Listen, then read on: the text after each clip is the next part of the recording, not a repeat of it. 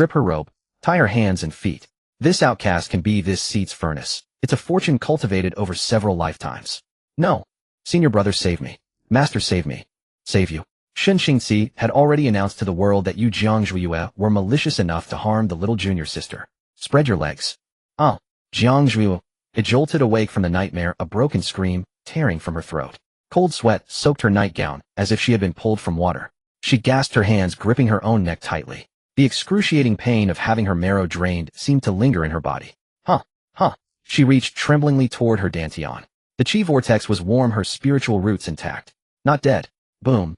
Thunder crashed outside the window, pale lightning tearing through the night sky, illuminating the cramped outer disciple room. Jiang Ziyu's pupils contracted. This thunder, this broken window lattice. 18 years old. This was the night before her junior sister Lin Wanwan framed her for poisoning.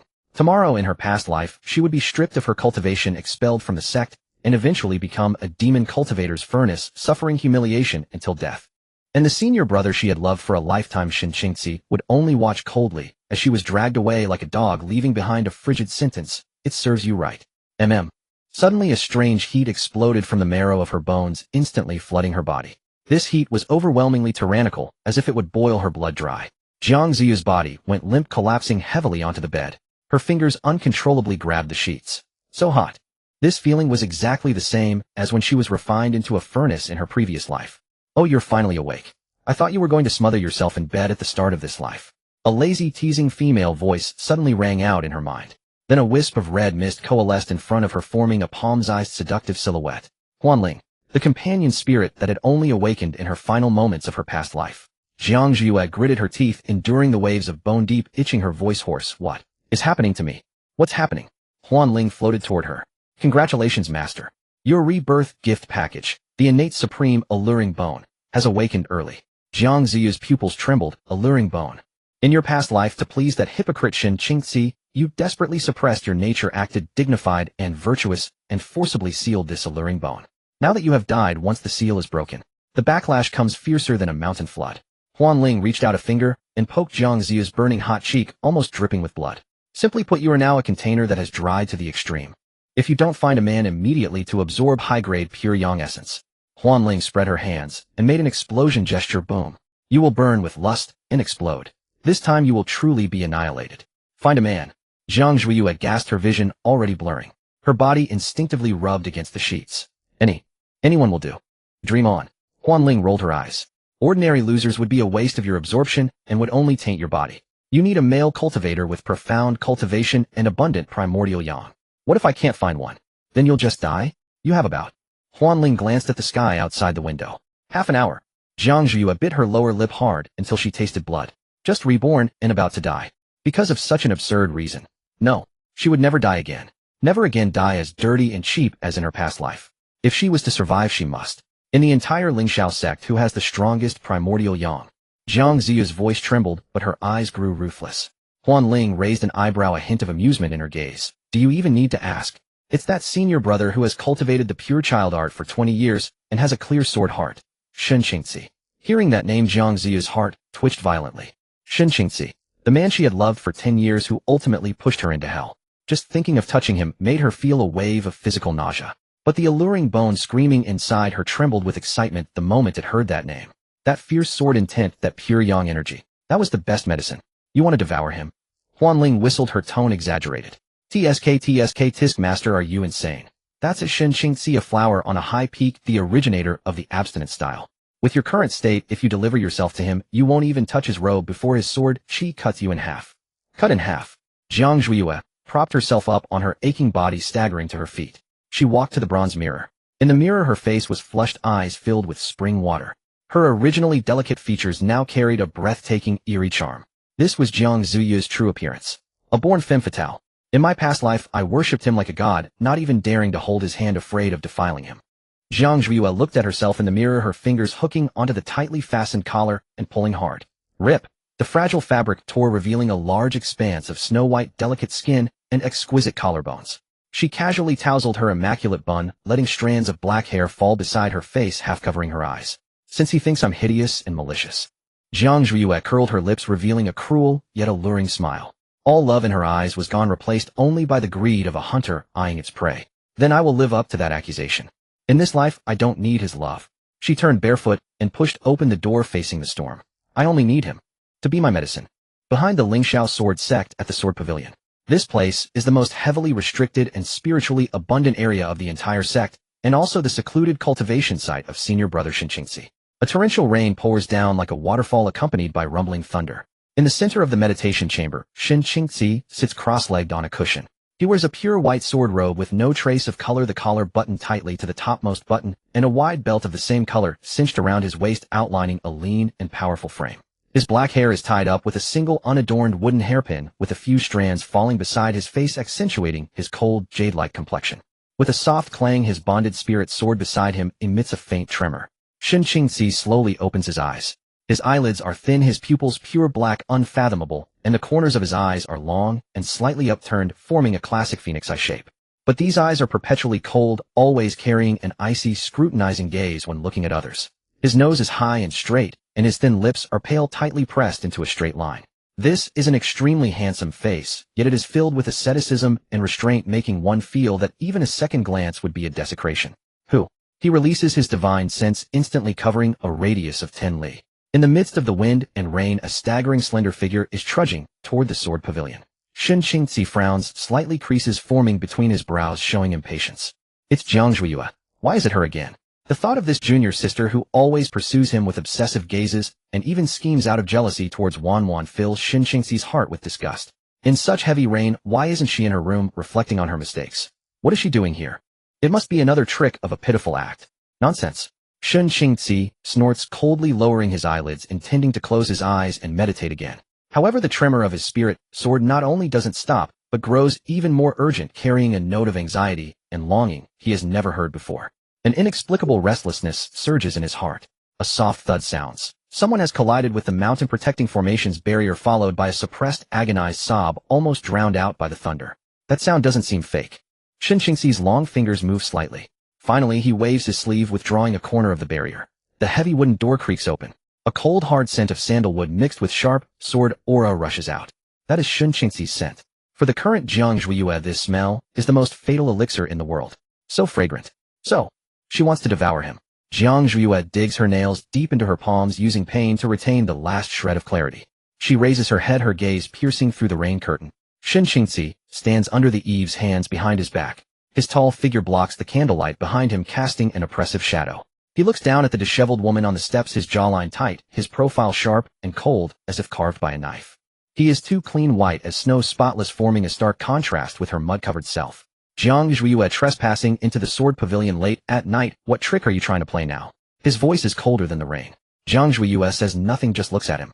That one glance makes Shinqingzi's prepared reprimands get stuck in his throat. A lightning flash illuminates the scene. She is drenched through, her hair plastered messily to her cheeks. Her face, usually plain and ordinary, is now deathly pale, without a trace of color. Only her eyes, the corners tinged with a startling crimson, her pupils glistening with watery light, devoid of the usual annoying obsession, replaced only by bottomless terror and helplessness. She is trembling violently, her thin body swaying unsteadily in the wind. Big senior brother. Jiang Zhuiyue's voice is hoarse and trembling with an uncontrollable sob. Save me. Shinqingzi frowns, even tighter, scanning her body. She is dressed very thinly, the soaked inner robe clinging to her, outlining her heaving chest and slender waist, so fragile that he feels he could easily break it. This is the first time Shinqingzi has so directly noticed his junior sister's figure. Before, she always wore loose robes, head down, inconspicuous. So, she was this thin. No. He immediately cuts off that thought, his face darkening. If you are unwell, go to the alchemy hall and find the elder. This place is not a medical clinic. With that, he turns to leave. At that moment, Jiang Zhuiyue stumbles, falling straight toward the hardstone steps. A muffled groan of pain. A flash of white motion. A figure shifts.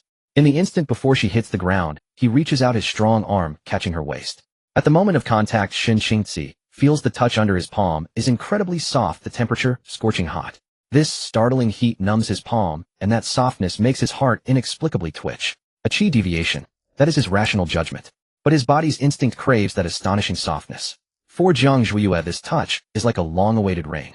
The vast pure yang spiritual energy from Shinqingzi seeps into her body through the contact of their skin, strand by strand. Jiang Zhuiyue instinctively reaches out, grabbing Shinqingzi's robe at his chest, and goes limp in his arms, pressing her burning cheek against his cold, hard chest, letting out a satisfied yet suppressed sigh.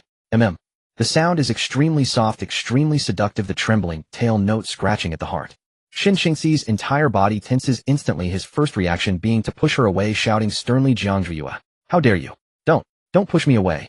Jiang Zhuiyue clings to him like a life-saving driftwood, pressing her body harder into his embrace. She looks up, her red, dazed eyes filled with tears, trembling, despairingly gazing at him. I'm so cold. Senior brother, I'm so cold. Am I going to die? I dreamed that you all abandoned me, that I died in a cave. She rambles incoherently, tears mixing with rain rolling down onto Shin Qingxi's hand, scalding hot. Shin Qingxi's pushing motion stops midway. He sees genuine dying terror in her eyes. Could it really be a chi deviation? Nonsense. He grits his teeth, suppressing the urge to throw this burning soft jade away, and checks her pulse with one hand. What's wrong? Her dantian is so chaotic. In that moment of distraction, the disoriented Jiang Zhuiyue unconsciously nuzzles against his neck. Her cold, wet hair brushes against Shin Qingxi's neck, and her soft lips lightly, almost imperceptibly graze his protruding Adam's apple. Shin Qingxi's breath pauses for a moment, and his arm around her waist unconsciously tightens. For the first time, he clearly smells her scent. Not of medicine or powder, but of rain, earth, and the wild, damp fragrance of her own body. This unfamiliar scent pierces his nostrils, clenching his heart, tempting one to pluck and destroy. Shin Qingxi looks down at Jiang Zhuiyue. Her face no longer shows the usual timidity. Now it is a startling, bewitching allure. For the first time in 20 years, Shin Qingxi's sword heart as calm as an ancient well cracked open. You? Shin Qingxi's voice was somewhat strained. His Adam's apple bobbed before he managed to regain his usual tone. Do you know what you're doing? He tried to push Jiang Zhuiyue off him, but where his hands touched, the startling heat and soft texture seemed to have a life of their own, spreading up his arms from his palms. This sensation was too unfamiliar, too dangerous. As a sword cultivator, his body had long been tempered by sword chi into ice and iron, his 5 senses and 6 consciousnesses honed to the utmost. He could clearly feel every tremor of the body in his arms, hear the faint moans suppressed deep in her throat, and even smell the scent of her hair dampened by rain, carrying a hint of sweetness and blood. Everything was in chaos. Senior brother. Jiang Zhuiyue seemed not to hear his reprimand. Instead, she clung to him like a lifeline, her grip tightening. Her cheek rubbed unconsciously against his chest like a young beast seeking shelter. So hot. There's fire burning inside me. Her voice was broken, tearful. Am I going to die? I don't want to be locked in that place, slowly drained dry. Locked up. Shin Qingxi paused, his brow furrowing deeper. More nonsense. She was truly in chi deviation, her mind clouded. Don't be afraid. Huan Ling's lazy voice sounded in her mind, carrying a hint of mischievous amusement. Cry louder. Men fall for it, especially this kind of self-righteous hypocrite. He can't stand seeing a woman cry in front of him. Of course Jiang Zhuiyue knew. In her previous life, Lin Wanwan had used tears to snatch everything from her. A single scalding teardrop slipped perfectly from the corner of her eye, seeping into Shin Qingxi's robes. I don't want to die. She lifted her face, her eyes bloodshot with moisture and desire, staring straight at him, filled with pure, unadulterated fear and dependence. Senior brother, save me. Please. At this moment, she was not the scheming Jiang Zhuiyue. She was just a pitiable junior sister in dire straits, begging for help from the senior brother she trusted most. Shin Qingxi's heart tightened at the sight. He remembered many years ago when he first joined the sect, this little junior sister was a toddling child stumbling behind him, barely able to walk. She would fall, look at him like that, stretch out her short arms, and say in a milky voice, Senior brother, carry me. When had she become so detestable? Was it after Lin Wanwan arrived? No. Shin Qingxi immediately cut off this wavering. It was her own corrupt heart, her jealousy of fellow disciples. What did it have to do with Wanwan? Let go. His voice returned to cold hardness. They'll take you inside and guide your spiritual energy. If you misbehave again, don't blame me for throwing you out. This threat to Jiang Zhuiyue's ears sounded like heavenly music. Thank you, senior brother. Thank you, senior brother. She thanked him repeatedly, as if receiving a great boon, yet her grip on his robes never loosened, as if letting go would make him vanish. Shin Qingxi said no more, suppressing the discomfort of the soft warmth in his arms, and lifted her up. She was extremely light. He only then noticed how thin she was, like a piece of paper. Crossing the rain-swept courtyard, he entered the meditation chamber, which never saw daylight. Bang! The stone door closed, sealing off all outside sounds. The chamber was empty, with only a meditation cushion in the center and a censer of cold sandalwood burning in the corner. Shin Qingxi placed Jiang Zhuiyue on the cushion and sat cross-legged behind her. Focus your mind, calm your spirit, embrace the primordial one. He ordered in a low voice, his words echoing slightly in the silent chamber.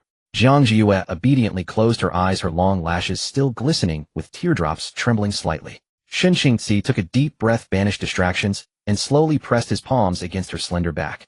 The sensation, 100 times more vivid than the earlier touch through fabric, instantly shattered the defenses he had just built. Her skin was scorching hot, yet as smooth as the finest silk. Through his palms, he could even feel the outline of her spine and the wild beating of her heart. Jiang Zhuiyue let out a comfortable sigh. Vast pure spiritual energy like a clear spring surged into her nearly depleted meridians. The agonizing burn of fire was immediately eased. Every pore of her body opened greedily, absorbing this offering. She instinctively leaned back, pressing her entire back against Shen Qingxi's chest.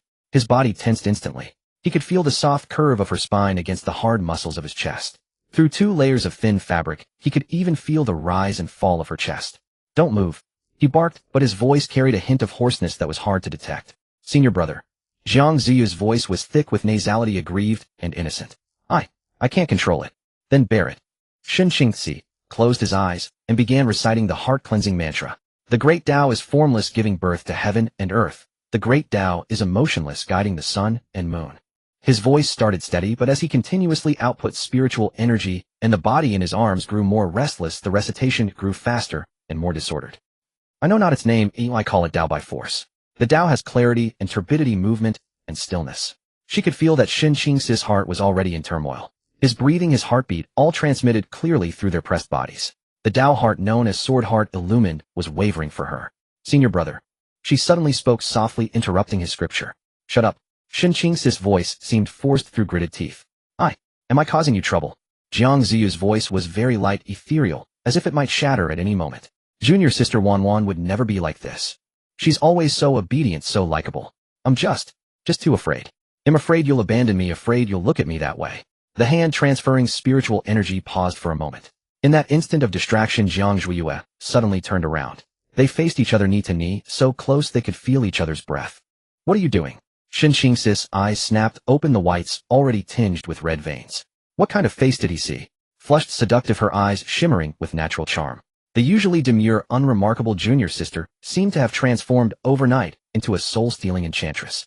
"Senior brother." Jiang Zhuiyue reached out a trembling hand as if wanting to touch his face, but not daring, her fingers stopping in midair. "Your face is also red. Are you feeling uncomfortable too?" Shen Qingxi's breath came to a complete halt at that moment.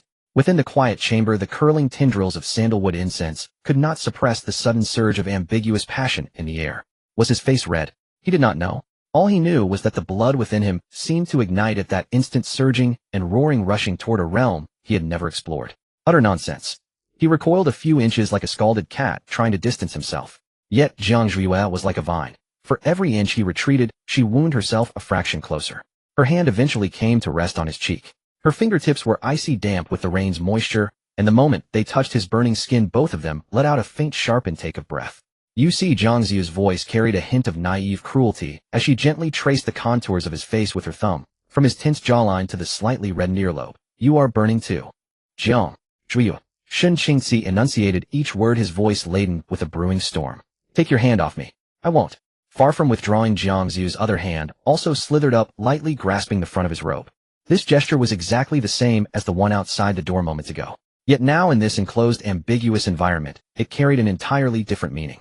"Senior brother, are you sick too?" She tilted her head, her limpid eyes filled with confusion and concern. "Your heart is beating so fast, faster than mine."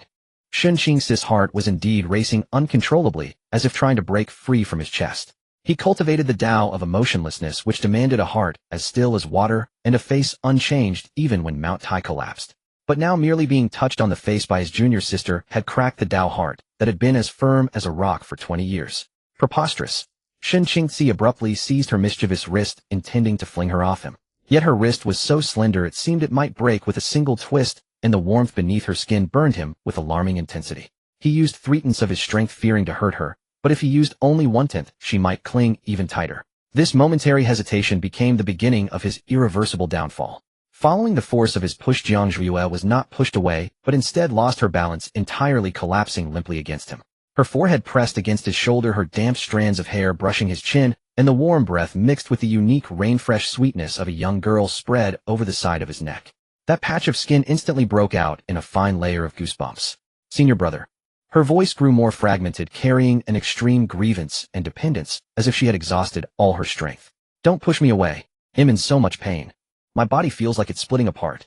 She was not lying.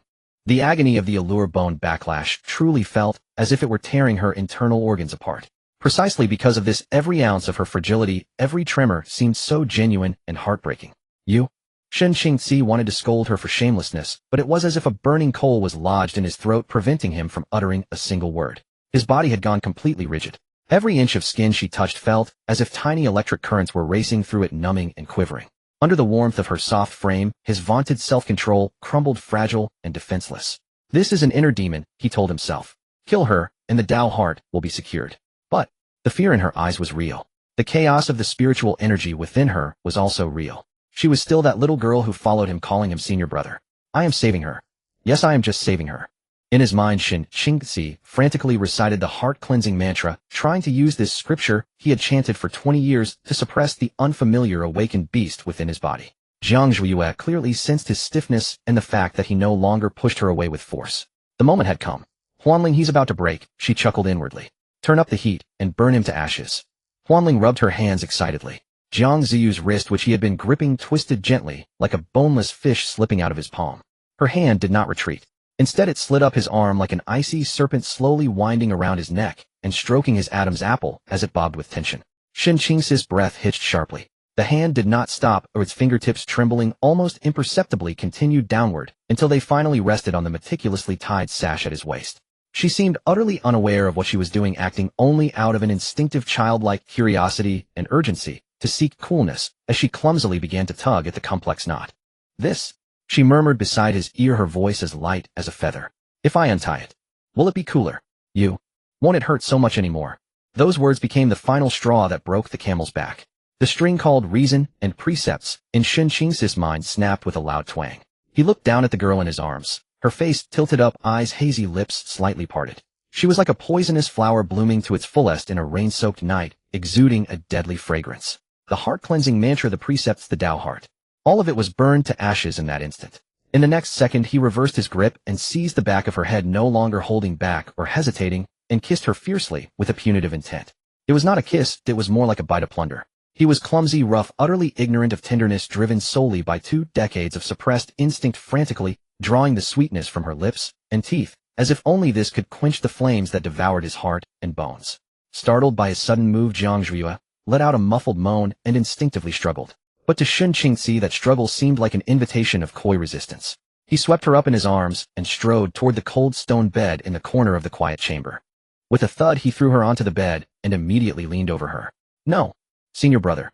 A hint of panic appeared just right in Jiang Ziyu's eyes, which only made him lose control even more. Now you're scared. Shen Qingzi's eyes were bloodshot. He looked down at the person beneath him, his gaze as if he wanted to devour her alive. It's too late. He roughly tore open her already soaked robes. The sound of fabric ripping was especially harsh in the silent stone chamber. The thunder outside gradually subsided, leaving only the relentless patter of rain, a fine and persistent drumming against this isolated world. Shen Qingzi's body regained consciousness before his mind. He propped himself up, the muscles in his arms trembling slightly from the strain. Beneath him was the cold, hard stone bed, and beside him a body, so warm and soft it seemed almost unreal. He looked down.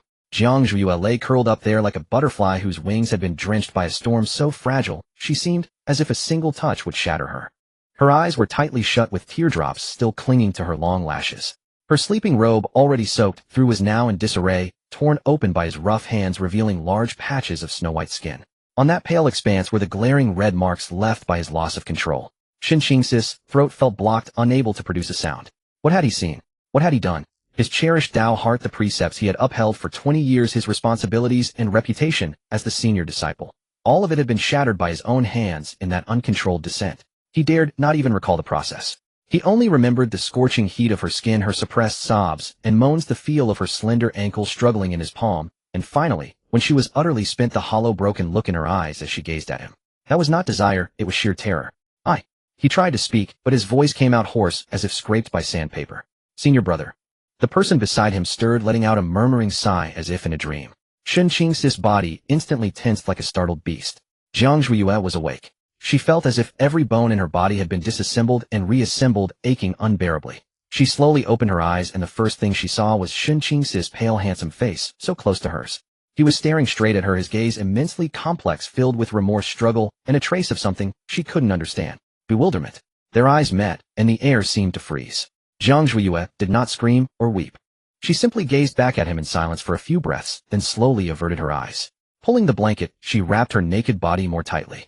Her calmness pierced Shen Qingzi's already chaotic heart like a needle. You? He tried to say something, but his throat was parched, and only a single word escaped. Senior brother, Jiang Zhuya spoke first, her voice carrying a huskiness like that of a hangover, sounding weary. Last night. Thank you for saving me. Her tone was flat, as if she were merely commenting on the weather. Shen Qingxi's chest felt as if something were lodged there suffocating him. He had anticipated her possible reactions upon waking. Tears, accusations, resentment. But never such a casual, thank you. He began, his voice strained. I did not mean to be rude. I know, Jiang Zhuya said, lowering her eyelids, her long lashes casting a shadow on her face. I was consumed by a demonic deviation out of my senses. If not for senior brother's intervention, I would have surely perished from qi deviation. The more understanding she was, the more overwhelming Shen Qingxi's guilt became. He would rather she struck him or cursed him than take everything upon herself with such composure. Jiang Zhuya, he said, sitting up with his back to her, his voice cold and hard, as if forced through clenched teeth. I will take responsibility for this. Jiang Zhuya paused at his words. She looked up at his solid, upright back, a faint, barely perceptible sneer flashing in her eyes. Responsibility. In her past life, he had also taken responsibility. After discovering she had poisoned Lin Wanwan, he had unhesitatingly crippled her cultivation and cast her into the 10,000 demon abyss, where she suffered a brutal death. His responsibility was always for his Tao, for his sect, for the little junior sister he cherished. How does senior brother intend to take responsibility? She asked softly. Shen Qingxi took a deep breath, as if steeling himself. I will report everything to our master and request permission to take you as my wife. Even as he said it, it sounded absurd to himself. He, the chief senior disciple of the Lingxiao sword sect, the future sect leader, the heir to the emotionless sword Tao, was going to marry a woman of ill repute and corrupt heart. All because he had defiled her. His Tao heart would not allow him to evade. Upon hearing the words, take you as my wife, Jiang Zhuya suddenly let out a low laugh. The sound was soft, yet it struck Shen Qingxi's silent heart like a small hammer. He turned abruptly, looking at her in confusion. What are you laughing at? I'm laughing at you, senior brother, Jiang Zhuya said, leaning against the headboard wrapped in the blanket. Her alluring eyes were now exceptionally clear, carrying a hint of pity. Are you joking? I am not joking. Shen Qingxi frowned deeply. Not joking, Jiang Zhuya retorted. Then tell me, senior brother, what about junior sister Wanwan? The name Lin Wanwan exploded like a thunderclap in Shen Qingxi's mind. He froze entirely. Yes, Wanwan. How could he have forgotten Wanwan? That innocent, carefree junior sister who worshipped and relied on him as if he were a god. Everyone in the Lingxiao sword sect knew that Shen Qingxi had a special regard for Lin Wanwan. Everyone believed they were a perfect match. If he married Jiang Zhuya, how would Wanwan cope? What would the world say of her? Watching his face turn instantly ashen, Jiang Zhuya sneered inwardly, but spoke with increasing gentleness. Senior brother, you know where your heart lies, and so do I. Last night's fault was mine. It was my careless cultivation, my late-night intrusion, my shamelessness. With each word, Shen Qingxi's face grew paler. You don't have to wrong yourself for the sake of so-called responsibility, nor hurt junior sister Wanwan because of it. Jiang Zhuya slowly got off the bed, and during the ache in her body, picked up the torn clothes from the floor and haphazardly draped them over herself. Let's just consider last night a ridiculous dream. She set her back to him, her voice flat and devoid of emotion. When the dream ends, we should forget it. Forget? Shen Qingxi's voice trembled. How can I forget? The intoxicating touch, the broken sobs beneath him, the bloodstains on the sheets. How could he ever forget? Senior brother practices the emotionless Tao. Severing all desires should not be difficult for you, should it? Jiang Zhuya turned around, having barely covered her body with the torn garments. She looked at him, her beautiful eyes for the first time devoid of infatuation and love, leaving only a cold detachment. Thank you, senior brother, for saving my life last night. She gave a slight nod, performing a standard sect greeting. From now on, you remain the exalted senior brother, and I remain the unaccomplished fourth senior sister. Nothing has ever happened between us. With that, she did not spare him another glance. Dragging her weary body, she walked step by step out of the sword pavilion that had witnessed her transformation. The heavy wooden door closed again with a bang, completely sealing off two worlds. Shen Qingxi stood alone in the chaotic room, as if all his strength had been drained. She told him to forget. She actually told him to forget. How could she be so calm? How could she act as if nothing had happened and cut ties so easily? Had last night truly been just a disposable dream to her? An unprecedented surge of irritation and rage ignited from the depths of his heart. He wanted to rush out, grab her, and demand why she would say such things. But his feet felt as heavy as lead, unable to move. His gaze finally fell upon the messy stone bed. That crimson stain was still there, silently recounting the madness of the previous night, like a wound that would never heal, deeply etched into his Tao heart. Shame, guilt, remorse, and a trace of unwillingness he was loath to admit. All these emotions intertwined, threatening to consume him. Shen Qingxi closed his eyes, and a drop of blood slowly trickled from the corner of his mouth. Jiang Zhuya dragged her battered body back to her residence step by step. Closing the courtyard gate, she shut out all prying eyes, and the forced calm and indifference on her face instantly vanished. She leaned against the door, letting out a long breath, her legs giving way as she nearly slid to the ground. Pain. Every inch of her body ached relentlessly. Shun Qingzi, true to his cultivation of the merciless sword Dao, showed not a trace of tenderness in his actions, only the unbridled plunder and conquest of a man lost to control. Yet, it was worth it. Supporting herself against the wall, Jiang Zhuyu slowly made her way into the inner chamber, and with a thought, she turned her gaze inward. Within her dantian, the spiritual energy vortex that had once been merely at the peak of qi refinement had now coalesced into a small liquid lake. Above the lake, spiritual energy swirled thickly, faintly showing signs of solidifying into a golden core. Foundation establishment was achieved, and it was no ordinary foundation establishment. How pure was the primordial yang of Shin Qingzi's pure yang sword body. After being transformed by the Huanling, almost none of it was wasted, all converted into her own cultivation. Tisk tisk, girl, you're a born enchantress, Huanling's voice rang in her mind with a satisfied sigh. That Shen kid's Dao heart is shattered like dumpling filling. I bet that from now on, in his heart, in his eyes, in his dreams, there will only be you. That's not my concern, Jiang Zhuyu said flatly. She walked to the bathtub and began to fill it with water. How can you not care? You have to make him obsessed, love-struck, yet unattainable, begging and yearning until he goes mad for you. Huanling exclaimed excitedly. Whether he goes mad is his own affair, Jiang Zhuyu replied. She unbuttoned her tattered robe, revealing a body covered in marks. She didn't spare it a glance as she stepped directly into the warm water. The warmth enveloped her aching body, drawing a soft sigh of relief from her lips. What I care about now is how to improve my strength as quickly as possible, she said, leaning against the tub's rim and closing her eyes. Shin Qingzi is just the beginning. This hypocritical cage called the Lingxiao sword sect still holds plenty of nourishment waiting for me. I've got it. Huanling suddenly clapped her hands. Let me recommend the perfect candidate. Who? Senior brother one from the medicine hut. When Ryu. Huanling's tone was brimming with excitement. Don't you remember? That guy always acts like a gentle senior brother to everyone. His alchemy skills were nothing short of miraculous, and he spent years around herbs, his wood element spiritual energy gentle and mellow. Perfect for your current need to recuperate. When Ryu. In Jiang Ziyu's mind, an image surfaced of a man always clad in a blue robe with a smile as warm as a spring breeze. In her past life, when Lin Wanwan was poisoned, it was when Ryu who tended to her day and night for 3 days. Gentle. Jiang Ziyu's lips curled into a cold smile.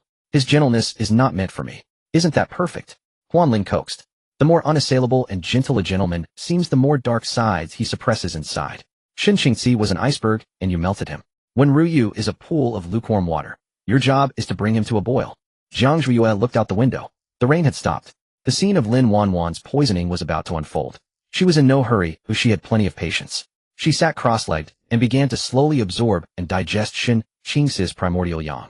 That power coursed through her meridians, healing the hidden injuries from her past life and nourishing her withered bones. The night passed without incident. The next morning, Jiang Zhuyu pushed open her door. The dazzling sunlight made her squint. After a night of meditation, not only had the soreness in her body vanished, but she also felt reborn, as if she had shed her old self. She approached the water vat in the courtyard. The reflection on the surface showed a girl with skin as radiant and smooth as fine mutton fat, jade, her eyes now devoid of any youthful timidity or cowardice, replaced by a pair of clear, piercing orbs that seemed to see through the very soul. This was her true self, even more breathtakingly alluring than in her prime in the past life. After the rain, the Lingxiao sword sect was fresh and lush, with air crisp and clean. She walked along the bluestone path toward the dining hall for outer disciples. On the way, she encountered a young man clad in fiery red robes. He was tall, with sharp brows and starry eyes, a handsome face marred by a lingering aura of aggression. A broadsword wider and heavier than ordinary swords was strapped to his back. He walked with a gust of wind, exuding an intense, scorching presence. It was the second senior brother, Xiao Lai. Xiao Lai noticed her too. He paused mid-step, his brow immediately furrowing. You again? His voice carried the same fiery temper as his demeanor. What, not pestering the senior brother this early in the morning?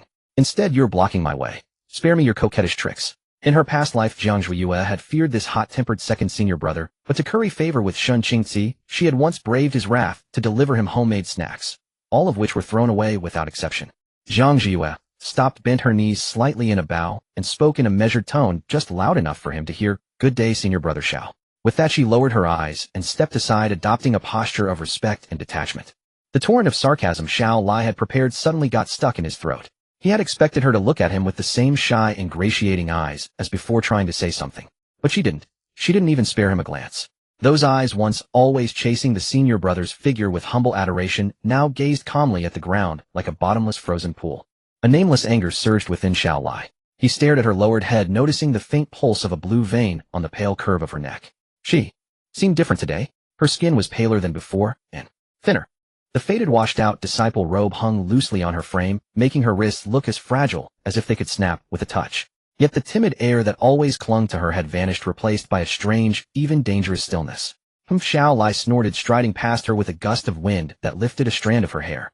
Pretentious, he thought irritably. Jiang Zhiyue waited until he was far away before lifting her head and continuing on her way. Before long, after turning past a bamboo grove, a faint, elegant scent of herbs drifted through the air. A young man in a moon-white robe was walking slowly from the direction of the medicine hut. He was slender with a gentle jade-like face, and his eyes always held a trace of a smile. In his hand, he carried a bamboo basket containing a few spirit herbs still glistening with dew. It was the third senior brother when Ryu. He saw Jiang Zhiyue paused and broke into his signature warm smile. It's junior sister Zhiyue, he said, his voice like a spring sun, easily disarming one's defenses. So early off to breakfast. Senior brother when Jiang Zhiyue bowed again, her demeanor a touch softer than when she had greeted Xiao Lai. Yes. Has senior brother just returned from the herb garden? Picked a few stalks of morning dew grass when Ryu said, his gaze settling on her. In that gentle look was a barely perceptible scrutiny and pity, as if appraising a treasured object. Junior sister's complexion seems a bit off, rather pale. Have you been training too hard lately? His concern was always so perfectly measured, tinged with a condescending compassion. It was as if all her struggles and efforts were merely endearing trifles in his eyes. Jiang Zhiyue sneered inwardly, but her face showed a forced smile as she shook her head. Thank you for your concern, senior brother. I'm fine. Her feigned resilience only confirmed when Ryu's suspicions. This little junior sister with mediocre talent, yet such a strong will, always pushed herself too hard. Cultivation cannot be rushed, he advised gently, like a dutiful elder. If you ever encounter difficulties or feel unwell, you can come to the medicine hut to find me. Yes, Zhiyue will remember that. Just then an outer disciple came running from afar, his face full of panic, shouting as he ran, bad news. Bad news. Senior Sister Lin. Something happened to Senior Sister Lin. That outer disciple was running too hastily, stumbled, and nearly fell before when Ryu. Speak slowly, what happened? When Ryu reached out to steady him, his gentle voice carrying a calming power, but the slight furrow of his brow betrayed his inner turmoil. It's Senior Sister Lin. The disciple panted, his face full of panic. Senior Sister Lin. She suddenly collapsed. Her face was terrifyingly pale, and she vomited black blood. Vomited black blood. Those 3 words struck like a boulder plunging into a tranquil lake. The gentle smile vanished from when Ryu's face in an instant. His fingers tightened around the medicinal basket, knuckles turning pale from the strain. Where is she? His voice was no longer warm, but carried an unmistakable urgency and chill. At Danxiao Peak. Before the words faded, when Ryu's figure had transformed into a cyan blur, dashing towards Danxiao Peak, where the inner disciples resided. He even forgot the basket of freshly picked morning dew grass in his hand. Several spirit herbs jolted out, scattering on the bluestone path, swept up by the gust of wind he stirred. That elegant medicinal fragrance dissipated into the air. Jiang Zhiyue stood still, watching his panic departure, her eyes devoid of any ripple. You see, this is when Ryu's tenderness. His tenderness was never meant for everyone. In her past life, when she was framed for poisoning and subjected to all kinds of humiliation, he too looked at her with that same pitying gaze, uttering the damned words, junior sister, just confess, it's better for everyone. His tenderness was a blade steeped in poison. It killed without drawing blood.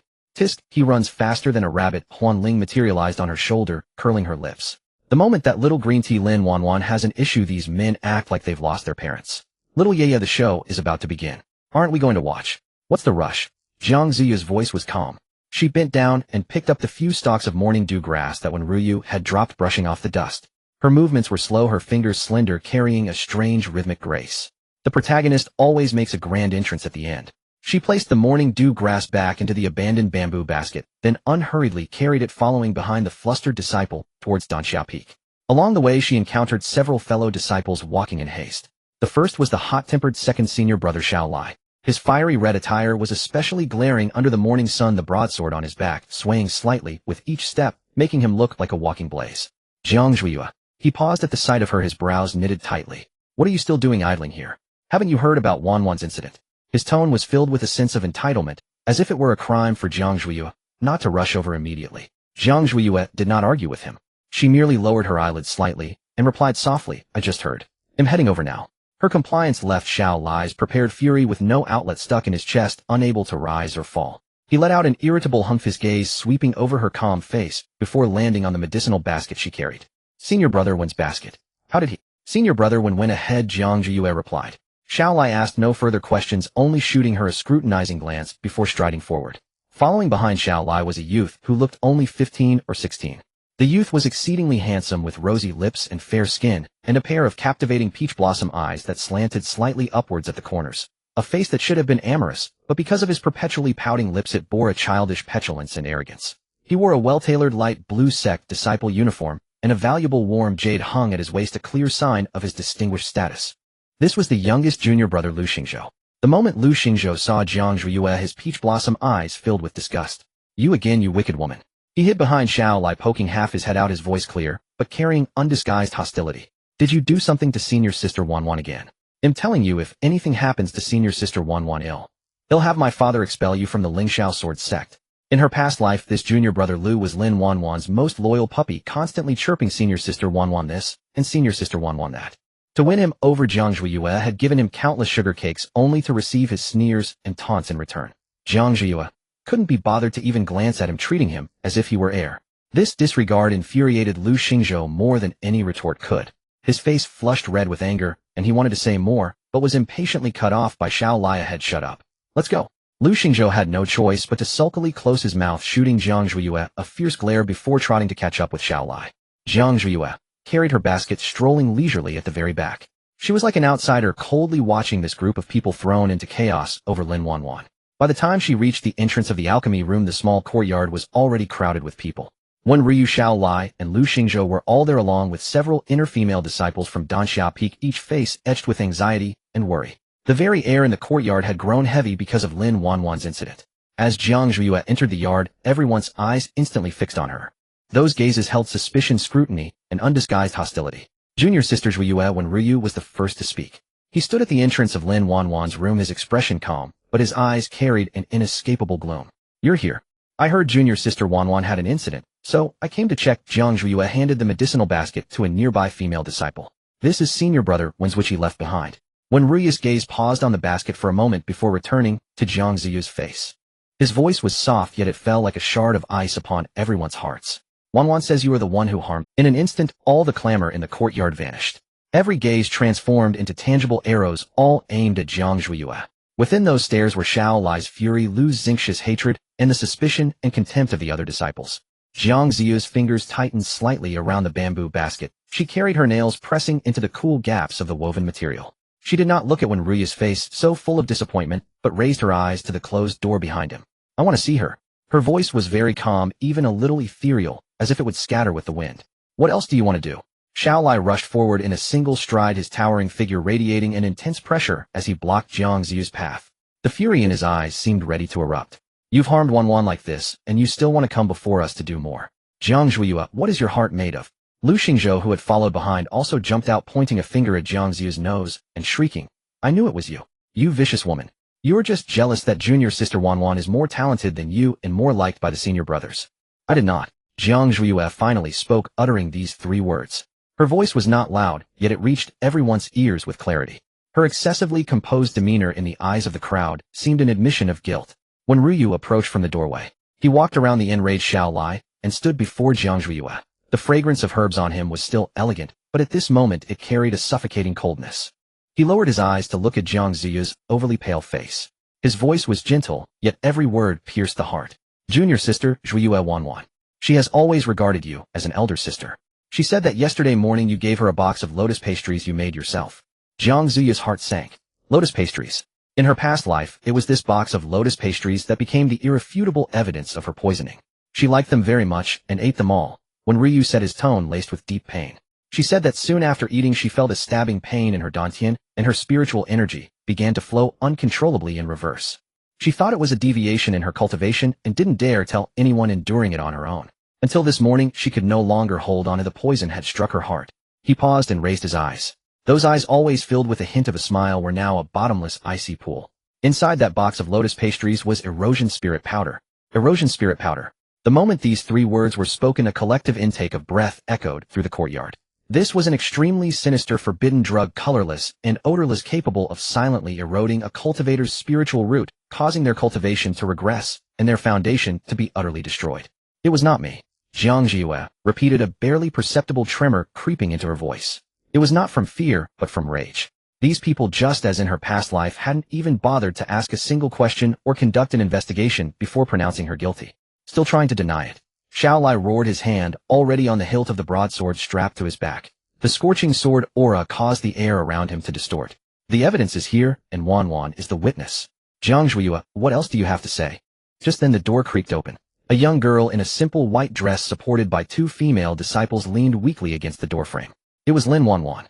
Her face was as pale as paper, her lips devoid of any color, and her watery eyes were brimming with tears. She looked fragile and pitiable, as if a gust of wind would knock her over. Ding. Detected that the host has successfully triggered a strong protective instinct in target characters Xiao Lai, Wenryu, and Lu Xingzhou. The malevolent female supporting character's hatred value has peaked. Reward: pitiable aura halo effect increased by 10, acting skill points 20. In Lin Wan's mind, the system's cold mechanical voice sounded. She was gleeful inside, but her expression grew even more sorrowful. The moment she appeared, everyone's attention was immediately drawn to her. Wan, senior sister Lin. Xiao Lai and Lu Xingzhou rushed to her side, first flanking her protectively, as if guarding a rare treasure. When Ryu also quickly returned to her side, his brows furrowed tightly, his voice filled with barely suppressed worry. Why did you come out? Go back and lie down quickly. Lin Wan shook her head, tears streaming down her cheeks. Her gaze passed over the crowd and landed on Jiang Zhuiyue, who stood alone in the center of the yard. Her eyes were complex, filled with heartache and disbelief. Senior sister Zhuiyue. She began, her voice soft and hoarse, laced with sobs. Why? Why did you do this to me? What did I ever do wrong for you to use erosion spirit powder to harm me? Her appearance and these words instantly ignited everyone's fury. Jiang Zhuiyue, look at what you've done. Lu Xingzhou stamped his foot in anger. Senior sister Wan is so kind, how could you bring yourself to do it?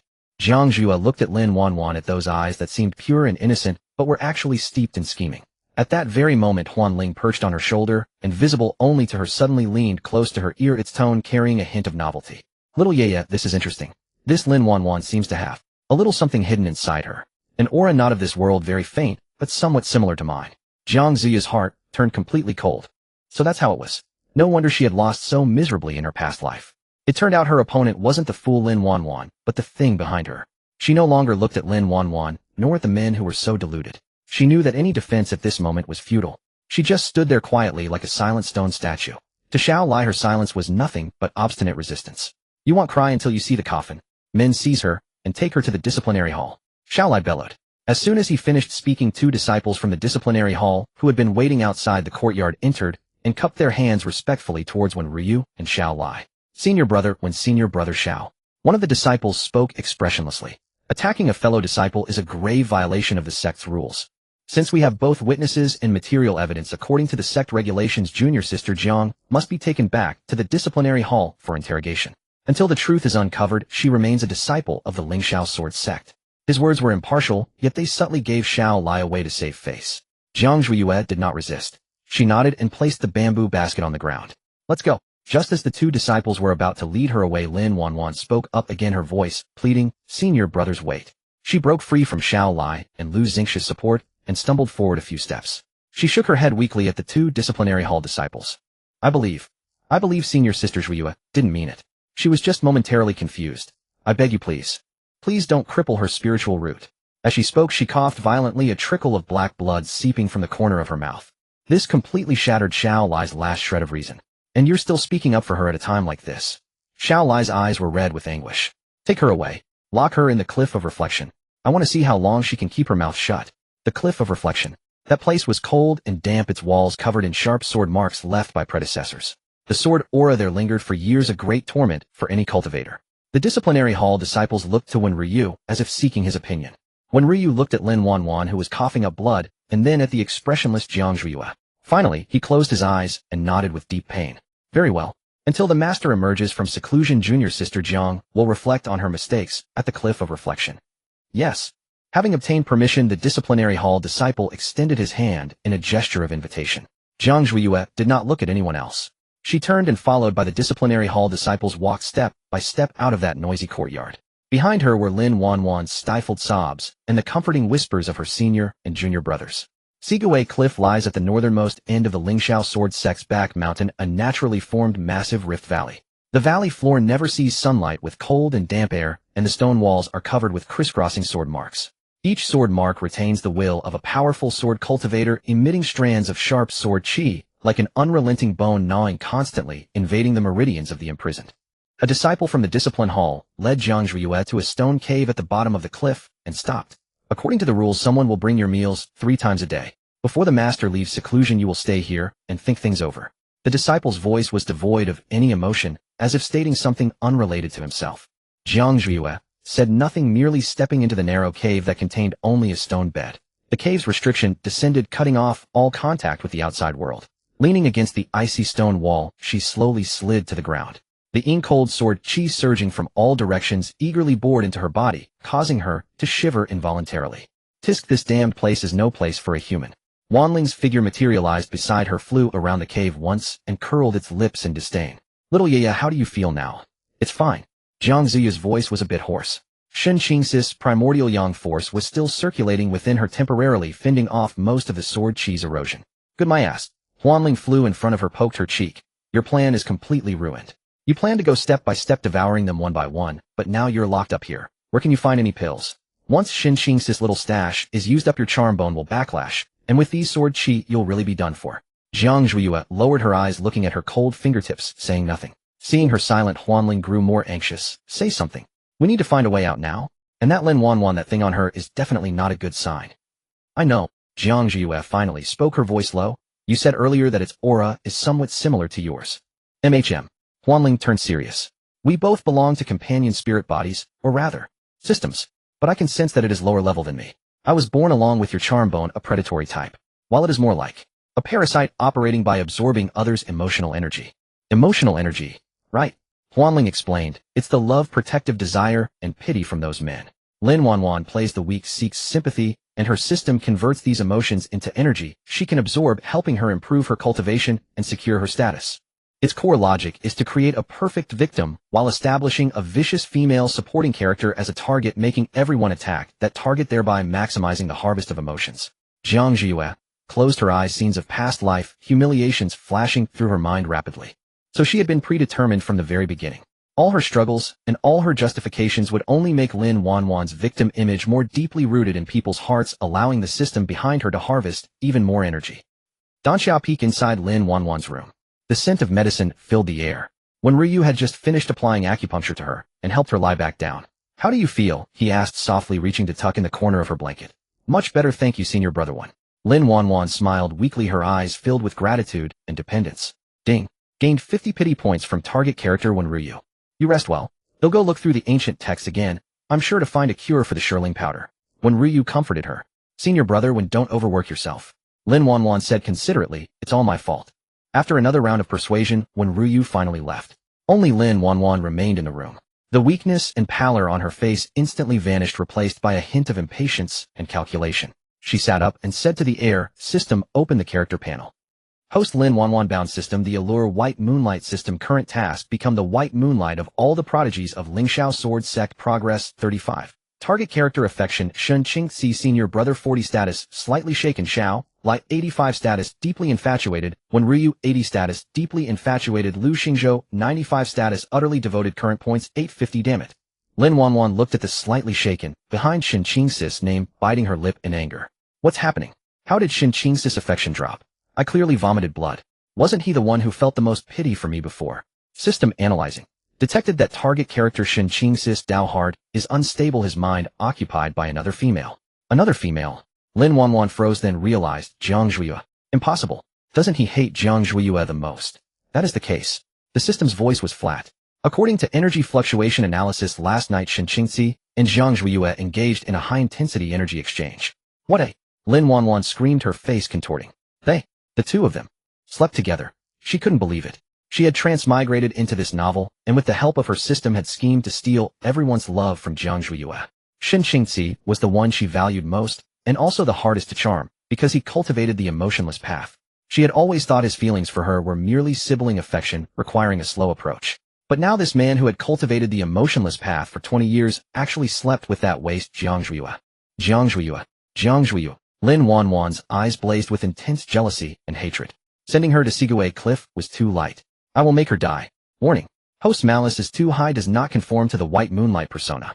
Points will be deducted. Lin Wanwan took a deep breath, forcing herself to calm down. No, I can't lose my composure. She murmured to herself, something must have gone wrong with Shin Qingzi. That bitch Jiang Zhuiyue must have used some underhanded method. Right, it must be her charm bone. I need to find a way to pull Shin Qingzi's heart back. Sword Pavilion Meditation Chamber.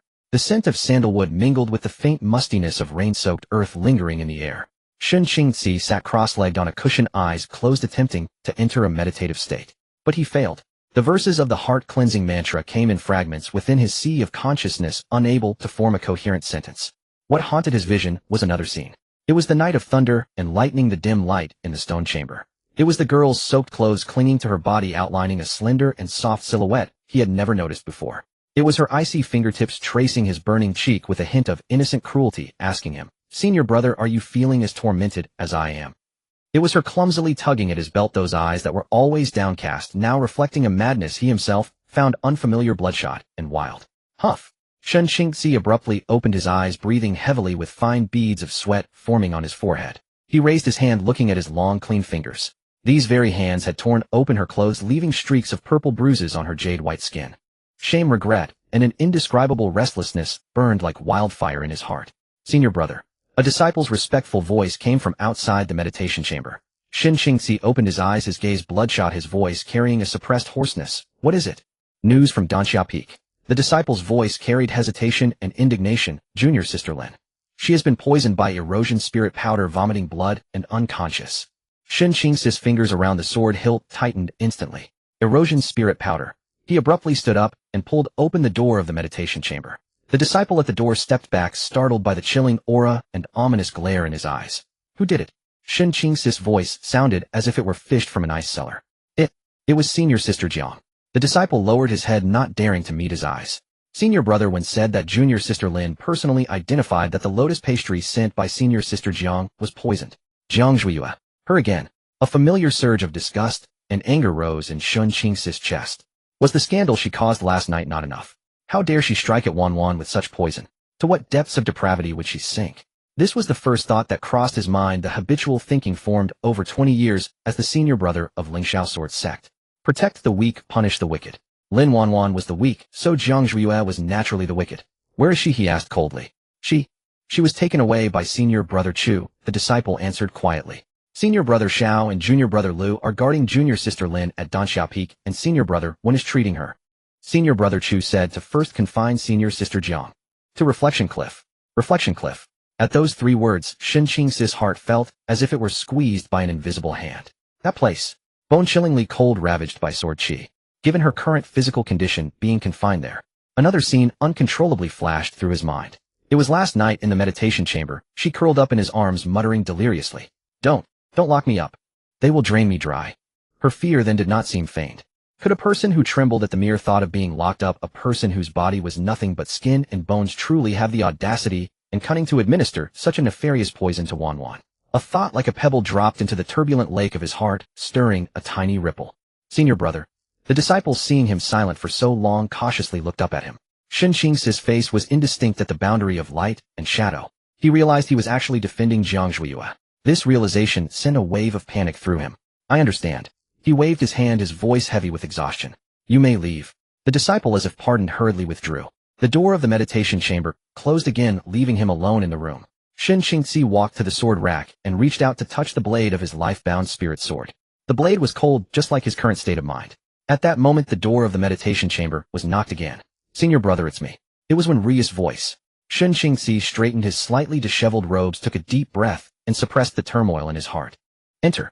Wenryu pushed the door open, holding several ancient scrolls. His face showed a hint of fatigue, but his eyes were bright. "Senior brother, I found it." He spread a yellowed beast-skin scroll on the table. "Although erosion spirit powder is insidious, it is not incurable. Ancient records state that the ice marrow flower from the extreme cold of the northern borderlands can neutralize this poison." Ice marrow flower. Shin Qingzi's gaze fell on the beast-skin scroll.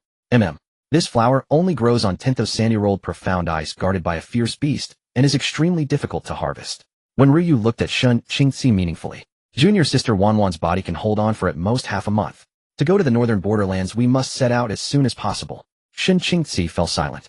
Going to the northern borderlands to gather medicine for Lin Wanwan was reasonable and his duty as senior brother. This should have been a decision he would make without hesitation. Yet he hesitated. Uncontrollably, Jiang Ziyu's pale face surfaced in his mind. If he left, what would happen to her? On reflection, Cliff, with no one to care for her, what if? Senior brother. When Ryu, seeing him silent for so long, called softly, "You. Are you worried about something?" "Nothing." Shin Qingzi snapped back to reality, avoiding when Ryu's probing gaze. "I know about this matter. I will report it to Master and set out as soon as possible." His tone regained its usual cool detachment, as if his momentary distraction had been an illusion. When Ryu nodded, a flicker of barely noticeable satisfaction in his eyes. "Then he'll go accompany Wanwan first. She is always scared when alone." With that, he turned and left. The meditation chamber was once again left with only Shun Qingzi alone. He looked at the beastskin map, but grew even more restless. He walked to the window and gazed toward the direction of Reflection Cliff at the back mountain. There clouds and mist coiled, exuding an eerie gloom that warned strangers away. What was she doing now? Was she huddled in some corner shivering with cold? That place was so heavy with sword chi, her cultivation. Once this thought arose, it spread like a wild vine, constricting him until he could barely breathe. "I'm just going to check if she's dead inside, so that I won't be unable to account for it when Master emerges from seclusion." Shin Qingzi found a high-sounding excuse for himself. He didn't even realize how flimsy and weak his excuse was. The disciples of the discipline hall made regular patrols. It was not his place as senior brother to confirm whether she was dead or alive. He simply wanted to see her. Uncontrollably wanted to. Inside the stone cave of Reflection Cliff, Jiang Zhuiyue curled up on the stone bed, her body covered with a layer of frost. The backlash of the alluring bone came faster and more violently than she had anticipated. The meager amount of primal yang energy from Shun Qingzi had been nearly depleted under the dual consumption of yin cold and sword chi. A bone-piercing cold, as if her blood were about to freeze. Then a heart-burning, marrow-searing heat, as if trying to bake her internal organs dry. The alternating cold and heat was more torturous than any single pain. "Xiaoyeye, hang in there." Huanling flew anxiously around her. "If this continues, your meridians will be completely destroyed." Jiang Zuyu's teeth chattered as she couldn't even utter a complete sentence. She could only hug her arms tightly, digging her nails deep into the flesh of her arms, trying to use pain to maintain the last shred of clarity. She felt her consciousness slowly slipping away. Was she going to die? After being reborn, was she still unable to escape this fate? No, she was unwilling. She hadn't yet seen those people kneeling at her feet, hadn't yet torn off Lin Wanwan's hypocritical mask. She couldn't die. Just as she was on the verge of collapse, the barrier outside the stone cave suddenly rippled with a faint disturbance. Someone was coming. Jiang Zhuiyue used the last trace of her strength to lift her head and look toward the cave entrance. In the darkness, a tall, upright figure passed through the barrier's light curtain and stepped slowly inside. The newcomer was dressed in white, spotless and pure, as cold and clear as the moon. It was Shin Qingzi. He stood at the cave entrance, his gaze piercing through the dimness, landing precisely on the small, curled-up figure on the stone bed. She looked even thinner than before, as fragile as a butterfly's wing that could shatter at any moment. Her entire body was trembling, her face devoid of any color except for her lips, which she had bitten until they bled a shocking red against her pallid complexion. Shin Qingzi's heart felt as if it were violently squeezed by an invisible hand. He took a step, walking toward her step by step. As he approached, a pure and warm, primal yang aura like a spring in the desert swept over her. Jiang Ziyu's chaotic consciousness instantly cleared a little. It was a pill. A walking top-tier pill delivering itself to her. She looked at him, eyes half open, pupils dilated, lips slightly parted. Shin Qingzi's steps halted before the stone bed. He was caught off guard by her gaze, his breath hitching his throat dry. "Jiang Zhuiyue." He spoke, his voice hoarser than he had imagined. "You? Senior brother." Her voice was as fragile as a shard of ice on the verge of shattering. "Have you come to pronounce my guilt?" Shin Qingzi's brow furrowed deeper. He loathed the look in her eyes, that detached indifference, as if nothing around her concerned her. "I ask you," he said, advancing step by step, towering over her, trying to crush her with his presence. "Was it you who did the deed at Danxia Peak?" Jiang Zhuiyue gazed at him, then suddenly let out a faint smile. That smile never reached her eyes, it merely tugged at the corners of her pale lips, making her look more sorrowful than if she had wept. "If senior brother believes it, so then it must be so." "You?" Shin Qingzi's rage ignited anew. "What kind of attitude is that? Wanwan is your junior sister. How could you stoop to such cruelty? I administered the poison, the witnesses and evidence are all here, are they not?" Jiang Ziyu's voice remained placid, yet her breath grew fainter. "Senior brother Xiao and the others must wish to tear me limb from limb. Senior brother, do you think the same?" Her words were like a soft thorn. Not sharp, yet they pierced precisely into the most vulnerable part of his heart. What did he think? If he truly believed that he would be at Danxia Peak, now not standing here. "You are making excuses," he barked, as if trying to convince her, and more so himself. "The lotus pastries were sent by you, and Wanwan was poisoned right after you delivered them." "Indeed." Jiang Zhuiyue followed his lead, though her trembling grew more violent. "I must possess extraordinary abilities. Last night, I was still in senior brother's quiet chamber, suffering from chi deviation, delirious and senseless. Yet this morning I was spry enough to poison junior sister Lin. Senior brother, don't you think him quite formidable? You? Shen Qingxi was rendered speechless by her retort. Last night, those two words were like a curse, instantly flooding his mind with countless chaotic images. Her scorching warmth, her soft body, her unconscious murmurs in his arms. How could someone who couldn't even stand, who needed his chi transfer to survive, possibly accomplish all this? Enough, he cut her off, his voice tinged with a hint of embarrassment. I didn't come here to listen to your sophistry. Then why did senior brother come? Jiang Zhuiyue lifted her eyes, her distinct black and white irises staring straight at him. Is it to watch me die here on the cliff of reflection? Her body swayed, as if she might collapse at any moment. Shen Qingxi instinctively reached out to steady her. But his hand froze midair. He could not touch her again. The sword aura here is beyond your endurance, he said, evading her question with a stiff tone. Yes, it's so cold. Jiang Zhuiyue hugged her arms tightly, a trace of genuine vulnerability seeping into her voice. Senior brother, am freezing to death. Those words pierced through Shen Qingxi's forced composure like a needle. He saw her lips purple from the cold, and her frail body trembling like a leaf in the onslaught of sword aura. He knew she spoke the truth. If this continued, within half a day the sword aura would shatter her meridians completely, reducing her to a cripple. A thought raged wildly in his mind. He could not let her be ruined like this. Not out of pity nor guilt, but because he needed an intact Jiang Zhuiyue to give him an answer. One that could restore balance to his fractured Dao heart. Come here, he commanded, his voice brooking no dissent. Jiang Zhuiyue did not move, she simply looked at him. A surge of irritation rose in Shen Qingxi. Without another word, he stepped forward and seized her wrist. What he grasped was a piercing cold, as if he held a block of ice. Jiang Zhuiyue flinched violently at his touch. Shen Qingxi did not let go. He pulled her to the center of the stone chamber and sat down cross-legged. Sit before me. Jiang Zhuiyue obeyed, settling in front of him, still trembling uncontrollably. Shen Qingxi took a deep breath, slowly raising his palms to press against her back. The moment his hands made contact, a surge of pure, profound spiritual energy flowed from his palms, forming a pale golden barrier around him and Jiang Zhuiyue.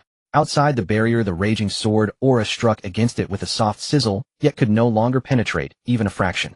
The chill within the cave was instantly dispelled. Jiang Ziyu's trembling finally began to subside. She could feel a warm aura enveloping her, shielding her from all the biting cold of the outside world. This was a barrier formed by his sword intent, a cage of absolute safety with him as its core. Now you can speak. Shen Qingxi's voice came from behind her, low and suppressed. Where did you go after last night? Whom did you see, and what did you do? Tell me everything from beginning to end. The pale golden barrier enclosed them both, blocking the howling sword aura outside, creating a brief oasis of tranquility within the stone chamber. Jiang Ziyu's body had stopped shaking, but her face remained as pale as paper. Shen Qingxi's spiritual energy was warm and commanding, flowing unceasingly from her back, soothing her frozen meridians. Yet she knew this was only temporary. The sword aura's erosion was halted, but the far more terrifying beast within her was awakening. I didn't go anywhere. Jiang Ziyu's voice was faint, tinged with the weakness of a survivor. After leaving the sword pavilion, I returned to my quarters.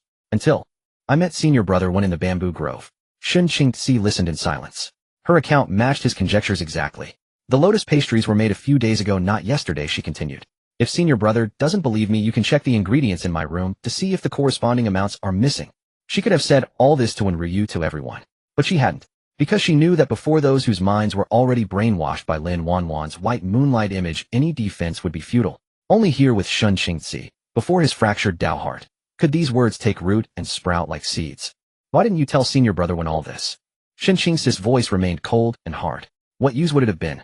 Jiang Zhuiyue let out a low, self-mocking laugh. Senior brother, do you believe me? She asked. No one else, only him.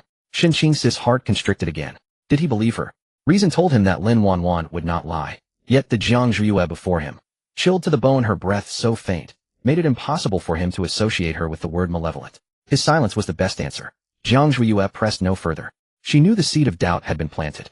Jiang Ziyu's voice was faint, almost drowned out by the howling sword chi outside the cave. The word escaped her pale lips like a spark falling into Shen Qingxi's icy calm Dao heart. He did not stop channeling his spiritual energy, but his brows furrowed deeper. The sword cave of Sigua Cliff was perpetually, bone-chillingly cold. He had formed a protective barrier with his own sword intent, sealing out all the cold. She had been trembling like a withered leaf in the wind just moments ago. Why was she suddenly calling out hot? Focus and calm your mind. Shen Qingxi's voice remained cold and hard, trying to suppress the strangeness in his heart with a commanding tone. Don't let your thoughts wander. Guide my spiritual energy through your meridians. This was both instruction and warning. He thought she would obey as usual, but she did not. From the back of her body, pressed against his palm, came a slight squirm. The movement was very light, like a butterfly trapped in a spiderweb weakly fluttering its wings. Senior brother. Her voice carried a hint of stickiness he had never heard before, tinged with confusion and helplessness. Your spiritual energy seems useless. Shin Qingxi's heart skipped a beat. Useless? How could that be? His cultivation was unparalleled among his peers, his spiritual energy was purest and most young, effective for dispelling cold and healing injuries without fail. Don't speak, he chided, increasing the output of his spiritual energy. The warm and domineering spiritual energy surged like a tide into her limbs and bones, attempting to soothe the turmoil in her meridians. But this time it was like casting a stone into the sea. He could feel her body growing hotter and hotter. The heat was not from the meridians, but emanating from deep within her flesh, from the very marrow. Through 2 layers of fabric, the skin beneath his palm was scorching hot. Senior brother, I feel so terrible. Her body shifted again, this time with greater amplitude. She seemed to want to turn around. Don't move. Shin Qingxi shouted sternly. He could not let her turn around. He was afraid to see her face, afraid to see her eyes. Yet Jiang Zhuiyue seemed not to hear his words. Using her elbows to support herself on the ground, she turned around bit by bit with difficulty. There was only an arm's length between them. She knelt before him, lifted her head. The pale golden light of the protective barrier softly enveloped her. Under the golden light her skin was as white as the finest suet jade, so delicate that not a single pore could be seen. Her brows and eyes seemed to have been retraced by a master painter, every stroke perfectly placed, carrying a breathtaking beauty that stirred the heart. Especially those eyes. Clear black and white, moist and dewy like obsidian veiled in a layer of mist. Inside there was no pain, no struggle. Only a pure, almost drowning clarity. In her pupils his startled face was clearly reflected. You? Shin Qingxi's atoms apple-bobbed once. He managed only a single word, then could say no more. The impact of sight was far more intense than any tactile stimulation. The Jiang Zhuiyue in his memory and the person before him seemed like 2 completely different people. Senior brother. Jiang Zhuiyue spoke. Her voice was calm, without a hint of seductive tone, yet more lethal than any temptation. Why are you staring at my lips? Shin Qingxi, as if scalded, averted his gaze swiftly. But that image had already been seared into his mind. Her slightly parted lips, rendered unusually red and full by the inner heat, were like the first bloom of a rouge flower after rain. Her tongue unconsciously pressed against the roof of her mouth, and a small sliver of glistening teeth was faintly visible. Your body is in trouble. He forced himself to calm down, but his voice involuntarily tightened. It's not from sword chi. I know. Jiang Zhuiyue nodded frankly. Then she reached out her hand slowly and firmly and grasped one of his hands resting on his knee. His palm was broad with distinct knuckles and a layer of thin calluses on his fingertips from years of sword practice. Her hand, small and soft, carried an astonishing heat, like a red-hot branding iron numbing his fingertips. He wanted to pull his hand back, but she held on tightly. Senior brother, you can't save me. Her eyes were still clear, looking straight into his, as if seeing through all his pretense and struggle. This heat, your spiritual energy cannot suppress it. Shin Qingxi said nothing, just looked at her. The sound of wind outside the cave, the sizzling of sword chi striking the barrier, all seemed to recede from him at this moment. He could only hear his own drumming heartbeat and her breath as light as a feather. Holding his hand, she slowly, inch by inch, guided it toward herself, toward her prominently curved chest. Through the fabric, he could clearly feel the soft contour and the even more breathtaking heat, as well as the heart that was also pounding violently. Shin Qingxi's body stiffened. All his doctrines, all his principles, all his precepts in this moment turned into a pale joke. He was not saving her. He had known from the start. From the moment he lost control in the sword pavilion, he knew that this woman was poison, was a calamity to him. He wanted to flee, but found himself already bound by invisible threads, unable to move. Then what should be done? He heard his own voice asking, hoarse beyond recognition. Jiang Zhuiyue smiled.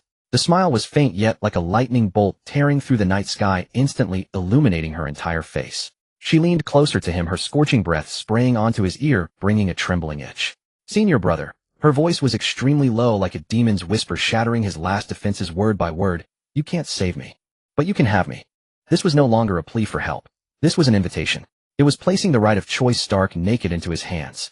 He could push her away, then turn and leave, letting her wither here alone, preserving his noble image as the senior brother. He could also.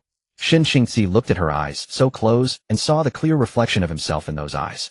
That reflection with dark eyes and rampant desire, like a beast imprisoned for too long. Slowly he raised his other hand. The rough pad of his finger gently brushed away a strand of black hair stuck to her cheek from sweat, then landed on her full red lips. The touch was unbelievably soft. He spoke no more. Action was his final answer. He leaned down and sealed that soft warmth that had troubled his mind. The pale golden barrier flickered once, then grew brighter, enveloping everything inside the cave in a hazy veil that no one could spy into. Within the stone chamber, light and shadow swayed.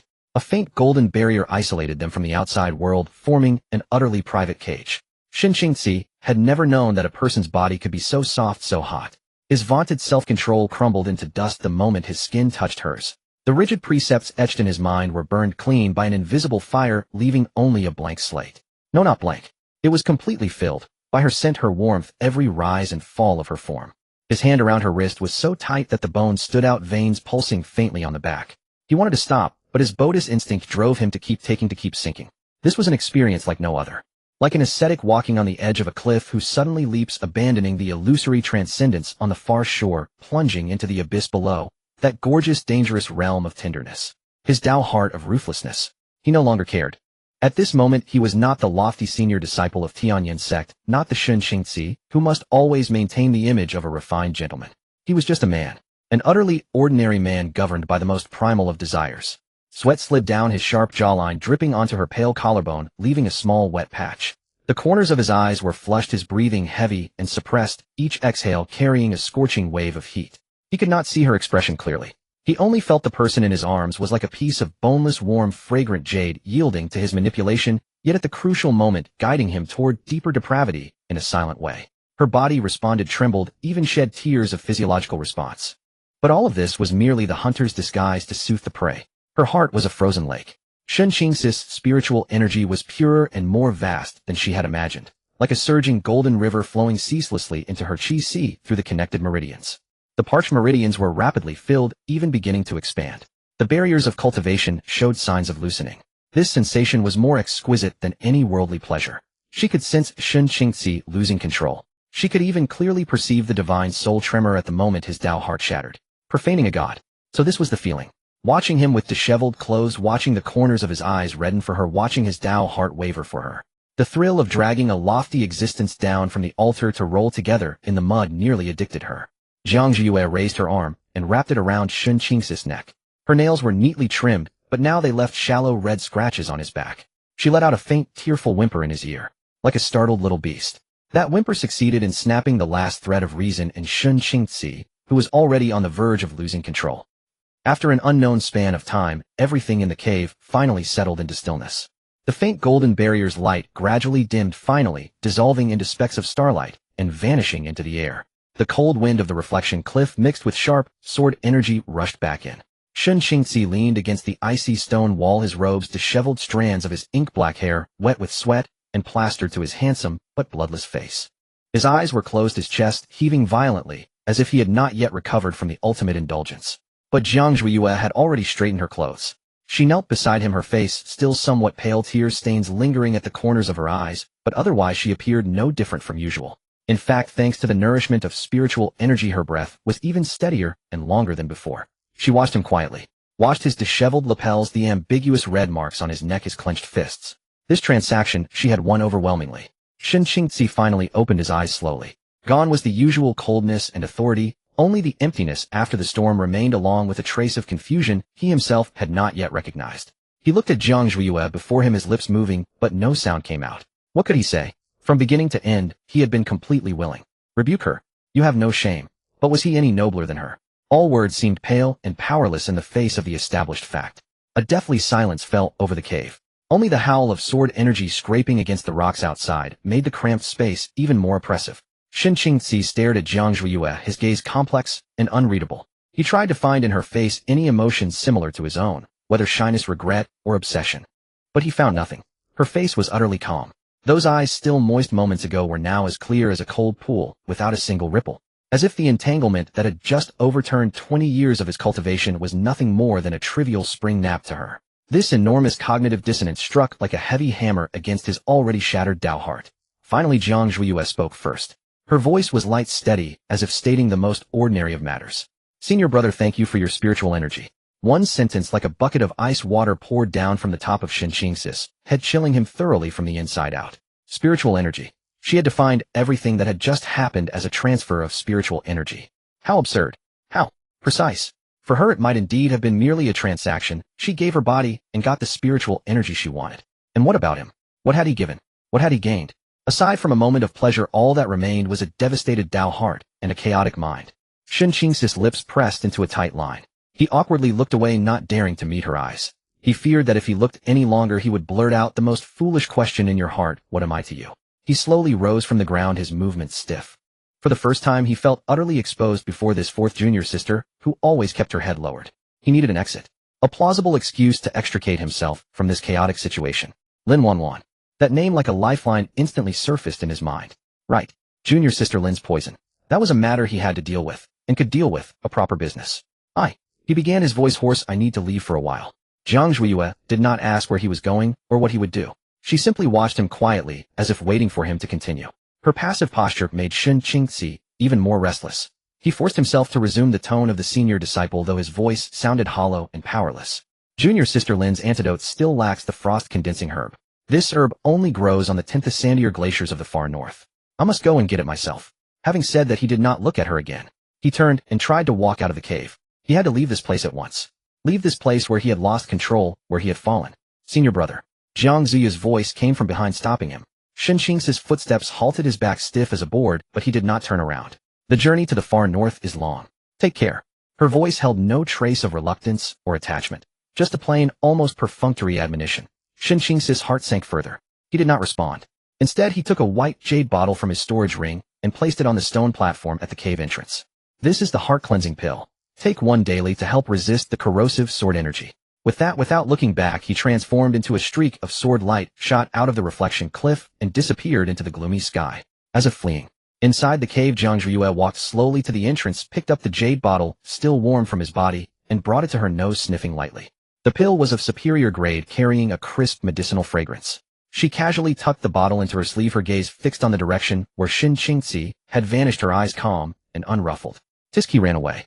Huan Ling's voice sounded in her mind, tinged with schadenfreude. As expected of the senior disciple of Tianyin sect, the quality of his spiritual energy is truly something else. My injuries are half healed. Pity we let him go. Who's the next target? That Xiao Lai who looks so easy to fool. Jiang Zhuiyue slowly shook her head and replied in her mind, no. Her gaze shifted toward Dan Xiaopeak, her eyes growing cold. Xiao Lai already has deep prejudice against me. Making a move now would only make him more wary. Besides, his heart is full of his junior sister Lin. This is not a good time. Then who do you have in mind? Wenryu. The wind on Sigua Cliff was like countless tiny ice blades tirelessly scraping against the rock walls, emitting a teeth-grinding whine. Jiang Zhuiyue sat leaning against a corner of the stone bed, toying with the still warm, white, jade porcelain bottle in her hand. Shen Qingzi had left in such a hurry. The Qingxin pill inside this bottle had become the only token he left behind. Heh! She chuckled softly and tucked the bottle into her bosom. The domineering spiritual energy belonging to Shen Qingzi still flowed slowly through her meridians, warding off most of the chill. Suddenly the prohibition at the cave entrance rippled. Not from the impact of sword chi, but from someone gently dissolving the barrier with a mild spiritual energy from outside. Jiang Zhuiyue raised an eyebrow, slightly adjusted her sitting posture, and pulled her collar up a bit to cover the ambiguous red marks on her collarbone. A tall, slender figure appeared at the cave entrance. The newcomer wore a cyan long robe, his hair tied up with a simple wooden hairpin, features handsome and elegant, with a perpetual hint of a smile at the corners of his mouth, appearing gentle and harmless. It was the master of the medicine hut, her third senior brother Wenryu. Junior sister Zhuiyue. Wenryu's voice was very soft, mingling with the howling wind, sounding particularly unreal. He stepped into the cave, his brow slightly furrowing as he sensed the fierce sword chi around, a hint of perfectly measured pity flickering in his eyes. Third senior brother. Jiang Zhuiyue did not stand up, only looked up at him, her tone flat, as if greeting a stranger. Are you here to accuse me too? Wenryu sighed and stopped 3 steps away from her. This was a safe distance that neither seemed aloof nor too offensive. Why must you put yourself through this? He took out an exquisite food box from his sleeve and placed it on the dust-covered stone table, his movements as elegant as if arranging an artwork. The bone-chilling cold of Sigua Cliff. Your constitution is already frail. How can you endure it? Endure or not, am I not already here? Jiang Zhuiyue didn't even glance at the food box, her gaze fixed on Wenryu's well-cared-for hands. If you came to see the show, there's no need. If you came to seek justice for junior sister Lin, then please leave. I didn't poison her. Wenryu's smile faded slightly. He shook his head helplessly, his tone carrying a hint of disappointed, but not giving up. Still stubborn even now. He stepped forward, and the faint scent of herbs instantly diluted the lingering cold aura in the cave. The Shirling powder that Wanwan ingested is potent. If I hadn't used acupuncture to seal her heart meridians in time, she would probably have already. Wenryu paused, his eyes falling on Jiang Ziyu's pale face. The evidence is conclusive, Zhuiyue. If you only confess, I will plead with the master. Even if it means having your cultivation destroyed and being expelled from the sect, it's still better than losing your life here. Listening to these seemingly heartfelt words, Jiang Zhuiyue only found them laughable. Lose cultivation. Expelled from the sect. For a cultivator, what difference was that from killing her? This was the greatest mercy her gentle jade-like third senior brother could offer. Why should I admit to something I didn't do? Jiang Zhuiyue met his gaze, her eyes stubborn and cold. Instead of persuading me to confess, senior brother, you should investigate where the Shirling powder actually came from. I'm an outer disciple. How could I obtain such a forbidden drug? When Ryu was slightly taken aback. Indeed, the Shirling powder was precious and rare, not something ordinary disciples could access. But at that time, Wanwan's condition was critical, and everyone was blinded by anger, so they didn't investigate deeply. This matter. I will look into it. When Ryu's tone softened, but the suspicion in his eyes did not completely dissipate. But until the truth comes to light, you remain the prime suspect. I didn't come today to argue about this. As he spoke, he extended his hand toward Jiang Zhuiyue, palm up, fingers long and jade-like. Give me your hand. Jiang Zhuiyue shrank back, watching him warily. What for? The sword chi on Sigua Cliff is most damaging to the meridians. Your cultivation is still shallow. If not treated in time, it may leave lasting damage. When Ryu explained patiently, his voice gentle, as if coaxing a tantrum-throwing child. I am a healer. I cannot just watch you ruin your foundation. Ruin my foundation? Isn't that exactly what you want? Jiang Zhuiyue curled her lips in mockery. After all, I'm a vicious woman who harmed your beloved little junior sister. Zhuiyue.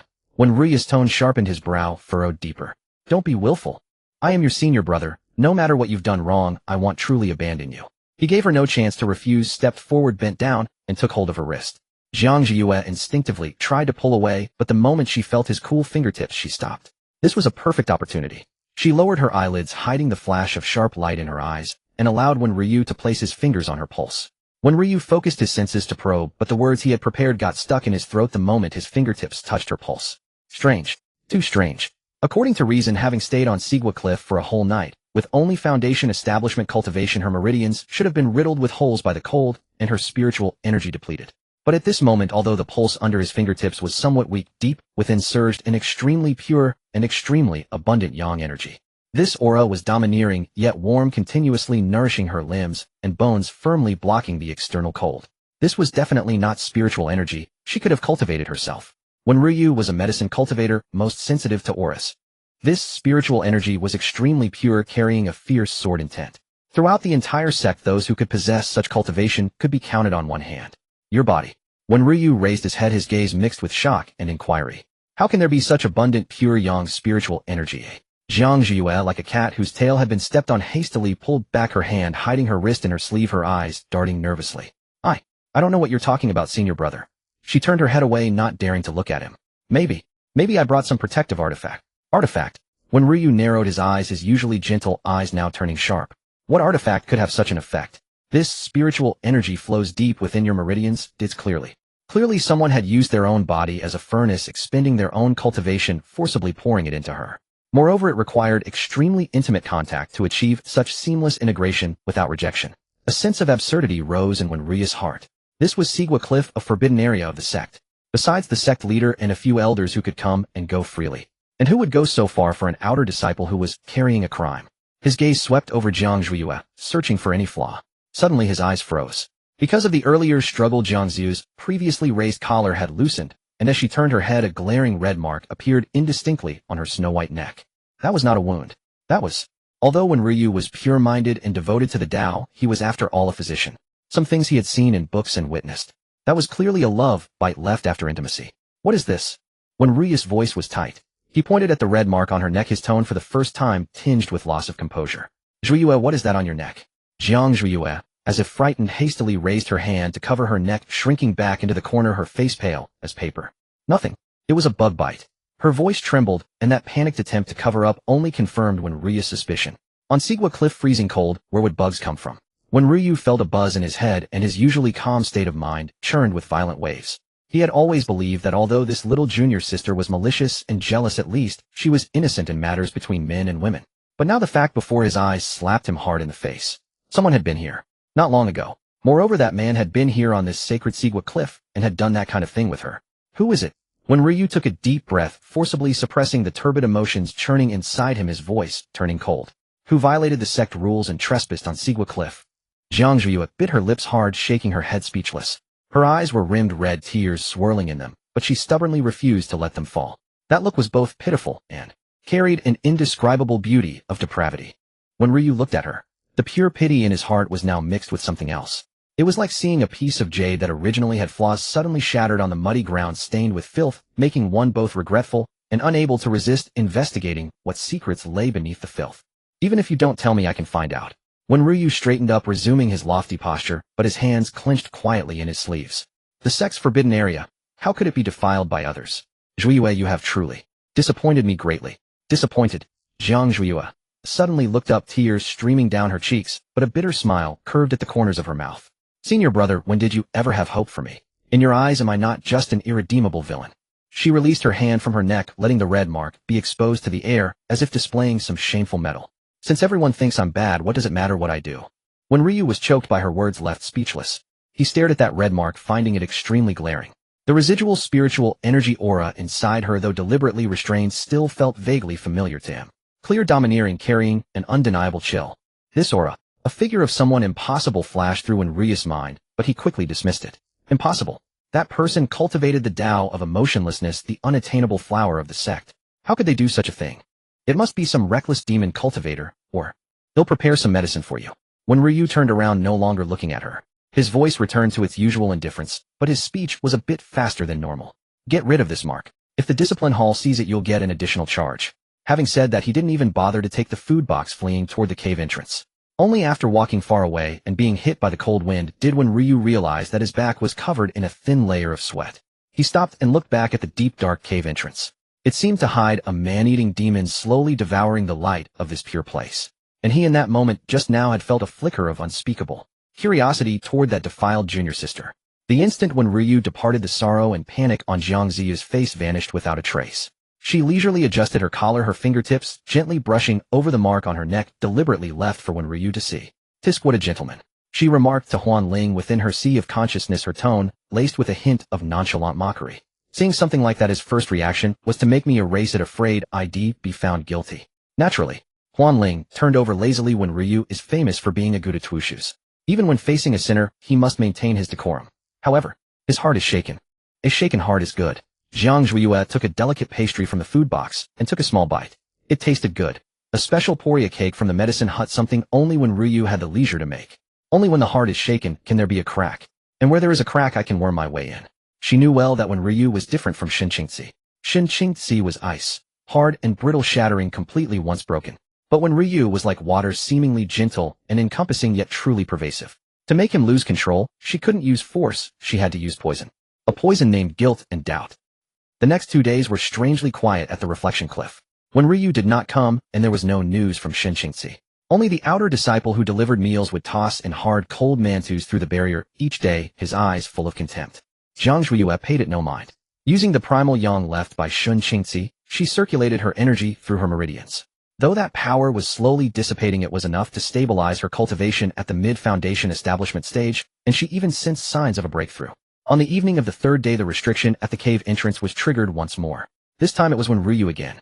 But he looked much more haggard than before, with faint dark circles under his eyes. His always immaculate green robe had a few specks of mud on the hem. Third senior brother, Jiang Zhuiyue, was sitting cross-legged on the stone bed. When he entered, she only called out faintly, without even lifting her eyelids. When Ryu did not speak, he walked over to her, his gaze heavy as he looked at her, as if examining an unsolved mystery. A stifling silence filled the air. After a long while, when Ryu finally spoke, his voice somewhat hoarse, senior brother went to the extreme north to gather herbs. Jiang Ziyu's eyelashes fluttered slightly as she finally opened her eyes. So what? Before he left, he specifically instructed me to take good care of you. When Ryu stared into her eyes, as if searching for some emotional fluctuation, he said no one was to touch you until he returned. Jiang Zhuiyue lowered her eyelids, concealing the flicker of mockery in her eyes. Take care? More like surveillance. That man, even if he fled to the ends of the earth, still wanted to control everything here. Senior brother is truly a bodhisattva, she said flatly. Zhuiyue. When Ryu suddenly crouched down, bringing his eyes level with hers. His eyes, always filled with a smile, were now heavy with solemnity. These past 2 days I've scoured ancient texts and checked the sect's records. He paused, his tone growing strained. That pure yang spiritual energy inside you carries an extremely cold sword intent.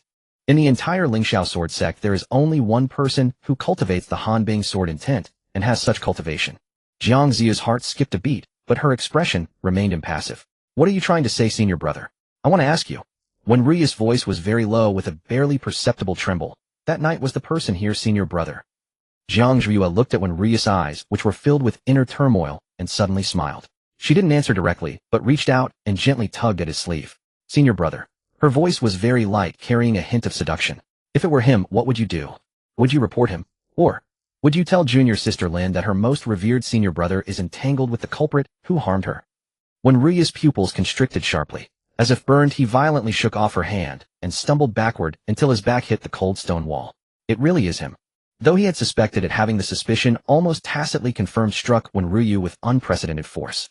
That aloof, ascetic senior brother who valued rules above all else had actually. Why? Wenryu looked at her, his eyes full of disbelief. How did it come to this? Because it's cold. Jiang Zhuya hugged her knees, resting her chin on them, her gaze vacant. Senior brother, it's really too cold here. I don't want to die, I want to live. Someone was willing to give me warmth, why should I refuse? Even if it means selling yourself. Wenryu's voice was bitter. Selling myself. Jiang Zhuya turned to him, as if she had heard a joke, a strange light in her eyes. Senior brother, it's called a transaction. He needed an outlet, why needed to survive. We each got what we wanted. What's wrong with that? Absurd. Wenryu barked, his chest heaving violently. This is shameless. Shameless. Jiang Zhuya slowly stood up and walked towards him step by step. She was barefoot, a red string tied around her ankle, looking exceptionally alluring against her pale skin. Senior brother, tell me what is shameless. She stopped before him, tilting her head up, her gaze piercing into his eyes. Is being falsely accused of poisoning and having no way to defend myself shameless? Or being locked in this sunless place to die shameless? Or perhaps, she suddenly leaned in her nose, almost touching his chin. Or perhaps like senior brother whose heart is already wavering, yet you still pretend to be a saint to condemn me. Is that what you call shameless? Wenryu's breath caught. She was too close. So close he could smell her faint, subtle fragrance. The unique scent of a young woman mingled with the lingering cold aura of another man. This mixed scent was like a silent provocation, yet also a fatal allure, frantically assaulting his reason. Stay away from me. Wenryu wanted to push her away, his hand rising halfway, but unable to fall. He looked at her face. It was still the same familiar junior sister, but why did she seem so alien now, and yet so captivating? Senior brother, your heart is beating very fast. Jiang Zhuya did not retreat. Instead, she extended a finger and gently pressed it against his chest. There his heart was pounding violently, thumping against his ribcage, as if trying to leap out. Is it because you're angry? She asked, innocently tilting her head. Or is it because you want to try too? Shut up. Wenryu finally lost his patience and grabbed her wrist. His grip was strong, hurting her bones. Jiang Zhuya, you're insane. He looked at her, his expression incredibly complex. Do you even know what you're saying? I know. Jiang Zhuya didn't struggle, letting him hold her, that faint smile still on her lips. I was just thinking, since senior brother can do it, why can't when senior brother? You? Wenryu felt blood rush to his head. He had never seen such a shameless person, nor such a heart-confounding enchantress. He should shake her off, scold her harshly, even slap her to bring her to her senses.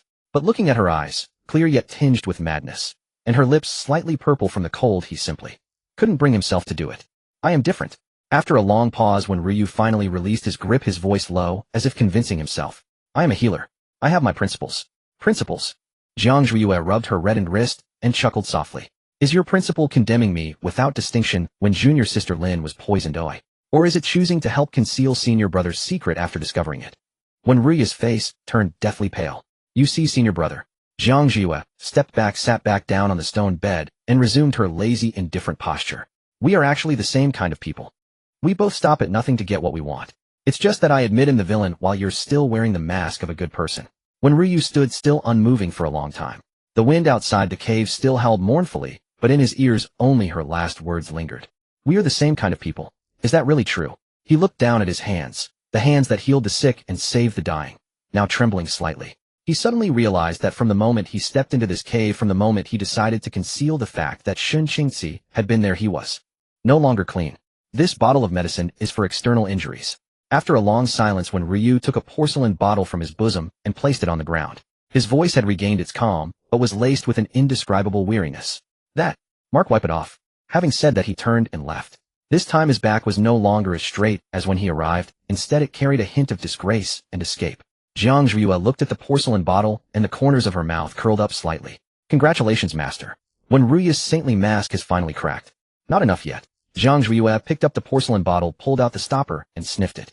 It was fine-quality jade dew ointment which regenerated tissue and left no scars. This is just the beginning. Since he wants to be a good person, then I'll drag him down to hell with me. She poured some ointment onto her fingertip and gently applied it to the red mark on her neck. The cool balm soothed the sting on her skin, but could not erase the memories already etched into her bones. Whether it was Shun Qingzi or when Ryu, this game of chess had only just begun. After when Ryu left the stone cave on Sigua Cliff, fell back into a dead silence. Jiang Zhuye placed the bottle of jade dew ointment on the stone bed, but did not touch it again. The ambiguous red mark on the side of her neck was the bait she had meticulously prepared for when Ryu. Now that the fish had seen the bait, and even cautiously touched it, why would she be in a hurry to take it back? Master, this trick of yours is really vicious, Huan Ling commented lazily, shifting to a comfortable position in the sea of consciousness. When Ryu must be feeling like a cat scratching his heart right now. On one hand he thinks you're shameless, on the other he can't help but suspect senior brother and doubt his own life. This feeling tisk is the most tormenting. Jiang Zhuye sat cross-legged, slowly closed her eyes, and began to regulate her breathing. The primordial yang power left by Shun Qingzi had been mostly consumed stabilizing her cultivation, but the hunger of her bewitching bone was already starting to stir again. To deal with a gentleman, one must use the means that a gentleman most despises, her voice echoed calmly in the sea of consciousness. Doesn't he pride himself on being a healer with a benevolent heart wishing to save all beings? I want him to see exactly how many people his benevolent heart can save, and for whom it will become sullied and filthy. Then what next? What does Master plan to do? Huan Ling asked curiously. Next time he comes, will you just pounce on him? Not so fast, Jiang Zhuye said indifferently. The fire isn't hot enough yet. Right now he's only suspicious and shaken, he's far from breaking down. I need to add more fuel to the fire to make his pitiful guilt and compassion burn even brighter. How? Very simple. Jiang Zhuye's lips curled into an almost imperceptible smile. Wait. From that day on, Jiang Zhuye truly began to wait. The outer disciple who delivered meals still arrived on time, every day tossing 2 hard steamed buns and a bowl of plain water through the restriction at the cave entrance. Previously Jiang Zhuye would eat a little to maintain her strength, but now she didn't even bother to glance at them. The steamed buns and plain water lay lonely on the cold ground 1 day, 2 days, gradually piling up, some even starting to mold, emitting a sour, rancid odor. Meanwhile, Jiang Zhuye sat motionless on the stone bed, as still as a lifeless stone statue. Her aura grew fainter by the day, and her cheeks, which had regained some color from absorbing Shun Qingzi's primordial yang, turned pale as paper again. Huan Ling grew worried. Master, if you continue like this, you won't be able to hold on before when Ryu arrives. The backlash of the bewitching bone is no joke. I won't die. Jiang Zhuye's voice was weak, but her will was unshakable. When Ryu is a healer, he understands a person's physical limits better than anyone. Last time he gave me medicine for external injuries. This time it's time for him to treat my internal injuries. She was betting on when Ryu's so-called healer's benevolent heart. Could a healer who watched a patient wither away before his eyes without lifting a finger still be called a healer? Danxiao Peak Medicine Hut. When Ryu blew up his pill furnace for the 3rd time while refining pills, a dull bang echoed, and black medicinal ash mixed with a burnt smell hit him, leaving him covered in soot. Third senior brother, are you all right? The medicine boy beside him was startled and hurried forward to check. I'm fine. When Ryu waved his hand, his voice a little hoarse. He looked at the ruined batch of precious herbs, but his eyes showed no pity, only a persistent irritation. These past few days he had been unable to calm his mind. Whether meditating, refining pills, or tending the herb garden, his thoughts would uncontrollably drift to the cold stone cave on Sigua Cliff and Jiang Zhu's eyes, which held a strange brilliance. We are all the same kind of people. Since senior brother, why can't you and Ryu? Senior brother, your heart is beating fast. Is it from anger? Or do you want to try too? Those bold and explicit words like needles dipped in poison pricked his heart repeatedly. His once prized calm and self-control seemed utterly fragile before that woman. He dared not even recall the delicate, cool sensation of her skin when he touched her wrist or the scent of her approach. A mixture of a maiden's fragrance and the cold aura of another man. It was a decadent, forbidden, yet deadly alluring scent. Third senior brother. Third senior brother. The medicine boy's call pulled him back from his chaotic thoughts. What is it? When Ryu steadied himself, wiping the black soot from his face. The junior brother who delivers meals has returned, the medicine boy reported cautiously. He said, the one on Sigua Cliff hasn't eaten for 3 days. When Ryu paused. 3 days. In his mind, Jiang Zhu's pale face immediately appeared. She was already weak, confined to Sigua Cliff where sword chi ravaged, and now abstaining from food. A strange heaviness pressed on his heart. He was supposed to loathe her, despise her shamelessness. Yet why, upon hearing of her self-destructive behavior, did his chest feel blocked and suffocating? I see, he responded indifferently, turning to clean the pill furnace, seemingly unconcerned. But only he knew that his knuckles gripping the cleaning tool had turned white. That night the moonlight was cold, when Ryu could no longer resist. He even found a high-sounding excuse for himself. Senior brother had instructed him to look after her before leaving. If something happened to her on Sigua Cliff, he couldn't face senior brother. The excuse was so feeble, yet it became the only driftwood he could grasp. He carried a food box containing the medicinal kanji he had personally brewed to nourish spiritual veins, and once again set foot on the path to the back mountain Sigua cliff. The night wind billowed his robes and stirred his already chaotic heart, making it even more unsettled. He didn't know whether this trip was right or wrong. He only knew that if he didn't go, he feared he would be driven mad by the emotion called guilt. When he opened the restriction at the cave entrance again, a smell of rotting food mixed with damp, moldy air hit him. He frowned slightly and entered with a lantern. Inside the cave, it was even colder than last time. In the corner, several moldy steamed buns were piled up, and the person, who should have been sitting on the stone bed, was now curled up on the ground, silent and still. Junior sister Jiang. When Ruyu's voice sounded hollow in the empty stone cave, he hurried forward, bringing the lantern closer. In the light, Jiang Ziyu's appearance made his heart clench. She was curled up on the cold ground, her thin disciple robe already soaked through with the chill of the stone. Her cheeks were deathly pale, drained of all color, her lips cracked and parched. Her eyes were tightly shut, and a faint frost had formed on her long lashes. If it weren't for the faint rise and fall of her chest, he would have thought she was nothing more than a frozen corpse. When Ruyu's heart felt as if it were being squeezed by an invisible hand, a dull, throbbing pain spreading through him. He crouched down, reaching out to check her breath, but his fingers froze midair, just inches from her cheek. He remembered what she had said last time, and the glaring red mark on her neck. Reason told him he should leave immediately, sever all ties with this fallen enchantress. Yet his healer's instinct refused to let him watch a life slip away before his eyes. Jiang Zhuyu, wake up. He raised his voice, a note of urgency he hadn't noticed creeping in. The person on the ground showed no response. When Ryu hesitated no longer, he set down the food box and lantern, then lifted Jiang Zhuyu from the ground, supporting her against his chest. What he touched was an astonishing coldness, a chill that penetrated even through 2 layers of clothing, threatening to freeze him. He half carried, half dragged her onto the stone bed, wrapping her in his own wide outer robe. Only then did he realize his fingers were trembling slightly. "Why must you suffer like this?" he murmured, his voice laced with helplessness, a hint of pity and a fluster he himself refused to acknowledge. He opened the food box, and the aroma of medicinal kanji instantly filled the cold stone cave. He scooped a spoonful and brought it to Jiang Ziyu's lips. "Drink a little. Your body can't hold out." But her jaw was clenched tight, impossible to feed. When Ryu sighed and set the bowl down, he had no choice but to reach out, 2 fingers ready to check her pulse and examine her meridians. As his fingertips touched her icy skin, the person in his arms gave a slight tremor, like a drowning man grasping the last piece of driftwood. Unconsciously, she reached out and held his fingers. Her hand was as cold as eternal ice, yet possessed a surprisingly stubborn strength. When Ryu's body stiffened for a moment, he wanted to pull his hand back, but seeing her fragile, almost breakable appearance, he ultimately stayed still. He carefully channeled a thread of gentle wood-type spiritual energy into her meridians. The moment the spiritual energy entered, when Ryu's expression changed instantly. Chaos. Utter chaos. Her meridians were in turmoil, spiritual energy rampaging wildly. Sometimes like a galloping wild horse, sometimes like a dried-up riverbed. A clear sign of chi deviation and impending depletion.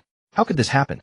When he last came, though, he sensed another powerful pure yang spiritual energy. Within her, her own energy had been relatively stable. In just a few short days, how could it have deteriorated so severely? Could it be that the pure yang energy was rejecting her own? Or had the backlash of her alluring bone reached an uncontrollable level?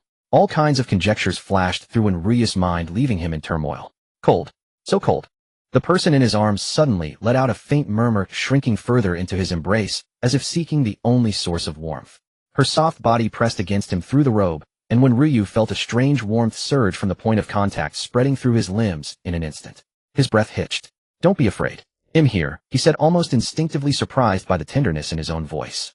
He increased the flow of spiritual energy, trying to use his gentle wood-type power to soothe the rampaging energy within her.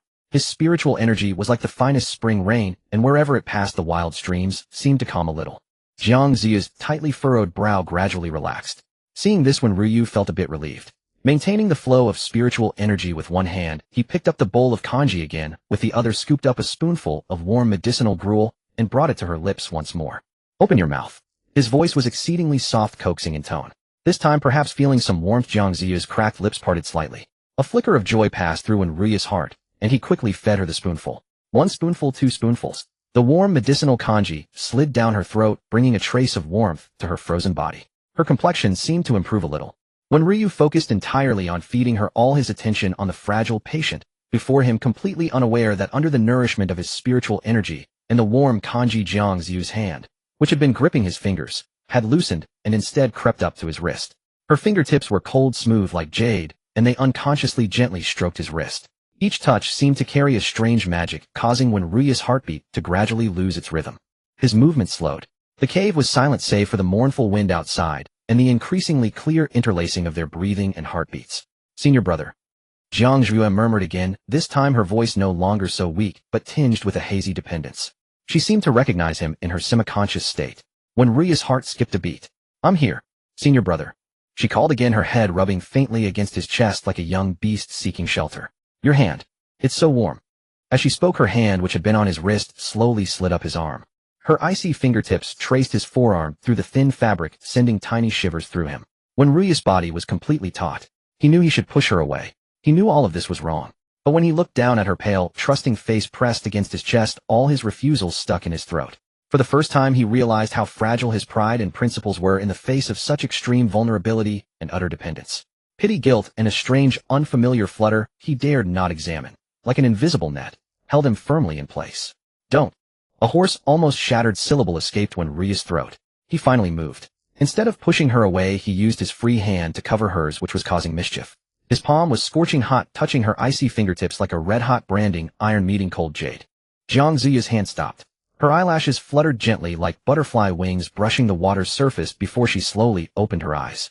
The cave was dimly lit with only a solitary lantern emitting a faint warm glow. Her eyes still held the confusion of just waking, as if veiled by a thin layer of mist, reflecting when Ria's face a canvas of struggle and panic. She showed neither alarm nor shyness. She simply looked at him quietly, her gaze trailing from his brows and eyes to his tightly pressed lips, finally resting on the hand that covered her own. His hand was large with distinct knuckles, and his palm bore the thin calluses from years of holding a medicine pestle and flipping through ancient texts.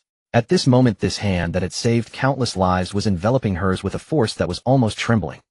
Senior brother. Her voice was very soft, carrying the weakness and hoarseness of a long illness, yet it was exceptionally clear with none of the vagueness of a dream.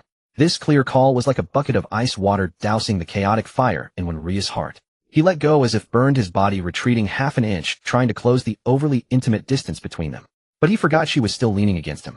This movement caused the person in his arms to lose support, her body going limp, seemingly about to slide off the stone bed. When Ria's reaction was faster than thought, his arms instinctively tightened, securing her firmly in his embrace once more. Be careful, he whispered, but the tips of his ears uncontrollably flushed a thin red. Jiang Zhua followed his pull and leaned back steadily. She looked up, her eyes clear black and white, astonishingly bright in the dimness. I thought I was dead. She spoke, her tone as flat, as if she were stating something unrelated to herself. So it was third senior brother who saved me. There was no overwhelming gratitude, no tears, not even a hint of relief at having escaped death. All the words when Ryu had prepared, whether reprimands or comfort, got stuck in his throat under her calm gaze. He felt like a brute who had punched a ball of cotton, exerting all his strength only to meet a void. You haven't eaten for 3 days, he explained, avoiding her eyes, his voice dry. If I hadn't come, you would have really died. Is that so? Jiang Zhu murmured lightly, seemingly indifferent to her own life or death. Her gaze fell again on their intertwined arms, and then slowly she withdrew the hand he had held. She didn't put it down immediately, but opened her palm, studying it carefully by the lantern light. When Ria's gaze was involuntarily drawn to it as well. It was a very beautiful hand with long, slender fingers and porcelain white skin. But due to prolonged cold and weakness, her fingertips were tinged with a faint bluish purple. And in the center of that fair palm, near the lifeline, there was a tiny light brown mole. Senior brother, Jiang Zhua suddenly spoke, breaking the strange silence. Did you come here because of eldest senior brother's request? When Ria's heartbeat skipped a beat, he opened his mouth, wanting to nod and use Shun Qingzi as an excuse for his actions. It would be the most dignified and safest answer. But when he met Jiang Ziyu's eyes, which seemed to see through everything, the word yes simply wouldn't leave his lips. He couldn't deceive her, and even more, he couldn't deceive himself. Not entirely, he finally squeezed out through gritted teeth. Jiang Zhiyu smiled. That smile was very faint, like an epiphyllum blooming silently in the cold night, carrying a hint of poignant beauty and a trace of understanding. Is it because of guilt then? She pressed on, her voice not loud, but every word struck when Ruya's most vulnerable spot. Because on Danxia Peak, senior brother like the others condemned me, without distinguishing right from wrong, and now your conscience is bothering you, so you want to make amends. When Ruya's face paled. Or is it? Jiang Zhuya tilted her head slightly, her cheek rubbing against the fabric of his chest. This unconscious gesture carried a deadly intimacy. Is senior brother simply unable to bear watching me die? Her voice grew softer and softer, the last few words almost spoken against his chest. The warm breath through the thin fabric burned the skin over his heart. When Ryu felt his breath stop, it wasn't that he couldn't bear to watch her die. He was afraid. He was afraid that if he had come any later, he would have found a cold corpse. He was afraid that this hesitation would burden him with the weight of a life.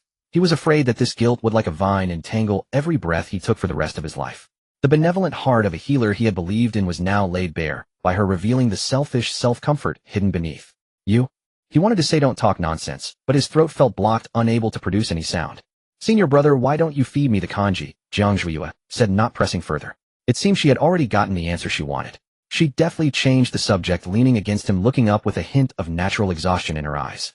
I have no strength left, she commanded him, so openly, even presumptuously. When Ryu looked at her, a tumult of emotions churning within him. He should be angry, should be furious at her lack of propriety. But in the end he only silently, almost resignedly picked up the bowl of medicinal kanji that had already gone somewhat cold.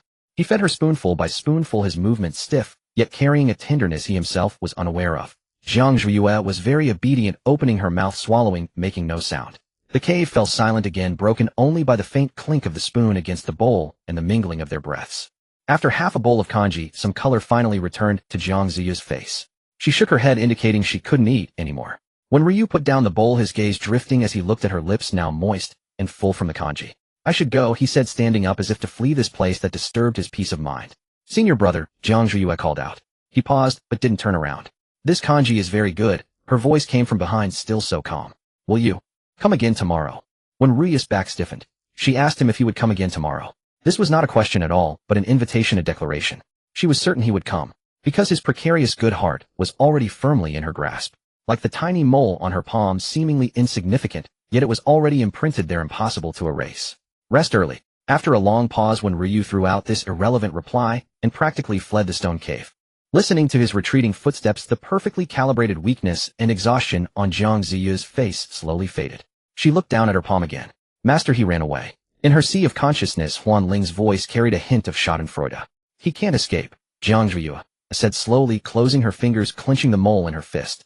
The bait has been swallowed, and the line is still firmly in my hand. The further he runs, the deeper hell swallow the hook. She leaned against the cold stone wall and closed her eyes. When Ryu, you want to be the saint who saves the world, don't you? Then he'll make you watch step by step as the sinner you wanted to save drags you down into this boundless hell. When Ryu returned to the herb hut on Danxia Peak, the sky was already tinged with the pale light of dawn. He had almost sprinted the entire way, the wind stirred by his robes, carrying a hint of panic. As he pushed open the door, the familiar tranquil scent of hundreds of medicinal herbs rushed to meet him, yet instead of the usual peace, it only weighed heavier on his chest. He walked to the water vat, scooped up a handful of cold water, and splashed it forcefully onto his face. The icy sensation cleared his muddled mind somewhat, but the faint lingering fragrance that clung to his nostrils refused to wash away. It was the scent of Jiang Zhuiyue. The sweet, girlish fragrance of her body mingled with the damp, chilly air of the Reflection Cliff Cave and the cold, sharp aura of another man's sword intent. Three distinct scents entwined, forming a decadent and lethal poison. He approached the workbench where he usually sorted herbs, hoping to calm his mind by identifying their properties as he always did. But as his fingers touched the familiar plants, what surfaced in his mind was the icy, soft touch of Jiang Ziyu's fingertips. Senior brother, your hands are so warm. Will you come again tomorrow? Each of her words, every glance, were like fine needles piercing deep into his soul. Irritated, he tossed the calming herb in his hand back into the basket with a soft thud. Mad, truly mad, he murmured under his breath, leaning on the table as his fingers sank into his disheveled hair. Ryu was the most respected third senior brother of the Lingxiao sword sect, renowned for his miraculous healing arts, and known for his gentle, magnanimous character. His life was supposed to be as orderly and clear as the medicinal herbs in his hut, saving people, refining pills, cultivating. Everything followed a set path. But now everything was in chaos. From the moment he first stepped into that stone cave, from the moment he chose to conceal Shen Qing's secret, his life's course had deviated from its original track. Jiang Zhuiyue was like a venom he had never encountered with unknown properties. He knew he should stay away, yet he couldn't control the urge to draw near and investigate. He thought he was the healer there to neutralize the poison, but without realizing it, he too had been poisoned. Knock knock. A soft rap came at the hut's door. Third senior brother, are you back? Came the cautious inquiry of the medicine boy outside. Come in. When Ryu quickly composed himself, straightened up, and his voice regained its usual gentleness, though tinged with an almost imperceptible hoarseness. The medicine boy entered carrying breakfast. Senior brother, you were out all night, so I saved you some food. Just leave it. When Ryu said, glancing at it without appetite. Oh, all right. The boy set down the food box, hesitating, as if to say something more. Third senior brother, senior sister Lin came looking for you earlier. Wan. When Ryu was surprised. What did she want? Her injuries are still unstable. She shouldn't be moving around carelessly, she said. She felt a bit unsettled and wanted you to prepare some calming herbal medicine, the boy replied, head bowed. I saw she looked unwell, so I told her to go back and said you would visit her personally once you returned. I understand. When Ryu nodded, his irritation growing heavier. Lin Wanwan. Once upon a time, this name symbolized something pure and innocent in his heart, something that needed protection. Her fragility, her kindness, her wholehearted dependence, all stirred a deep protective instinct in him as her senior brother. But now when that name overlapped with Jiang Ziyu's pale, yet composed face, he felt a strange, inexplicable weariness. After dismissing the medicine boy, when Ryu sat in the herb hut for a long time, then finally rose, gathered some prepared pills, and walked toward Lin Wanwan's residence. Regardless, she was a patient and he was a healer. It was an inescapable responsibility. Lin Wanwan's courtyard was filled with the plain-hearted orchids she loved. A gentle breeze carried their delicate fragrance. When Ryu stepped into the yard, he saw Lin Wanwan draped in an outer robe, sitting on a stone stool, her head slightly bowed, her expression forlorn. Hearing his footsteps, she immediately looked up, her face lighting up with joy, tinged with grievance. Third senior brother, you're back. I didn't mean to disturb you, but I know. The medicine boy told me everything. When Ryu cut her off, walked up to her, and handed her the medicine bottle. These are tranquil heart pills. Take one daily to calm your spirit. Your injuries aren't healed, yet avoid overthinking. Thank you, senior brother. Lin Wanwan took the bottle, but didn't put it away immediately. Instead, she looked at him with her watery big eyes, her voice soft. Senior brother, you look so tired. There are dark circles under your eyes. Is it because you were worried about me? Under the system's pitiful charm aura, her appearance at that moment could stir pity in any man. In the past, when Ryu would have gently reassured her not to overthink. But today, looking at her flawless, endearing image, another face uncontrollably flashed through his mind. That face was pale and fragile, yet bore a piercing, almost cruel clarity. Senior brother, tell me, what is shame? Or is it like you, senior brother, whose heart is already wavering, yet you still pretend to be a saint to condemn me? Is that what shame is? Something pricked Ryu's heart. For the first time, he realized that Lin Wanwan's perfectly timed fragility seemed somewhat contrived. I'm fine. His voice was colder than usual. I just expended some energy refining pills. Lin Wanwan keenly sensed his distance, and her heart tightened. The system had already warned of Shen Qingxi's wavering favorability, and now when Ryu was acting strange too. Her eyes reddened on the verge of tears. Third senior brother, are you still troubled by senior sister Jiang's matter? I heard. She's locked herself in reflection cliff, refusing to eat or drink. It's all my fault. If not for me, she wouldn't have been punished so severely. Why don't we go beg the master to let her out?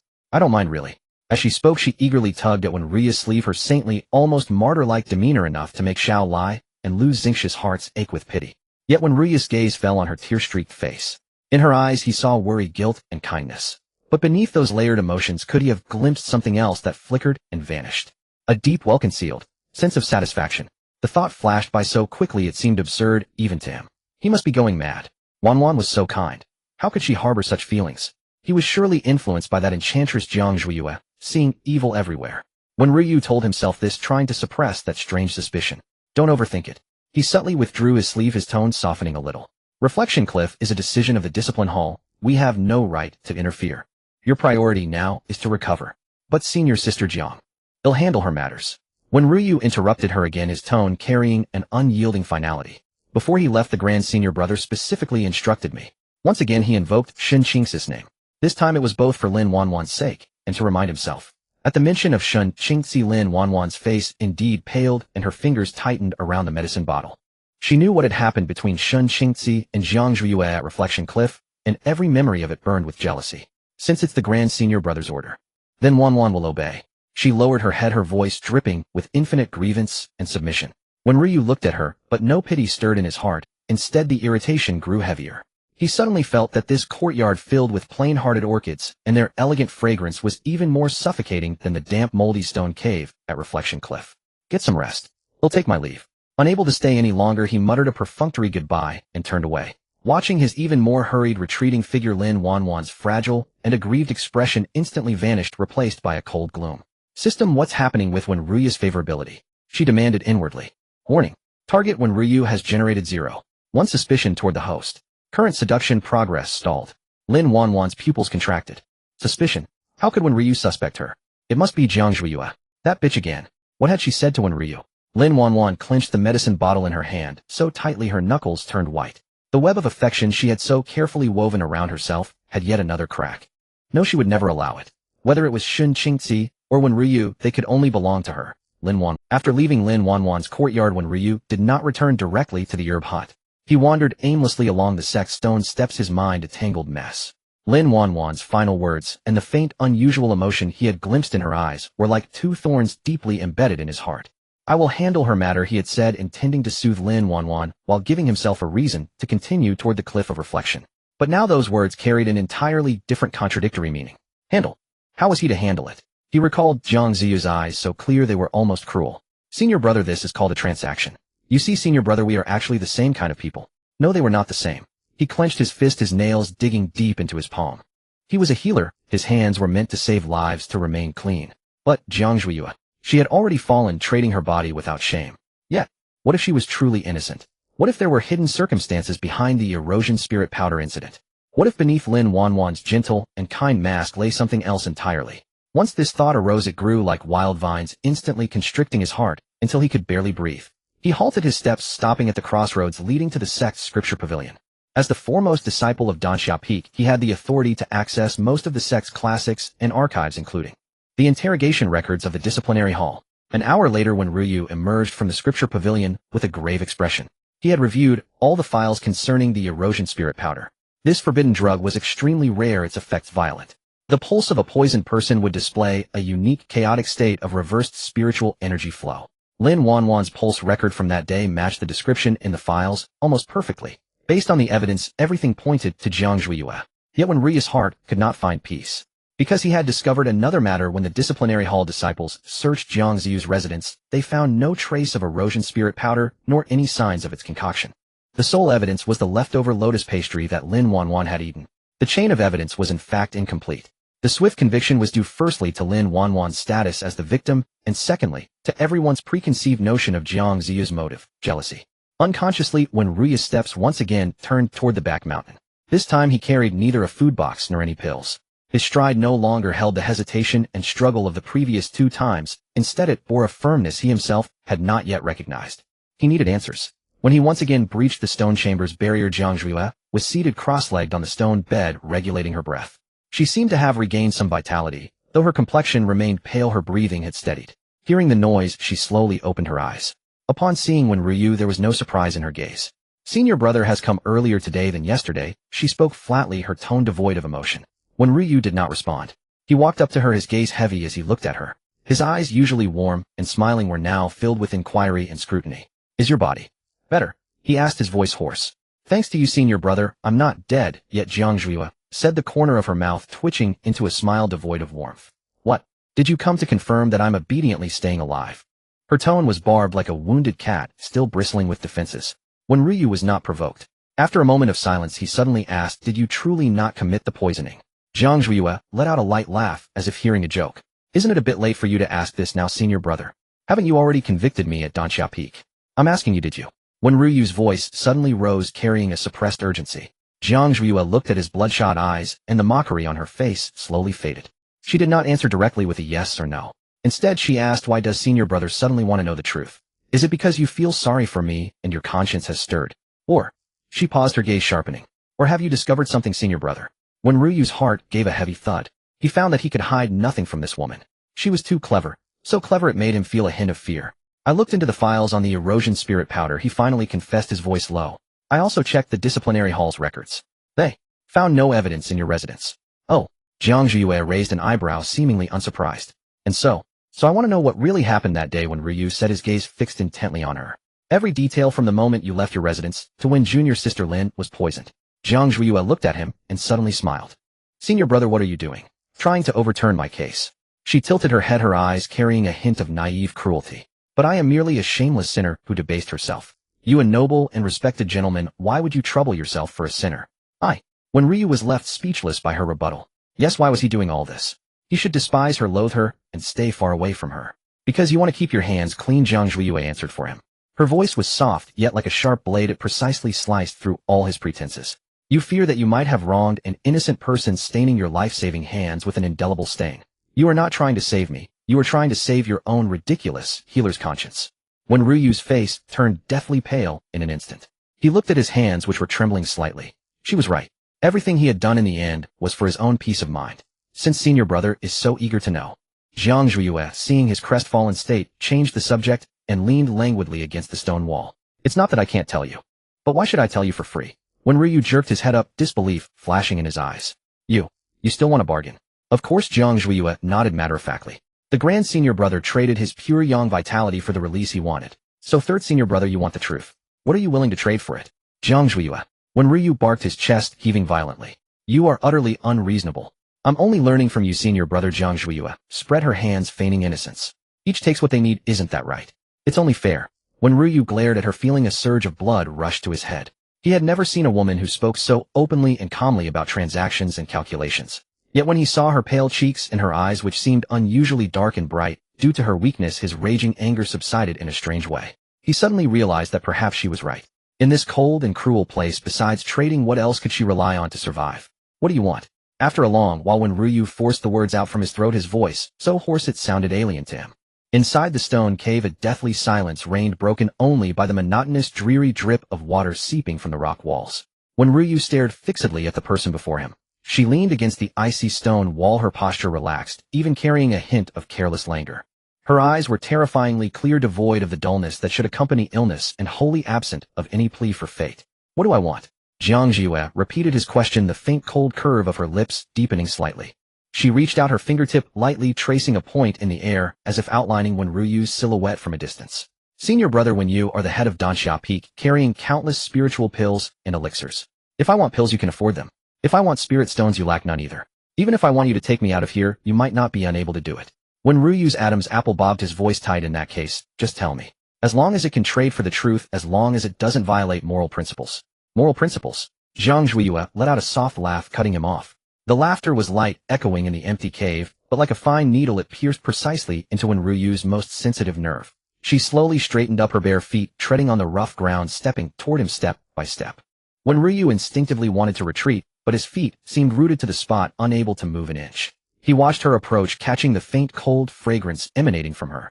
A gloom of long-deprived sunlight mingled with the unique scent of a young woman weaving into an invisible net. She stopped merely a step away from him. The moral principles you speak of, senior brother, are they about pushing me into the abyss to protect someone else's reputation, without any evidence? When Ryu's face turned as pale as paper, his breathing growing rapid. That was before.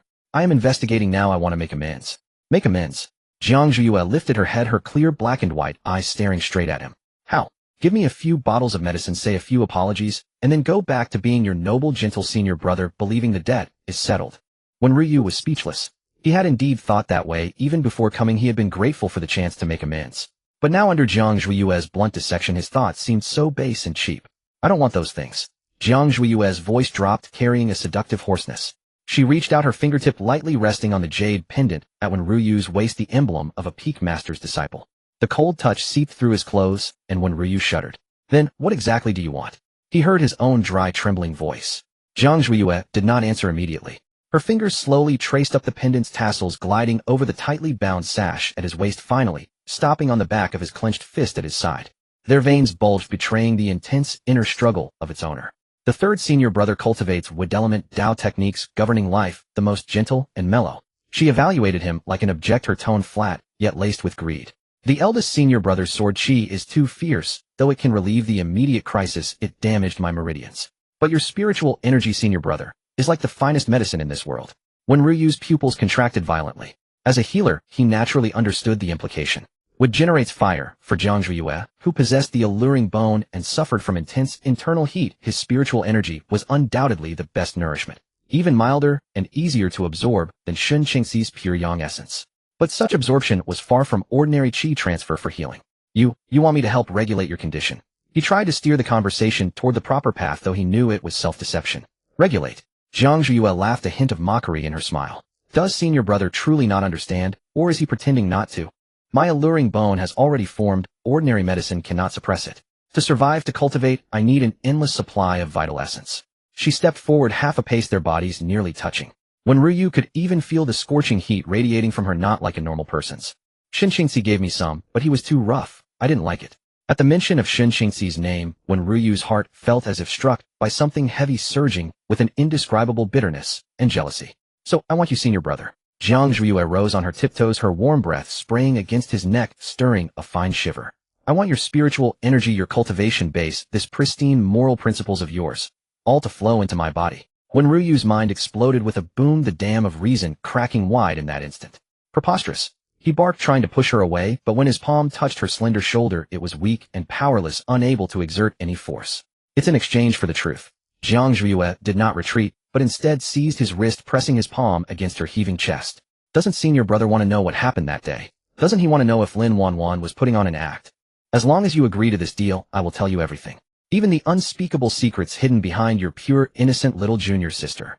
Beneath his palm, her heart pounded violently. That vibrant life force transmitted through the thin fabric gave itself to him without reserve. When Ryu felt his palm burning, the heat traveling up his arm and all the way to his heart, he looked at the face so close. No pitiful pretense, no false tears, only naked desire and cold calculation.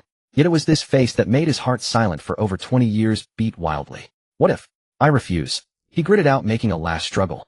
Jiang Zhuye released her hand, stepped back half a pace, and the light in her eyes instantly turned cold. Then, senior brother, please go back. Take your doubts, your false mercy, and return to being Lin Wanwan's good senior brother. As for me, this cliff of reflection is cold, but there will always be someone willing to come. Even if it's an outer disciple, or even a menial servant, as long as they're a man. Shut up. When Ryu roared, his eyes instantly bloodshot. Merely imagining that scene, her debasing herself with those coarse, vulgar, menial disciples to stay alive, felt like a fire burning in his chest, consuming all reason. He was a healer, a man of fastidiousness. He could not bear to see such a piece of fine jade shattered in the mire, trampled by thousands. Even less could he bear anyone else touching this forbidden beauty. What? Does senior brother find it disgusting? Jiang Zhuye tilted her head, her expression indifferent. But this is the reality I face. If senior brother won't give, what right do you have to stop me from begging from others? I didn't say I wouldn't. The words were almost squeezed through clenched teeth. When Ryu closed his eyes, and when he opened them again, the struggle had faded, replaced by a desperate, dark resolve born of utter abandon. He looked at Jiang Zhuye, his voice hoarse beyond recognition. Think carefully. Once this step is taken, I am no longer your senior brother, and you are no longer the innocent victim. Jiang Zhuye smiled. This time her smile held no mockery, only the satisfaction of a hunter seeing the prey fall into the trap. Senior brother is wrong. She reached out, hooked her finger around Ryu's sash, and gave it a gentle tug. From the moment you stepped into this cliff of reflection, we were already accomplices. The stone bed was cold and hard, unfit for rest, let alone such acts. Yet at this moment, neither Ryu nor Jiang Zhuye cared about such trivialities. When Ryu sat on the edge of the bed, his back straight as a rod, as if clinging to the last shred of dignity. However, his usually steady hands trembled slightly as he unfastened his most treasured robe, one piece then another. With the garments sliding off, the typically disciplined and decorous chief of Dansha Peak, who would button even the topmost button, was slowly shedding his outer shell. Jiang Zhuye knelt across from him, her gaze unblinkingly fixed on his body. Her eyes were too direct, devoid of shyness or the usual daze of a woman, instead resembling someone scrutinizing a spirit herb about to be used in alchemy, assessing its medicinal properties and grade. This gaze filled Ryu with an unprecedented shame, yet it also stirred a twisted sense of pleasure. Senior brother, your physique is sturdier than I imagined, she commented flatly, her fingertip lightly tracing over his firm chest. Seeing you in your loose robes, I thought you were a frail scholar. When Ryu's breath hitched, he caught her hand that was causing mischief, his palm burning hot. Don't speak, he pleaded in a low voice, his tone laced with embarrassment. He needed silence. Only in silence could he barely deceive himself into believing this was merely a special treatment, a sacrifice necessary to uncover the truth. But Jiang Zhuye refused to let him have his way. Why not speak? She intertwined her fingers with his, forcing him to confront their intimacy. Is senior brother afraid? Or guilty? Do you feel sorry for junior sister Lin? Don't mention her. When Ryu frowned, his tone growing irritable. In this dim, cramped stone cave, he did not want the name of a third person. This was a space solely for the fallen, and names from the sunlight only seemed out of place. Fine, I won't mention her. Jiang Zhuye complied, readily leaning forward until she was almost pressed into his embrace. Then let's talk only about us. Senior brother, your heart is racing. She pressed her cheek against his chest, listening to the thunderous heartbeat, a satisfied smile curving at the corner of her lips. When Ryu had no choice but to reach out and wrap his arm around her slender waist to keep her from slipping. The touch was soft and delicate, radiating an astonishing heat that instantly ignited his long-suppressed desire. He possessed a spiritual root, naturally cleanly, and detested physical contact with others. Yet now, holding this body that the world deemed demonic, he felt an unprecedented sense of belonging. As if the void of over 20 years of his life had been waiting for this moment to be filled. Senior brother, I am clear-headed. Jiang Zhuye suddenly lifted her head, her eyes clear as snow, piercing straight into his. You are clear-headed too, aren't you? When Ryu's movements paused. If it were a few days ago when she was unconscious and near death, he could still use saving her as an excuse. But now, though her pulse was weak, it was steady and strong. Her eyes, though seductive, were utterly lucid. She was forcing him to admit it. Admit that this was no longer charity, no longer redemption, but two clear-headed souls sinking together into the mire of desire. When Ryu gazed at her at the face so close to his, he saw the challenge deep within her eyes and also that glimmer of a yearning for life hidden beneath her cold mask. Yes. After a long pause, he finally uttered this word. With that word, the high wall of principle within him collapsed in a thunderous crash. I am clear-headed, he repeated, his voice deep and firm. Jiang Zhuiyue, I see very clearly. He lowered his head, no longer hesitating, and kissed those lips that had been speaking such harsh words. Unlike Shin Qingxi's plundering and venting, when Ryu's kiss carried the physician's characteristic delicacy and exploration. He tasted a potent poison, cautious, yet unable to resist. Jiang Zhuiyue did not resist as she compliantly parted her lips, accepting his invasion. What attributed spiritual energy slowly flowed through their intertwined lips and tongues. It was a force brimming with life, gentle and mellow like spring rain nourishing the earth, instantly soothing the agitation within Jiang Zhuiyue, caused by the backlash of her seductive bone. She sighed in comfort, instinctively clinging tighter. This sigh seemed to be the last straw that crushed Ryu's rationality. He was no longer satisfied with a mere taste. His palm roamed over her back, feeling the shape of her shoulder blades, the trembling beneath her skin. Senior brother, Jiang Zhuiyue murmured in his ear, her voice tinged with impatient urging. Not enough. This bit of spiritual energy is not enough. When Ryu's eyes darkened like ink. Don't rush, he whispered in her ear, his voice hoarse beyond recognition. I am a physician, I know what to do. How to make you better. He slowly laid her down on the stone bed. The cold stone surface made Jiang Zhuiyue flinch slightly, but the next moment, when Ryu's scorching body covered her, dispelling all the chill, he looked at the woman beneath him. Her long hair spread over the gray-black stone like a manjusaka blooming in the underworld. Her robes were half open, revealing large expanses of snow-white skin glowing with a lustrous radiance in the dim light. This body was the ultimate seductive bone, a natural temptress, a poison leading to downfall. And he drank it willingly. Zhuiyue. This was the first time he had called her by her name, dropping the distant junior sister. Will you regret this? At the final moment before crossing the line, he asked inexplicably. Jiang Zhuiyue looked at the saintly figure above her, now tainted with worldly desire. She reached out, hooked her arms around his neck, and pulled him toward her. Regret. She laughed softly. Senior brother, how can people like us who live on the edge of a cliff afford to talk about regret? It's only about whether we can survive, not about what we should or shouldn't do. When Ryu closed his eyes. Since that was the case, then let them descend into hell together. The moment their skin touched, the astonishing heat radiating from her nearly consumed Ryu's sanity. Yet the gentle and mellow wood-type spiritual energy within him was like a long-awaited rain for her parched soul. The spiritual energy, as if finding an outlet, surged uncontrollably toward the body, desperately in need of nourishment. A stifled grunt escaped Ryu. This was no healing, it was a plunder. His healer's rationality urged him to control the flow of spiritual energy, to use the gentlest methods to soothe the chaotic charm marrow energy rampaging within her. His palm pressed against her back, attempting to stabilize her meridians, yet his fingertips instinctively sought to read her pulse. However, the moment his fingertips touched her wrist, Jiang Zhuiyue seized his hand. This is not the time for a pulse check, Dr. 1, she said, a sardonic smile playing on her lips, piercing through his last pretense. That address, Dr. 1, was like a needle puncturing the false shell he had used to deceive himself. Ryu's cheeks flushed instantly. Then she guided his hand slowly downward, pressing it against the sash at her waist. Since senior brother has agreed to the transaction, you must see it through to the end. Ryu closed his eyes, utterly abandoning the doctrines of propriety, righteousness, and shame in his mind. With a slight exertion, the last constraint gave way. There was no seductive pink mist, no demonic allure from storybooks. Before him lay only a young, vibrant body, whose pale skin dazzled in the dim light. She was very thin, her collarbones deeply hollowed, exuding a morbid fragility, a stark contrast to her usual venomous demeanor. Ryu's throat went dry. He leaned down, pressing her onto the stone bed. His kiss descended, initially tentative and restrained, reflecting his temperate and decorous nature, always seeking to leave room, trying to find a semblance of tenderness in this depraved transaction.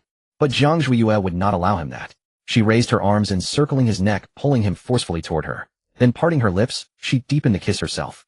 Her movements were clumsy yet urgent, filled with a reckless determination, as if she wanted to devour his very breath and vitality. This act shattered Ryu's last line of rational defense. He was no longer the lofty senior brother, nor the revered divine physician, but merely a mortal ensnared by desire. He suddenly tightened his arms, his strength so immense it seemed he would fuse her into his very bones. There were no superfluous words, only the rustle of fabric and the interweaving of increasingly heavy breaths. In the cold, sunless depths of the reflection cliff inside a stone cave that never saw daylight, two bodies tangled tightly. Ryu felt the pent-up emotions within him, long suppressed, pouring out through their union. It was suspicion toward Lin Wanwan, disgust at his own hypocrisy, and an ineffable possessiveness toward this woman before him. He looked down at Jiang Zhuiyue. Her hair was scattered across the gray stone pillow, the corners of her eyes flushed crimson from passion. Those eyes, always filled with mockery, were now half-closed, revealing a rare trace of bewilderment and vulnerability. At this moment she was real, not the venomous junior sister Jiang spoken of by others. She was just Jiang Zhuiyue, a woman in desperate straits who would stoop to any means to survive. When Rui's heart felt as if pricked by a needle, a dense ache spreading through him. He lowered his head, hissing away the moisture seeping from the corners of her eyes. His movements involuntarily softened. The life force of the wood element flowed gently through their connection. Although this was not a deliberate dual cultivation technique, the essence of a high-level cultivator was already the best tonic for the weakened Jiang Zhuiyue. Her pallid complexion regained a hint of color, and the turbulent heat within her was completely soothed, replaced by a languid warmth. This transaction lasted a long time. Only when the wind outside the cave gradually subsided did silence return to the stone chamber. When Ruyu lay atop Jiang Zhuiyue, his breathing still uneven. Beads of sweat dotted his forehead. His usually clear eyes were now somewhat glazed, yet filled with unprecedented satiety and decadence. He knew that something had shattered completely, never to be pieced back together. Jiang Zhuiyue pushed against his shoulder. "Senior brother, it's time to get up." Her voice was a little hoarse, yet terrifyingly calm, as if the person who had been moaning softly beneath him was not her at all. When Ryu did not move. After a moment, he propped himself up and rolled off, turning his back to her as he began to dress. His movements were quick, even a little flustered, as if eager to conceal something. Jiang Zhuiyue sat up slowly, unhurriedly. She casually gathered her loose undergarments, leaning against the cold stone wall, her gaze fixed on the back of the figure, now fastening his belt. "Since the transaction is complete, it's time I fulfill my promise." When Ryu's hand tying his belt froze in midair. When Ryu did not turn back, his silhouette appearing somewhat rigid. The cave still held the lingering traces of their intimacy. That unique and ambiguous scent constantly reminded him that what had just transpired was no illusion. He straightened his robes, reassumed the demeanor of a refined gentleman, and turned around. Save for the faint flush at the corners of his eyes and the slightly disheveled strands of hair, he had once again become senior brother, one who brought a spring breeze to all. Yet in his eyes the usual candor was gone, replaced by a murky obscurity. "Speak," he said. His voice was low, hoarse from the aftermath. Jiang Zhuiyue paid no heed to his demeanor. She gathered her robes, making no effort to conceal the conspicuous red mark on her neck, a mark left by when Ryu in his passion. "Senior brother is a physician," she said. Jiang Zhuiyue came straight to the point, her tone flat. "You should know more about the poison erosion spirit powder than I do. This poison is colorless and odorless, dissolves upon entering the body, and specifically damages the spiritual roots. Once it takes effect, a cultivator's dantian will burn with excruciating pain, spiritual energy will flow in reverse, and ultimately their cultivation will be utterly wasted." When Ryu nodded. "Indeed, Wanwan's symptoms are exactly that." "Then senior brother, do you know how long it takes from ingestion to onset for erosion spirit powder?" Jiang Zhuiyue posed her first question. When Ryu frowned slightly, searching his memory for the pharmacopoeia's records. "This poison is insidious in nature, and the onset time varies from person to person, but it typically falls between 2 to 4 hours. The lower the cultivation level, the faster it acts." "Good." A faint smile curled at the corner of Jiang Zhuiyue's lips, a smile imbued with coldness. "Lin Wanwan is only at the foundation establishment stage, her foundation unstable. If she truly ate that box of lotus pastries, it would have been yesterday morning. From yesterday morning to this morning, a full 12 hours. When Ryu's pupils abruptly contracted. He had been blinded by concern. At the time, Lin Wanwan had coughed up blood and fainted, and he was filled with anxiety. Focused solely on treatment and rage, he had overlooked such an obvious temporal discrepancy. Jiang Zhuiyue's voice was unhurried, each word striking when Ryu's heart like a hammer. If she had taken the poison yesterday morning with her cultivation, she would never have lasted until dawn today. Before she even spat out that black blood, her spiritual roots would have been completely destroyed. But when you took her pulse, senior brother, her spiritual roots, though damaged, were not entirely ruined, were they?" When Ryu's face instantly turned deathly pale. Indeed, it was true. Although Lin Wanwan's spiritual roots showed signs of erosion, there was still a thread of vitality in her pulse. That was why he had been able to save her cultivation with golden needles sealing the acupoints. If it had been yesterday's poisoning, it would have been beyond remedy. How is this possible? When Ryu murmured to himself, trying to find an explanation. Perhaps she has a special constitution. Or maybe the dosage in that box of lotus pastries was extremely small. Small dosage. Jiang Zhuiyue let out a scornful laugh. "Senior brother, think again about the blood," she coughed up. "The poison of erosion spirit powder accumulates in the body, damaging the channels and spiritual energy. The blood spat out should be bright red, interspersed with golden sparks of dissipating spiritual energy, not black blood.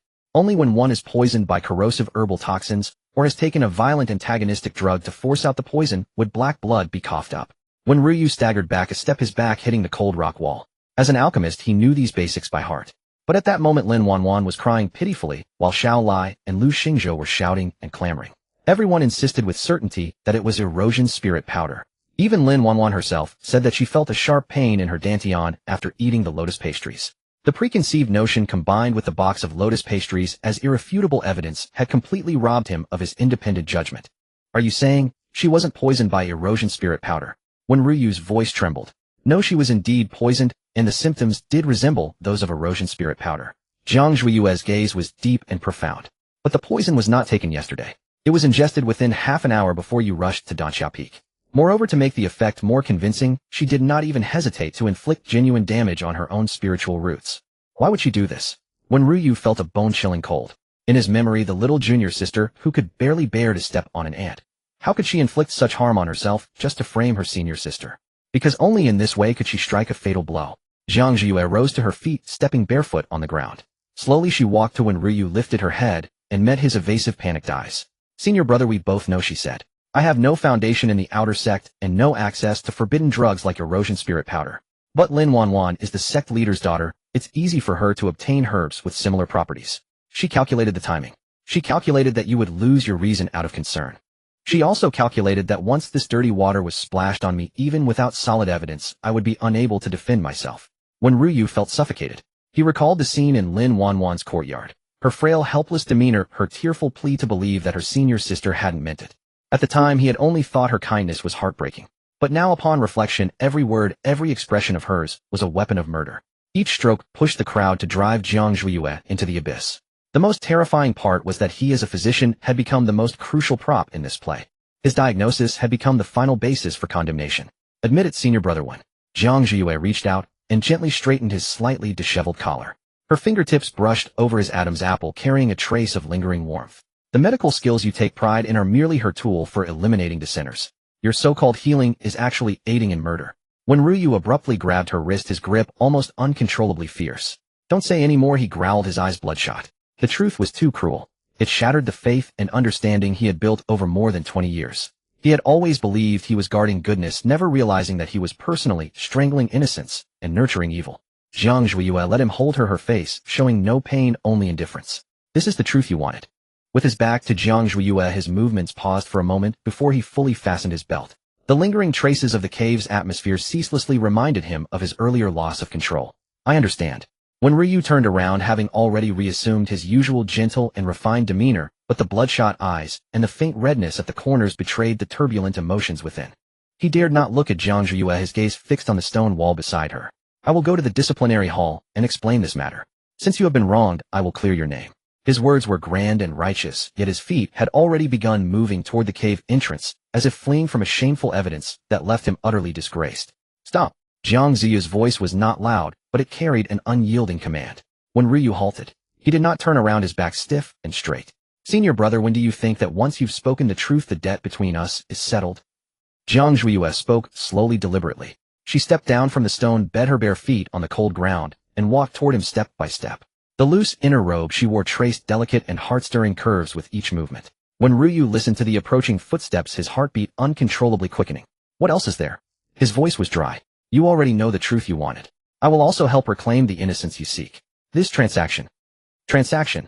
Jiang Zhuiyue stood behind him, her voice laced with a mocking smile. Senior brother, when do you truly believe that was merely a transaction? She extended her slender finger and gently pressed it against the center of his back. Through the thin fabric, he could distinctly feel the coolness of her fingertip, and beneath that coolness, the thunderous pounding of his own heart.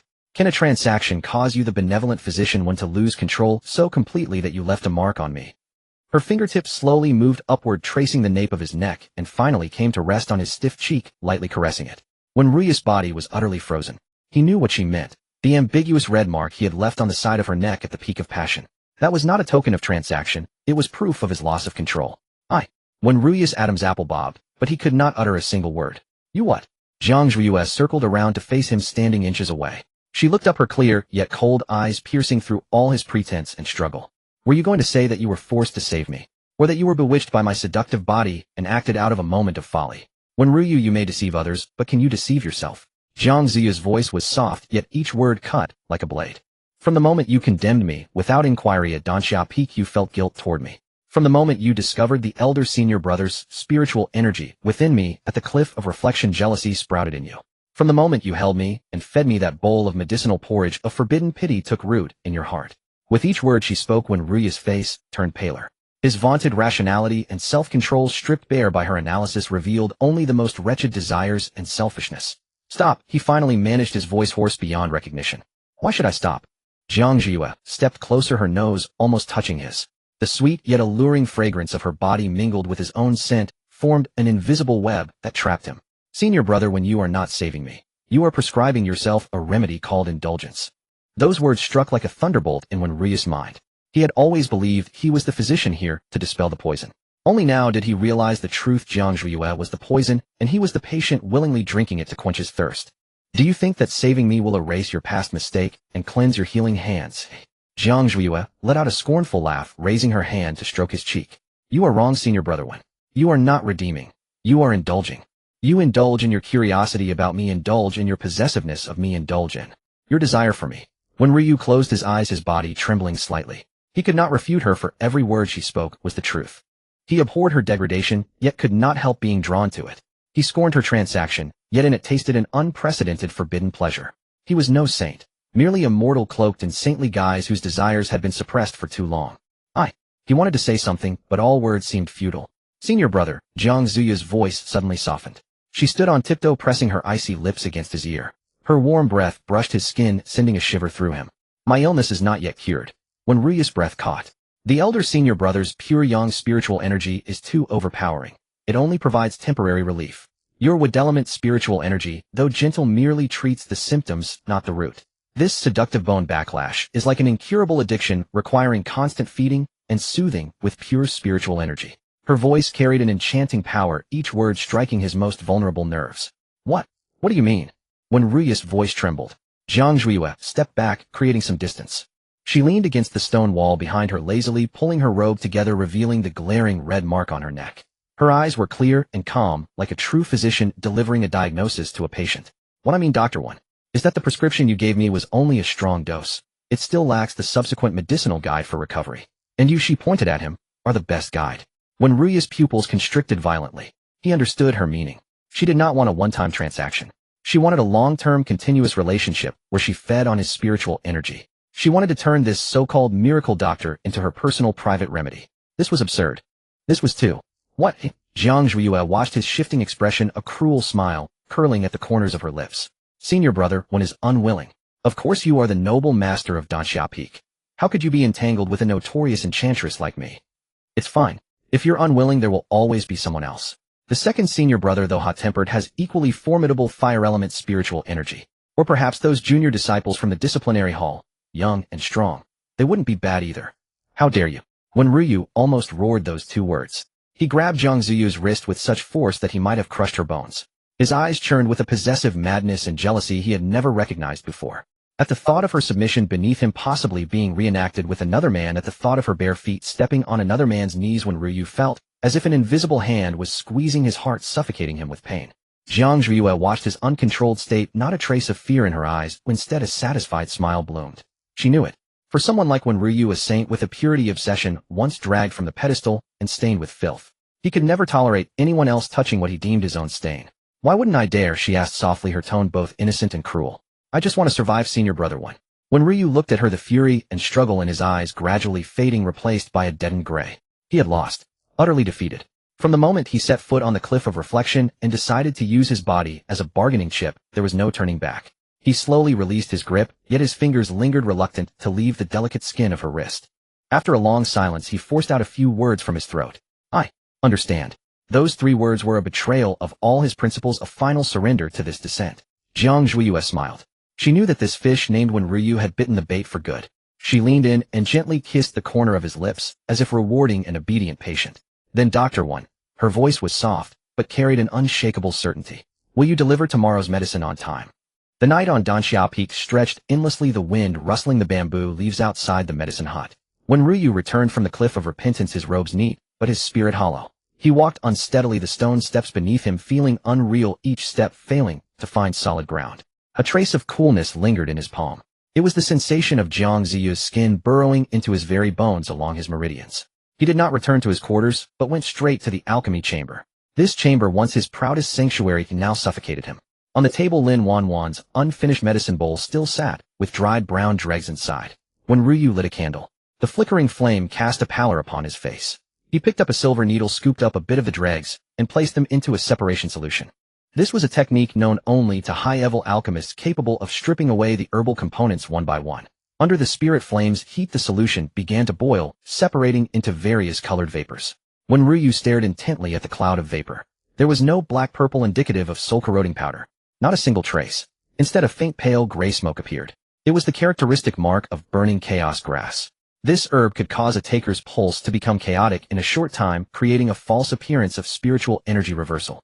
It would cause severe pain in the dantian, but no lasting harm. Chaos grass. When Ryu's voice echoed through the empty chamber, trembling, he remembered Lin Wanwan's tear-streaked face. He remembered her clutching his sleeve and crying out in pain. He remembered her saying that the senior sister surely hadn't meant it. So it wasn't the agony of poison, but a calculated performance. Third senior brother. A timid call came from outside the door. When Ryu's hand jerked, and the porcelain bowl containing the medicinal liquid overturned on the table with a sharp crack.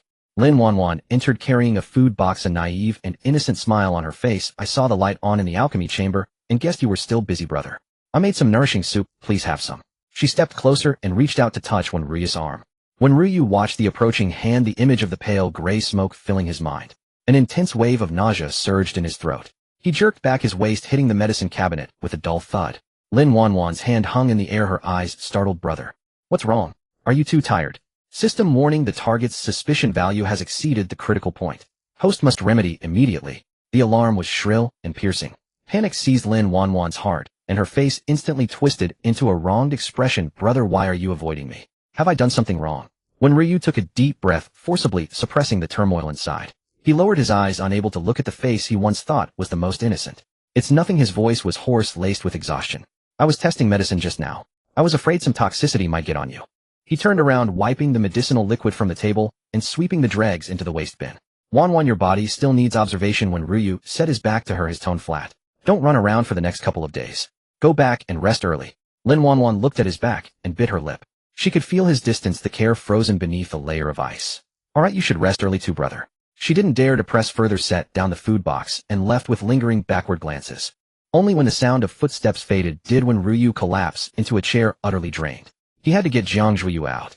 Not just for the truth, but because he had tasted the forbidden fruit. Whenever he closed his eyes, he could recall the scene in the stone cave. She was beneath him, covered in filth, yet so alluringly corrupt. He couldn't bear to have her suffer on the cliff of repentance. She was his accomplice, the other half of his secret of transgression. But he couldn't reveal the matter of the chaos grass. If he did, Lin Wanwan would be ruined. The master and sect leader would not spare her. And as the one who pushed things forward, he too would be disgraced. He could only choose the most despicable yet safest path. With a crash, the door to the alchemy chamber was kicked open.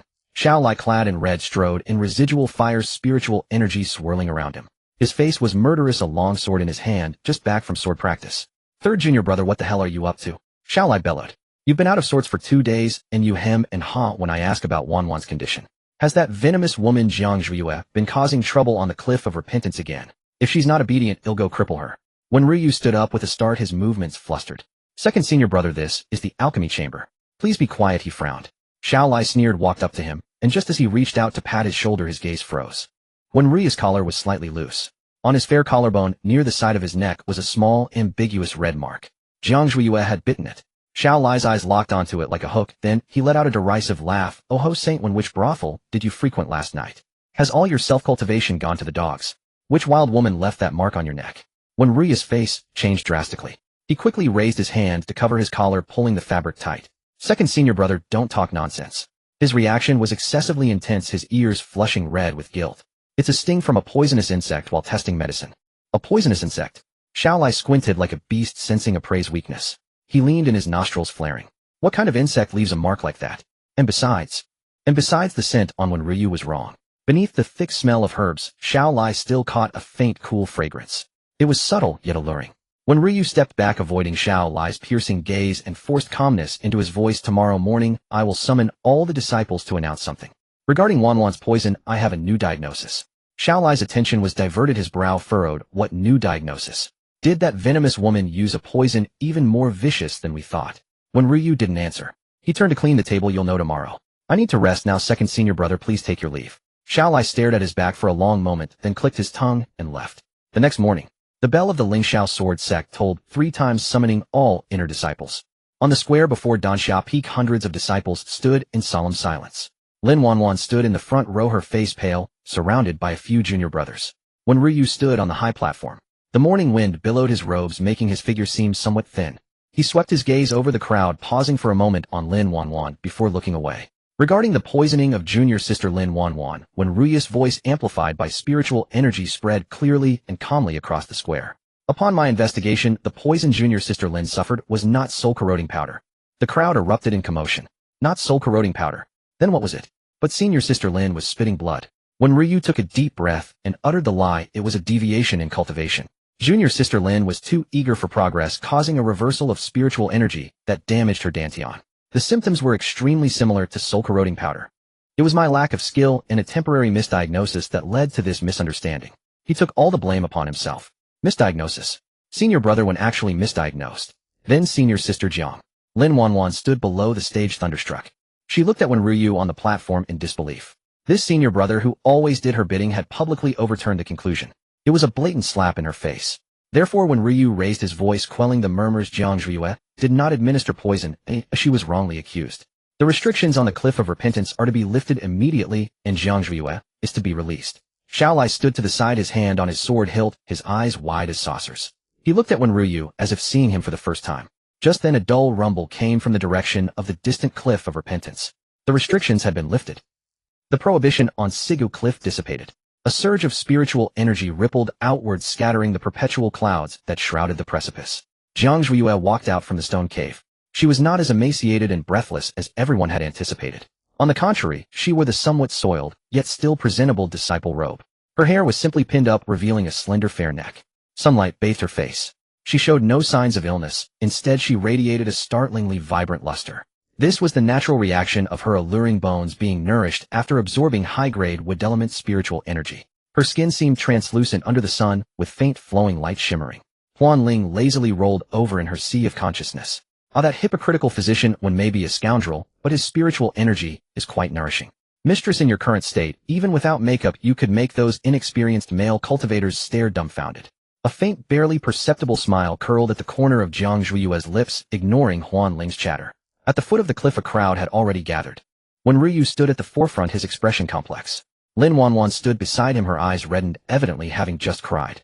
Xiaolai, looking impatient, tapped his palm with the scabbard of his sword. Seeing Jiang Zhuiyue descend, Lin Wanwan immediately rushed forward. Senior sister, she called out in a tearful voice, tears streaming on cue. I'm sorry, it's all my fault. My body is weak, and I went berserk during cultivation, which caused senior brother one to misdiagnose you, making you suffer for so many days. This speech neatly absolved herself, shifted the blame onto Ryu, and yet showed her magnanimity. In her past life, Jiang Zhuiyue would have furiously argued or wept in grievance. But now she merely paused, her gaze indifferently sweeping over Lin Wanwan's tear-streaked face. There was no hatred in those eyes, only a lofty contempt, as if looking at an ant by the roadside. She did not even utter a word. She simply sidestepped Lin Wanwan and walked straight ahead. This disregard was more painful than a slap to the face. Lin Wanwan stood frozen, tears clinging to her lashes, unsure whether to let them fall. Jiang Zhuiyue. A furious roar erupted. Xiaolai, unable to bear her cold and arrogant demeanor, strode forward and thrust his scabbard horizontally before her, blocking her path. What kind of attitude is that? He scowled ferociously, his brows knit in anger. Even if there was no poison, it was because you brought the pastries that the misunderstanding arose. Wanwan has already apologized to you. Who are you putting on that deadpan face for? Apologize before you leave. In his eyes, Jiang Zhuiyue was still the soft persimmon he could squeeze at will. Jiang Zhuiyue halted and looked up. Those eyes that had always been timid and evasive now stared directly into Xiaolai's. Her pupils were dark, as if hiding two ghostly flames deep within. Second senior brother wants me to apologize. Her voice was hoarse, yet carried a strange magnetism that made one's ears tingle. Apologize for being wrongfully imprisoned, or for nearly freezing to death inside. Xiaolai felt an inexplicable jolt in his heart under her gaze. His momentum waned slightly. You stop talking nonsense. Wanwan was frightened, that's a fact. He stepped forward, trying to intimidate her with his presence. At that moment, a hand reached in and blocked his path. Xiaolai, stand aside. When Ryu spoke with a grave face, his tone unprecedentedly stern. He shielded Jiang Zhuiyue behind him, his gaze coldly fixed on Xiaolai. She is frail and cannot be startled. This is my fault. If you have any grievances, take them out on me. This was the first time when Ryu had openly defied Xiao Lai for Jiang Zhuiyue's sake. A dead silence fell over the crowd. Even Lin Wanwan forgot to cry, staring wide-eyed at the scene. Xiao Lai was pushed back half a step, utterly stunned. But he was too close. As a fire element sword cultivator who constantly dealt with flames, his five senses were several times keener than ordinary cultivators, especially his sense of smell. Just now, when Ryu pushed him aside, and Jiang Zhuiyue stood before him, the wind shifted. A faint fragrance wafted into Xiao Lai's nostrils. It was Jiang Zhuiyue's scent. No longer the faint soap smell of before, but a herbal, bittersweet fragrance. The herbal scent was familiar, the unique aroma of Danzia Peak's greenwood incense, which Ryu had from years of medicinal baths. And when Ryu, beneath the thick medicinal scent, Xiao Lai caught a cold, refreshing fragrance, like an orchid blooming after rain. That was Jiang Zhuiyue's unique body scent. The two scents intertwined, mingling into one another. Such a blend could not be achieved by mere casual contact. It was a unique imprint formed only through prolonged, intimate skin contact, even the merging of spiritual power. A thunderclap exploded in Xiao Lai's mind. He recalled the red marks on Ryu's neck he had seen last night in the alchemy room. He remembered Ryu's distracted, guilt-ridden demeanor over the past 2 days. An absurd and maddening thought burst in his mind: those two slept together.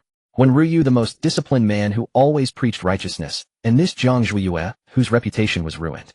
They slept together. Xiao Lai's expression instantly became priceless: shock, bewilderment, and finally an indescribable rage. That rage was not only due to the affair, but also mixed with a jealousy he himself had not noticed. Ryu shielded Jiang Zhuiyue as they walked farther away, Jiang Zhuiyue seemed to sense something. She tilted her head slightly, looking over Ryu's shoulder at Xiao Lai still standing there.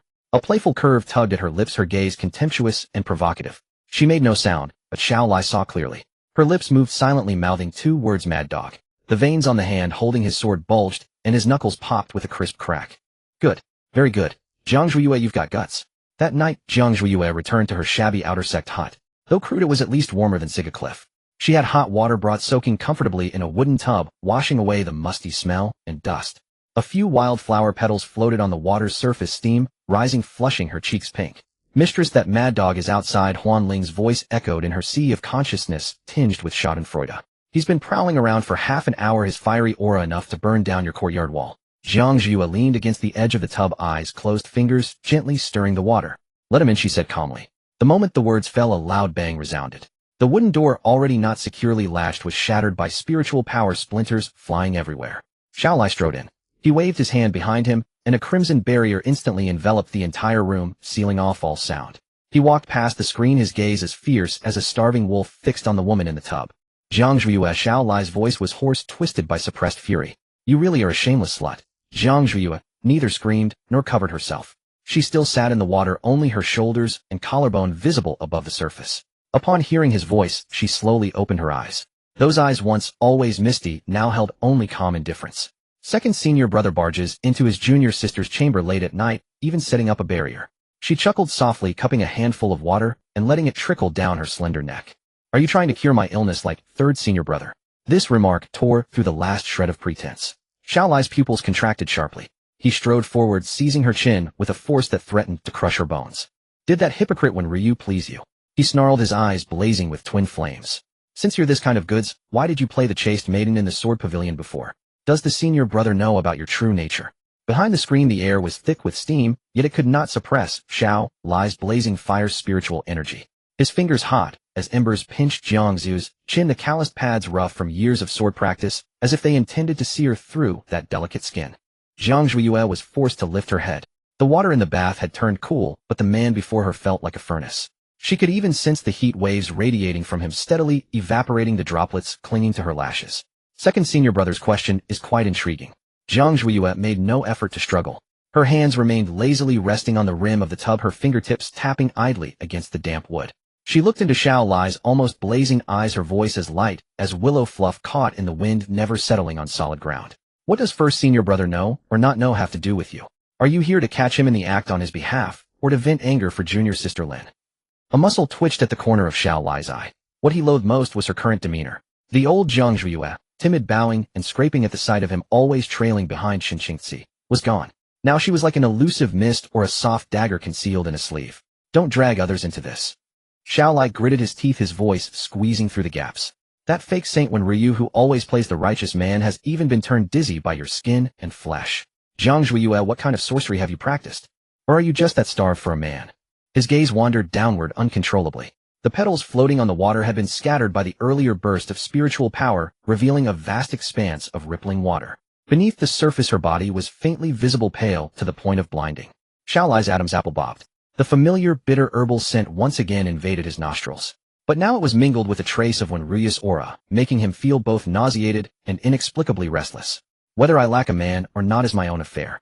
Jiang Zhuiyue chuckled softly, rising from the water with a splash. She made no attempt to cover herself. Water droplets slid down her elegant spine past her slender waist, and finally dissolved back into the bath. She stood naked before Xiaolai, as unashamed as if she were the judge here. Xiaolai's pupils contracted. Instinctively, he wanted to step back to avert his gaze, but his feet seemed rooted and his eyes were irresistibly drawn to her body chiseled like jade. Faint traces of intimacy lingered on her skin.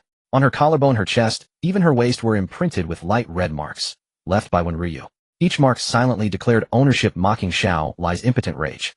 You see, Jiang Zhuiyue raised her damp arm, her fingertip lightly touching the most prominent red mark on her collarbone, a hint of defiance in her eyes. Third senior brother was gentle and gave his all. Second senior brother barges in so furiously. Could it be jealousy? Jealousy. Xiaolai let out a short scoffing laugh, as if he had heard the most absurd joke. He released her chin and instead grabbed her wrist, his grip strong enough to crush her bones. Me jealous that Wenryu picked up a pair of worn-out shoes. Jiang Zhuiyue, you overestimate yourself. In my eyes, you're not even worth a single strand of Wanwan's hair. Is that so? Jiang Zhuiyue didn't flinch from the pain, but instead stepped forward. Her wet body pressed almost against Xiaolai's robe. The cold mist and blazing fire's spiritual energy collided between them, raising a faint white vapor. She looked up, her clear black and white eyes reflecting Xiaolai's slightly flustered face. Since I'm so worthless, why does second senior brother break into my room in the dead of night?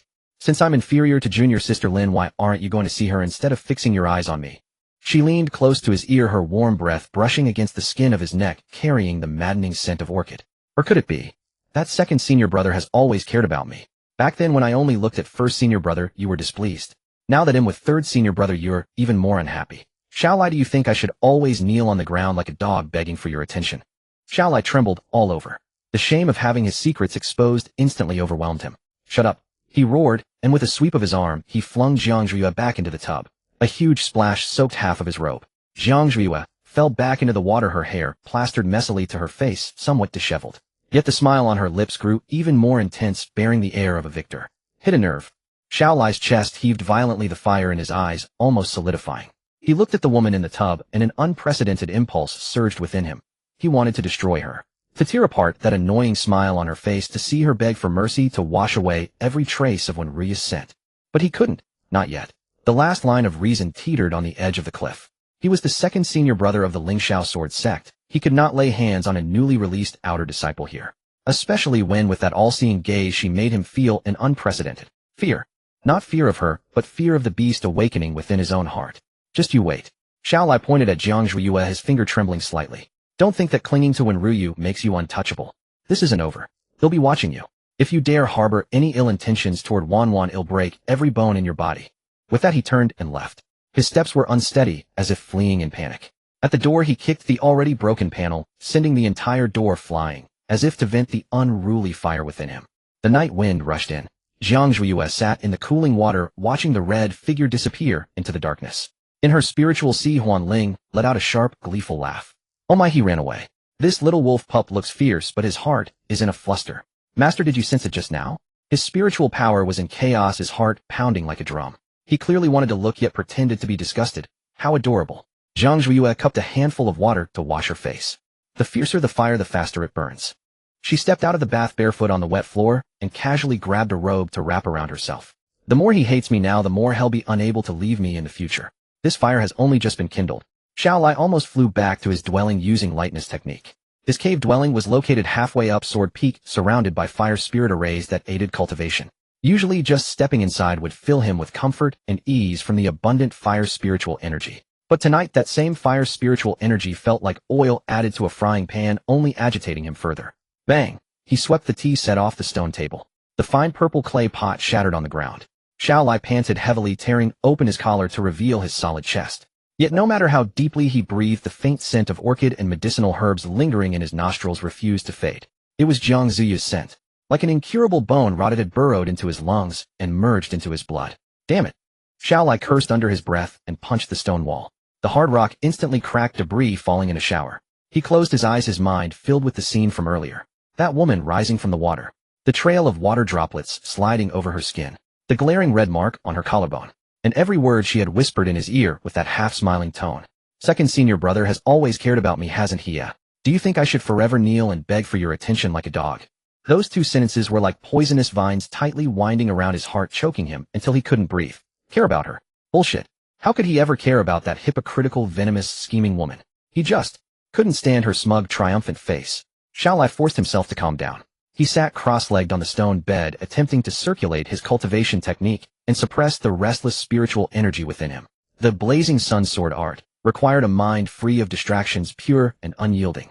But tonight, no matter how he guided it, the fire's spiritual energy in his dantian refused to obey, charging recklessly through his meridians like wild horses. Whenever he closed his eyes, Jiang Ziyu's dark eyes would appear before him, filled with contempt and provocation, as if she were looking at a clown.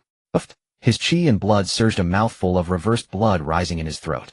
Xiao Lai forced it down, his face flushed crimson. No use. He couldn't settle his mind. He had to find something to do to divert his attention. Xiao Lai grabbed his sword and rushed out of the cave dwelling. It was already deep into the night. The lights on Danxiao Peak had long been extinguished, only a few eternal lamps still burning on the main peak. Xiao Lai unconsciously wandered to the courtyard outside Lin Wanwan's residence.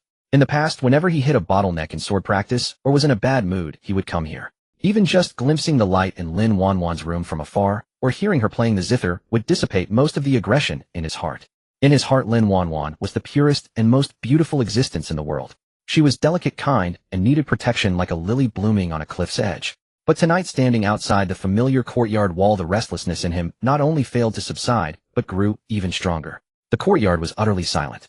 Xiao Lai was about to turn and leave when he heard faint voices from inside. System, how is when Ruya's affection still locked? I cried like that, and he still protected that bitch. Lin Wanwan's voice. Unlike her usual soft, sweet tone, her voice now was sharp and venomous, dripping with fury. Xiao Lai froze. System. Affection. What are those? Then another cold, mechanical voice sounded.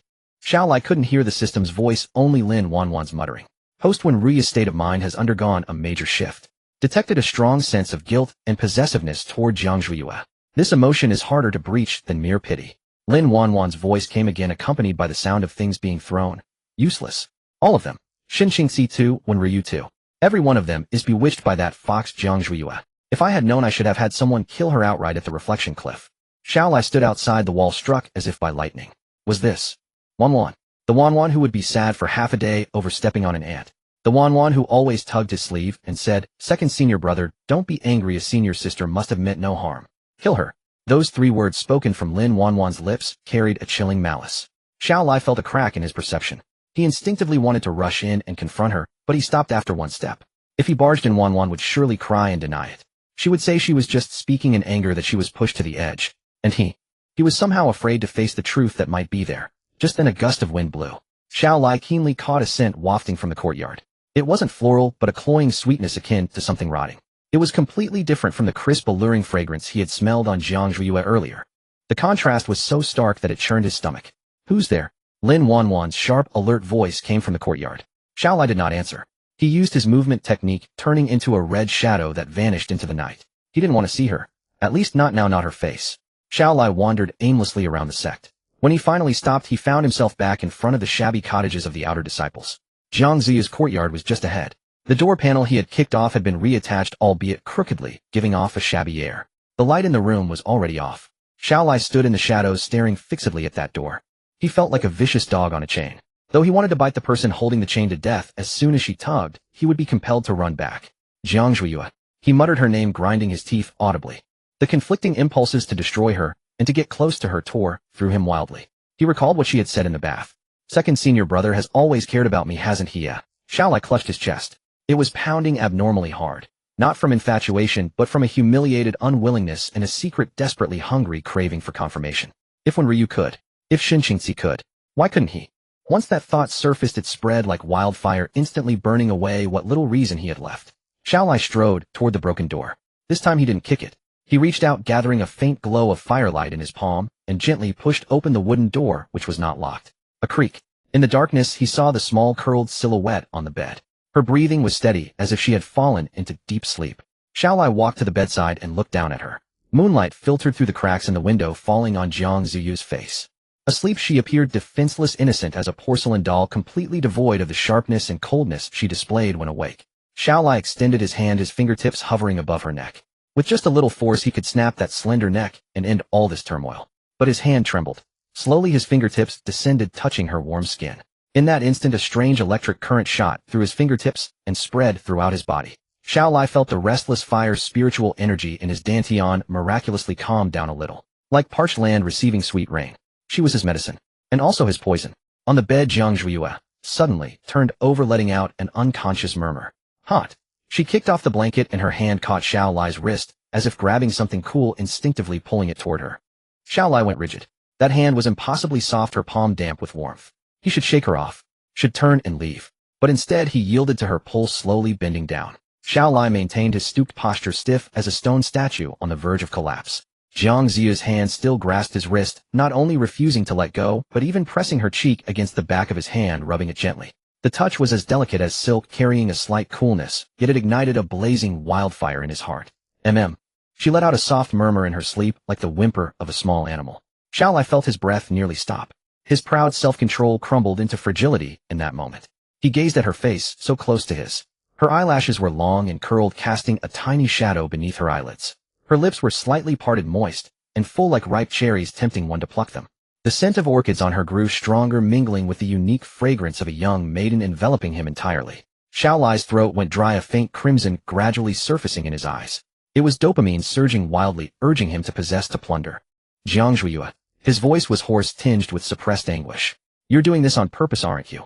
Even in her sleep, this woman was seducing him. She was a demon, an obsession sent specifically to torment him. Xiaolai slowly leaned down, his face approaching the hollow of her neck. He wanted to bite her. He wanted to leave his mark on that fair skin, covering the glaring red marks left by Wenryu. He wanted to drench her in his scent, the aroma of fire and smoke, domineering and possessive. Just as his lips were about to touch her skin, Jiang Ziyue suddenly murmured softly, "Senior brother." Xiaolai paused, his heart skipping a beat. Was she calling him? The next second her voice came again, tinged with grievance and dependence. "Senior brother, it hurts." That "senior brother" crashed over Xiaolai like a bucket of ice water. The boiling passion instantly cooled, replaced by a piercing chill and towering rage. "Senior brother." Shun Qingzi. Again Shun Qingzi. Even in her dreams, she called for Shun Qingzi. All her dependence and closeness just now. Was it only because she mistook him for Shun Qingzi's substitute? Xiaolai abruptly straightened up and flung Jiang Ziyu's hand away. The immense force made Jiang Ziyue frown in her sleep, letting out a cry of pain. Xiaolai stood by the bed, his chest heaving violently, staring at the person on the bed with a terrifyingly grim gaze. Jealousy gnawed at his insides like a venomous snake. Why? It was he, Xiaolai, who stood before her now. It was he who could save her and give her warmth. Why did her heart and eyes always belong only to that icy Shun Qingzi? Even that hypocrite Wenryu had obtained her body. Only him. Only he. Xiaolai was played like a fool, twisted around her finger only to hear her call another's name. Fine, very fine. Xiaolai ground his teeth, a cruel smile curling at the corner of his mouth. Since you love calling for your senior brother so much, let me show you who's really fucking you. Just then Jiang Ziyue on the bed seemed to be awakened by his murderous aura. She slowly opened her eyes, still hazy. When she saw the dark figure standing by the bed, she didn't scream, but merely paused, then revealed the indifferent expression that Xiaolai hated to the bone. Second senior brother. She propped herself up the blanket, slipping to reveal large swaths of snow-white skin. What are you doing standing by your junior sister's bed like a door god in the middle of the night? Or could it be that second senior brother misses me so much he can't sleep? There was no fear in her tone, only thick mockery. Xiaolai was provoked. He abruptly leaned down, his hands bracing on either side of Jiang Ziyu's body, trapping her between himself and the bed. Jiang Ziyue, don't play dumb with me. He glared into her eyes, their noses almost touching. Who were you calling in your dream just now? Senior brother. How? What's the matter when Ryu doesn't satisfy you so you start thinking of Shun Qingzi? Jiang Ziyu's eyes flickered. Inwardly, she praised Huanling. That dream murmur just now was of course intentional. For a man like Xiaolai with overwhelming possessiveness and an explosive ego, nothing drove him crazier than being treated as a substitute. Rage was the best aphrodisiac. It was also the final blow to shatter his rational defenses. Who I call has nothing to do with second senior brother, does it? Jiang Ziyue turned her head, revealing her long, delicate neck, a posture that seemed both resistant and a silent invitation. Since second senior brother looks down on me, why bother humiliating yourself here? Or could it be? She turned her gaze falling on Xiao Lai's tight lips, and suddenly stuck out her tongue lightly licking the corner of her own mouth. This gesture was full of implication. Does second senior brother actually want it too? Boom. The string of reason in Xiao Lai's mind snapped completely. I do want it. His voice was hoarse, a wild flame burning in his eyes. I want to kill you. Before the words faded, he suddenly lowered his head and bit fiercely into Jiang Ziyu's lips. This was not a kiss. It was a mauling, a punishment, a release. With the taste of blood, with searing fury, he plundered the saliva and air from her mouth, without any technique. Jiang Ziyue let out a muffled groan, her hands pressing against his chest, seemingly pushing him away, but her fingers tightly gripped his lapels. She was trembling, not from fear, but because the seductive bone within her, upon sensing this violent pure yang energy, let out a hungry cheer. Xiao Lai had a fire's single spiritual root. His spiritual energy was supremely strong and fierce, more domineering than Shin Kingsis, more aggressive than Wenrius. This was exactly the nourishment she needed most now. Xiao Lai's large hand roughly tore open her collar, the scorching heat of his palm, branding her skin, sending a shudder through her. Look at me. He released her lips, gasping as he commanded. Open your eyes and see who I am. Jiang Ziyue slowly opened her eyes. The corners of her eyes were reddened, her gaze misty, as if she had been bullied harshly, or as if immersed in some ultimate ecstasy. She looked at Xiao Lai, and a seductive smile curled at the corner of her mouth. You are Xiao Lai. Her voice was soft and sweet with a hint of huskiness. You are the fiercest mad dog. These words ignited Xiao Lai completely. He let out a low growl, abandoning all restraint, and pressed down with the force of utter destruction. The night was deep. Inside the dilapidated hut, fire's spiritual energy raged, the temperature climbing higher and higher. This night no one would sleep. The sky was barely light. In the dilapidated wooden hut, the air was thick with a strange odor, a mixture of the scorched smell after a fire and the lingering musk of intense intimacy. When Xiao Lai woke up, the first thing he saw was Jiang Ziyue lying beside him. She slept soundly, her long lashes resting on her eyelids. Her usually mocking and cold eyes were now closed, giving her a fragile, harmless look.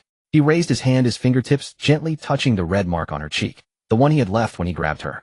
A strange surge of emotion, a mix of brutality and satisfaction, welled up in his chest. Awake! Jiang Ziyue had opened her eyes at some point, her voice hoarse from a sleepless night, but her gaze was clear without a trace of drowsiness. Xiao Lai's movements froze. He withdrew his hand and spoke harshly. If you're awake, get the hell up. What are you doing clinging to me? Trying to seduce someone else? Second senior brother, that's a strange question. Jiang Ziyue sat up leisurely, letting the thin blanket slide off, revealing the mottled marks on her collarbone and shoulders. Is there a third person on this bed besides you and me? She glanced at Xiao Lai. Or did second senior brother not have his fill last night and want another round? You're asking for death. Xiao Lai's face flushed red at her words. He grabbed her wrist. Jiang Ziyue, don't think that just because you slept with me you can talk to me like this. In my eyes, you're no different from the prostitutes outside. Oh, is that so? Jiang Ziyue didn't get angry. Instead, she leaned in closer, her warm breath brushing against his ear. But I feel like second senior brother is quite fond of this prostitute of yours. So fond that you can't bear to leave, even when dawn breaks. You, second senior brother, stop deceiving yourself. Jiang Ziyue's voice was soft, yet it pierced Xiao Lai's heart like needles. You're a mad dog. Before you chased after me because I was looking at someone else. Now that you've tasted the sweetness, you want to chain me up and have me feed only you. Am I right? Xiao Lai's heart pounded wildly. He wanted to retort, but found himself unable to utter a single word. This woman saw through him completely. Just as the two were locked in a stalemate, light footsteps sounded from outside the courtyard. Junior sister Jiang. It was Wenruya's voice, warm, elegant, carrying that perfect note of concern. The expression on Xiao Lai's face instantly turned ferocious. He glared at Jiang Ziyue, his eyes full of warning. Jiang Ziyue merely raised an eyebrow and called out, Senior brother, when? So early, is something the matter? Her voice was not loud, but loud enough for the person outside to hear clearly. I brought you some breakfast and medicine. Wenruya's voice carried a hint of hesitation. You yesterday. Thank you for your concern, senior brother. Just come in, the door isn't locked. Jiang Ziyue cut him off. Are you insane? Xiao Lai growled in a low voice. You want him to see us like this? Like what? Jiang Ziyue looked at him innocently. Second senior brother came to my room early in the morning to tend to my injuries. What's wrong with that? You. Xiao Lai was so angry he wanted to kill someone, but it was too late to dress and leave. The crooked wooden door creaked open. Wenryu stepped in slowly, carrying a food box. When he saw the scene inside, he froze in place. The room was a mess, with tables and chairs knocked over, as if a storm had swept through. The overbearing, scorching fire's spiritual energy in the air made him a wood element cultivator extremely uncomfortable. What made his pupils contract even more was the sight on the bed. Jiang Ziyue sat on the bed in disheveled clothes, and beside her sat another man. Xiao Lai. Xiao Lai was equally disheveled, his bare chest exposed, his eyes as fierce as a beast whose territory had been invaded, staring daggers at him. When Ryu's gaze shifted from Xiao Lai to Jiang Ziyu's neck, there a fresh red mark with teeth prints was conspicuous and glaring, completely covering the faint hint of intimacy he had left a few days ago. When Ryu's fingers tightened around the food box, his knuckles turning white from the strain. The gentleness on his face faded, leaving only a cold, almost shattered calm. It seems I've come at a bad time, he said, his voice dry. No, senior brother, when you've come at just the right time. Jiang Ziyue threw off the blanket and stepped barefoot onto the floor. She wore only a thin inner garment which outlined her curves, and the bruises and marks on her snow-white skin formed a startlingly vivid picture. She walked up to Ryu, completely unconcerned about her appearance, and even smiled. Perfect, this saves me a trip to the pharmacy. She pointed at her injuries. Second senior brother had no restraint last night. I feel like my bones are falling apart. Senior brother one is a healer. Do you have any good medicine to help me recover faster? These words were like a resounding slap to Ryu's face. He had thought she was a victim, that she had made a deal with Shun Qingzi out of desperation. He had even felt heartache and pity for her fall. But now he understood. She wasn't trying to survive. She was indulging in pleasure. She was treating them, these so-called favored sons of heaven, like pills to be plucked at will. Jiang Ziyue, when Ryu's voice was cold as ice. Do you even know what you're doing? Of course I do. Jiang Ziyue tilted her head, her eyes innocent yet cruel. I'm cultivating by absorbing yang energy. What do you take him for? What do you take me for? When Ryu's voice trembled. Second senior brother is like strong liquor, potent, warming the whole body when drunk. Jiang Ziyue said, then turned her gaze to him with a hint of judgment. Senior brother, when you are like good medicine, nourishing the foundation. You are both excellent, my good senior brothers. You? Shameless. When Ryu's blood rushed to his head and his vision went dark. Slap. Xiao Lai, who had been silent, suddenly stood up and yanked Jiang Ziyue behind him like a dog guarding its food. His eyes bloodshot, he glared at Ryu and roared. Ryu, who do you think you are? What right do you have to lecture her? Don't tell me you've never touched her. Stop pretending to be a saint. Ryu stepped back, his face pale. Yes, what right did he have? He too, in this very room, on this very bed, had shed his mask of hypocrisy. His hands were no longer clean. Ryu looked at her, then suddenly laughed. A laugh full of self-mockery and despair. I understand, he whispered. I understand everything now. He put the food box heavily on the ground. With a bang, the soup inside spilled out, warm congee, mixed with the scent of herbs spreading across the cold floor. I thought I came to save someone, but I was only here to clean up the mess. He looked at Jiang Ziyue, his eyes filled with unprecedented pain and jealousy. It was a feeling he himself hadn't even noticed, a fire of envy. He envied Shun Qingzi for getting her first transaction. He envied Xiao Lai even more for being able to leave such a vivid, domineering mark on her with such brutal force. And what was Ryu? A lovesick cure that came to her doorstep. Jiang Ziyue. Ryu spoke each word with a hoarse voice. In your eyes, what am I really? She did not answer his question. Instead, she turned her gaze to Xiao Lai, her tone laced with a hint of mockery. Second senior brother, you're hurting me. Xiao Lai's hand stiffened, and he instinctively loosened his grip, but his words remained vicious. Hurting you.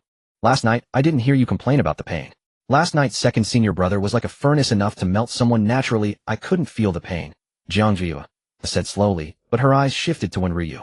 Unlike senior brother one, who is like warm water, comfortable to soak in, but if you stay too long, you'll grow cold. These words struck like a blade, piercing both men's hearts. Xiao Lai's face turned ashen. He felt Jiang Ziyue was criticizing his roughness. When Ryu's complexion drained of color, he understood she was accusing him of hypocrisy, of lacking fulfillment. Jiang Ziyue. When Ryu could no longer maintain his fragile composure, he stepped forward, his eyes brimming with thick anguish. Must you debase yourself like this? For the sake of cultivation, can you have no shame and be with anyone? He stopped mid-sentence, for he saw the complete icy clarity in Jiang Ziyue's eyes. Debase? Jiang Ziyue let out a soft laugh, cutting him off. Senior brother, when your words are truly interesting. In your eyes, this is debasement, degeneration, shamelessness, isn't it? She gave Ryu no chance to refute, and continued. Then let me ask you, what is it when you all flock around Lin Wanwan? Is it nobility, deep affection, or righteousness? Wanwan is kind-hearted, innocent, and pure, as she is not like you. Not like me, Jiang Ziyue interrupted again, her voice turning 3 shades colder. Is she truly innocent and pure, or is she a master of performance? Don't you have any idea now, senior brother?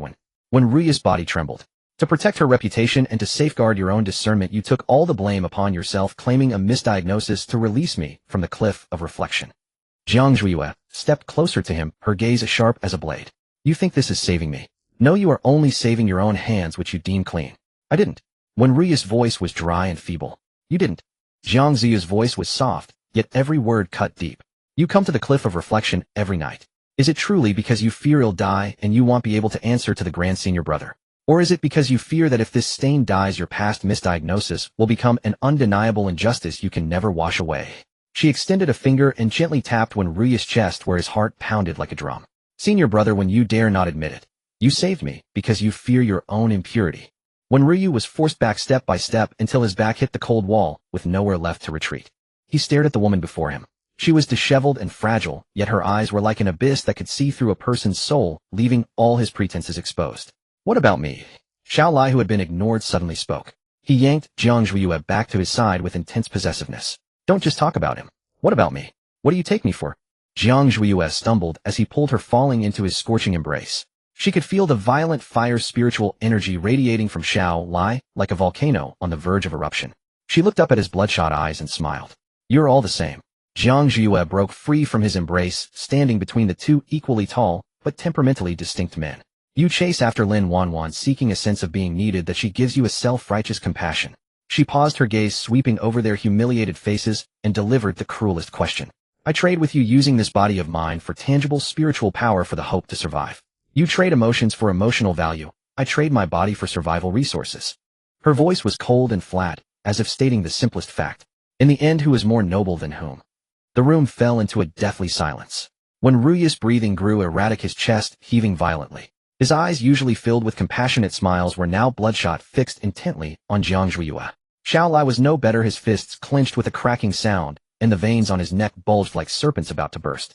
Why the silence? Jiang Zhuiyue gathered her loose robe, her expression utterly composed. Barefoot, she stepped near the spilled medicinal porridge from Ryu, her toes tapping the stain on the floor, her tone flippant. Since both senior brothers feel wronged, as if I, this one and woman, have used you, why don't we lay everything out and set some rules? That way we can avoid future jealous squabbles that disturb the peace of the sect. Rules? When Ryu squeezed out the words through gritted teeth, his voice hoarse. Yes, rules. Jiang Zhuiyue tilted her head, her gaze sweeping over the two men as if appraising goods. After all, the backlash of my charm bones is a long-term problem. Last night alone won't satisfy it. She raised a finger and traced an invisible line in the air.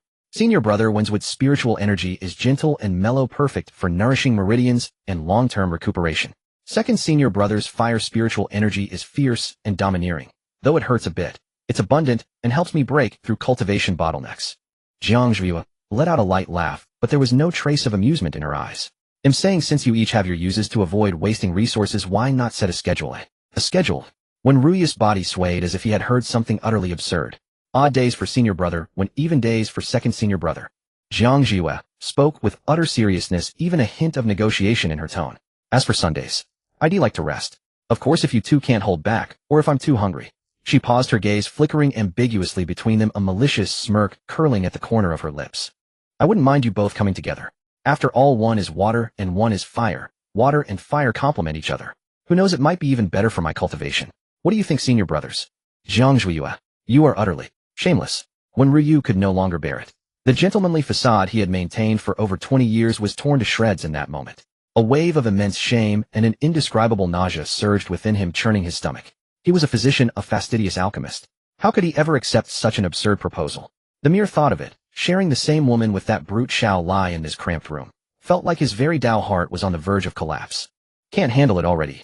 Jiang Ziyu's tone remained indifferent as she looked at his pale face. Senior brother, when you ask me what I take you for, hey, race your answer. In my eyes, this is just a course of treatment. Since it's a cure, what's wrong with using several medicines together? Madwoman. You're nothing but a madwoman. When Ryu staggered back 2 steps, no longer daring to meet her eyes so clear they were cruel. He turned and stumbled out of the room, not even grabbing the food box on the floor, his retreating figure as pathetic as a deserter's. Only Xiao Lai remained in the room. He stared intently at Jiang Zhuiyue's chest, heaving violently, fury blazing in his eyes. Yet beneath that rage lurked a flicker of excitement born from humiliation, a feeling he himself was reluctant to acknowledge. Second senior brother isn't leaving. Jiang Zhuiyue raised an eyebrow at him. Tempted by my proposal? Thinking of trying a threesome?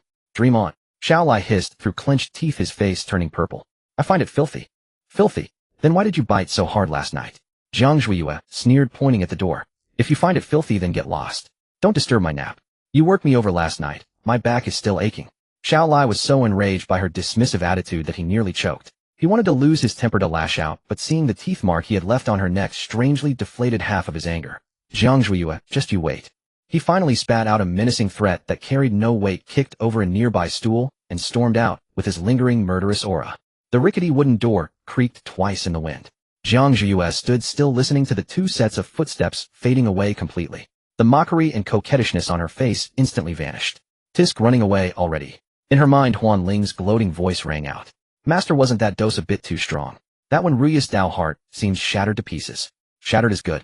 Jiang Zhuye bent down to pick up the delicate food box from the ground, tossing it onto the table with indifference. Without shattering, how can it be remolded? If they don't feel themselves filthy to the core, why would they willingly accompany me into hell? True, Huan Ling giggled. But master, were you serious about coming together just now? What do you think? Jiang Zhuye walked to the bronze mirror, gazing at her own peach blossom face and springwater eyes, her fingertips gently tracing the red marks on her collarbone. Even if it were 10, let alone 2, I'd take them all. She never considered this humiliation. In this cultivation world where the strong prey on the weak don't even have the right to choose their death. In her past life, for the sake of so-called purity and dignity, she ended up being drained to death by 100 men. In this life, she would turn her body into the sharpest weapon. But for now, Jiang Zhuye turned and sat cross-legged on the bedside. First, refine the spiritual energy those two fools sent. The bottleneck of the late foundation establishment stage is loosening. 2 hours later, Jiang Zhuye pushed open the door. The sunlight outside was blinding. She had changed into a clean outer disciple's robe. Though the fabric was coarse, it couldn't conceal the lustrous glow now flowing around her.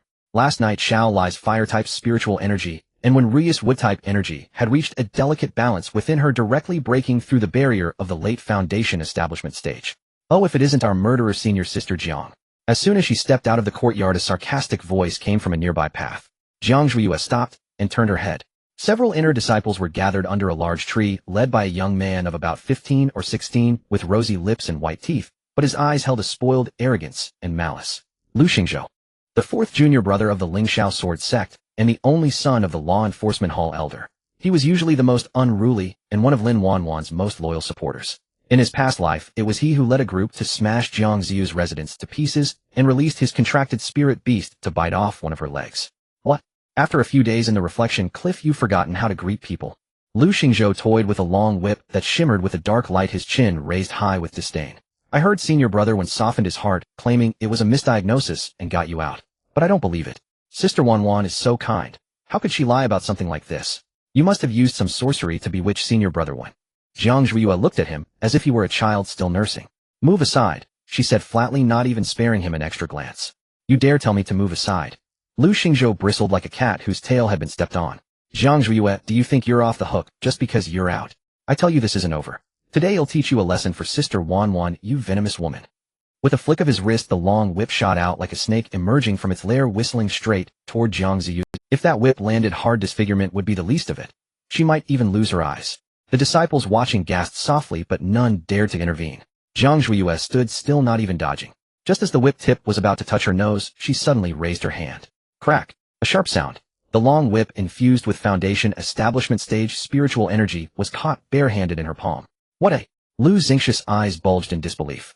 He pulled hard, but the whip didn't budge, as if the other end were anchored to a mountain not held by an outer disciple. Is this the upbringing taught by the law enforcement hall elder? Jiang Zhuye looked at him, a mocking curve on her lips. With a light twist of her wrist, a burst of suction erupted from her palm. Ah! Lu Xingzhou felt an immense force dragging him forward, and he fell flat on his face, landing right at Jiang Ziyu's feet. You dare hit me? Lu Xingzhou scrambled up, his face smeared with dirt, his usually arrogant features flushed crimson. Hit you? Jiang Zhuye looked down at him, her gaze cold. I'm just teaching you on behalf of your father to keep your hands clean when you're out. He'll kill you. Lu Xingzhou went berserk. He had never suffered such humiliation. He tore a spirit beast pouch from his waist and roared, Black Fiend. Bite her to death. Roar. A gust of foul wind rushed toward them. A massive black wolf, half a man's height, burst out of the pouch. Its fangs were icy, its eyes bloodshot with a predatory gleam, exuding the pressure of a peak foundation establishment stage. It opened its gaping maw, aiming for Jiang Ziyu's throat. This was Lu Xingxia's contracted spirit beast, the Black Fiend Wolf, notoriously vicious among outer disciples. The surrounding disciples fled in panic, afraid of being caught in the crossfire. Yet Jiang Zhuye still didn't move. She simply watched the charging beast, and deep in her eyes a strange pink light flickered. Innate allure capable of charming all things. Just as the Black Fiend Wolf's fangs were half an inch from her neck, Jiang Zhuye parted her lips and uttered a very soft, very seductive whisper. Kneel. These two words, though not loud, carried a soul-shaking command. The ferocious wolf's body stiffened abruptly. The bloodshot light in its eyes dissolved, replaced by confusion and fear. A woo. To everyone's astonishment, the arrogant Black Fiend Wolf forcibly halted its attack. Its huge frame trembled uncontrollably, as if facing a terrifying natural enemy. Its legs gave way and it collapsed to the ground. It buried its head between its forepaws, whimpering submissively, even cautiously rubbing against Jiang Ziya's shoe tip. Dead silence fell. Lu Xingzhou, still on the ground, stared dumbfounded at his own beast, which usually obeyed only him, now groveling at Jiang Ziya's feet. Black fiend. Are you insane? Bite her. Bite her to death. He screamed hysterically, trying to force the contract. But the black fiend wolf only whimpered in pain, trembling harder, yet never daring to show its fangs to Jiang Zhuyue. Seems beasts are more sensible than humans.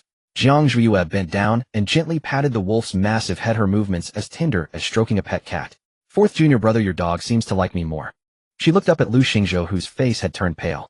Every glance and smile from her oozed charm, yet it sent a bone-chilling cold through him. You? What did you do to it? You're a witch. You must be a witch. Lu Xingzhou recoiled in terror, his voice trembling. Witchy? Jiang Zhuyue savored the word, then suddenly smiled. She released her hand, stood up, and walked slowly toward Lu Xingzhou. Fourth junior brother, you shouldn't speak carelessly. She crouched in front of him, extending a finger to lift his chin, forcing him to meet her eyes. Are you so protective of Lin Wanwan because you like her? Lu Xingzhou was forced to look into her eyes. They were too beautiful, deep, like a whirlpool, making him dizzy. Of course I like Sister Wanwan. She's the best person in the world, he stammered, but his tone lacked conviction. Is that so? Jiang Ziyu's finger slid from his chin to his Adam's apple, carrying a chill, yet burning like fire. Then do you know that your kind sister Wanwan admitted yesterday outside the reflection cliff that she deliberately framed me? You're lying. Am I lying? Go ask senior brother when, why don't you? Jiang Zhuyue leaned close to his ear, her breath fragrant. Oh, and you can also ask second senior brother. He heard everything in my room last night. Lu Xingzhou's pupils contracted sharply. Second senior brother. In your room. Children should act like children. Don't always be someone else's pawn. Jiang Zhuyue patted his dazed cheek and stood up. This time for the elders' sake, ill let it slide. But if you ever point that whip at me again. She didn't finish, merely casting a light glance at the cowering black fiend wolf. Whoa! The giant wolf, as if understanding the threat, buried its head even lower. Jiang Zhuyue chuckled softly, turned, and walked away, leaving behind a cold yet seductive silhouette. Lu Xingzhou slumped to the ground, staring blankly at her retreating figure, his mind a mess. In that instant he had sensed a pressure from Jiang Zhuyue, even more terrifying than his father's. And he touched his burning earlobe, where the warmth of her fingertips seemed to linger. Witch? He murmured, his heart pounding unnaturally fast. Truly a witch. Jiang Zhuyue did not return directly to her residence, but instead diverted to the outer sect's affairs hall. She needed to accept several tasks to exchange for spirit stones and pills. Although relying on Min's vital essence could elevate her cultivation, the backlash of her seductive bone required supplementary inattributed spirit herbs to neutralize. Otherwise, over time her body would be unable to withstand the extreme alternation of cold and heat. Moreover, she needed to leave the sect for a while. First, to avoid the limelight. After the events of this morning, when Ryu and Xiao Lai would certainly not have the face to approach her anytime soon. She needed to give these fish some time to wallow properly in the quagmire of guilt, jealousy, and desire. Second, she recalled that around this time in her past life, a secret realm near the sect was about to open. There resided a ice soul cold lotus, the perfect spiritual herb to suppress the scorching heat of her seductive bone. As she stepped into the affairs hall, the originally bustling hall instantly fell silent for a moment. Countless gazes fell upon her. Some disdainful, some curious, some admiring. Is that Jiang Zhuyue? I heard she seduced senior brother one, and was only released. Should keep your voice down. Didn't you hear that even fourth junior brother was put in his place by her? Even the black fiend wolf knelt before her. Really? Isn't she just a useless beauty? Jiang Zhuyue paid no heed to the murmurs, and strode straight to the counter, rapping her knuckles on it. Accepting a task. The disciple in charge of registration was a chubby-faced young man. The moment he saw her, his face flushed crimson, and he stammered, Zhejiang senior sister, what task would you like? I need herb gathering tasks in the Luoxiao Mountains. Give me as many as you have. The Luoxiao Mountains were precisely the region where the secret realm lay. All right. The chubby youth fumbled through the ledger. The Luoxiao Mountains have been unstable lately. I hear high-level demon beasts are roaming. Senior sister, you must be careful. Thank you. Jiang Zhuyue took the task tokens and casually hung them at her waist. Just as she turned to leave, an unexpected figure blocked her path. Lin Wanwan. She was dressed in a pure white silk skirt, her face still somewhat pale, looking as fragile as a little white flower in the wind and rain. Behind her followed several inner disciples with indignant expressions, striking the pose of protective knights. Senior sister. Lin Wanwan called out timidly, her eyes instantly reddening. You're finally out. I was worried about you suffering in the cliff of reflection, and I wanted to beg senior brother one to release you, but I never expected.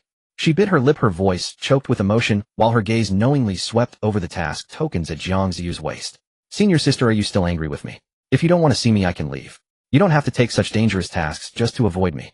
These words were delivered with such sincerity and self-pity that the surrounding disciples were instantly stirred with a protective instinct, and they began to reproach her. Zhang Zhuiyue, have you no conscience? Junior sister Lin is sick for your sake, and she still comes to care for you. Exactly. After committing such a disgraceful act, you still have the nerve to snub junior sister Lin.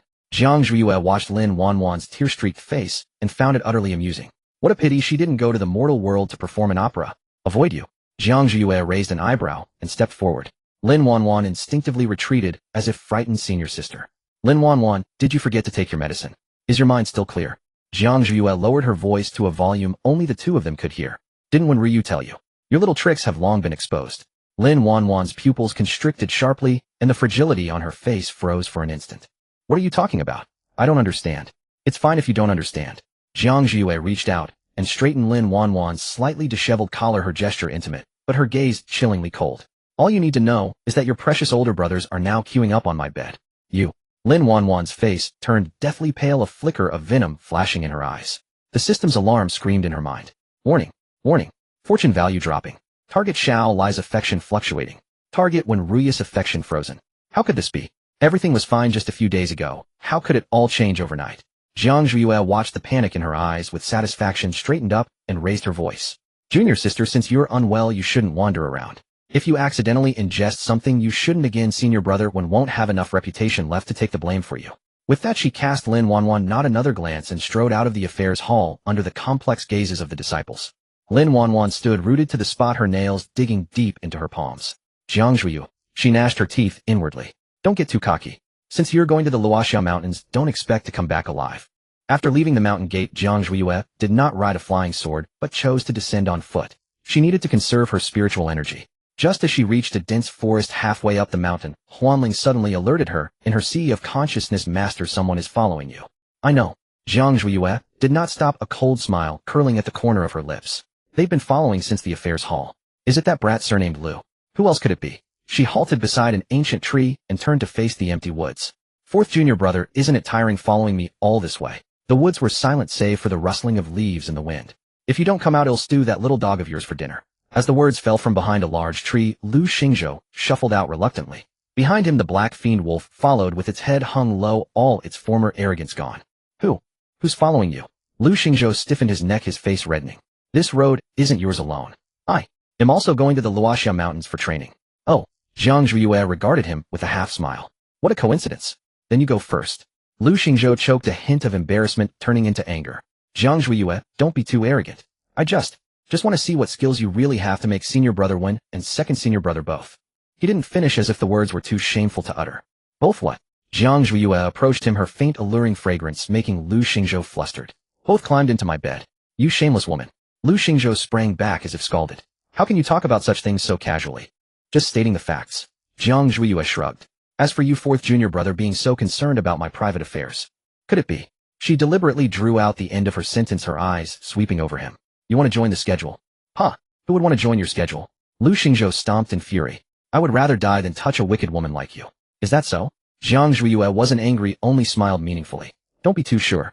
After all, you've seen how honest your dog is. She pointed at the black fiend wolf, which was secretly sidling up to her feet. Lu Xingzhou kicked the wolf's rear in anger. Traitor! Worthless beast! The black fiend wolf whimpered in grievance, but still refused to leave Zhang Ziyu's side. All right, enough theatrics. Zhang Zhuiyue dropped the playful demeanor and glanced at the sky. Since we're heading the same way, let's go together. But I'm warning you. Once we enter the mountains, you're on your own. If danger comes, I won't save you. With that, she turned and continued on her way. Lu Xingzhou stood frozen for a moment, watching her back, then gritted his teeth and followed.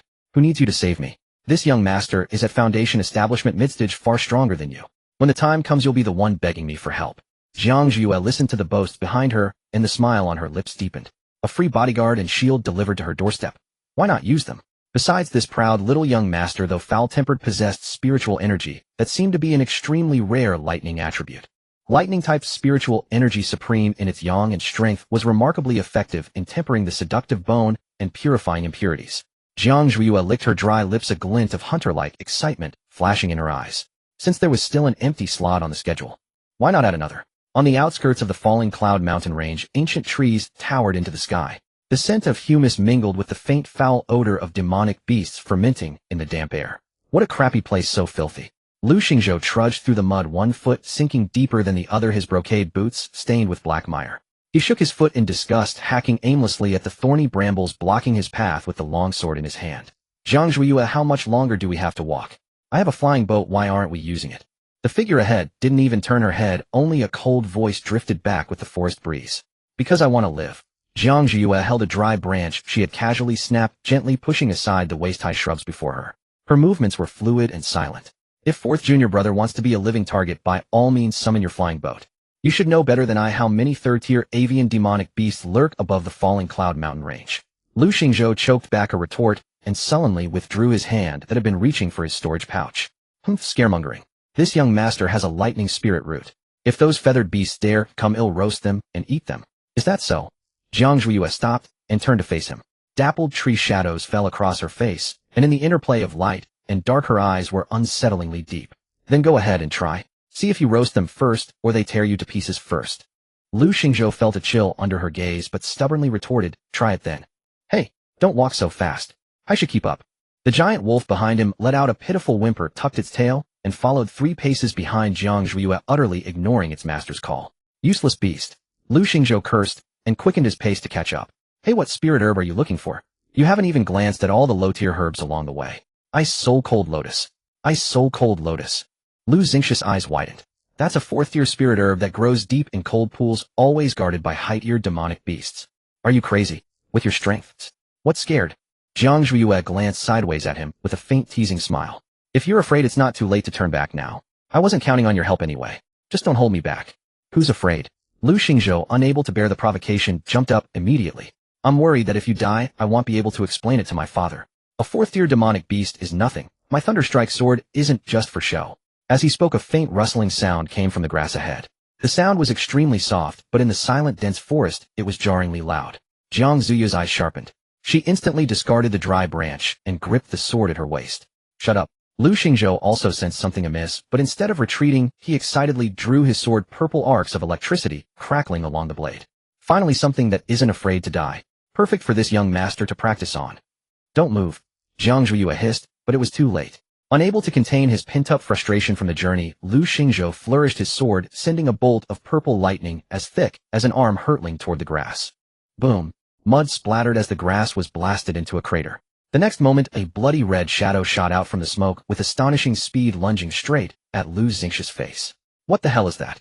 Lu Xingzhou exclaimed in shock, hastily raising his sword to block. Clang. The sound of metal clashing rang out. The immense impact forced Lu Xingzhou back several steps, his tiger's mouth numb. When he finally got a clear look at the monster before him, his expression changed. It was a giant python as thick as a water barrel, entirely crimson, its scales like burning rock.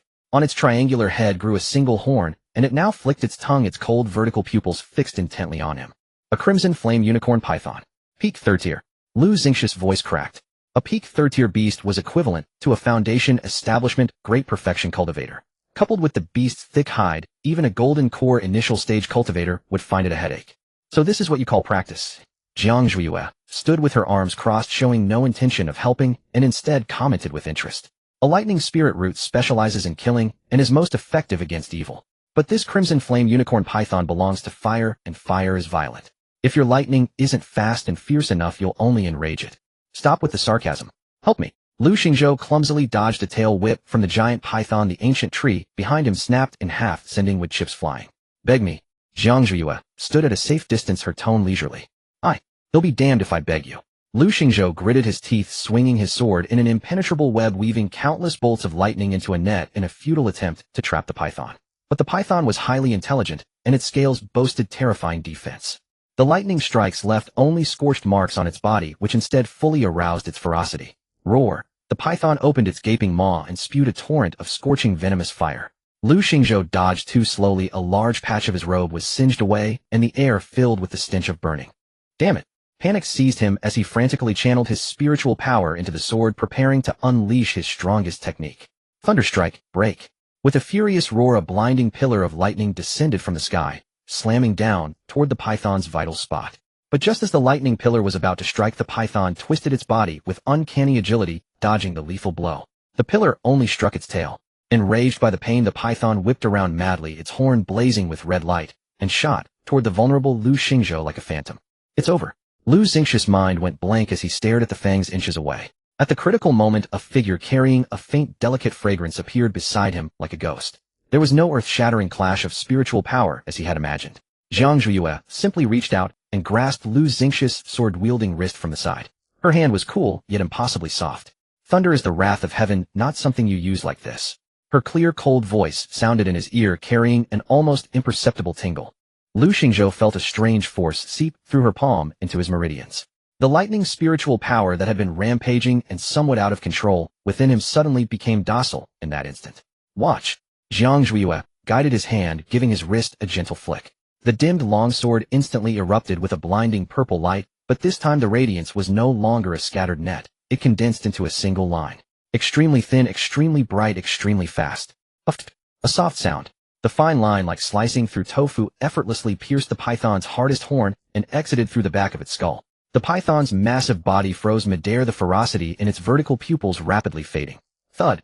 The corpse crashed heavily to the ground, kicking up a cloud of dust.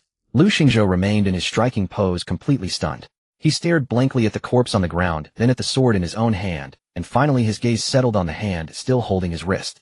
That hand was fair and slender, with neatly trimmed rounded nails tinged with a faint pink. In that instant he had felt an unprecedented resonance.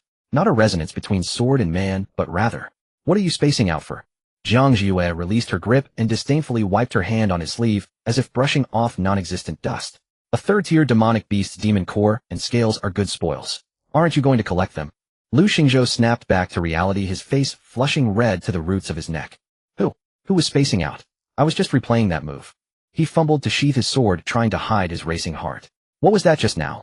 Why did my spiritual power? Your spiritual power is too scattered. Zhang Zhuyue walked over to the python's corpse, expertly slit open its belly, retrieved a fiery red demon core, and tossed it lightly in her hand. A lightning spirit root is domineering, but if you can't concentrate its power into a single point, it's just a loud firecracker. She turned and tossed the demon core to Lu Xingzhou. Take it. Lu Xingzhou fumbled to catch it. Give it to me. You killed it. You killed it. Zhang Zhuyue looked at him, a meaningful smile curling at the corner of her mouth. I'm just an outer disciple at the chi refining stage. How could I possibly kill a third-tier demonic beast? If word of this gets out, where would fourth junior brother's face be? Lu Xingzhou was dumbfounded. He looked at the scorching demon core in his hand, then at the woman before him with her radiant smile, and the strange feeling in his heart grew stronger. Her skill just now, whether in timing or control of spiritual power, far surpassed his own. But why did she? Don't overthink it. Zhang Zhuyue seemed to read his mind. She stepped forward and brushed off the soot from his shoulder. As she drew closer, that faint fragrance again invaded his nostrils. I just think that fourth junior brother's sword strike just now showed great talent. If someone were to guide you a little. Her fingers slid down his shoulder, brushing faintly against his arm, and finally stopped on the back of his hand, tapping it lightly. You will surely achieve great things in the future. Lu Xingzhou felt as if the spots she had touched were on fire. An electric current shot up his arm straight to his crown, and even the lightning spirit root in his dantian trembled in response. You? Just talk properly. What's with all the touching? He leaped back like a startled rabbit, his ears burning red. This counts as touching. Zhang Zhuyue chuckled softly, then turned and continued deeper into the forest. Fourth junior brother, your courage is far too small. Who has small courage? That's about maintaining proper distance between men and women. Lu Xingzhou shouted in exasperation, but his feet involuntarily followed her. Hey, wait for me. I owe you for this demon core. When I get back to the sect, I'll pay you back with spirit stones. Jiang Jing didn't look back, but said to Huan Ling in her mind, hear that? This is what a child is like. Huan Ling clicked her tongue in wonder. Master, when you stirred his lightning spiritual power, just now I saw his legs go weak. The supreme yang energy of this lightning spirit root is indeed a great tonic. What's the hurry? Zhang Zhiyue savored the faint numbing electric current lingering on her fingertips, a glint of greed flashing in her eyes. This is just the appetizer. Tonight the real feast begins. The night was as dark as ink, and the temperature deep within the Luoxia Mountains plummeted. Inside a sheltered cave, a campfire crackled and danced, casting flickering shadows. Lu Xingzhou sat cross-legged by the fire, clumsily applying medicine to his arm. It had been scorched by the venomous flames of a Qian Du Jiaomang earlier in the day. Though the wound was not severe, the fire poison had seeped into his body, now causing a burning, searing pain. Hiss! He sucked in a sharp breath, nearly dropping the medicine bottle. Clumsy fool! A hand reached out and took the bottle from him. Zhang Zhuyue sat down beside him, her face illuminated by the firelight, casting a warm glow over her usually cold features. Give me your hand. Lu Xingzhou instinctively tried to pull back. I don't need your help. I can do it myself. You can. Zhang Zhuyue glanced at his messily applied wound. If this fire poison isn't expelled tonight, your arm will be ruined by tomorrow. Not only will you be unable to wield a sword, you'll need someone to feed you. Lu Xingzhou stiffened, then reluctantly extended his hand. Gently, gently. Jiang Zhiyue ignored him, squeezing a dab of cool ointment onto her fingertip and gently applying it to his wound. Her fingertips were soft, carrying a hint of cool spiritual power. The moment they touched his wound, the burning pain miraculously subsided. Lu Xingzhou lowered his gaze to watch her. From this angle, he could see her drooping eyelashes like two small fans casting shadows beneath her eyes, and the slender neck exposed above her collar, so pale it was dazzling. His Adam's apple bobbed as an inexplicable dryness crept into his throat. Had enough of looking? Jiang Zhiyue asked without raising her head, her voice flat. Lu Xingzhou jerked his gaze away as if burned, stammering, Who was looking at you? I was looking at the wound. Is that so? Jiang Zhiyue finished applying the medicine but didn't release his hand. Instead, she grasped his wrist, pressing her thumb against his pulse. If you were looking at the wound, why is your heart racing so fast? Lu Xingzhou flushed crimson. It's the fire poison. The fire poison entering my body makes my heart race. Oh, the fire poison is it? Jiang Zhiyue looked up, a faint smile playing on her lips. Then, fourth junior brother, this fire poison has entered quite deeply. As she spoke, the pressure of her fingertip increased slightly, sending a surge of pure spiritual power into his meridians through his pulse. Don't move. Helping you expel the poison. Lu Xingzhou was about to struggle, but at her words, he forced himself to stay still. As her spiritual power probed inward, his own lightning spiritual power began to stir restlessly, as if drawn by some unseen force. The sensation was strange, both soothing and provocative. Lightning was yang, the most rigid and masculine of elements. But Jiang Zhiyue cultivated the meigu, the alluring bone, which was the epitome of yin, soft and yielding. Yin and yang attract. This was the fundamental law of the Tao. A tingling numbness spread from his wrist throughout his entire body, making him feel weak, even his breathing quickened. Your spiritual power. He gritted his teeth, trying not to make any strange sounds. What? Uncomfortable? Jiang Zhiyue asked, knowingly, leaning slightly closer. Fourth junior brother, your spiritual root is very pure. Through her divine sense, she could clearly see the purple lightning source within his body. Pure, without a single impurity. For her, this was the most exquisite nourishment. More potent than when Reyes, with spiritual power purer than Xiao Li's fire spiritual power. If she could devour this primordial yang. A flash of pink light flickered in the depths of her eyes. Of course, a single attribute, genius. Lu Xingzhou, unaware that he was being sized up as a meal, put on a brave front. Genius. Jiang Zhiyue chuckled softly, her fingers sliding up his arm past his elbow and stopping on his shoulder. If a genius can't even hold a sword steady, what's the difference between him and a waste? Who are you calling a waste? Lu Xingzhou glared at her. That sword strike earlier. You had 10 times the strength, but you only used 3/10 of it. Jiang Zhiyue ignored his anger, her voice turning low and almost hypnotic. Your sword is too straight, too rigid. Thunder may be domineering, but it also needs guidance. She suddenly released his hand, and instead grasped the Jinglei sword lying beside them. Like this sword. Zheng. The blade was drawn half an inch from the scabbard, cold light reflecting in her eyes. Do you want to learn? She looked at him, her gaze carrying an indescribable allure. Learn? Learn what? Lu Xingzhou stared at her, his mind in a daze. Learn how to make your lightning obey you. Jiang Zhiyue gripped the sword handle and presented it to him. Take hold of it. Lu Xingzhou instinctively reached out and grasped the handle. The moment he did, Jiang Zhiyue didn't let go. Instead, she covered his hand with hers.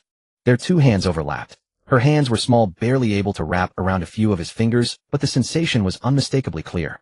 Focus your mind, calm your breath. Her voice sounded in his ear, warm breath brushing against his earlobe, making him shudder. Feel the lightning within you. Don't suppress it, seduce it. Seduce. Lu Xingzhou thought he must have misheard. Yes, seduce. Jiang Zhiyue guided his hand as she slowly drew the sword from its scabbard. Thunder is the ultimate yang, and it delights in yin softness. The harder you push, the more violently it rebels. You must learn to use your will to coil around it to soothe it. As she spoke, she guided his spiritual power to slowly infuse the blade. This time, the lightning on the sword was no longer a crackling explosion, but flowed like water along the edge, emitting a low hum. The feeling of absolute control instantly captivated Lu Xingzhou. This is... He stared at the sword in shock. This is the fusion of hardness and softness. Jiang Zhiyue pressed against his back, the softness of her chest barely touching his spine. Fourth junior brother, do you feel it? This is your true power. Lu Xingzhou had no mind left for power. The sensation behind him, the breath near his ear, the soft hand on his. All of it assaulted his reason. He was a young man full of hot blood. How could he withstand such an onslaught? Senior sister. His voice was hoarse, even his address changed. Jiang Zhiyue responded, her tone rising with a hook. I am hot. Lu Xingzhou felt a fire burning inside him. Not just the agitation of spiritual power, but a primal craving.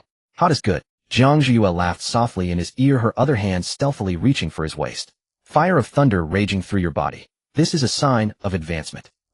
Advancement? Lu Xingzhou turned his head in confusion. Their faces were inches apart, close enough for him to see the fine lines on her lips. Yes.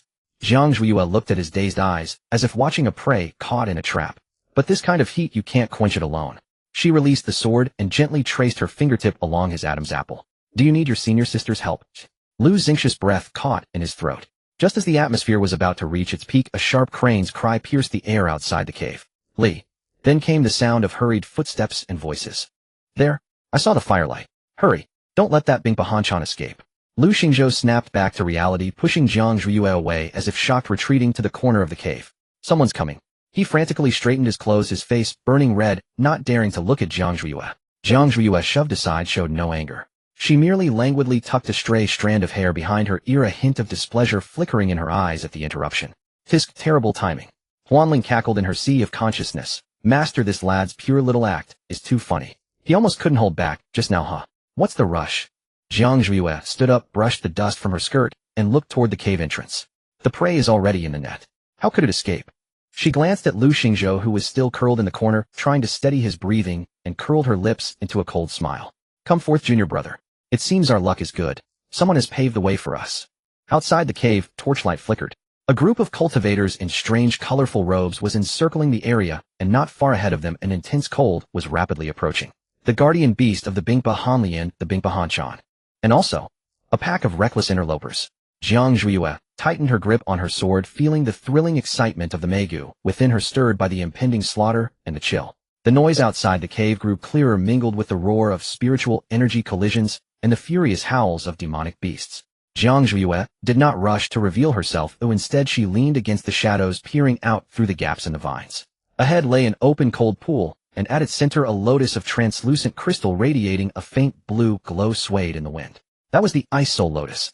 By the pool, a jade-green toad the size of a millstone was opening its huge mouth, blasting out freezing breath, locked in battle with 5 or 6 cultivators in identical black robes. They are from Heishui village, Lu Xingzhou whispered, leaning in. These men are notorious desperados. The scar-faced leader is Zhao Kuei at the Foundation establishment, late stage, extremely ruthless in his methods. Jiang Zhiyue glanced at the scar-faced man with the fierce look, her gaze lingering briefly on the ghost head broadsword in his hand. So what? Lu Xingzhu's eyes widened. What do you mean, so what? They have 6 people, one of them at Foundation establishment, late stage. Plus that half-step golden core Ice Soul Toad. If we go out now, we're walking to our deaths. Who said we're going out now?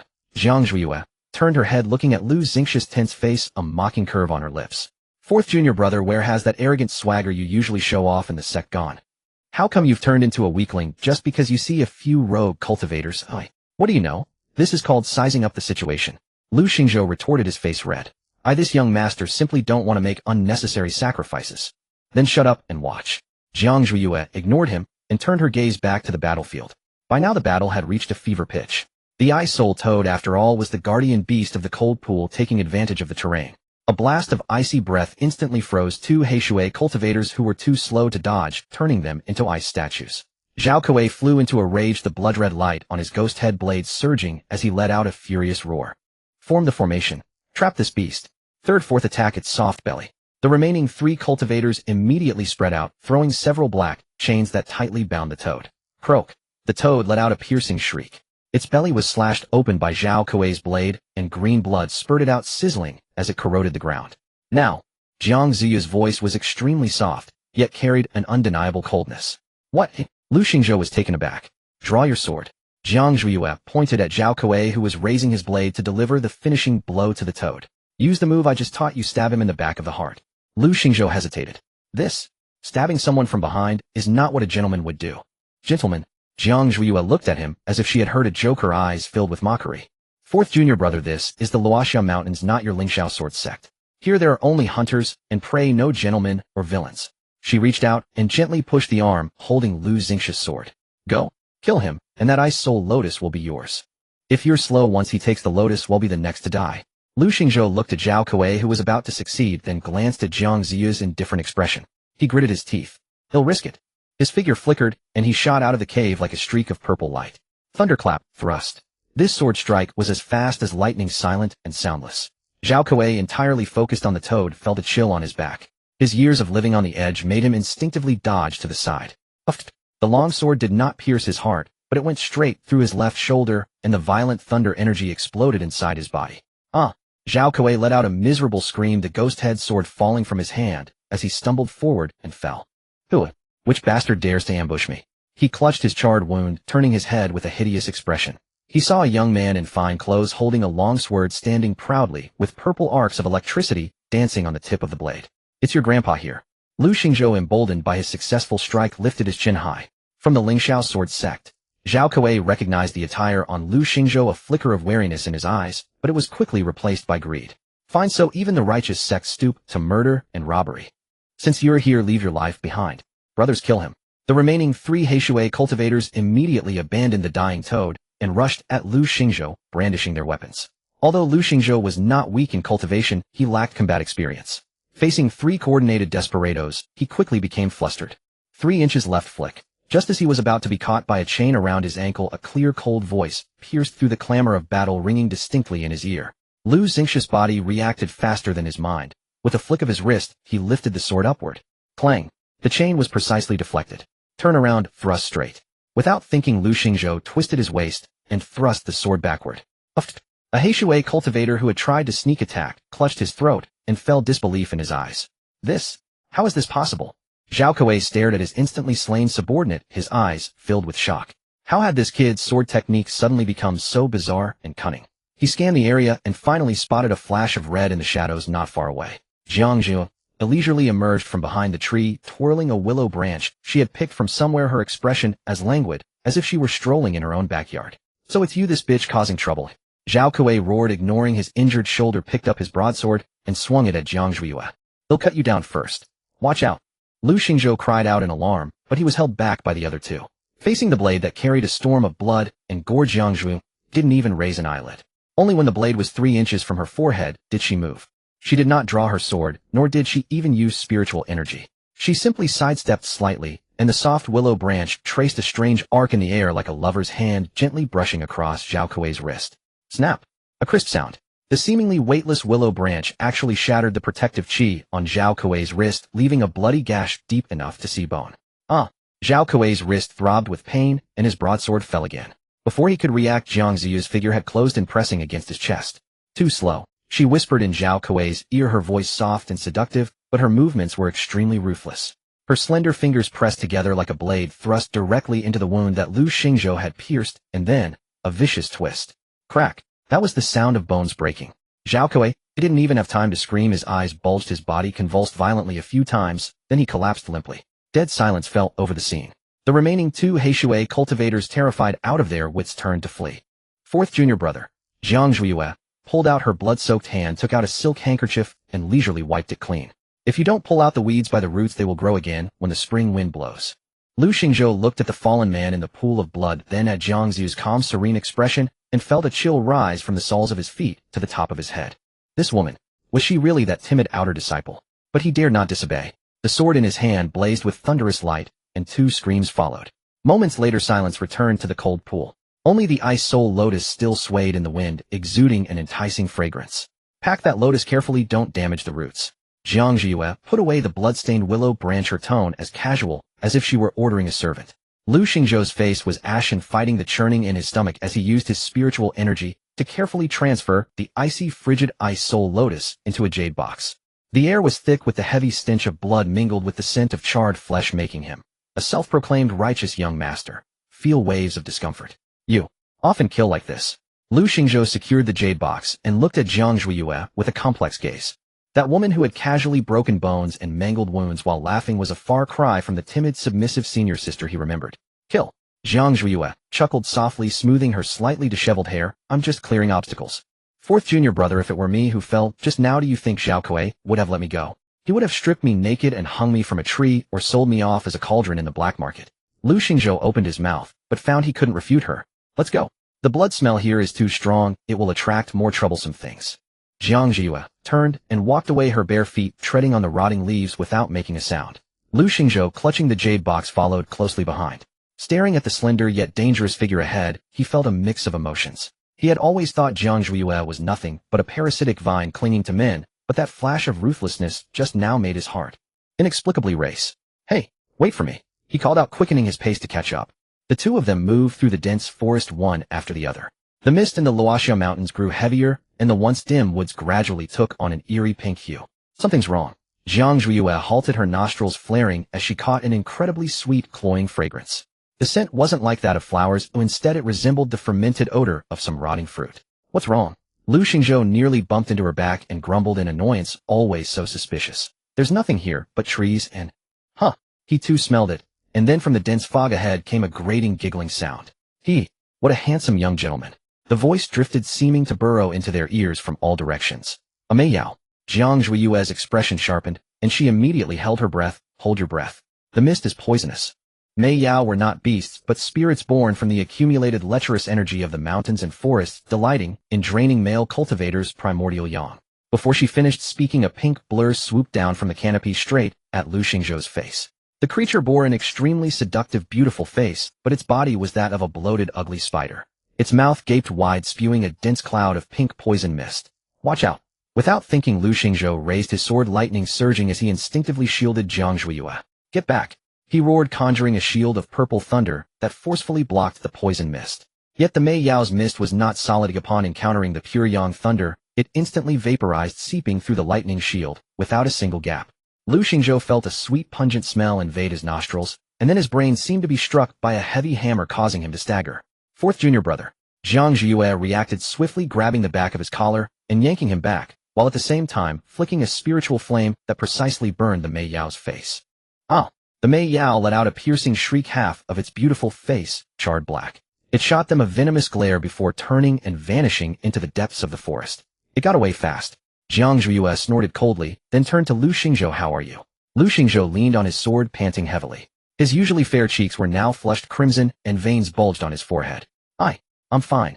He gritted out, trying to stand straight, but his legs were as weak as noodles. Just a bit hot.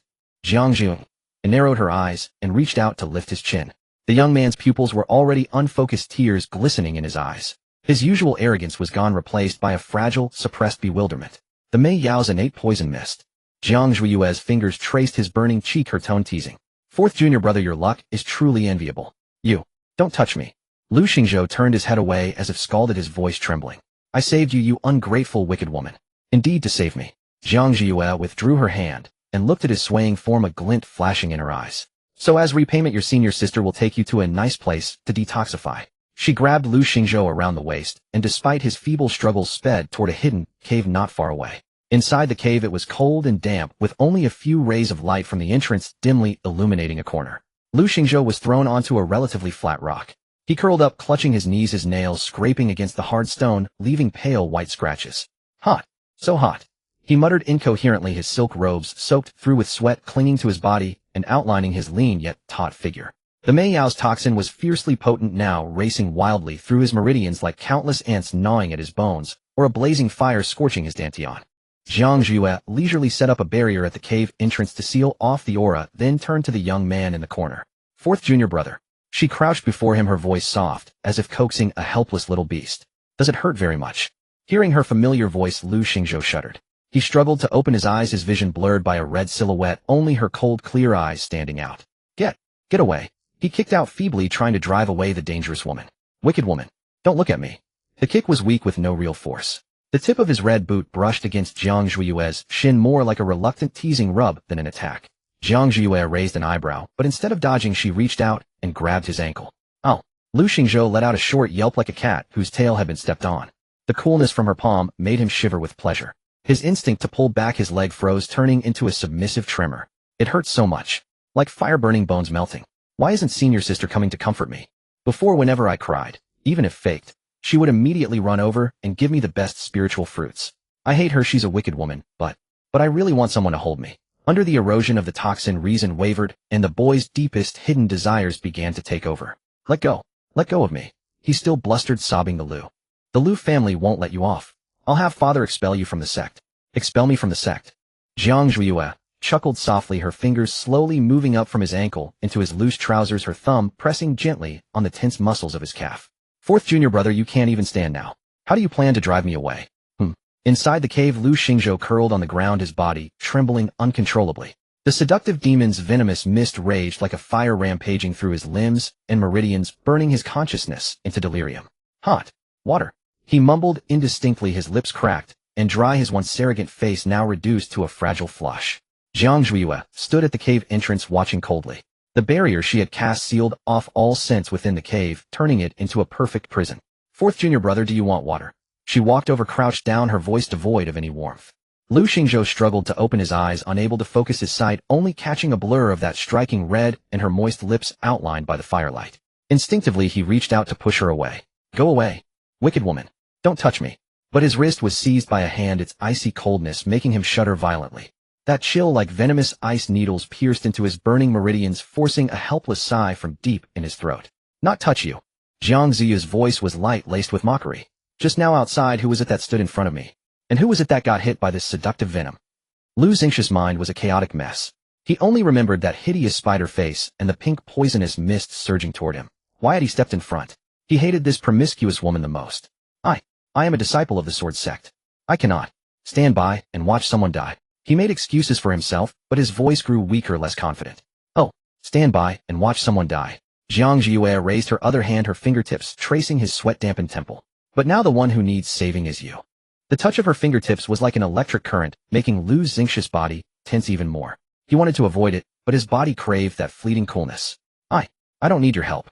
Once I recover, I can expel this poison myself. Is that so? Jiang Ziyu's fingers slid slowly along his jawline, stopping at his Adam's apple. But from what I see, the thunder spiritual power in fourth junior brother's body is already beginning to run wild. If this burning continues before the poison is even dispelled, your spiritual root might be ruined first. You're lying. Lu Xingzhou was both terrified and furious, but he barely had the strength to curse. He could feel the thunder spiritual root in his dantian, like a provoked beast wildly charging, trying to break through his meridians. I told you I'm fine.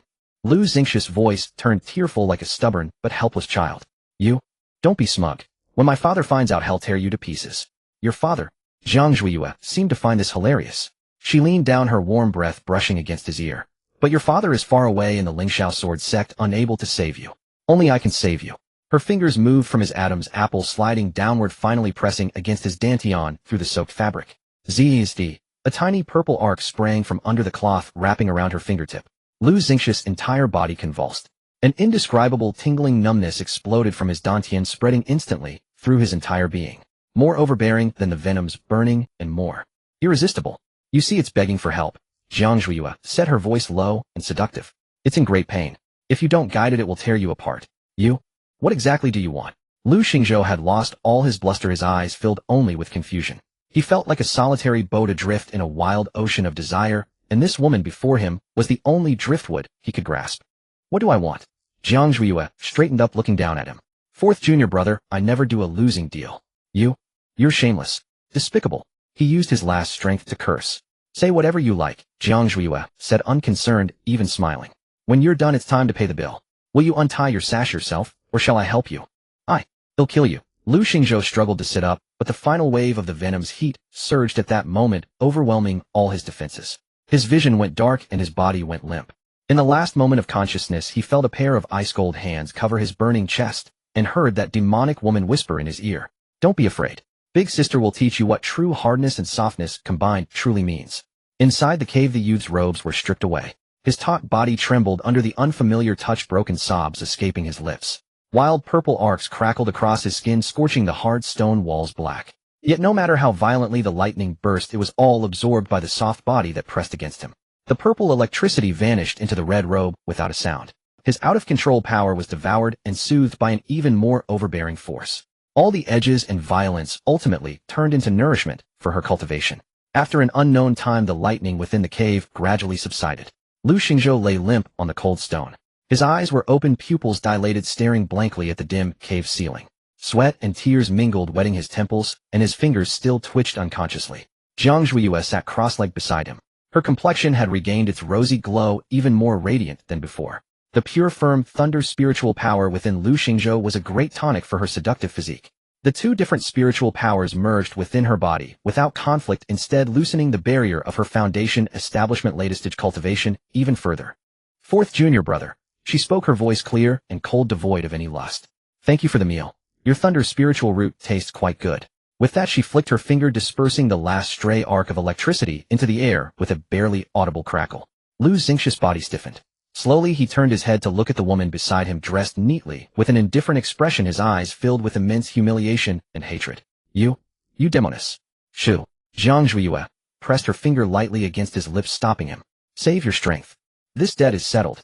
She stood up, brushed non-existent dust from her skirt, and prepared to leave. Wait. Lu Xingzhou suddenly spoke hoarsely. Zhang Zhuiyue turned back, raising an eyebrow.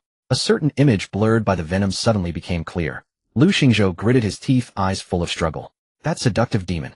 It wasn't coming for me. He paused, his voice soft, but each word distinct. Its venomous mist was aimed at you. When I stood in front of you, I could feel that the densest part of the poison passed through my thunder shield and drifted toward you. Though he was poisoned and delirious, he remembered that moment of crisis clearly. The smile faded from Zhang Ziyu's face. She walked to the cave entrance, looking at the eerie pink mist outside, a cold gleam flashing in her eyes. The seductive demons in the Luoxia Mountains rarely attacked groups of cultivators unprovoked, especially when she and Lu Xingzhou both bore the sect aura of the Lingxiao sword sect. Unless someone had deliberately lured it, even using special methods to catalyze its ferocity. A name surfaced in her mind. Lin Wanwan. Lin Wanwan. Zhang Zhuiyue uttered the 3 words, her voice devoid of any emotion. Lu Xingzhou was stunned. Impossible, he refuted without a second thought. Wanwan. She's so kind, how could she do something like this? Kind. Zhang Zhuiyue turned around, looking at his naive expression with a hint of amusement. Fourth junior brother, do you still believe that someone who would poison herself to frame her fellow disciple can be called kind? Lu Xingqi's face flushed crimson, his lips moving, but unable to utter a single word. Indeed, he had witnessed with his own eyes as Zhang Zhuiyue was confined to the cliff of reflection and had even felt a sense of satisfaction at the time. Yet now he himself had become a pawn of this kind, junior sister nearly meeting his end in this desolate wilderness. Why would she do this? Lu Xingqi's voice was hoarse. She already had you locked away on the cliff of reflection, why won't she let you go? Because she knows I want, just let it slide, Zhang Zhuiyue said, walking over to him and crouching down to meet his eyes. And also because she feels threatened. Her fingers gently brushed across Lu Xingqi's cheek. The remnants of post-passion blush still lingered there, yet it also bore a newfound contour of masculine maturity. Senior brother, third senior brother, second senior brother. And now you as well. Zhang Ziyu's voice was soft, yet it struck Lu Xingqi's heart like a heavy hammer. I've single-handedly muddied the pond, she so painstakingly maintained. Tell me, wouldn't she be furious? A chill ran through Lu Xingqi's entire body. He had always believed that he simply detested Zhang Zhuiyue, that he was just standing up for Lin Wanwan. But as Zhang Zhuiyue uttered those names one by one, a strange, bitter emotion surged from the depths of his heart. It was jealousy. He was jealous of Shen Qingxi, jealous of Wen Ruyu, and even jealous of Xiao Lai, whom he despised the most. You? All of you. What we are doesn't matter, Zhang Zhuiyue interrupted him. What matters is that we're all in the same boat now. She stood up and dusted off her sleeves. Rest well here. I'm going to pay a visit to our kind junior sister Lin. You're going after her. Lu Xingzhou panicked. It's too dangerous to go alone. She's sure to have people with her. Who set him alone? Zhang Zhuiyue turned back, a faint, enigmatic smile curling at the corner of her lips. You're one of my trump cards too, fourth junior brother. With that, her figure vanished into the mist at the cave entrance. Lu Xingzhou lay there staring at the direction where the flash of red had disappeared, his heart a tumultuous mix of emotions. He hated her, hated this enchantress for ruining his purity, for using him as a pill. Yet, he couldn't help but dwell on the words she had spoken. Was Lin Wanwan truly that kind of person? He covered his face, letting out a pained groan. Within the pink mist of Luoxia Mountain range, a white-clad figure was cautiously making her way through. Lin Wanwan held her breath, a poison-repelling talisman clutched in her hand. System, are you sure Zhang Zhuiyue is nearby? She asked in her mind. System notification based on energy fluctuation detection. The target's last known location is 300 meters ahead. Host, please be advised the target's energy fluctuations are highly unstable, suggesting a battle with a high-grade demonic beast. The target may currently be in a severely injured state. Severely injured. A cruel smirk curled on Lin Wanwan's lips. Perfect. The charm demon's poison coupled with a demonic beast's attack. That bitch Zhang Zhuiyue was doomed this time. As long as she killed her, Shen Qingxi's favorability would return, and when Ryu would stop looking at her with those suspicious eyes. She quickened her pace, heading in the direction the system had indicated. Soon she spotted a concealed cave. A faint trace of lightning's spiritual energy lingered at the entrance. It was Lu Xingzhou. Lin Wanwan's heart leaped with joy. It seemed that fool Lu Xingzhou was here too. Perhaps the two had already fought to a mutual detriment. She concealed her aura, quietly approached the cave entrance, and peered inside. The cave was empty save for some torn fabric and scattered signs of a struggle. The air was thick with an indescribable, ambiguous scent. Lin Wanwan's expression darkened. She stepped into the cave and immediately noticed the scorched, blackened marks left by lightning on the stone wall. This was undoubtedly Lu Xingxia's thunderclap sword art. But where was Jiang Zhuiyue? Had Lu Xingzhou killed her and disposed of the body? Warning! Warning! Detecting a high-intensity energy source rapidly approaching from behind the host. The system's alert rang out sharply. Startled Lin Wanwan spun around. Junior sister Lin, what brings you to a place like this so late? Looking for something. A cold, clear voice came from behind her. As Lin Wanwan saw who it was, her pupils constricted violently. Jiang Zhuiyue. She was standing here completely unharmed. And Lin Wanwan's gaze fell upon Jiang Ziyu's face, and a flame of jealousy nearly erupted from her. Jiang Ziyu's complexion was radiant, her brows and eyes carrying an astonishing allure, making her even more beautiful than she had been back at the sect. This was hardly the look of someone severely injured. It was the look of a woman who had just been cherished by a man. You? How are you here? Lin Wanwan instinctively took a step back, tightening her grip on the dagger hidden in her sleeve. Why shouldn't I be here? Jiang Zhuiyue advanced slowly, a playful smile on her face. This isn't your backyard. On the other hand, junior sister Lin, skulking around like this. Could it be that your conscience is bothering you? Nonsense. I was worried about you and junior brother Lu, so I came out to look for you. Lin Wanwan immediately put on a pitiful, innocent expression. Oh, is that so? Jiang Zhuiyue stopped right in front of her and lowered her voice. Then how do you explain this bottle of demon-luring incense? She opened her palm, revealing a delicate little porcelain bottle resting quietly in her hand. The moment Lin Wanwan saw the bottle, her face turned deathly pale. This was the very incense she had sprinkled on the path Jiang Zhuiyue was sure to take in order to lure the charm demon. How had she found it? I don't know what you're talking about. Lin Wanwan refused to admit it. You don't know? Jiang Zhuiyue let out a soft laugh. Suddenly she reached out, pinched Lin Wanwan's chin, and forced her mouth open. Then let's see for ourselves just how this demon-luring incense tastes. With that, she poured the entire contents of the bottle down Lin Wanwan's throat. MMPH. No. Let go.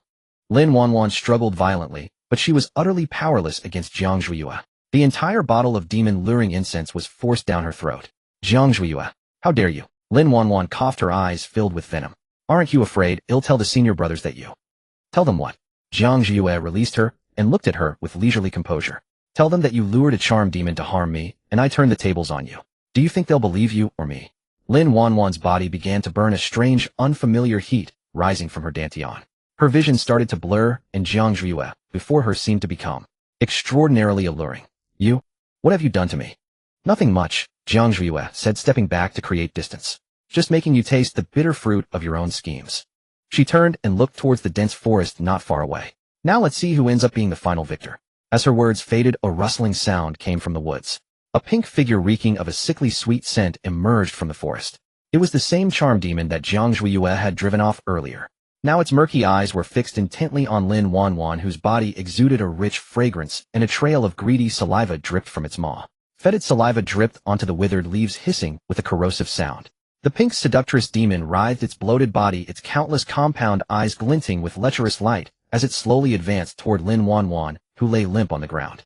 Help! Someone help me! Lin Wanwan scrambled backward frantically, her fingernails caked with black soil, her once delicate bun now disheveled like a mad woman's, utterly wretched. Jiang Zhuiyue lounged lazily against a tree trunk, her slender fingers twirling a strand of jet black hair, watching the scene with cold indifference, not even bothering to lift her eyelids. Senior sister, how can you stand by and do nothing? Lin Wanwan wailed, her voice hoarse with despair. I am your junior sister. And now you remember I am your senior sister. Jiang Zhuiyue finally raised her eyelids, her tone flat, yet piercing with chilling cold. When you scattered the allure incense on my path, you showed no regard for our bond as fellow disciples. The seductress demon pounced like a hungry tiger, its slimy, elongated proboscis reaching toward Lin Wanwan's heaving chest. Just then a violent purple bolt of lightning tore through the air, crackling with unstable spiritual energy, and struck the demon's back with savage force. Squeal. The seductress demon let out a blood-curdling shriek, its back charred black, forcing it to abandon its prey. It shot a venomous glare at the newcomer before scrambling into the dense forest. Lu Xingzhou stood a short distance away, panting heavily, his spiritual sword still trembling with a low hum. His robes were disheveled, his collar wide open, revealing fresh, ambiguous red marks on his collarbone and neck. He appeared both dissipated and bedraggled. Junior brother. Lin Wanwan's eyes blazed with ecstasy as she recognized him, and she scrambled over to him. I knew you would come to save me. Boo-hoo. Senior sister Jiang has gone mad. Oh, she fed me allure incense and wanted the demon to defile me. She reached out to grab Lu Xingxia's thigh, seeking refuge. Lu Xingzhou looked at Lin Wanwan, covered in mud and weeping pitifully, yet his feet seemed rooted to the ground, unable to move. As Lin Wanwan drew near, a cloyingly sweet, nauseating fragrance assailed his nostrils. That scent was identical to the one he had smelled before falling into the trap. His mind involuntarily conjured the scene in the cave, how that fragrance had ignited flames throughout his limbs, and how his reason had been reduced to ashes. He recalled how he had lost control, how he had desperately clutched at Jiang Xu's robe, begging her in a hoarse voice. He could even vividly remember the scorching sensation of their skin touching, the shiver that ran through him as her icy fingertips traced his sweat-drenched spine, and that ultimate pleasure that even now made his soul tremble. Shameful yet addictive. He instinctively took a large step back, his movements stiff and resistant, causing Lin Wanwan to miss her grasp and fall heavily into the mud. Fourth senior brother. Lin Wanwan looked up in shock, tears clinging to her long lashes, appearing pitifully charming. What's wrong? It's me, Wanwan. Lu Xingzhou did not look at her, but instead turned sharply, his gaze burning as he fixed it on Jiang Zhuye beneath the tree. Is what she said true? Lu Xingzhou gritted his teeth, his voice dry with shame and confusion. Did you use allure incense on her? Yes. Jiang Zhuye answered without hesitation, devoid of any guilt. You? Lu Xingzhou tightened his grip on his sword, his knuckles white with strain. Fighting among fellow disciples. Do you hate her that much? Lu Xingzhou used that straw-stuffed head of yours to think. In this desolate wilderness, where would I conjure a bottle of allure incense? Jiang Zhuye straightened up and walked toward them, her skirt brushing against the grass with a soft rustle. She stopped before Lu Xingzhou, close enough that their breaths mingled. He caught the cool, crisp fragrance of her scent blending with the memory of their entanglement in the cave, a fragrance that could weaken his knees, but now brought him an inexplicable sense of peace. His ears turned crimson, the flush spreading from his neck to his cheeks, his body stiff as stone. Jiang Zhuye seemed oblivious to his embarrassment, extending a pale index finger to point at Lin Wanwan. This little gift was specially prepared for me by her. I've never been one to take advantage of others. I'm simply returning the favor, letting her taste her own medicine. Junior brother, don't believe her. Lin Wanwan saw the doubt in Lu Xingxia's eyes, her heart turning cold. For the first time she saw such scrutiny and unfamiliarity on his face. We grew up together. You would rather trust this shameless woman than me. Shameless. Those two words pierced Lu Xingxia's most sensitive nerve like a needle. He bristled like a cat whose tail had been stepped on, his face turning beet red. What nonsense are you talking? Who is shameless? If calling Jiang Zhuye shameless, then what was he who had humbly begged her and indulged in her body in the cave? A whimpering, desire-driven, wanton man. Wanwan allure incense is forbidden and can only be bought on the black market. Lu Xingxia's voice trembled. Senior sister Jiang has been confined to Reflection Cliff for half a month and has nothing on her. Where would she get such a thing? Lin Wanwan fell silent, her face drained of all color. Jiang Zhuye let out a light laugh, dripping with undisguised sarcasm. She stepped forward, and under Lin Wanwan's stunned gaze reached out to straighten Lu Xingxia's rumpled collar. Her icy fingertips deliberately brushed against his burning Adam's apple, sending a violent shiver through him, making his breath catch. Seems you're not entirely foolish after all, Jiang Zhuye said nonchalantly, patting his stiff shoulder with a gesture of taming reassurance. Fourth junior brother, since you've saved her, this mess is yours to handle. With that, she didn't spare Lin Wanwan a glance and turned to leave. Where are you going? Lu Xingzhou instinctively reached out and grabbed her slender wrist. The skin beneath his palm was delicate and cool, smooth as congealed fat, instantly reminding him of how those hands had roamed over his body moments ago. Back to the sect. Jiang Zhuye looked back, her gaze playfully landing on his hand gripping her wrist. She raised an eyebrow, her crimson lips curling into a mocking smile. What? Not satisfied yet, junior brother Lu? Fancy another round out here in the wild? Lu Xingzhou released her, as if scalded by boiling water, his face so red it seemed ready to bleed. You have no shame. Can shame fill your stomach? Or cure poison? Jiang Zhuye sneered, her lips twisting. Remember to take your pure and virtuous junior sister back. After all, she came all this way to save us. She emphasized the word save, dripping with sarcasm. Lu Xingzhou stared blankly at her unhesitating, retreating figure, then looked down at the disheveled Lin Wanwan, whose eyes darted away. The image of his innocent, kind little junior sister shattered into dust. He even felt that the fresh, lotus-like fragrance he had once loved so much on Lin Wanwan now only reeked of the putrid stench of deceit and lies. At the main peak hall of the Lingxiao Sword Sect, the door was abruptly pushed open, bringing in the wind and chill of the far northern lands. Shun Qingxi strode in his white robes covered in unmelted frost, the tips of his hair still dripping with melted snow. Though weary, a glimmer of hope shone in his eyes. Third brother. Shun Qingxi stepped up to the table and set down a sealed cold jade box with a heavy thud. I've brought back the condensing frost herb. This spiritual herb born beneath 10,000-year-old glaciers had cost him half a month of effort and the slaying of a golden core peak-level demon beast. But he deemed it worth it. If only it could save Lin Wanwan and prove that Jiang Zhuye hadn't intended to kill, perhaps the woman he had wronged on the Cliff of Reflection would suffer less. Yet the anticipated joy never came. The hall was deathly silent. When Ryu stood by the window, his back to the door, his figure so gaunt, it seemed a gust of wind could topple him. Xiao Lai sat on the steps wiping his sword with a cloth, his movements mechanical and furious, the blade screeching as a layer of iron filings gathered on the floor. What's wrong? Shen Qingxi's heart leaped with a foreboding unease. Has Wan's poison flared up? When Ryu slowly turned around, his usually gentle face was now bloodless with heavy dark circles under his eyes exuding a deathly pallor. He glanced at the priceless cold jade box on the table and forced a bitter smile uglier than tears. Big brother, it's no longer needed. What do you mean? Shen Qingxi frowned, his voice tense. Don't speak in riddles at a time like this. Wan wasn't poisoned. When Ryu lowered his gaze, his voice hoarse and dry. It was a misdiagnosis. My skills were insufficient. Wan only had a chi deviation from cultivation, not the erosion spirit powder. These past 2 weeks. We wronged junior sister Jiang. With a clatter, Shen Qingxi's hand trembled as he reached for a teacup, sending the celadone cup crashing to the floor, shattering into pieces. Boiling tea splashed onto his boots, yet he felt no pain. A misdiagnosis. His voice rose sharply, his usual composure shattered as he grabbed Wen Ryu by the collar. You're telling me this is a misdiagnosis? Locking Zhang Zhuiyue in the cliff of reflection, tormenting her with sword chi for 2 weeks, driving her to the brink of death. And now you say it's a misdiagnosis? If she wasn't poisoned, what was all her suffering for? And what of what he did to her in that stone cave? The Zhang Zhuiyue who shivered in the cold wind begging him for spiritual energy. She was innocent. Shen Qingxi's face turned deathly pale, his tall frame staggering, as if he could barely stand. Third brother, stop the act. Xiao Lai, who had been silently wiping his sword, suddenly slammed it to the ground with a sharp clang that shook hearts. He stood up, his eyes bloodshot like a cornered beast. He strode between the two, shoving Shen Qingxi's hand away, his gaze dark and venomous as he stared at Wen Ryu. A misdiagnosis. That lie might fool outsiders, but do you think it can fool Big Brother? Or yourself? Xiao Lai jabbed a finger at Wen Ryu, nearly spitting in his face. What misdiagnosis? Lin Wanwan poisoned herself to frame her. To protect her pure and kind reputation, and keep her from disgrace in the sect. You claim it was your own misdiagnosis, and take the blame yourself. Am I right? Wen Ryu shuddered, and closed his eyes in pain, offering no denial. Shen Qingxi was thunderstruck, frozen in place. The truth was so ugly. Lin Wanwan framed her, and Wen Ryu covered it up. And the innocent Zhang Zhuiyue was pushed into hell by their hands. What about Zhang Zhuiyue? Shen Qingxi's voice trembled with a fear stronger than facing high-level demon beasts. Since she's proven innocent, where is she? I'll go bring her back. Bring her back, my ass. Xiao Lai roared in frustration, kicking over a nearby chair. She's gone. Gone. Shen Qingxi spun around. Where to?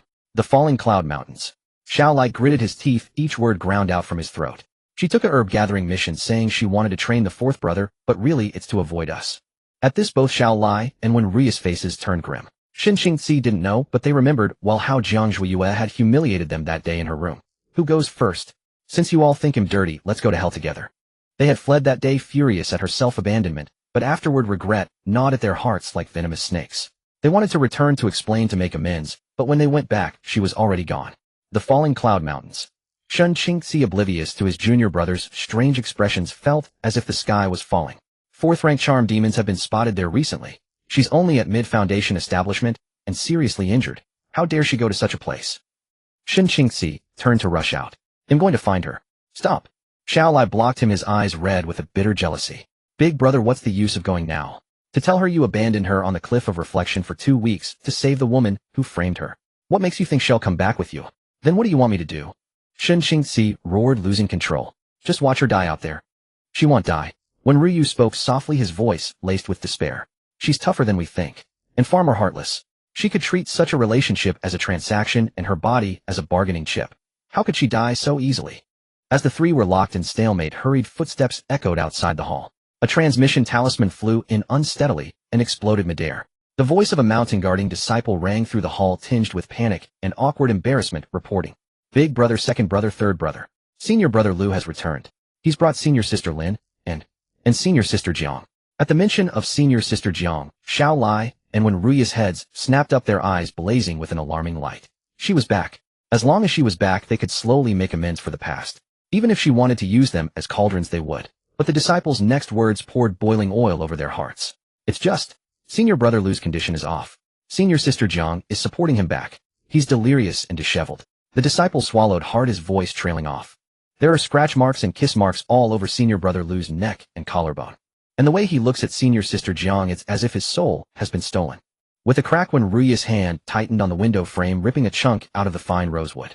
Xiao Lai's fire spiritual energy erupted in an instant, scorching the floor tiles black with a loud bang. He stared at the spot where the talisman had vanished, veins bulging on his forehead, his jealousy almost incinerating his reason. Disheveled. Kiss marks. Xiao Lai gritted out the words, his voice as cold as a ghost's. He and Wenryu exchanged glances, both seeing the same shock and panic. They knew exactly what that meant. Those were the marks left when Jiang Ziyu's charm bones flared up and demanded spiritual energy. That day she had teasingly said she'd add Lu Xingzhou to her schedule, and they thought it was just crazy talk to anger them. Lu Xingzhou, that immature kid who usually despised her. How could he? But now, had that woman really gone after the fourth brother? Outrageous. Utterly outrageous. Shen Qingzi didn't notice the strange, shared pain between his two junior brothers. He was simply stunned by the news. In his mind, though Jiang Zhuiyue had lost control that night in the cave, it was due to qi deviation and because it was him. She was supposed to be the junior sister who had adored him for years and followed the rules. But now, Lu Xingzhou. Shen Qingzi felt as if a knife had been stabbed into his chest, a mix of bitterness and betrayal. The fourth junior brother is still young and ignorant. How could Jiang Zhuiyue? Shen Qingzi gripped his sword hilt until his knuckles turned white. I'm going to see. He would ask her personally what she thought of the sect's rules, and what she thought of him. Me too. Xiao Lai couldn't wait any longer and shot out like a streak of fire. He would kill Lu Xingzhou. That bastard, how dare he? She was his. Only he could cure the poison in Jiang Ziyu's body. Wenryu said nothing but flew on his sword as fast as Xiao Lai's usually gentle face, now dark and terrifying. Before the mountain gate of the Lingxiao sword sect, clouds churned and surged. Lu Xingzhou descended upon the white jade square with an unsteady sword flight wobbling precariously. His handsome face, usually brimming with arrogance, was now a mottled canvas of red and white, his gaze wavering as he dared not look at the three figures approaching him. You're back. Jiang Zhuiyue leaped off her flying sword with effortless grace, her skirt fluttering to reveal a glimpse of jade-like ankles. Her demeanor was languid, as if she had merely taken a leisurely stroll in the back hills rather than having just endured a life-and-death battle and a tangled, intimate entanglement. Behind her, Lin Wanwan was dumped onto the ground like refuse by Lu Xingzhou, her hair disheveled and her body caked with mud. Gone was any trace of the usual Lingxiao celestial maiden demeanor. Lu Xingzhou. A thunderous roar erupted like a clap of lightning. Xiao Lai's body wreathed in violent fire, spiritual energy rushed forward in an instant. His eyes, perpetually ablaze with fury, were now fixed on Lu Xingzhou's open collar. There a dark red hickey stood out starkly against the pale skin, glaring and irrefutable. What did you do to her? Xiao Lai seized Lu Xingzhou by the lapels, his knuckles cracking audibly, his handsome features twisted into a mask of jealousy and rage. A brat like you, still wet behind the ears, and you dare to touch her? Second senior brother, have you lost your mind? Lu Xingzhou struggled for breath, his proud face flushed crimson, yet he stubbornly refused to yield. I was saving senior sister. It was an accident. An accident. Wenryu stepped forward slowly, his moon-white robe immaculate, but the smile on his gentle jade-like face was chillingly cold. His gaze swept precisely over every ambiguous mark on Lu Xingzhou's body, finally settling on the boy's unsteady steps.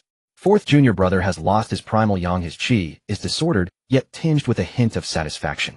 Wenryu's voice was soft like a spring breeze, but it hid a venomous edge. This accident seems to have been quite intoxicating. Third senior brother, shut up. Lu Xingzhou reacted like a cat whose tail had been stepped on, mortified unto death. Don't think I don't know you and second senior brother before. Enough. Shen Qingzi, who had remained silent, finally spoke. He stood at the forefront, snow-white robes radiating an aloofness that kept others at bay like an unattainable snow god. But now the hand of the sword venerable's first disciple trembled slightly. Shen Qingzi's gaze bypassed the arguing junior brothers and landed squarely on Jiang Zhuiyue. She looked far better than she had at Sigua Cliff, her brows and eyes carrying a breathtaking charm, yet she was as cold and distant as if she didn't know him. Zhuiyue. Shen Qingzi's voice was hoarse, his atoms apple-bobbing painfully. Are you alright? He wanted to ask where she had gone after that night in the stone cave, wanted to know if she still resented him, but the words came out as this pale and feeble question. Thanks to the first senior brother's grace, I didn't die. Jiang Zhuiyue idly adjusted her cuff, a mocking smile on her lips. What have the three senior brothers come in such force to back up junior sister Lin? Hearing the words, junior sister Lin, Lin Wanwan, who was on the ground, seized the lifeline, crawling toward Shen Qingzi on all fours. First senior brother, save me. Lin Wanwan wept like a pear blossom drenched in rain, tilting up her dirt-smudged face. Senior sister Jiang has gone mad. She colluded with fourth senior brother to kill me. She even fed me poison. First senior brother, you must do justice for Wanwan. Shen Qingzi looked down at the weeping girl at his feet. In the past, he would have been heartbroken and helped her up, but now looking at that familiar face, what echoed in his mind was Wenryu's words of misdiagnosis. Wanwan. Shen Qingzi's voice was as cold as ice. Do you have anything to explain about the corroding spirit powder? Lin Wanwan, sobbing, stopped abruptly, panic flashing in her eyes. What corroding spirit powder? First senior brother, what are you talking about? It was senior sister Jiang who poisoned. Still pretending. Lu Xingzhou shook off Xiao Lai's hand and pulled a small green porcelain bottle from his bosom, smashing it viciously at Lin Wanwan's feet. With a sharp crack, the bottle shattered, and a strange, sweet fragrance instantly filled the air. Demon luring incense. When Ryu sniffed, his face turning extremely grim. This is a black market contraband used specifically to drive high-grade beasts into a frenzy. Lin Wanwan, you scattered this along the path yourself. Lu Xingzhou pointed at the shards on the ground, his youthful voice filled with disappointment and anger. If senior sister hadn't reacted quickly, she would have been torn apart by the beasts. And you still have the nerve to cry injustice. I didn't. Lu Xingzhou is framing me. Lin Wanwan shrieked in denial, her eyes glaring venomously at Jiang Jue. She seduced you. Fourth senior brother, you've been bewitched by this fox spirit. Slap. A crisp slap echoed across the square. The one who struck was not Lu Xingzhou nor Xiao Lai, but Shin Qingzi, who had always been the most observant of propriety. Lin Wanwan's head was turned to the side, blood seeping from the corner of her mouth. She covered her face in disbelief. First senior brother. You hit me. This slap is to teach you on behalf of the master that your heart is impure. Shin Qingzi withdrew his hand, his fingertips still trembling slightly. He closed his eyes, masking the pain within. Someone take Lin Wanwan to the discipline hall and keep her under strict watch.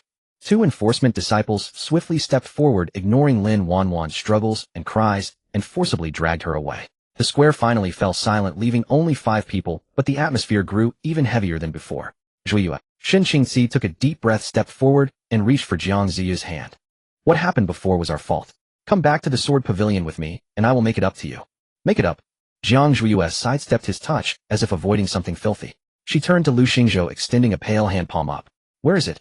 Lu Xingzhou was stunned for a moment, then quickly understood. He hurriedly retrieved a jade box radiating cold mist from his storage pouch, and handed it over with both hands, his movements docile as a tamed wolfhound.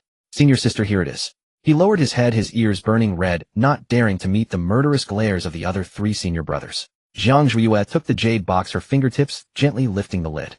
Inside lay a single crystal-clear ice-blue lotus, emitting an extreme chill. The moment the cold appeared, the surrounding air condensed into fine ice crystals. A 4th-grade supreme spiritual medicine, the Ice Soul Cold Lotus. This is the medicine you were looking for. When Ryu stared at the lotus, his healer's instinct instantly understanding something, his pupils contracting. You want to use it to suppress the alluring bone. Jiang Zhuiyue chuckled softly, pinching the lotus between her fingers, a wild gleam flashing in her eyes. Third senior brother still doesn't understand me. Without a moment's hesitation, in front of the 4 men, she directly put the lotus brimming with terrifying cold into her mouth. No. Shin Qingzi, and when Ryu cried out simultaneously. The Ice Soul Cold Lotus was extremely potent. Even a golden core cultivator would not dare to consume it raw. She was courting death. Yet the next moment, a surge of immense cold erupted from Jiang Ziyu's body. Her body, which had long been plagued by the backlash of the alluring bone and perpetually hot, now seemed like a parched land receiving a long-awaited rain, greedily devouring the chill. Beneath her skin, icy blue spiritual energy flowed violently, colliding with the pink energy inside her, and then miraculously merging. Jiang Zhuiyue let out a stifled groan, her body collapsing. Senior sister. Lu Xingzhou was quick. He caught her waist in one arm. Let her go. Xiao Lai roared, reaching out to take her. Jiang Zhuiyue leaned against Lu Xingzhou, her face pale, but her eyes were startlingly bright. Junior brother Lu. Jiang Zhuiyue looked up, her fingers lightly hooking under Lu Xingzhou's chin, her red lips parting, her breath like orchid. Carry me to my room. This medicine is too potent. I need to refine it properly. Lu Xingzhou stiffened, feeling the soft body in his arms and the subtle seduction. Fireworks exploded in his mind. Okay. He stammered his assent, not daring to look at the pitch-black faces of the other 3 senior brothers. He scooped up. Jiang Zhuiyue leaped onto his sword and fled. Lu Xingzhou. How dare you? Behind him came Xiao Lai's furious roar and the hum of sword chi. The outer disciple's dwelling was cramped and shabby. Lu Xingzhou braced his back against the wooden door, and a crisp click echoed as the lock fell into place. The faint sound swelled in the confined space like a tiny hammer striking against his taut nerves. He held Jiang Zhuiyue in his arms, his hands stiff as iron plates, his breath held captive. The typically arrogant, handsome face was now flushed a deep crimson, his gaze darted everywhere, refusing to look down at the person cradled in his arms. Junior brother Lu, do you plan to stand here holding me until dawn? Jiang Ziyu's voice was soft, trembling with a hint of chill that had seeped into her bones, yet it carried a hook that burrowed into Lu Xingzhi's ear, sending a jolt through his entire body. Lu Xingzhou flinched as if scorched, rushing clumsily to the bedside and putting Jiang Zhuiyue down with stiff, awkward movements. Who wants to hold you? He stepped back 2 paces, pressing his back against the door, crossing his arms in a futile attempt to reclaim the authority of the little tyrant of the enforcement hall, but his stammering tone betrayed him entirely. I am just saving a life. Don't misunderstand. I'm not the kind of scoundrel who takes advantage of someone. Jiang Zhiyue leaned against the head of the bed, too weak to pay heed to his hollow words. The effects of the ice soul lotus within her had fully erupted. The domineering cold surged wildly through her meridians, freezing her blood as it passed. The searing heat that had long plagued her from the backlash of her seductive constitution was forcibly suppressed by this extreme cold. The two forces clashed in her dantian, causing such pain that her fingertips turned white. Cold. Jiang Zhiyue curled up, her eyelashes dusted with a thin layer of frost, her once rosy lips now purple from the chill. Even a foundation establishment latest body could not withstand a fourth-grade supreme ice lotus. Lu Xingzhou, who had been rambling about his innocence, fell silent at the sight. The young man rushed back to the bedside in a few steps, his once proud eyes filled with panic. Hey, Jiang Zhiyue, don't scare me. You were so impressive in the square just now. Why are you now like a corpse? He reached out to touch her forehead, but his hand met a piercing cold, colder than the 10th sandier ice he had once touched in the extreme northern plains. How can you be so cold? Lu Xingzhou panicked, standing helplessly by the bed. He'll go get senior brother one. He's a pill cultivator, he'll know what to do. Stop. Jiang Zhiyue raised her hand with effort, grabbing his sleeve. Her fingers were icy, yet they clung tightly to the young man's wrist. Her peach blossom eyes, usually filled with teasing mockery, were now half-closed, revealing a fragile plea. Don't go. Lu Xingzhou, don't let them laugh at me. Lu Xingzhou halted, looking at her like this. Something in his heart twisted painfully, a mix of bitterness and tenderness. He gritted his teeth and plopped down on the edge of the bed, his voice still hard, but noticeably softer. Then what do you want me to do? I can't just let you freeze to death, can I? You're a lightning spirit root. Jiang Zhiyue leaned against him with effort, pressing her cheek against his burning chest, letting out a satisfied sigh. Lightning is yang, the most rigid and intense. Lend me a little, okay? Lu Xingzhou froze solid. The girl's soft body pressed tightly against him, the faint cold fragrance mixed with the chill seeping into his nostrils. He could feel her slight trembling in his arms, like a dying beast seeking its only warmth.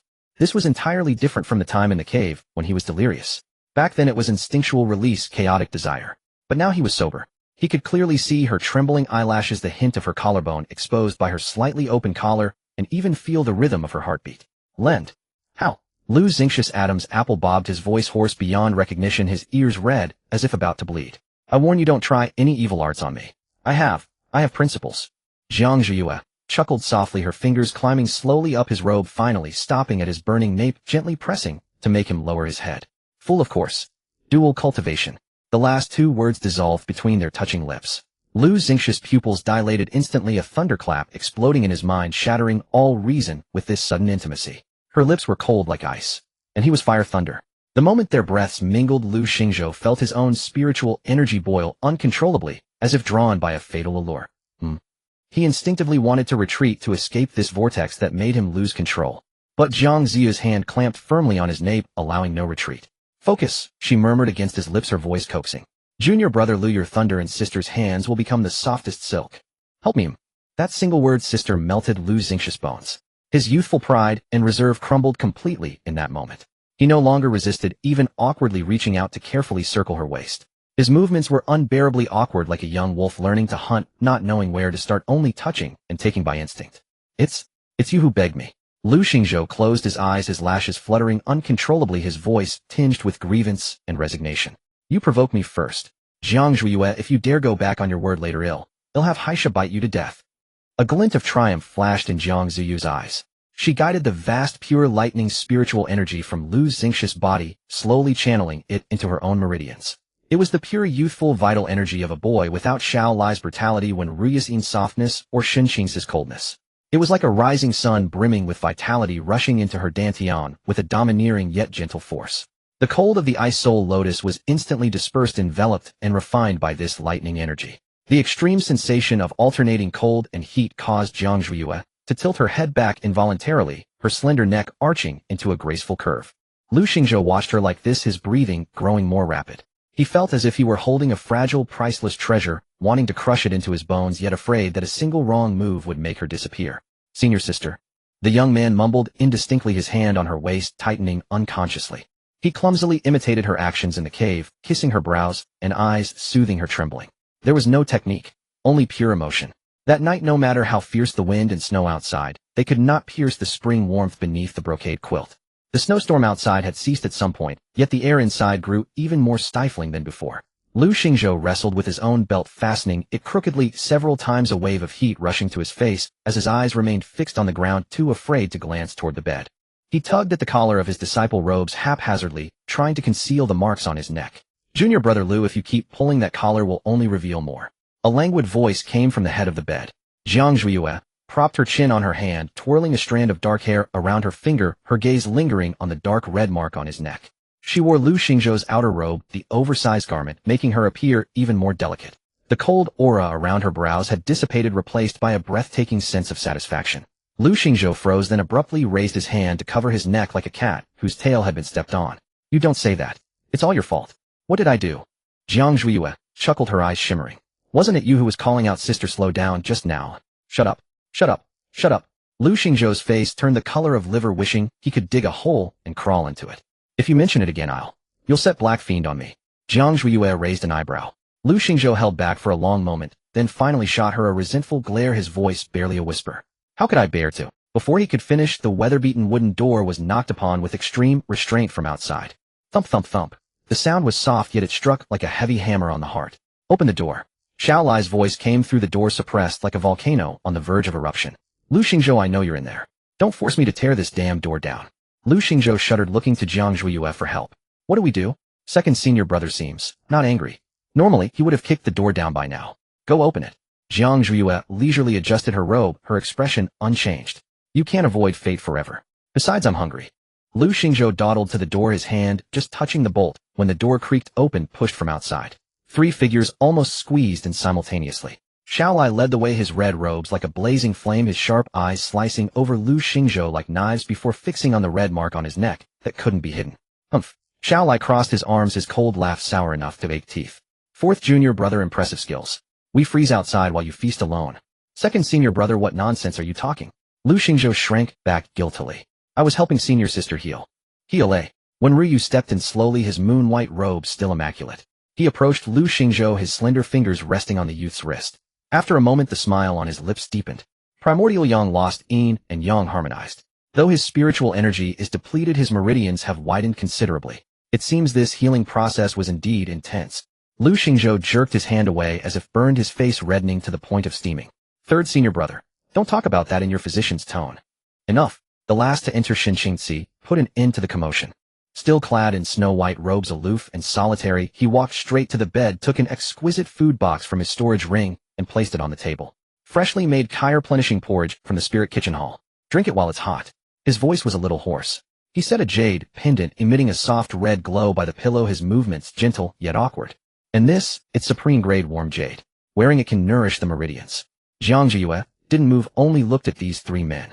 Her senior brothers, who had once discarded her like worn-out shoes, now crowded into her dilapidated hut, vying to curry favor, enduring the thick jealousy among themselves. How ironic. First senior brother brings porridge, and jade, ooh, one might think I'm someone special to you. Jiang Zhuiyue sneered, not touching the jade. Instead, she reached out, hooked Lu Xingzhou's belt, and pulled him close. Unfortunately, right now, I find junior brother Lu's lightning spiritual energy more effective than any warm jade. Lu Xingzhou stumbled forward, completely stiff, standing there at a loss, enduring the almost murderous glares from the other 3, as he reluctantly played the role of a shield. Zhuiyu. Xinxingzi's hand, offering the jade, froze midair, neither able to withdraw nor set it down. Don't be like this. I know you're still angry with us. As long as you calm down, I'll give you anything you want. What do I want? Jiang Zhuiyue's smile was radiant, but her words were like ice. I want you to give me back the lives you owe me. Can you do that, first senior brother? Xinxingzi's face drained of all color. All right. Xiao Lai couldn't stand the atmosphere any longer. He ran his hand through his hair in frustration, strode over, shoved Lu Xingzhou aside, and tried to grab Jiang Zhuiyue's wrist. Can we just move past this? I'll treat you well from now on, okay? Look at this kid, still wet behind the ears. What can he do besides cry? You want lightning spiritual energy. My fire spiritual energy is purer than his. Slap. Jiang Zhuiyue unceremoniously slapped his hand away. Second senior brother's fire is too intense, ew, I can't handle it. Besides, junior brother Lu may be young, but he's obedient. She cast a meaningful glance at Lu Xingzhou. The youth immediately straightened up like a victorious rooster, lifting his chin proudly. Exactly. Senior sister is right. Second senior brother, you're too rough. You'd only hurt her. The veins on Xiao Lai's temple bulged, his fists cracking. Lu Xingzhou, are you itching for a beating? Don't think I won't hit you just because your father is an elder. You wouldn't dare. Lu Xingzhou, emboldened by Jiang Zhuiyue's presence, grew bolder. If my father finds out you're bullying me, he'll skin you alive. Humph. Xiao Lai laughed in anger.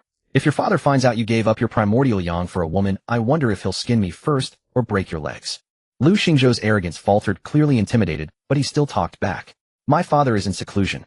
Besides, senior sister and I are in love. This is dual cultivation. Proper dual cultivation. Proper dual cultivation. When Ryu interjected, coolly twirling an empty teacup in his hand. Fourth junior brother, the marks on your neck don't look like they came from proper dual cultivation. More like scratches from a little wildcat. Jiang Zhuye raised an eyebrow challengingly at Wenryu. What third senior brother is envious? If you want to be scratched too, get in line. I might consider it. The teacup in Wenryu's hand cracked with a snap, turning to powder. His face still wore a warm fake smile, but his voice tightened. Junior sister is joking. I'm only worried that fourth junior brother in his youthful indiscretion might harm his foundation. The atmosphere in the room grew tense. Just as Lu Xingzhou was about to retort, a terrifying pressure descended without warning, instantly enveloping the entire outer sect. Boom. The teacups on the table shook violently, cracking in several places. The already flimsy roof let out a groan, tiles raining down. The faces of the four inside changed simultaneously. This pressure was nascent soul. A furious roar like rolling thunder exploded in everyone's ears. Lu Xingzhou, get the hell out here. Lu Xingzhou's face turned white as a sheet. His legs gave way and he nearly fell to his knees. It's over. He trembled, looking at the swaying rafters above, his voice quivering. My father has come out of seclusion. Jiang Zhuye narrowed her eyes, sensing the undisguised murderous intent directed straight at her. The curve of her lips, however, grew colder. Lu Tianxing had been in seclusion for years. Why choose this moment to emerge? Unless someone had tipped him off. Boom. A deafening roar, as if the heavens themselves were collapsing. The roof of the dilapidated hut was instantly crushed into dust by a terrifying, overwhelming pressure. Wood chips and rubble turned to ash in an instant, and the wind and snow poured in unhindered, carrying biting cold. Madera, a majestic figure in a dark robe, stood suspended upon nothingness. The enforcement hall, Elder Lu Tianxing. He did not even glance at the others. His eyes, blazing with fury, were like two poisoned ice daggers fixed firmly upon Lu Xingzhou. Wretch, get out here. This roar, carrying the spiritual pressure of the nascent soul stage, struck like a heavy hammer against the chest. Lu Xingzhou's already depleted body churned with blood, and a metallic sweetness rising in his throat. His face was as pale as a sheet of paper. Lu Tianxing's gaze slowly shifted, sweeping over the ambiguous and glaring red marks on Lu Xingzhou's neck, finally settling on the bed. Jiang Zhuye was disheveled, her outer robe hanging loosely, revealing a stretch of fair collarbone. The breathtaking satisfaction in her eyes had not yet faded, and she met his gaze lazily. In Lu Tianxing's eyes, this appearance was nothing short of the most vicious provocation. Sorceress, how dare you use such lowly means to seduce my son and ruin his cultivation foundation? Today I will shatter your soul into oblivion. Before his words faded, he struck without warning. A giant palm condensed from spiritual energy descended from the sky. The surrounding air was instantly evacuated, and even the light distorted. It was not a simple attack, but an absolute, unappealable annihilation of a lower-stage cultivator by a nascent soul elder. With this palm strike, the entire small courtyard would cease to exist. No. Lu Xingzhou was pinned to the spot by the pressure, unable to move even a finger. He could only watch death descend, letting out a hoarse, despairing cry. Jiang Zhuye felt the suffocating aura of death, but her face remained expressionless. She had anticipated Lu Tianxing's arrival, but not that he would come so swiftly, so ruthlessly, without even granting a chance for explanation. Right, wasn't it just like this in her past life? Yet just as the giant palm was about to land, clang, a frost-white sword aura tore through the wind and snow faster than sight, arriving after the strike, but before it. It transformed into an ice-blue sword screen before Jiang Zhuye. It was Shen Qing's life-bound spirit sword, Frost Chill. Roar. A spear wreathed in blazing flames tore through the air, striking like a dragon, rolling forth a sea of fire. Without any evasion, it crashed heat into the center of the giant palm. It was Xiao Lai's blazing wildfire. Hum. An ancient bronze alchemy cauldron instantly expanded, its body swirling with green light. Countless resilient vines materialized from nothing, weaving into a giant net layered over the topmost defense. It was Wenryu's greenwood cauldron. 3 golden core stage prodigies in the same instant released their life-bound artifacts, nourished by their very essence, blood. Boom! The earth-shattering roar shook the entire outer sect. A terrifying blast wave exploded in a ring, devastatingly flattening several nearby disciple quarters. Shen Qingzi, Xiao Lai, and Wenryu were struck as if by a battering ram. Shen Qing's throat sweetened, blood trickling from the corner of his mouth. The frost chill sword in his hand let out a strained whimper, its luster dimming. Xiao Lai's blood spat out, evaporated in midair by his own spear's flame. His arm muscles bulged, veins standing out, yet he still held on stubbornly, not letting the spear tip droop a single inch. When Ryu's greenwood cauldron was smashed back, and he forcibly stabilized it, his face pale, the gentle smile on his lips finally unable to hold, leaving only exhaustion. 3 people, 3 mouthfuls of blood staining their chests. But they did not retreat a single step. Like 3 foolish, reckless mountains, they still stood firmly before Jiang Zhuiyue. Jiang Zhuiyue looked at those 3 upright, yet piteous backs, at the glaring bloodstains on the snow, and felt a wave of absurd heat surge in her mind. In her past life they had stood like this too, but on the opposite side, coldly watching as her cultivation was crippled, and she was expelled from the sect. Now they were protecting her with their lives. This belated protection felt like a farce. You. Lu Tianxing, still in midair, was also stunned by the scene. He glared at the 3 future hopes of the sect, furious beyond measure. Shinxingzi, Shaolai, Wenryu, have you all gone mad? For a depraved sorceress you dare to attack me? Shinxingzi wiped the blood from his mouth, his voice hoarse from the spiritual energy disruption, but still cold. Elder Lu, whether the junior sister is guilty should be decided by the discipline hall in a public trial. Your private execution here is against the rules. Old man, Shaolai spat out a mouthful of blood, grinning a wild smile. They'll say it now, if you dare lay a finger on her again, I'll fight you to the death. When Ryu, supporting the buzzing cauldron, put back his gentle smile, but there was no warmth in his eyes. Elder Lu, are you in such a hurry to kill, afraid that my 4th junior brother's foundation will be ruined? Or afraid that you won't be able to explain to your junior sister Lin, who tipped you off? How dare you? Lu Tianxing was so enraged his beard bristled. You truly intend to oppose me, to oppose the entire enforcement hall, for this sorceress? No one answered, but their unyielding stance gave him the clearest reply. If you want to touch her, step over our corpses first. Jiang Zhuiyue sat on the bed, suddenly feeling that all of this was meaningless. She threw off the covers, stepped barefoot onto the icy, snow-covered floor, and walked out from behind the 3 of them. She raised her head, calmly meeting Lu Tianxing's murderous intent. Elder Lu, I'm afraid my life is not yours to take today. Her voice was soft, yet like a needle it pierced clearly into the ears of everyone present. Just as the atmosphere in the room reached a stalemate and Lu Tianxing's spiritual energy surged again, Lu Xingzhou, who had been crushed by the pressure, somehow found the strength to break free. He stumbled and crawled out of the broken door frame, and under the astonished eyes of everyone he knelt heavily and straight in the snow before Lu Tianxing. Father! The boy's cheeks were streaked with tears, the marks on his neck glaringly obscene against the white snow. He bowed his head heavily to the man in the air, his forehead hitting the frozen ground with a dull thud. His voice was hoarse, carrying blood and air, and a despairing finality like shattering jade. If you want to kill her, kill me first.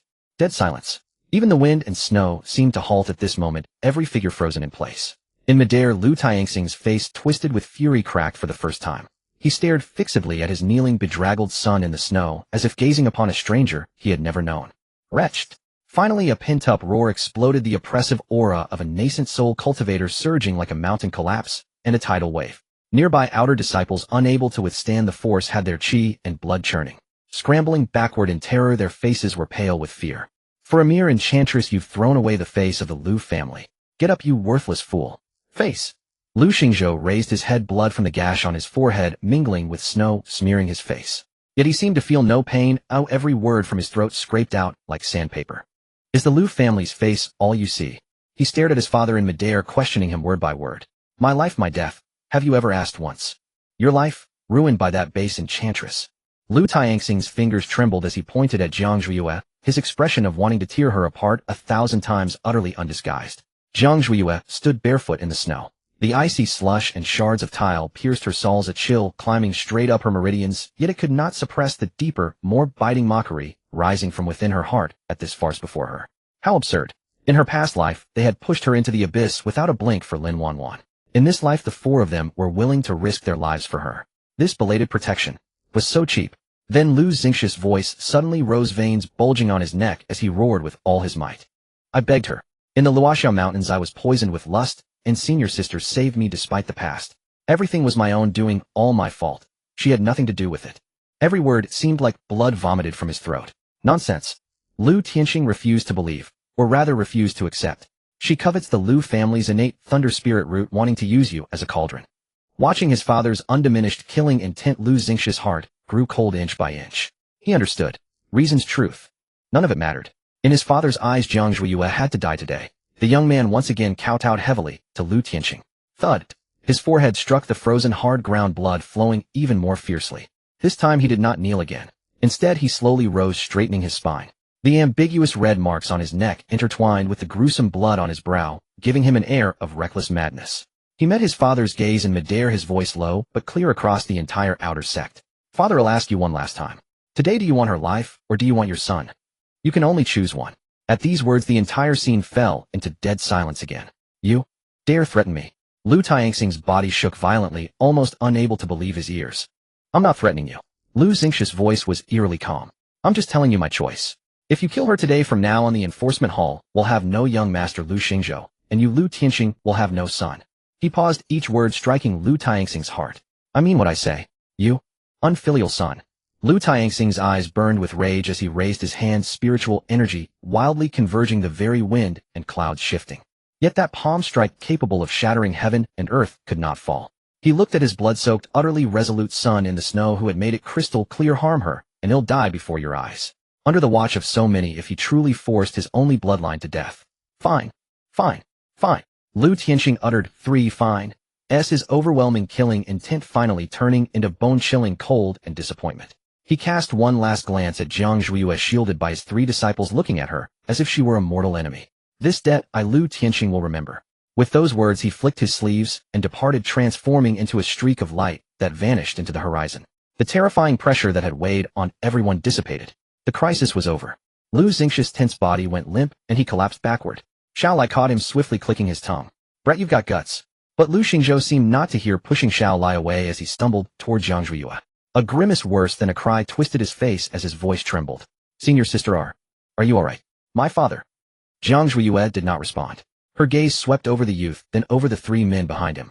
When Ruyu leaned against his azurewood cauldron, bending over with violent coughs, each cough brought blood frothing between his fingers. Xiao Lai ran a hand through his hair in agitation, his arm gripping the long spear, trembling uncontrollably, his fiery red robes coated in dust. Shen Qingxi looked the most composed among the 3, but his face was as pale as snow. He removed his pristine white outer robe and stepped forward to drape it over Jiang Zhuiyue. His hands were unsteady, his fingertips icy. The ground is cold. Put this on. The robe, still warm from his body, wrapped around her, shielding her from the wind and snow. Jiang Zhuiyue pulled the lapels tight for the first time, offering no sarcasm. Thank you. 2 words, soft, yet startling the 3 senior brothers present.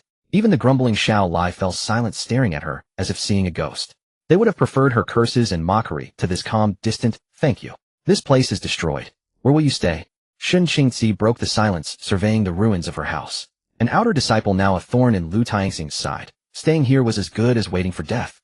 Before Jiang Zhuiyue could answer, Shen Qingxi made the decision. Come to my place. My snow listening abode. No one but the master dares to enter. Why your place? Xiao Lai was the first to jump up.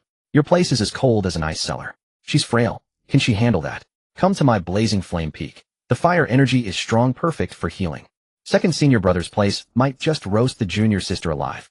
When Ryu straightened up, slowly wiping the blood from his lips with a sardonic smile. My 100 herbs hut is quiet and well-stocked with medicinal herbs more suitable for restoring junior sister's health. Lu Xingzhou also grew anxious. Come to mine. My father wouldn't dare touch my cave dwelling. As the 4 seemed on the verge of another quarrel, Jiang Zhuiyue felt a headache coming on. Just then, boom! A distant solemn bell tolled, echoing through the entire Lingxiao sword sect. This was the Dao Inquiry bell, summoning inner disciples. Then a majestic voice spread through every corner of the sect via spiritual energy. The sect's secret realm, the ancient sword tomb, will open in 3 days. All disciples above the foundation establishment stage are required to enter for training. No negligence. The bell's echo faded, snowflakes drifted. The ancient sword tomb. A glimmer of light finally kindled in Jiang Ziyu's eyes. This was her chance to break free from all this and seek true power. In her past life, she had been imprisoned and missed this great opportunity. In this life, no one would stop her. The 4 men also snapped back to reality, their expressions varied. The secret realm was fraught with danger. Given Jiang Ziyu's current situation, entering alone would be suicide. Shen Qingxi looked at her, his tone solemn. Within the sword tomb, I will protect you. Me too. Count me in. And me. As they vied to promise their protection, Jiang Zhuiyue was about to refuse when a disciple from the discipline hall hurried over on his flying sword, his face panicked. Senior brothers, something terrible. The disciple panted, his expression grim. Junior sister Lin. She's been released. What? When Ruyu's face changed. Nonsense. Without my diagnosis and the hall master's order, who would dare release her? It was several elders who jointly bailed her out. The disciple stammered. They said junior sister Lin's poison hasn't been fully cleansed and prolonged detention in the discipline hall's cold pool dungeon could damage her foundation. They also said she was deceived and deserves leniency. Leniency? What a load of leniency. Xiao Lai was so furious he almost drew his spear on the spot. Those old fools. They'll go drag her back right now. No need. Jiang Zhuiyue suddenly spoke, her voice eerily calm. She looked up toward Dan Xiaopik, a cold curve forming on her lips. Letting her out makes it more interesting. She turned meeting when Ryu's uncertain gaze. Senior brother, when lend me your 100 herbs hut for 3 days. When Ryu was startled, then a burst of ecstasy lit up his eyes. Of course. However, Jiang Zhuyu shifted her tone, looking at everyone. It's just a temporary stay. In 3 days when the sword tomb opens we go our separate ways. With that she turned and walked toward Dan Xiaopik, not looking back at anyone. In the snow she walked barefoot wrapped in Shun Qingxi's outer robe, her silhouette resolute and solitary.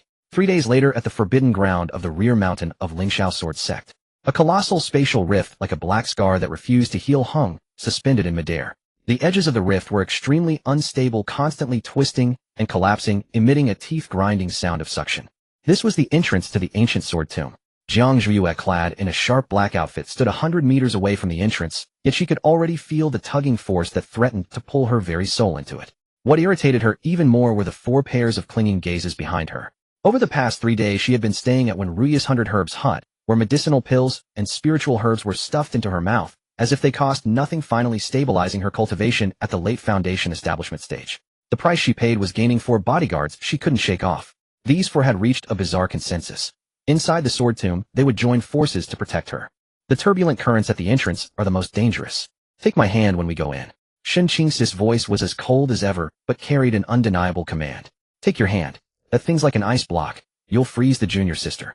Shall I, carrying the blazing spear, sneered junior sister, come with me. Anyone who dares to come close will burn them to a crisp with 1 strike. When Ryu interjected with a smile, second senior brother's temper is too hot, don't go singeing junior sister's hair. Inside the sword tomb it's safer to have a physician like me by your side. Lu Xingzhou stuck close behind Jiang Zhuyu, his palms sweating with nervousness. I'll protect senior sister with my life. Jiang Ziyu's head throbbed at the sound. Finally unable to bear it, she turned back and swept them with a cold glare. Inside there are no senior or junior siblings, only comrades and corpses. Her voice was soft, but it pierced into their hearts like icy spikes. If you don't want to be the kind that holds the team back, take care of yourselves first. The 4 fell silent instantly. Just then a commotion came from not far away. Lin Wanwan, surrounded by a crowd, walked over gracefully like a white lotus swaying in the wind. She had changed into a pristine white gauze dress, her face pale, and eyes re-rimmed, looking as if she had been terribly wronged. First senior brother, second senior brother, third senior brother. She called out timidly, her tearful gaze shifting to Jiang Zhuyu, who was surrounded by the 4 men, and a venomous glare that was barely concealed surged within her eyes. Senior sister Zhuyu, you're going in too. Lin Wanwan clutched her chest, putting on a worried expression for her sake. It's so dangerous inside. You've just recovered your health. If you end up burdening the senior brothers, that would be so bad. Such masterful tea art. Truly the pinnacle of hypocrisy. Jiang Zhuyu couldn't be bothered to play along with her act. She simply turned her head and looked at Shun Qingxi. First senior brother, don't let a mad dog block the way and waste time. Shun Qingxi didn't even spare Lin Wanwan a glance, and replied succinctly, let's go. The 5 of them stepped past her and walked straight toward the black rift. Lin Wanwan trembled with rage at the words mad dog. Watching the backs of the 4 proud sons of heaven guarding Jiang Zhuyu at the center, she dug her well-maintained nails deep into her flesh. System. Why? What right does that bitch have? Alert. Host's fortune value has plummeted. The favorability of the targets is about to hit 0. Host must enter the secret realm immediately and seize the ancient sword heart opportunity, or the mission will fail completely. I will definitely. Make sure you die in there. Lin Wanwan snarled with a twisted expression, then charged into the secret realm with her own people. The moment she stepped into the spatial rift, the world spun, her 5 senses were stripped away. Jiang Zhuyu felt an irresistible force yank her violently into an abyss, her ears filled with the rapidly fading distorted cries of her senior brothers. Junior sister, grab her. The hand that had been tightly gripping her wrist was brutally torn away in the next second. After an unknown amount of time, when Jiang Zhuyu suddenly opened her eyes and coughed violently, she found herself lying on a patch of gray, lifeless earth. The air was thick with the mingled stench of rust and death. The sky was a dark red like a clot of congealed blood. There was no grass, no trees. Only countless swords thrust into the ground, broken and rusted, stretching endlessly like a vast graveyard. Huanling, Jiang Zhuyu called out in her sea of consciousness. Master, are you alright? Huanling's voice was excited. It seems we've been swept to a good place. The sword intent here is incredibly strong. Jiang Zhuyu propped herself up with a broken sword and stood surveying the silent wasteland. A good place? Really? Huanling shouted excitedly. At the deepest part of this graveyard, there's an extremely powerful source of sword intent. Master, this is a tremendous opportunity, much better than sticking with those men. Opportunity. Jiang Zhuyu suppressed the turmoil in her heart and walked in the direction Huanling indicated. On the wasteland, time seemed to lose its meaning. After walking for an unknown duration, the sound of clashing metal finally reached her from ahead. Jiang Zhuyue immediately concealed all her aura, crept over like a cat, and hid behind the wreckage of a giant sword as wide as a door. On the open ground not far away, the scene was brutal. A tall, ragged young man was besieged by 7 or 8 puppets formed from killing intent and broken swords. Each puppet struck with the power of the late Foundation establishment stage, swift and deadly. The young man's weapon was less a sword, and more an unsharpened lump of iron as tall as himself. He had no forms, no technique. His fighting style was primal and savage. With a horizontal sweep, instead of using sword energy to cut, he relied on the sheer weight of that iron lump smashing the air with a dull boom. Bam! A puppet took a direct hit, its chest blade armor caved in and shattered, the entire body flying backward like a torn sack, scattering parts across the ground. But more attacks rained down on him. Sharp blades sliced through his skin, leaving wounds that cut to the bone, and blood almost soaked through his tattered clothes. The young man, however, seemed oblivious to pain. His eyes beneath the dark red sky blazed with a terrifying light. He simply lowered his head and time after time used every ounce of strength to swing that lump of iron. Unstoppable, fearless, unto death. Jiang Zhuyue could see clearly this man was no disciple of any sect. His aura was honed purely through countless life and death battles, like a wild beast. Just then the young man seemed to falter, his steps stumbling. A puppet seized the opening, its blade turning into a streak of light, aimed straight at his heart. He had no time to dodge, yet there was no fear in his eyes. Instead, he roared and raised his heavy sword, determined to take down the enemy, even in death. In the flash of lightning, Jiang Zhuyue's fingertip flicked. A strand of charmed silk, invisible to the naked eye, silently wrapped around the joint of the deadly puppet. The next instant, the puppet's lightning-fast thrust suffered a split-second, inexplicable rigidity. Between masters, a hair's breadth decides life and death. Roar! The young man seized that fleeting opportunity, twisting his heavy sword at an odd angle to avoid the vital point, and smashed it viciously into the puppet's head. Boom! The puppet's head exploded like a rotten watermelon. The young man panted heavily, propping himself on the heavy sword and dropping to one knee, but his beast-like eyes locked onto the direction where Jiang Zhuyue was hiding. Who's there? As that wild voice fell, a shadowy figure emerged from behind the wreckage of the giant sword. Soundlessly, she walked barefoot across the sharp rubble, her brow not even furrowed. Her black robe set off her snow-white skin, a stark contrast against the desolate dark-red world. Wei Shan's muscles were still coiled in post-battle tension, veins bulging on the back of the hand gripping his heavy sword. He had a strikingly handsome face with a high nose bridge and a sharp, defined jawline. A faint scar traced over his brow, adding a wild, untamed ferocity to his looks rather than diminishing them. Anyone would see a ferocious beast that had crawled out of a sea of blood and corpses. But when that beast's eyes met the newcomer's face, the murderous aura that could terrify a man to death simply fizzled out. He stood frozen in place. A few strands of disheveled black hair clung to her cheeks, making her face seem unnaturally pale, yet breathtakingly alluring. Your life belongs to me now. Jiang Zhuyue stopped 3 steps away from him, her voice soft and cold. Wei Shan opened his mouth, his Adam's apple bobbing violently, but he couldn't utter a single word. The reckless, fearless spirit from moments ago had vanished, completely replaced by a flustered awkwardness, as if he didn't know what to do with his hands and feet. His gaze landed on Jiang Zhuyue's face for just half a second before he jerked it down, staring intently at a piece of gravel before his feet. A dark flush uncontrollably crept up from his bronze neck, quickly spreading to his ears. He finally managed, his voice muffled. Thank you. Jiang Zhuyue didn't respond. Instead, she took a step closer. That faint, elusive, sweetly cold fragrance instantly invaded Wei Shan's senses. He stiffened in fright, instinctively stepping back half a pace, nearly tripping over his own sword. Thank me with just words, eh? Jiang Zhuyue's voice held a hint of amusement. Realizing something, Wei Shan scrambled to crouch down, frantically searching through the pile of shattered puppet parts. Soon he cradled a gray crystal that still emitted a faint spiritual energy and hurried back. Not daring to get too close, he stopped 2 steps away and raised the crystal with both hands before Jiang Zhuyue, like a beast offering its most precious trophy. For you. This was the core of the sword fiend puppet, worth many spirit stones outside. Oh, Jiang Zhuyue didn't reach for it. You smashed the puppet. No. Wei Shan shook his head vehemently, pushing the crystal forward, terrified she wouldn't take it. Without you, I would be dead. This life is yours to save. This should be yours. He was clumsy with words, unable to speak prettily, only knowing he wanted to offer her the best of everything. The corner of Jiang Zhuyue's mouth lifted silently. Indeed, he was much easier to understand than those scheming senior brothers. She reached out. As she took the crystal, her slender, dazzlingly white fingers deliberately scraped their pads heavily across his rough, calloused palm. Wei Shan shuddered violently, nearly dropping the crystal. A numbing, tingling sensation shot from his palm straight to his crown. His breath caught his heart, seemed to skip a beat, and even the pain from his deep, bone-deep wounds faded. Then I won't stand on ceremony. Jiang Zhuyue weighed the crystal in her hand before tucking it into her sleeve. My name is Wei Shan. He seemed to muster all his strength to announce his name. Wei Shan. Jiang Zhiyue repeated, her tongue rolling over the two syllables as if tasting new prey. Jiang Zhiyue. Jiang. Immortal. Wei Shan's voice was low and muffled. Jiang Zhiyue pointed at the giant sword embedded in the ground. This thing yours. MN. Made of mystic iron essence, 1300 gene. Mentioning his weapon made him slightly more articulate. He scratched his crew cut a little embarrassed. Jiang Zhiyue stopped teasing him. She turned and gazed into the depths of the wasteland. The sky-stirring sword intent held an irresistible allure for her. There's something good over there. Coming. Wei Shan was startled, then nodded vigorously, a brilliant light igniting in his eyes. Yes. I felt something calling me from there, that's why I fought my way here. Then let's go. Jiang Zhiyue stepped forward. Perfect timing. I need someone to clear the path ahead. Okay. Wei Shan didn't hesitate. He yanked the heavy sword from the ground as easily as pulling up a radish and strode after her.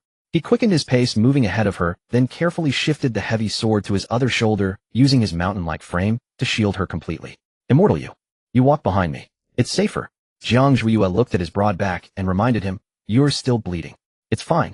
I've got thick skin. Wei Shan grinned, showing a row of white teeth, utterly simple and honest. This little wound doesn't hiss.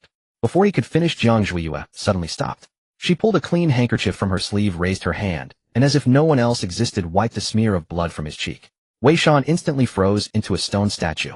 His nose was filled with that dizzying, wonderful scent. Her luminous white hand was right before his eyes. The sensation of the soft cloth brushing against his cheek was so vivid it made his heart skip a beat. It's dirty. Jiang Zhiyue withdrew her hand, not even glancing at the stained cloth, and casually dropped it on the ground. I don't like people around me being too slovenly. Wei Shan felt a boom in his head. All the blood rushed to his face, burning so hot he thought he might spontaneously combust. He didn't even dare to breathe deeply, both hands gripping the sword hilt until his knuckles turned white. I'll wipe it. He'll clean it right now. He frantically rubbed his face with his sleeve. The more he rubbed, the redder it got, but his eyes blazed like two fires. Enough, don't rub your skin raw.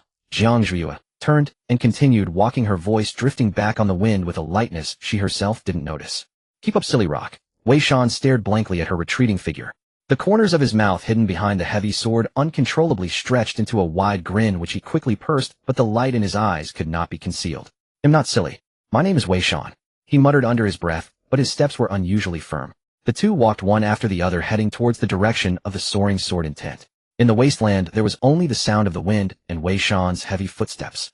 They walked for an unknown time before Jiang Zhiyue stopped without warning. Wei Shan slammed to a halt, nearly crashing into her. He stumbled back 2 steps, asking nervously, What is it, immortal Jiang? Jiang Zhiyue didn't answer. She crouched down, looking at a corpse on the ground.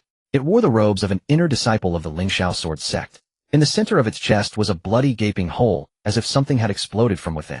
A look of extreme terror was still frozen on its face. A sect disciple. Wei Shan recognized the robes, his expression changing. Not just one. Jiang Zhiyue stood up, looking towards a cluster of broken swords not far ahead. Their 2 more bodies lay haphazardly, their deaths identical. She remembered these 3. Before entering the secret realm, they had been Hanger Sun following Lin Wanwan. If they all died here, what of Lin Wanwan? Had she killed them and fled, or... Roar! A roar filled with boundless brutality exploded from deep within the cluster of broken swords, making the entire ground tremble. The roar ahead carried a suffocating stench of blood so foul it nearly made one retch. From the sheer pressure alone, Jiang Zhiyue deduced it was a 4th-rank beast, its strength comparable to a Foundation establishment, great perfection cultivator. She glanced at the man beside her, who stood like an iron tower, and asked, Wei Shan, can that lump of iron you carry crack its shell? Wei Shan slammed the 1300 heavy sword onto the ground, and the hard earth split with a crisp crack, forming a web of fissures. He scratched the back of his head, the blush that had just faded creeping back up his cheeks, but the fierce glint in his eyes remained undiminished. If it dares to stretch out its claws, it'll smash its bones one by one, Wei Shan said bluntly. Miss Jiang, stand back. This beast is thick-skinned and tough. When it fights, blood and gore will fly everywhere. I don't want to soil your clothes. A faint smile curled at the corner of Jiang Ziyu's lips. This was the first time someone hadn't told her to hide behind them, but rather worried about blood splattering on her. Fine. She didn't try to show off. With a light tap of her toe, she gracefully landed on a broken stone pillar a few zhang away, sitting at ease. Let me see what you've got. The moment her words fell, a shadow like a small mountain smashed through the ruins of the sword forest ahead and charged out. It was an iron-backed song bear, its black fur bristling like steel needles, eyes bloodshot, clearly driven to utter madness. Roar! The giant bear locked onto Wei Shan, who stood blocking its path. Its palm, as large as a winnowing fan, swept down, with a vile wind crashing down like a mountain bearing down. Wei Shan didn't retreat. Instead, he advanced. Huh. A low growl burst from his throat, every muscle in his body bulging, and writhing veins snaking like tiny serpents beneath his skin. The heavy sword, which looked unbearably cumbersome, was swung into a full moon arc that tore through the air. No fancy technique, just pure extreme power. Boom! A deafening explosion erupted, not the clang of metal, but the dull thud of bone and iron colliding heat. The giant bear's massive body was sent staggering backward by this brutal strike. The paw it had swiped with twisted, at an unnatural angle, the crisp sound of wrist bones snapping audible. Wei Shan was in no better shape. He plowed 2 deep furrows in the ground with his feet before steadying himself, his tiger's mouth split open by the immense recoil, warm blood streaming down the sword hilt. Awesome. But Wei Shan seemed oblivious to the pain. He grinned, revealing white teeth stained with bloody foam, his eyes blazing with even more ferocity. Again, he dragged the heavy sword forward once more like a tireless siege ram, pounding again and again into the iron-backed song bear. Each impact was accompanied by the grating sound of bones breaking and the bear's increasingly pitiful howls. Seated up high, Jiang Zhiyue rested her chin on one hand, watching the primal bloody slaughter with keen interest. Yet her attention was soon drawn to a few traces at the edge of the battlefield. There scattered about were several broken sect jade tokens and a few patches of partially congealed blood. The color was wrong, not bright red but a strange dark purple. She moved silently, landing beside the bloodstains, and reached out a fingertip to touch them. Cold. No trace of spiritual energy. Huanling, Jiang Zhiyue called out in her sea of consciousness. Master, this blood is problematic. Huanling's voice immediately rang out. These wounds were not caused by a beast. I sensed it. The holes in the 3 corpses' chests have smooth edges as if carved out by a magical tool in an instant. Their entire Bodis essence blood was drained dry. They were sacrifices. Sacrifices. Jiang Zhiyue narrowed her eyes. It seemed Lin Wanwan's system required human lives to pave the way to seize the opportunities here. The depths of this sword tomb held something far more sinister than she had imagined. Just as she was pondering, the battlefield roars abruptly ceased. Wei Shan was drenched in blood, his tattered clothes reduced to mere strips, revealing a crisscross of old and new scars and bronze-knotted muscles. With his final blow, he smashed the iron-backed song bear's skull completely flat from above. The colossal bear carcass crashed to the ground, kicking up a cloud of dust. Wei Shan panted heavily, wiped the blood and grime from his face with a casual hand, and turned around. The fierce, death-defying killing intent instantly dissipated, replaced by a fidgety awkwardness, like a large canine waiting for its master's praise after a fight. He thrust the heavy sword into the ground, rubbed his hands clumsily on the rags still clinging to his body, as if trying to clean himself up a little before daring to approach Jiang Zhiyue. Yet he stopped 3 paces away from her. Dead. It's dead. He pointed at the bear carcass, his voice hoarse. Miss, do you want the bear gall, or the bear paws? I'll cut them off for you.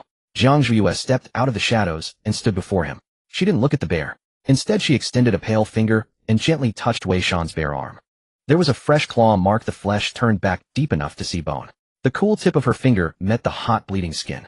Wei Shan's entire body trembled violently, as if struck by a heavenly thunderbolt.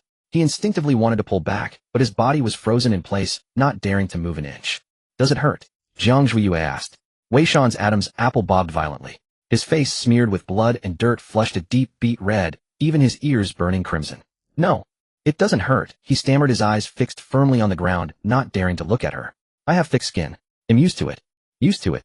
Jiang Zhiyue chuckled softly. Her fingertip traced lightly along the edge of the wound, and a faint green light flickered to life. It was the wood attribute spiritual energy she had borrowed from when Ryu, perfect for stopping the bleeding. The wound healed at a visible speed. Next time you fight, don't be so reckless, she said, withdrawing her hand, her tone flat. If you die, there'll be no one to carry my sword. Wei Shan stared blankly at the perfectly healed skin on his arm, his mind blank. The miss healed him. The miss also told him not to die. I won't die. Wei Shan straightened his back abruptly, his voice booming like a bell, making Jiang Zhiyue's ears ring. As long as you don't drive me away, miss, I'll carry your sword forever. If anyone wants to harm you, they'll have to step over my dead body. Jiang Zhiyue was startled by a sudden loud voice, then rubbed her ears in exasperation. This foolish stone was different from Lu Xingzhou, who was like a dog begging for scraps. Lu Xingzhou was driven by love and guilt. This man was simply single-minded. Once he set his mind on something, he would lay down his life for it. All right, keep your voice down. Jiang Zhiyue turned and walked deeper into the wasteland. The scent of blood is stronger ahead. That's where the 3 unlucky ones were sacrificed. Let's go see what Lin Wanwan is up to. Sacrificed. Wei Shan didn't understand, but he didn't ask. He pulled out the heavy sword and followed with long strides. Good'll take the lead. Meanwhile, at the other end of the sword tomb, amid a mist-shrouded maze of scattered rocks, Shen Qingzi Xiao Lai Wen Ryu and Lu Xingzhou were pacing in circles with grim expressions. Damn it! What kind of place is this? Xiao Lai thrust his spear into the mist ahead, but his spiritual energy vanished without a trace like a stone sinking into the sea. An ancient sword tomb, and this is just some trickery of a confusing maze. The compass in Wenruyu's hand spun wildly, unable to settle.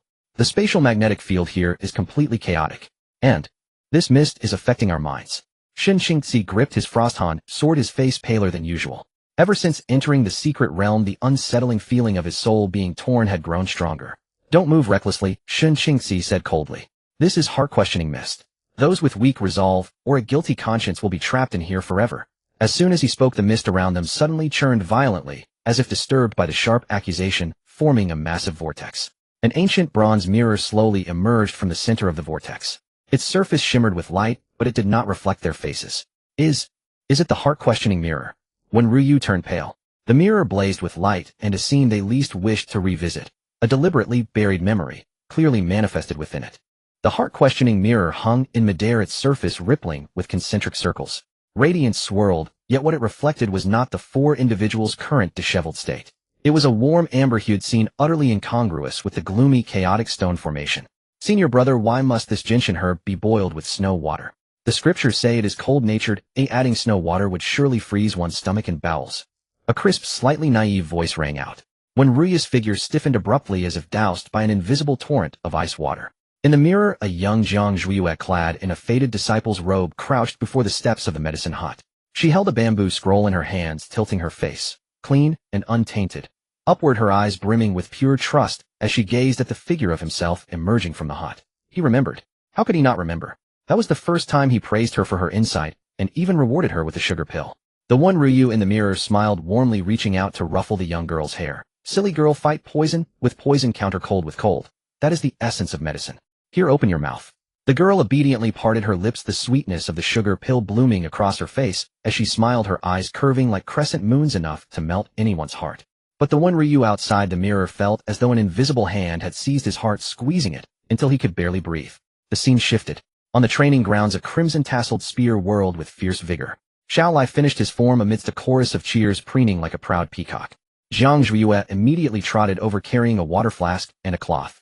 So hot, where's the water? The Xiao Lai in the mirror demanded, matter-of-factly taking the flask and draining it in one gulp. The young girl stood on tiptoe, carefully wiping the sweat from his brow. And he awkwardly lowered his head, allowing her closeness. The Xiao Lai outside the mirror stared at this scene, his throat parched, unable to utter a single syllable. Back then he had never thought anything was amiss. Little junior brother, slow down, watch your step. Lu Xingzhou watched the mirror as the girl, full of worry, chased after him. He fell to his knees, clutching his hair in anguish. Back then her world seemed to revolve solely around them. Even Shen Qingzi, usually aloof, could no longer maintain his composure. He saw himself on a stormy night flying his sword to retrieve his herb-gathering junior sister, using spiritual energy to dry her soaked, embroidered shoes. He saw himself with a cold face, yet still removing his cloak to drape over her shivering form. Back then the cloak was warm, but now he felt only an icy chill seeping from the deepest recesses of his heart, freezing his limbs stiff. This is just a memory. Shen Qingzi's voice was hoarse like sandpaper scraping. The heart-questioning mirror merely reflects the past. He seemed to be convincing himself, or perhaps pleading. No. Xiao Lai suddenly roared, his voice laced with terror. The scene is changing.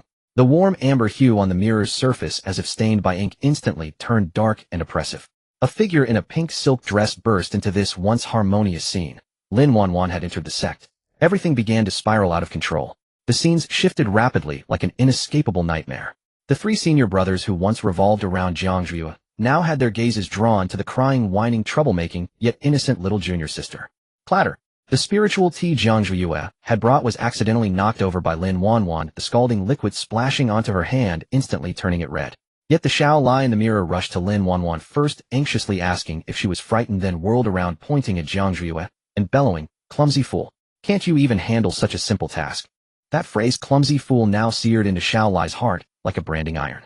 The medicinal meal Jiang Zhuiyue had spent 3 days preparing was dismissed by Wenryu in the mirror with a frown, without even a glance at her, simply because Lin Wanwan said it smelled strange. The Wenryu outside the mirror curled his lips in a bitter, self-mocking smile, his face deathly pale. He realized his warmth had always been laced with condescending choice and charity. Shen Qingzi watched as his mirror self punished Jiang Zhuiyue by making her sweep the mountain gate steps for a month simply because Lin Wanwan had grazed her skin while practicing swordsmanship. The reason? Negligence in supervision. How absurd. How laughable. Why? Lu Xingzhou murmured, tears streaming down his face. Why did we become like that back then? Because of prejudice, when Ryu's voice was hollow. Because we took it for granted that she would always be there. And junior sister Lin. She was more fragile, more in need of care. If it had only been that, it might have been bearable. The scene in the mirror finally froze. Danxiao peeked Lin Wanwan's bedchamber. She lay on the bed, her complexion ruddy, a sinister smile no outsider could read curling at the corners of her lips. Outside the door, Jiang Zhuiyue held a box of lotus pastries, hesitating, pacing, before finally mustering her courage to knock. That time, Lu Xingzhou shrieked. Everyone's breath caught in that instant. In reality, Jiang Zhuiyue had not entered. She had exposed Lin Wanwan's scheme publicly. But the mirror showed a completely different, unseen outcome. The Jiang Zhuiyue in the mirror, with an almost ingratiating smile, carefully opened the food box. Little junior sister, I made these lotus pastries myself. Senior brother said you love them. Lin Wanwan accepted them with a smile, but the moment Jiang Zhuiyue turned to pour water, a venomous, indelible malice flashed in her eyes. She crushed the pastries and quickly stuffed a black pill into her mouth. The next moment, a piercing shriek tore through the tranquility. Help! Senior sister. Why did you poison the pastries? The four outside the mirror watched helplessly as themselves burst through the door. No investigation. No questioning. Not a moment's hesitation. Poisonous woman. The Xiao Lai in the mirror kicked Jiang Zhuiyue in the stomach with full force, sending her flying like a broken doll, spitting blood crashing through a screen. How dare you harm Wanwan? The Wen Ryu in the mirror scooped up the feeble Lin Wanwan, casting a single glance at the crumbs before coldly declaring, it's soul-corroding powder. Jiang Zhuiyue, how cruel your heart is. And the Shun Qingzi in the mirror stood at the doorway looking down at Jiang Zhuiyue, struggling amidst the shattered porcelain, trying to explain, his eyes frozen over with eternal frost. Enough said.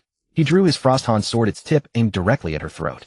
Take her to the disciplinary hall. This time there will be no leniency. The Shun Qingzi outside the mirror staggered back, the Frosthorn sword slipping from his grasp, clattering onto the hard stone floor with a sound as piercing as a lament. No, none of this was right.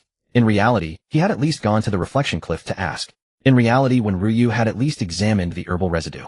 But why were they in the mirror 100 times more ruthless than in reality?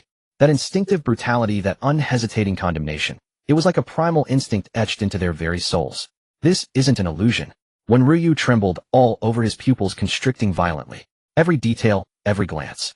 It's me. That is exactly what I would do. If Zhuiyue hadn't fought back, hadn't proven her innocence in that moment. This would have been her fate. A thought more terrifying than death itself grew wildly in his mind. He jerked his head up, fixing his gaze on the ancient mirror, his voice ragged and broken. This is her past life. The images in the mirror continued to flow like a dull blade, cutting into flesh, tormenting the souls of the four outside the mirror. The scene was dark and gloomy, set outside the gates of the Lingxiao sword sect. Get out.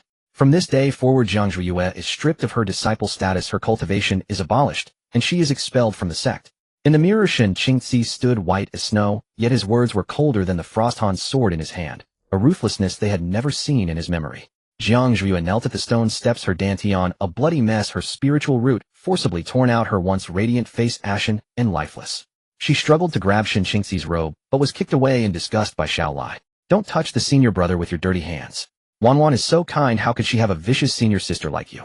That kick was delivered with full force. Outside the mirror, Xiao Lai's legs went weak, and the Liao Yuan spear clattered to the ground with a crash.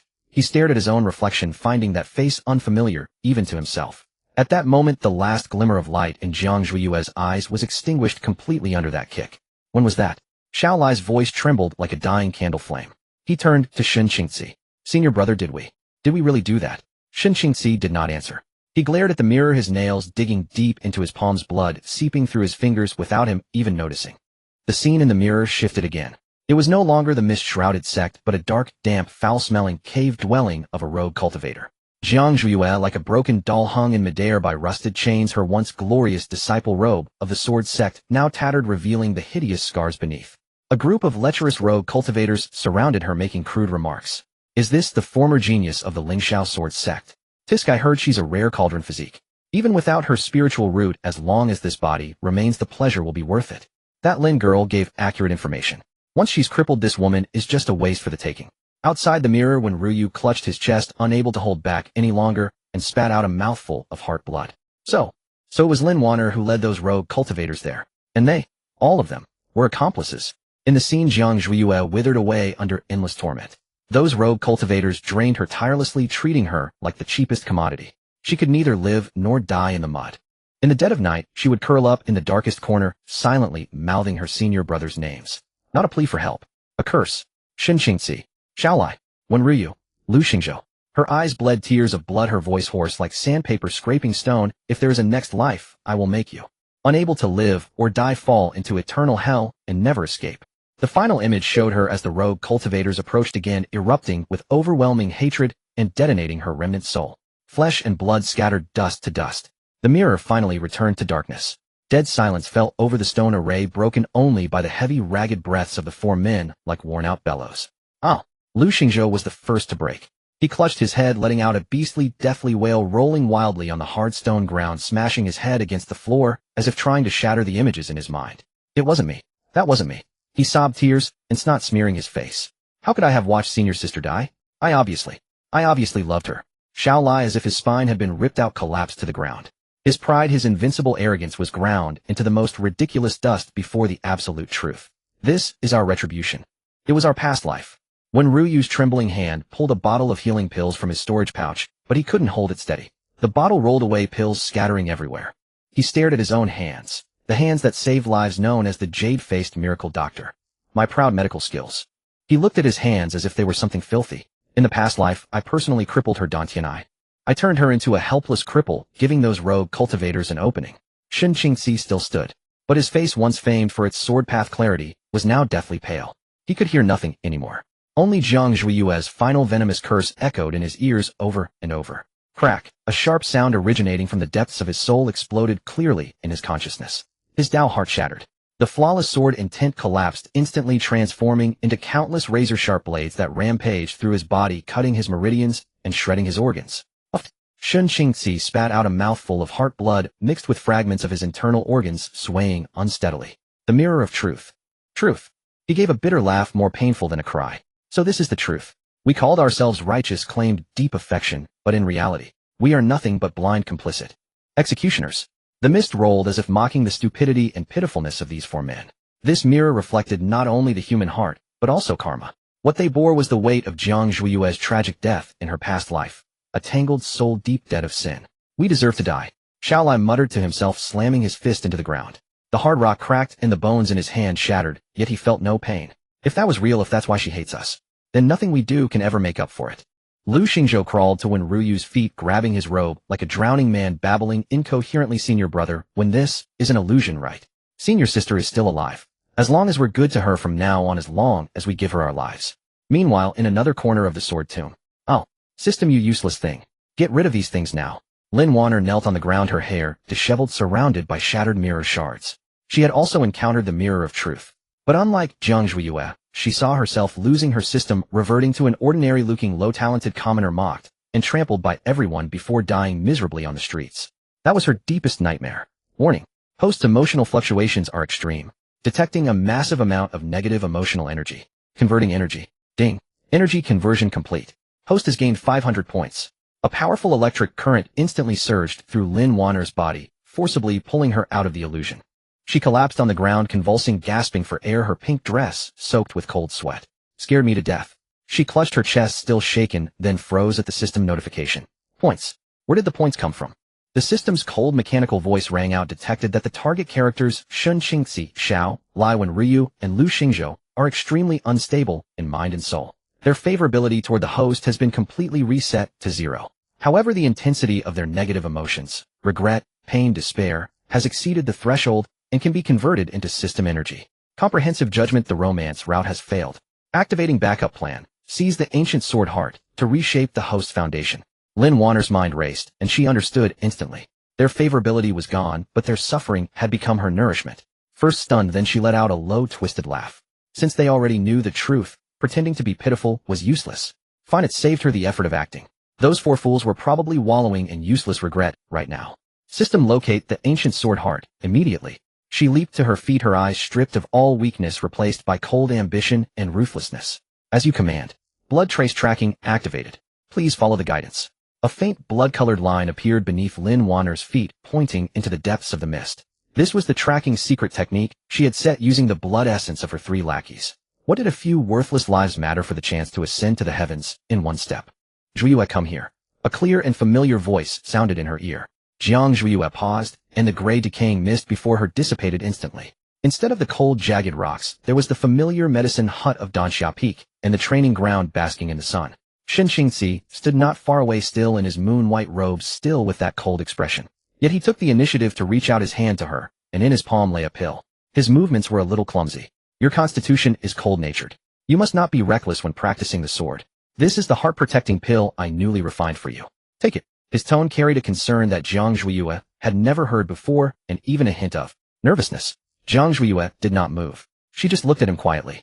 The senior brother always puts on a stern face. Ignore him.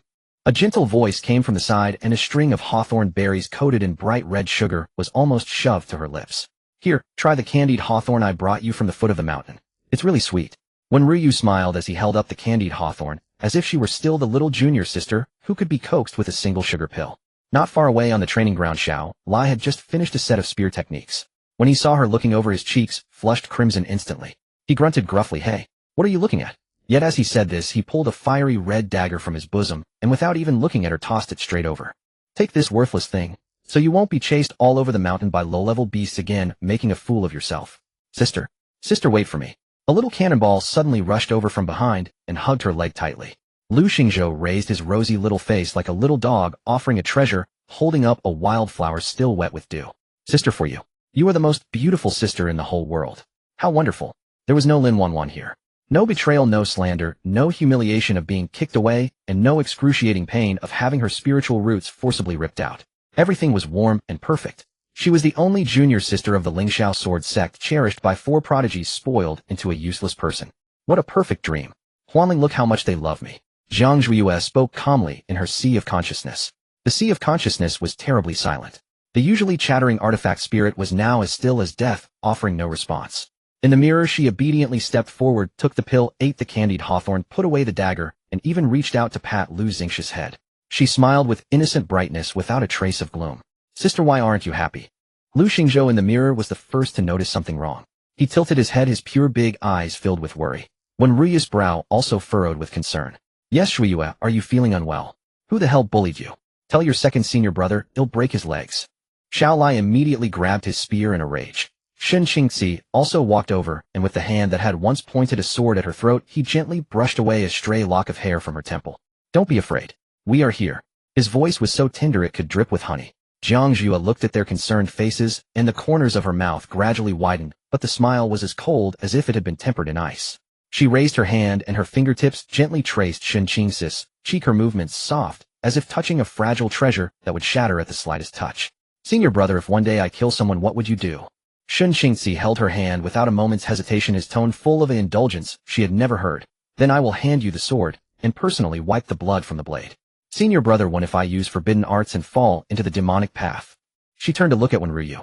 Wenryu smiled like a spring breeze. Then I will search the world for spiritual medicines to protect your soul from perishing. Whether you are immortal or demon, as long as you are happy, what does it matter? Senior brother Xiao, if I steal your fortune and climb over your bones? Xiao Lai snorted, reached out, and roughly tousled her hair, his movements rough yet affectionate. Silly girl, what's mine is yours. There's no such thing as stealing. If you want it, even my life is yours any time. Little junior brother. She finally looked down at Lu Xingzhou, who was clinging to her without letting go. If I deceive you, use you, and make you die for me. Lu Xingzhou hugged her tighter, his voice childish, but firm. To die for my sister is my honor. How touching. So touching it made her sick. I see. Jiang Zhuiyue withdrew her hand, and the false smile completely peeled away from her face, leaving only bare sarcasm. You see, this broken mirror understands me so well. It knows I don't believe the hatred from my past life, so it gives me the most perfect dream. The perfect expressions on the faces of the 4 in the mirror began to crack. Zhuiyue, what nonsense are you talking? Shin Qingzi tried to grab her hand again. Jiang Zhuiyue suddenly stepped back, dodging him. She raised her head. Those eyes, once filled with stars and adoration, now held only the cold mockery of one who has seen through everything. If there is a next life, she murmured softly as if speaking to them and to herself, I would still prefer to see you kneeling at my feet, kowtowing in repentance. She spoke each word clearly, her voice not loud, but like a heavy hammer of 10,000 pounds smashing against the foundation of the illusion. This kind of false honey will rot your teeth if you eat too much, and it will rot your heart. Only the knife in your hand is real. The moment the words fell, boom. The entire warm and bright world let out a groan of unbearable strain, then shattered into pieces. The faces of Shin Qingzi and the others, with their perfect, doting smiles, twisted instantly, their skin cracking inch by inch, turning into the cold, disgusted, contemptuous faces of the past life. What trick are you playing now? Incorrigible. The candied hawthorn in her hand melted into a pool of stinking, poisonous blood. The heart-protecting pill exploded, releasing the familiar, deadly powder of soul-corroding poison. The wildflower Lu Xingzhou gave her withered and rotted quickly, emitting a nauseating stench of decay. Amid the countless curses and insults, Jiang Zhuiyue only watched coldly. Then she turned and took a step forward. She never looked back at the garbage she had shattered with her own hands. The mist dissipated and she still stood in the midst of the chaotic stone formation, her expression calm, her robes fluttering, as if she had merely crushed an annoying bug. Not far away, Wei Shan remained in his sword-ready stance, his eyes tightly shut. But his face was now the color of a pig's liver, and his whole body was like a boiled lobster, radiating an unnatural redness. His body was taut, and he muttered unconsciously in a slurred voice, his tone full of suppressed desire and a pitiful plea. Zhuiyue, don't stop. Jiang Zhuiyue. This silly rock in that mirror, what good things did he see? The wind in the launcher array seemed to have stilled. Wei Shan remained with his eyes closed, his tall frame taut, every muscle brimming with power. His face, which usually only stared blankly at his heavy sword, was now so red it seemed ready to bleed, with veins bulging at his temples. Jiang Zhuiyue stood 3 paces away with her arms crossed, listening to his suppressed and labored breaths. This foolish stone, appearing dull and honest, turned out to be so wild in his dreams. Zhuiyue. Wei Shan let out another low groan, his voice hoarse with a thick nasal tone. Don't. I'm a rough man. I'll stain you. Jiang Zhuiyue raised an eyebrow, moved half an inch closer, and leaned in. The plot in this dream sounded quite interesting. Don't touch there. Wei Shan's large hand grabbed at the empty air beside him, as if to push something away, but finally clenched tightly into the cracks of the rocks. There. It's dirty. He was trembling all over, and from his tightly closed eyes a glimmer of moisture seeped out, sliding down the corners of his eyes, mingling with hot sweat, adding a rare vulnerability to his resolute and rugged face. Jiang Zhuiyue extended a finger and pointed it in the air at his burning cheek. Usually just one look at me makes you blush for ages, but in your dreams you are quite bold. Wei Shan's breathing became more rapid, and the spiritual energy inside him began to surge chaotically. The blood vessels under his skin showed a strange dark red. This was a sign of inner demon invasion, a precursor to his body exploding. If it were anyone else, Jiang Zhuiyue would likely watch leisurely as they exploded into a fireworks of flesh and blood. But this stone had just shielded her from the bear's paw, which was not bad. Fool. Jiang Zhuiyue snorted lightly, raised her hand toward that burning face. Slap. The crisp sound of the slap echoed loudly in the dead quiet launcher array. Wei Shan shuddered and abruptly opened his eyes. Those eyes were bloodshot, still carrying the remnants of undispelled fervor. He gasped for breath, and when his gaze met Jiang Ziyu's face, which was so close it instantly froze. Reality and dream overlapped. In the dream, that seductive fiery woman straddled his waist and abdomen, forcing him to sink into depravity. In reality, she still looked at him like that, with a hint of mockery on her face. Awake. Jiang Zhuiyue withdrew her slightly numb hand and flicked it casually. There was a mosquito on your face. I helped you shoo it away. Wei Shan's mind buzzed with a sound like buzz. The absurd, blasphemous, and rebellious images from his dream surged like a tide. He dreamed he was like a rutting wild dog, recklessly pinning the lofty goddess beneath him. Wei Shan's gaze uncontrollably moved downward, and when he saw the obvious abnormality at the hem of his trousers, he blushed from his neck to the tips of his ears. That.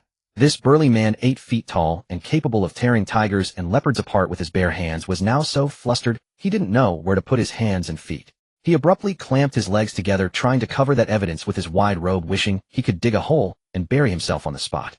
Sorry. Wei Shan stammered out 3 words, his voice trembling like a sieve, not daring to look into Jiang Ziyu's eyes. I deserve to die. I didn't mean to. What did you dream about? Jiang Zhuiyue, however, did not intend to let him off. Instead, she stepped forward, her toe touching his battle boot. Wei Shan was so frightened that he retreated 3 steps, and his back hit a huge rock with a thud, leaving him nowhere to retreat. Nothing. He shook his head desperately, his resolute face turning purple. It's just dreaming about forging iron. Yes, forging iron. The furnace was too hot.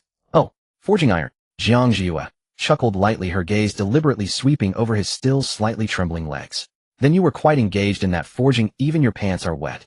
Wei Shan's breath caught, and the shame almost ignited him. He gritted his teeth fiercely, wishing he could stab himself twice. Too dirty. How could he let her see such a filthy side of him? She was the moon in the sky, and he was just mud on the ground. Miss Zhuiyue, don't look. Wei Shan lowered his head, his voice as low as a mosquito's buzz, pleading. Please. Don't look at me. I'm dirty. He instinctively curled up his tall frame, his head drooping low, looking like a man who had committed a grave sin and was waiting for punishment. Jiang Ziyu's heart stirred slightly. This was the first time someone, when faced with such a situation, did not rush to cover up or become angry from shame, but was afraid of dirtying her eyes. She reached out, her fingertips hooking under Wei Shan's chin, forcing him to look up. The rough texture of his skin felt a bit abrasive, but his features were extremely well proportioned. High nose bridge, deep brow bones, and now exuding a pure masculine aura. I don't think it's dirty. Jiang Zhuiyue looked into his flustered, evasive eyes, her voice softening a bit with a hint of seduction. I never expected that this hard stone of yours would be soft inside. Wei Shan's Adam's apple bobbed up and down, and the tingling sensation from her touch traveled from his chin all the way to his tailbone. Alright, don't look like you're about to commit suicide to a tone. Jiang Zhuiyue released her hand and wiped non-existent dust off his collar. That mind-questioning mirror is best at arousing the deepest desires in people's hearts. You're just a normal man, what's there to be ashamed of? Wei Shan stared at her blankly as if unable to believe it. Why don't you straighten your clothes? Jiang Zhuiyue turned around her back to him. Are you trying to let the beasts in this sword tomb know there's a piece of fresh meat here by walking around with that tent? Behind her came the sound of rapid and frantic fabric rustling. Finished. After a moment, Wei Shan's voice came, finally regaining some confidence. Jiang Zhuiyue turned around and saw that he had already shouldered his heavy sword again. The flush on his face had not yet faded, but the look in his eyes when he looked at her had become resolute and loyal again. That was the look of worshipping her as the only deity in this wilderness. Let's go. Jiang Zhuiyue did not tease him further and walked forward. The source that made you restless even in your dreams is still waiting for us ahead. The deeper they went, the thicker the air became. The air here was filled with fine sword chi. Every breath felt like swallowing a handful of broken glass. Wei Shan walked ahead, using his physical body and aura to forcefully carve out a relatively stable path through the chaotic sword blades for Jiang Zhuiyue. SSS. An invisible sword chi slashed across, leaving a bloodstain on Wei Shan's cheek. He didn't even blink, just turned his body slightly more to shield Jiang Zhuiyue more securely. Does it hurt? Jiang Zhuiyue looked at the new gashes on his back where his clothes were already torn to shreds. It doesn't hurt. Wei Shan didn't turn his head, his voice honest. I'm a body cultivator, thick-skinned and tough. Miss Zhuiyue, you have delicate skin. If you left a scar, it wouldn't look good. Jiang Zhuiyue looked at his broad back, her eyes flickering slightly. In her past life, when she was pierced by 10,000 swords, no one cared whether she would be scarred. Wei Shan. Yes. I'm here. If the way ahead is a dead end, would you still walk it? Wei Shan paused for a moment, then gripped the handle of his heavy sword, his voice steady and each word weighty. As long as I'm here, even a dead end, I can smash it into a path for you, miss. They walked for an unknown time, and then the view opened up. A black altar completely built from broken swords suddenly appeared before them. In the center of the altar, a blinding white light hovered with violent sword chi raging like a hurricane, making it impossible to approach. Ancient sword heart. But what made Jiang Zhuiyue stop was not that sword heart. Rather, at the very bottom of the altar, a familiar piece of pink skirt cut off by a sharp blade lay quietly there. The edge of the skirt was stained with undried, shocking dark purple blood. Lin Wanwan had already arrived first. The air around the altar thickened as viscous as congealed blood. A heavy stench of iron and gore assaulted the nostrils, nauseating and relentless. Jiang Zhuiyue concealed herself behind a colossal broken sword, steely, one slender finger lightly resting on Wei Shan's iron-like forearm, signaling him to remain silent. Wei Shan's muscles instantly tensed to stone as if branded by a hot iron. He froze, daring not move an inch. The cool touch spread from his skin to the very crown of his head. Sure, your breathing is too loud. Jiang Zhuiyue lowered her voice, her warm breath brushing Wei Shan's ear. There's a good show ahead. Wei Shan abruptly held his breath, his face turning crimson like a pig's liver. He nodded stiffly, forcing his gaze away from that mischievous finger and toward the distant altar. 3 groups had already gathered there. One faction wielding broadswords and dressed in rugged attire was from the Bedeo sect. Look there, Jiang Zhuiyue said, tilting her chin to direct Wei Shan's attention to a shadowy corner. A frail figure stumbled out. Her pink dress, now tattered and torn, strategically revealed pale skin and a few pitiful bloodstains. On her pallid face, 2 streams of clear tears rolled down, evoking instant sympathy. It was Lin Wanwan. Like a startled forest deer, she didn't rush straight to the altar, but aimed directly for the Bedeo sect, tripping and falling precisely at the feet of the leading broadsword-wielding man. Help! Help me! Lin Wanwan wept miserably, her face upturned, bearing a fragile snow-white neck. Her voice trembled heartrendingly. Senior brother, save me. There's a monster. My companions. All dead. The man Zhao Kuei of the Bedeo sect was already on edge from vigilance. Caught off guard by the sudden soft warmth, he instinctively reached out to help her up. Her skin was soft and warm to the touch. Which sect are you from? How are you alone? Zhao Kuei's voice. I am Lin Wanwan of the Lingxiao sword sect. She shrank back, subtly pressing her body against Zhao Kuei's sturdy chest, a faint sweet fragrance spreading imperceptibly. We encountered a 4th-tier demon beast. My senior brothers sacrificed themselves to protect me. Zhao Kuei, intoxicated by the scent, felt his mind heat up, a surge of heroic spirit swelling within him. Lingxiao sword sect. A scarred, sinister-looking youth from the Wanshou sect sneered. Good riddance if they're all dead, fewer rivals for the treasure. What the hell did you say? Zhao Kuei, with the beauty in his arms, grew bolder, leveling his blade. Bullying a woman. What kind of skill is that? Junior sister Lin, don't be afraid. With me here no one dares touch you. Lin Wanwan clung to Zhao Kuei's sleeve, tears of gratitude streaming down her face. But beneath her lowered lashes a glint of calculation flashed. Thank you, senior brother Zhao. The sword heart. It's right there on the altar. I saw the beast was afraid of the light above it. If we take the sword heart, we'll be safe. She spoke in a hypnotic, gentle tone. In the shadows, Jiang Zhuiyue nearly laughed out loud. See? She tilted her head, her fingertip tracing idle circles on Wei Shan's burning hand. This is a woman's weapon. Wei Shan felt as if the skin on his hand was about to ignite his mind blank. He asked stupidly what? Tears, fragility, and... Jiang Zhuiyue withdrew her hand, her voice turning cold. Finding a fool to serve as a scapegoat to take the fatal blow for her. Wei Shan furrowed his brow, gripping the great sword on his back. If Zhao Kuei actually gets the sword heart. He won't, Jiang Zhuiyue stated with certainty, a hint of mockery in her tone. A fool who loses his head over a few tears of a woman. How could he be worthy of the ancient sword heart? Then we... Wait. Jiang Zhuiyue leaned languidly against the stone, steely, like a cat waiting for its prey to fall into the trap. Wait for the dogs to fight and both sides to be wounded. As she spoke, a loud explosion rang out from the altar. Urged repeatedly by Lin Wanwan, Zhao Kuei finally succumbed to greed. He raised his broadsword high, channeling all his spiritual energy into it, and brought it down fiercely on the thin blood-red barrier. Open for me. Boom. The crimson light shield trembled violently, cobweb-like cracks spreading across its surface. The moment the barrier shattered, a devastating wave of sword aura erupted from the gap. Zhao Kuei, the first to be hit, hadn't even had time to savor his triumph before he was blasted away like a broken kite, a deep gash opening in his chest, blood spurting everywhere. Oh. The scream was heart-wrenching and chaos erupted instantly. The Wansho sect, seeing their chance, immediately drove their spirit beasts at the wounded Bideo disciples. Now, Lin Wanwan's eyes flashed with ruthless determination. Amid the melee, she darted like a ghost straight toward the center of the altar. System. Activate the highest level protective shield. Help me seize the sword heart, she roared inwardly. But just as her fingertips were about to touch the blinding white light, whoosh, an ice-blue sword aura carrying the piercing frost that could freeze souls shot through the air from afar faster than anyone could react. It didn't strike Lin Wanwan, but cut precisely into the ground before her, carving a bottomless icy trench that severed her path. Then a voice steeped in endless pain and hatred rang out across the entire sword tomb wasteland. Lin Wanwan, you dare. Jiang Zhuiyue slowly straightened up, a cold smile curving at the corner of her lips. It seemed this mantis wouldn't even need to strike. In the distance, 4 streaks of light shot toward them at a speed that seemed to burn their very lives. Leading them was Shun Qingzi, his face as pale as paper, his lips bloodless. But his eyes, once cold and clear, now churned with a killing intent, sharper and colder than the myriad remnant swords of the tomb. Behind him, when Ryu Xiaolai and Lu Xingzhou were all bloodstained and disheveled, clearly suffering severe backlash from the heart-questioning mirror. Yet even more severe than their physical wounds was the look in their eyes as they gazed at Lin Wanwan. A gaze that could grind her bones to dust and devour her alive.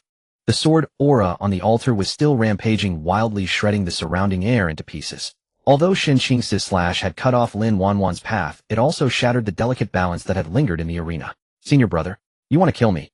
Lin Wanwan collapsed to the ground, staring at Shun Qingzi in disbelief. Her face, which usually could draw countless care with just a frown, was now twisted hideously. It's me, Wanwan. You would do this for that bitch. Shut up. The frost-cold sword in Shun Qing's hand trembled not from fear, but from extreme fury and lingering dread. Don't let me hear that name from your mouth again. It's disgusting. Heh. Ha ha. Xiaolai charged over with his long spear, his eyes bloodshot. He didn't spare Lin Wanwan a glance, his gaze fixed on the other side of the chasm carved by the sword. If it hadn't been for you back then, enough.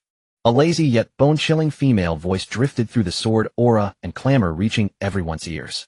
Jiang Zhuiyue stepped out from behind the broken steely, her bare feet treading on the ground littered with rubble and broken swords, as if she were strolling through her own back garden.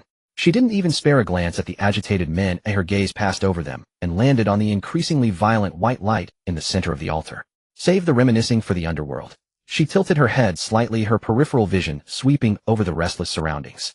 If you don't snatch it now, you won't even get a sip of the broth. When Ryu, who had been about to dash toward Jiang Zhuiyue, halted mid-step and instinctively looked around. Roar! In the very moment this group was enacting their love-hate drama, Han Xiao, the scar-faced youth from the Myriad Beast sect, had already silently crushed the beast control talisman in his hand. 3 4th-grade flame lions, each the size of a small hill, had already bared their fangs, seizing the moment when everyone's attention was on Lin Wanwan. They pounced on the unguarded flank of the altar with a reeking wind. A bunch of idiots. Han Xiao's sinister voice mingled with the beast's roars. Still busy with family affairs at a time like this. This ancient sword heart, ill accept it without courtesy. It wasn't just the Myriad Beast sect. The surviving disciples of the Overlord Blade sect who had been wailing moments ago did not scatter upon seeing Zhao Kuei's uncertain fate. Instead, they were stirred to savagery.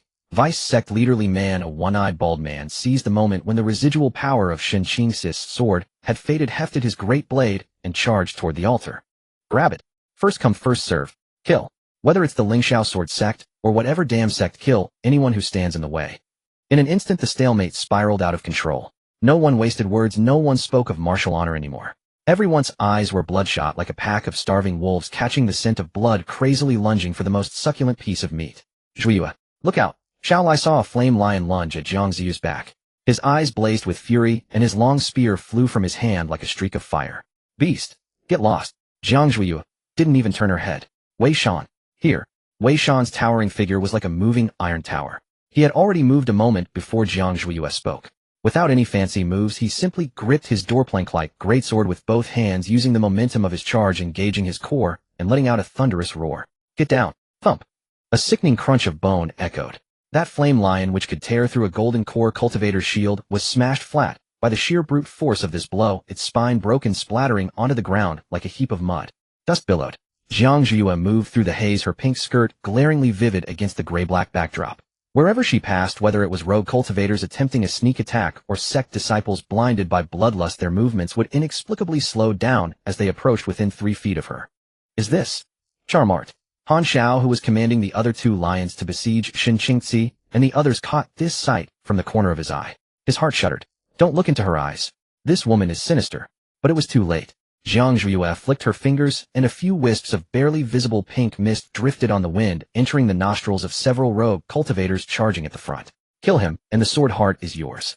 Her crimson lips parted slightly, her voice like a lover's whisper in the ear.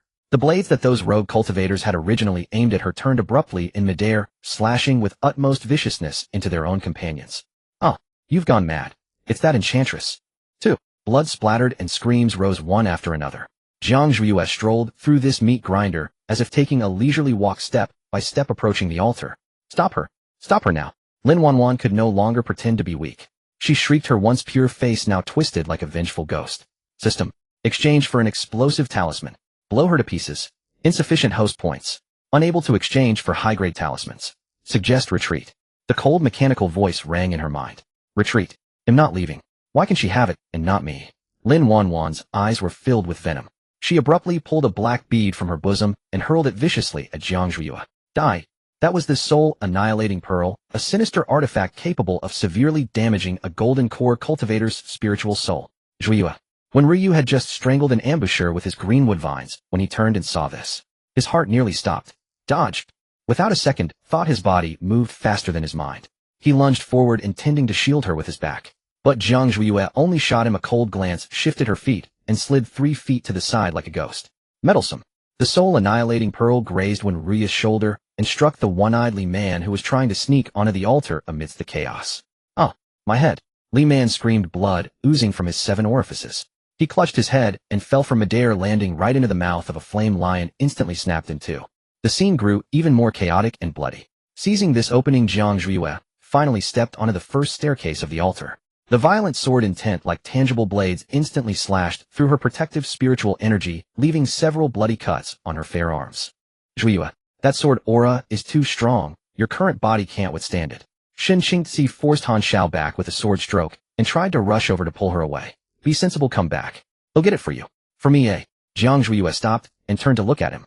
There was no gratitude, no emotion in that gaze, only chilling mockery. Shen Qingxi, have you forgotten who ordered the destruction of my spiritual root? And how my body collapsed? A cruel smile curled at the corner of her lips. Now you're playing the devoted lover. Too late.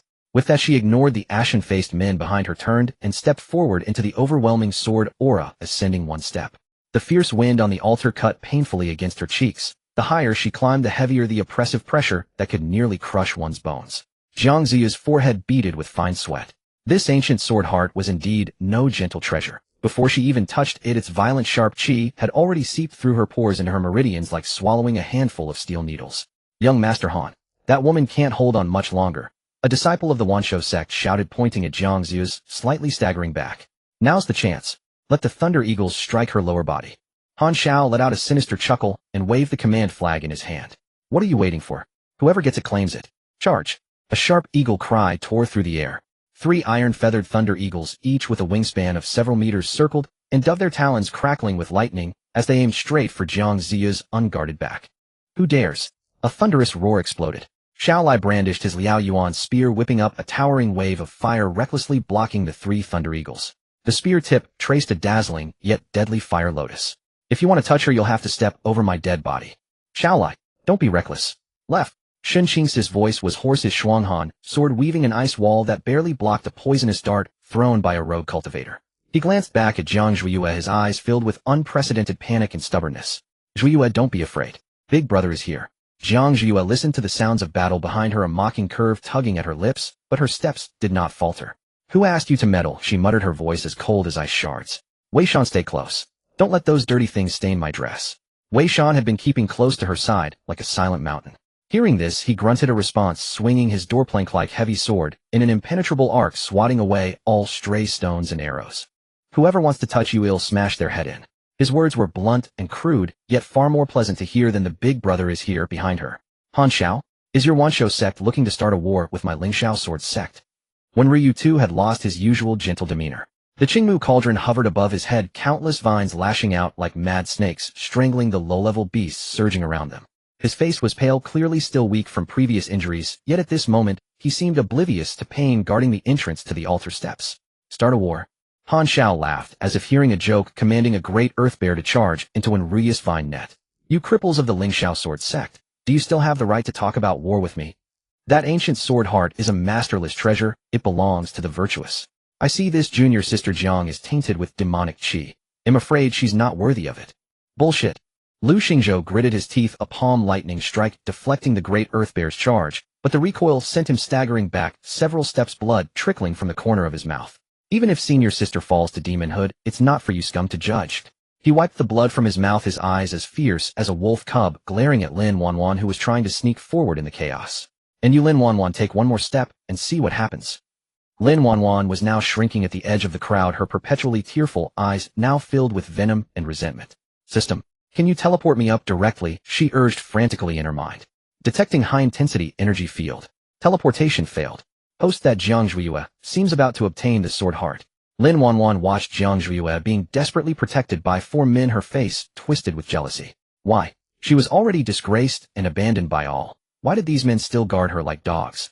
Jiang Zhuiyue, go to hell. Lin Wanwan pulled out a talisman emanating black qi from somewhere. Her last resort life-saving measure, the soul-devouring explosion talisman. She dared not throw it directly at Jiang Zhuiyue, but viciously hurled it at Wen Ryu, who was struggling to maintain the defensive formation. As long as it blasted a gap, the bloodthirsty rogue cultivators and beasts would rush in and tear Jiang Zhuiyue apart. Watch out. Shen Qingzi was the first to sense that cold, sinister fluctuation. His pupils contracted, and without a second thought he threw himself forward, taking the hit on his back. Boom. Black flames exploded. Shen Qingzi groaned, his back instantly torn to bloody shreds, and he was thrown to the ground by the shockwave. Big senior brother. Xiaolai and Lu Xingzhou cried out, and a crack appeared in their defense. Great chance. Charge. Han Xiao exulted, commanding his strongest beast, a peak 4th-tier golden-eyed saber-toothed tiger, which turned into a streak of golden light, lunging at Jiang Zhuiyue at the top of the altar. Roar. A bloody wind swept over. The sharp fangs were mere inches from Jiang Ziyu's neck. Jiang Zhuiyue was reaching for the radiant sword heart and couldn't spare any attention for defense. Zhuiyue. A flash of determination crossed Wei Shan's eyes. He actually dropped his heavy sword, spread his arms, and used his broad chest to firmly shield Jiang Zhuiyue from behind. Thud. The sound of claws sinking into flesh was sickening. 3 gashes deep enough to show bone were torn across Wei Shan's back, in an instant, blood gushing like a fountain splattering onto Jiang Zhuiyue. But he didn't even grunt. Instead, he wrapped his arms around the saber-toothed tiger's neck, his muscles bulging and veins popping like earthworms. Get off me. He slammed his head into the tiger's head, and with that brute force, he actually carried the 1,000-gene beast as they rolled off the altar together. Wei Shan. Jiang Ziyu's fingers finally touched the cold sword heart. But in that instant, the sword heart seemed to sense the bloodshed outside. The originally violent white light instantly retracted, replaced by a terrifying suction force. The floor at the center of the altar collapsed without warning, revealing a pitch-black vortex. Jiang Zhuiyue. Shen Qingzi, covered in blood, had just risen when he saw Jiang Zhuiyue being swallowed by the vortex. He rushed over like a madman, reaching out to grab her clothes. Wait for me. But the only response was emptiness. After devouring Jiang Zhuiyue, the vortex also swept up Wei Shan, who had been thrown to the edge and gravely wounded, then closed, instantly returning to cold stone slabs. All that remained were a group of bewildered cultivators and 4 men utterly shattered. Zhuiyue. When Ryu knelt on the ground staring at the empty altar, his heart feeling as if a piece had been gouged out. Belated affection was indeed cheaper than weeds.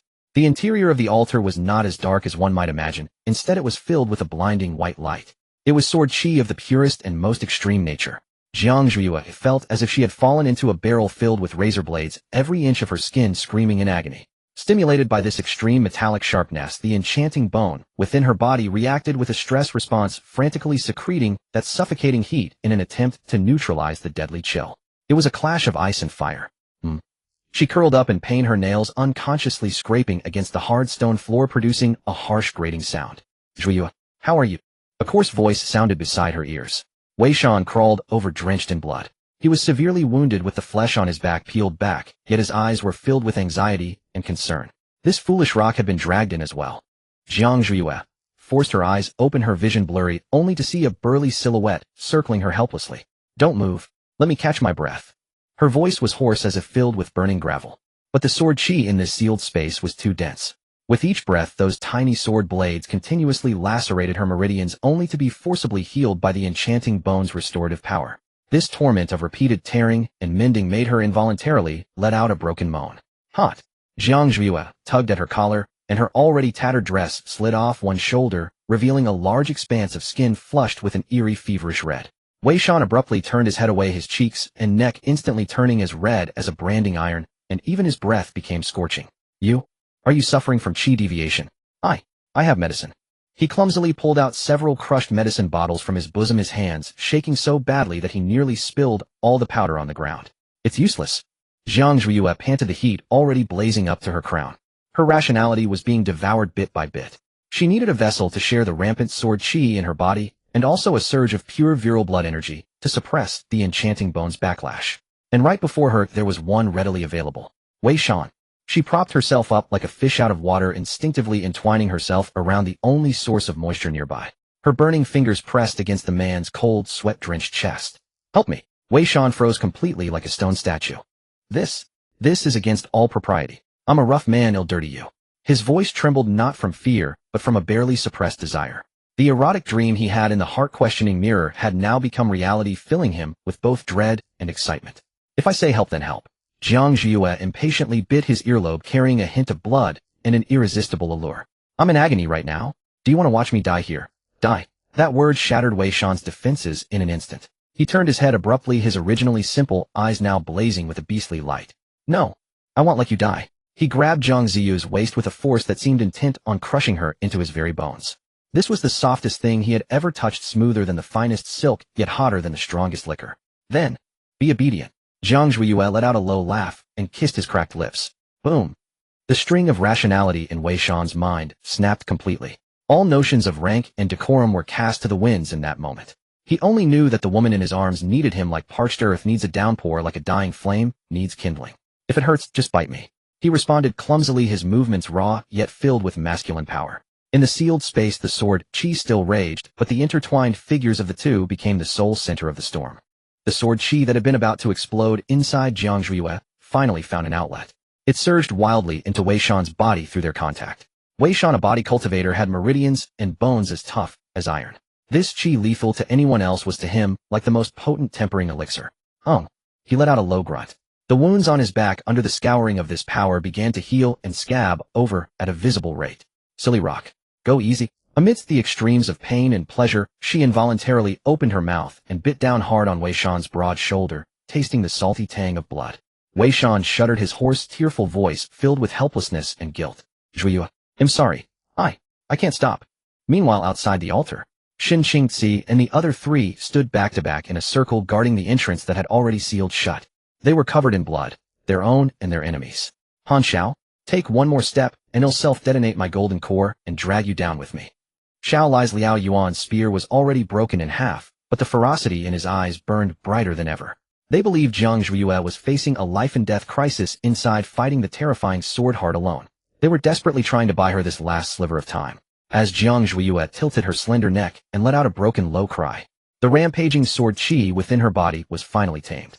It no longer charged recklessly but obediently merged into her dantian, intertwining with the originally seductive energy of the enchanting bone, transforming into an unprecedented power. It was an invisible sword, its blade entwined with pink poisonous mist.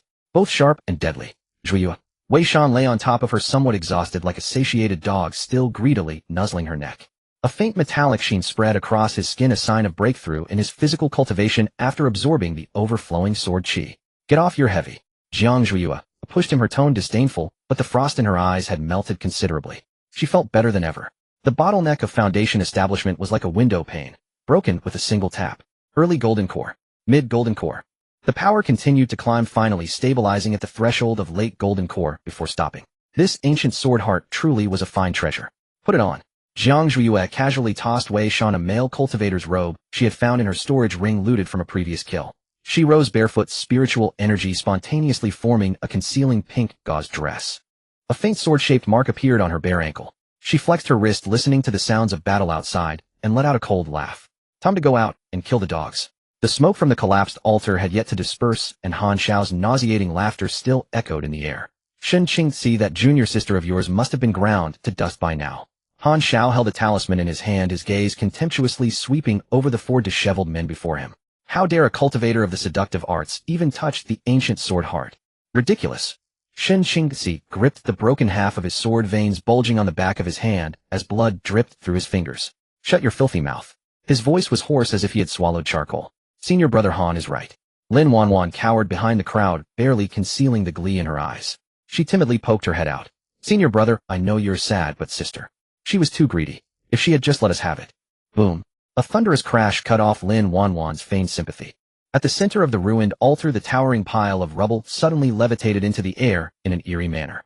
A chilling aura seeped from the depths of the earth. It was not pure sword chi, but a poison-laced rouge, sweet yet sharp enough to slit a throat. What is that? The smile on Han Xiao's face froze. This scent. Xiao Lai suddenly looked up, his bloodshot eyes fixed on the center of the ruins. It's her. Crack. The suspended boulders turned to dust in midair. Amidst the rain of stone powder, a graceful figure stepped through the void, ascending step by step. Her pink gauze skirt billowed in the wind, and with each step her bare feet left behind a faint golden ripple, as if treading upon countless invisible swords. Who said I was unworthy? Jiang Zhuyu lifted her eyelids, her peach blossom eyes shimmering with a cold, shattered gold light. A single glance sent the four-stage flame lion beneath Han Xiao's crotch to its knees, with a soft thud, whimpering uncontrollably. Dead silence fell over the scene. Bluffing. Han Xiao forced himself to be brave. You just swallowed the sword heart. I don't believe you can refine it instantly. Disciples of the 10,000 Beasts sect formed the formation. Capture this enchantress. But his only reply was the howling wind and the disciples fleeing in panic. Save your strength, senior brother Han. Jiang Zhuyu lazily raised her hand, a wisp of dark gold sword chi dancing at her fingertip. This sword heart has a terrible temper, and it's just lacking a proper whetstone. The moment she finished speaking, the wisp of sword chi shot out, a faint red line vanishing in the blink of an eye. A chill ran down Han Xiao's neck. He tried to speak, but only a gurgling sound escaped his throat. His eyes wide, he clutched his neck, and his massive body crashed to the ground. Utter silence reigned. One move. Instant kill against the Foundation Establishment Grand Completion Chief of the 10,000 Beasts sect. Now it's your turn. Jiang Zhuyu turned and walked toward Lin Wanwan, who was cowering behind the rubble, frantically applying invisibility talismans to herself. Sister. Sister, spare me. Lin Wanwan collapsed to the ground, tears and snot streaming down her face. System. Save me. Hurry, she screamed in her mind. Beep. Insufficient energy. Host luck value has dropped to negative. Unable to redeem. The cold electronic voice became her death knell. Jiang Zhuyu walked step by step to her side, looking down at the chosen one. Let me see that thing. Lin Wanwan's face turned ashen. You know. It's too noisy. It gives me a headache. Before she finished speaking, Jiang Ziyu's hand clamped down on Lin Wanwan's crown without warning. A piercing shriek tore through the air as a mass of eerie black mist was forcibly dragged out of Lin Wanwan's 7 orifices. The black mist emitted a sharp electronic voice. Warning. Illegal intrusion. Initiating self-destruct sequence. Trying to run. Jiang Ziyu's gaze turned icy. Shatter. With a clenched fist, the black mist representing the magnetic charm system vanished without a single whimper. Lin Wanwan's beauty withered at a visible rate. Her raven hair turned to snow and her skin shriveled like dried bark. No. My face. Lin Wanwan touched her bark-like skin and let out a desperate howl. Jiang Zhuyu, you've killed me. You've killed me. As you wish. A sword chi flickered from Jiang Ziyu's fingertip, silently piercing Lin Wanwan's brow. The howling ceased abruptly. Having dealt with everything, Jiang Zhuiyue turned and walked toward Wei Shan. Let's go, you fool. This place is disgusting. Zhuiyue. Several urgent calls came from behind her. Shen Qingzi, supporting himself on his broken sword, stumbled after her. When Ruyu clutched his chest, his voice filled with pleading. Come back to the sect with us. The past. We were wrong. Let us atone, please. Atonement. Jiang Zhuiyue stopped and laughed, a chilling smile that sent shivers down their spines. How? By gouging out your dantians. Or cutting out your hearts to see if they're black. Xiao Lai eyes reddened, rasped. They'll give you my life if that will calm your anger. Your life, boy. Jiang Zhuiyue took a step, instantly appearing before Xiao Lai, too fast for him to react. Xiao Lai, do you overestimate yourself? She raised her hand, fingers together like a sword. Your life in my eyes is worth less than a rat in this secret realm. With a casual flick, she sliced at his knees. Crack, crack, two sickening sounds of bone shattering rang out. Before Xiao Lai could even scream, the invisible sword Qi ground his kneecaps to dust. He slammed to the ground on his knees, his face twisted in agony and disbelief. This kneel repays the kick you gave me in my past life.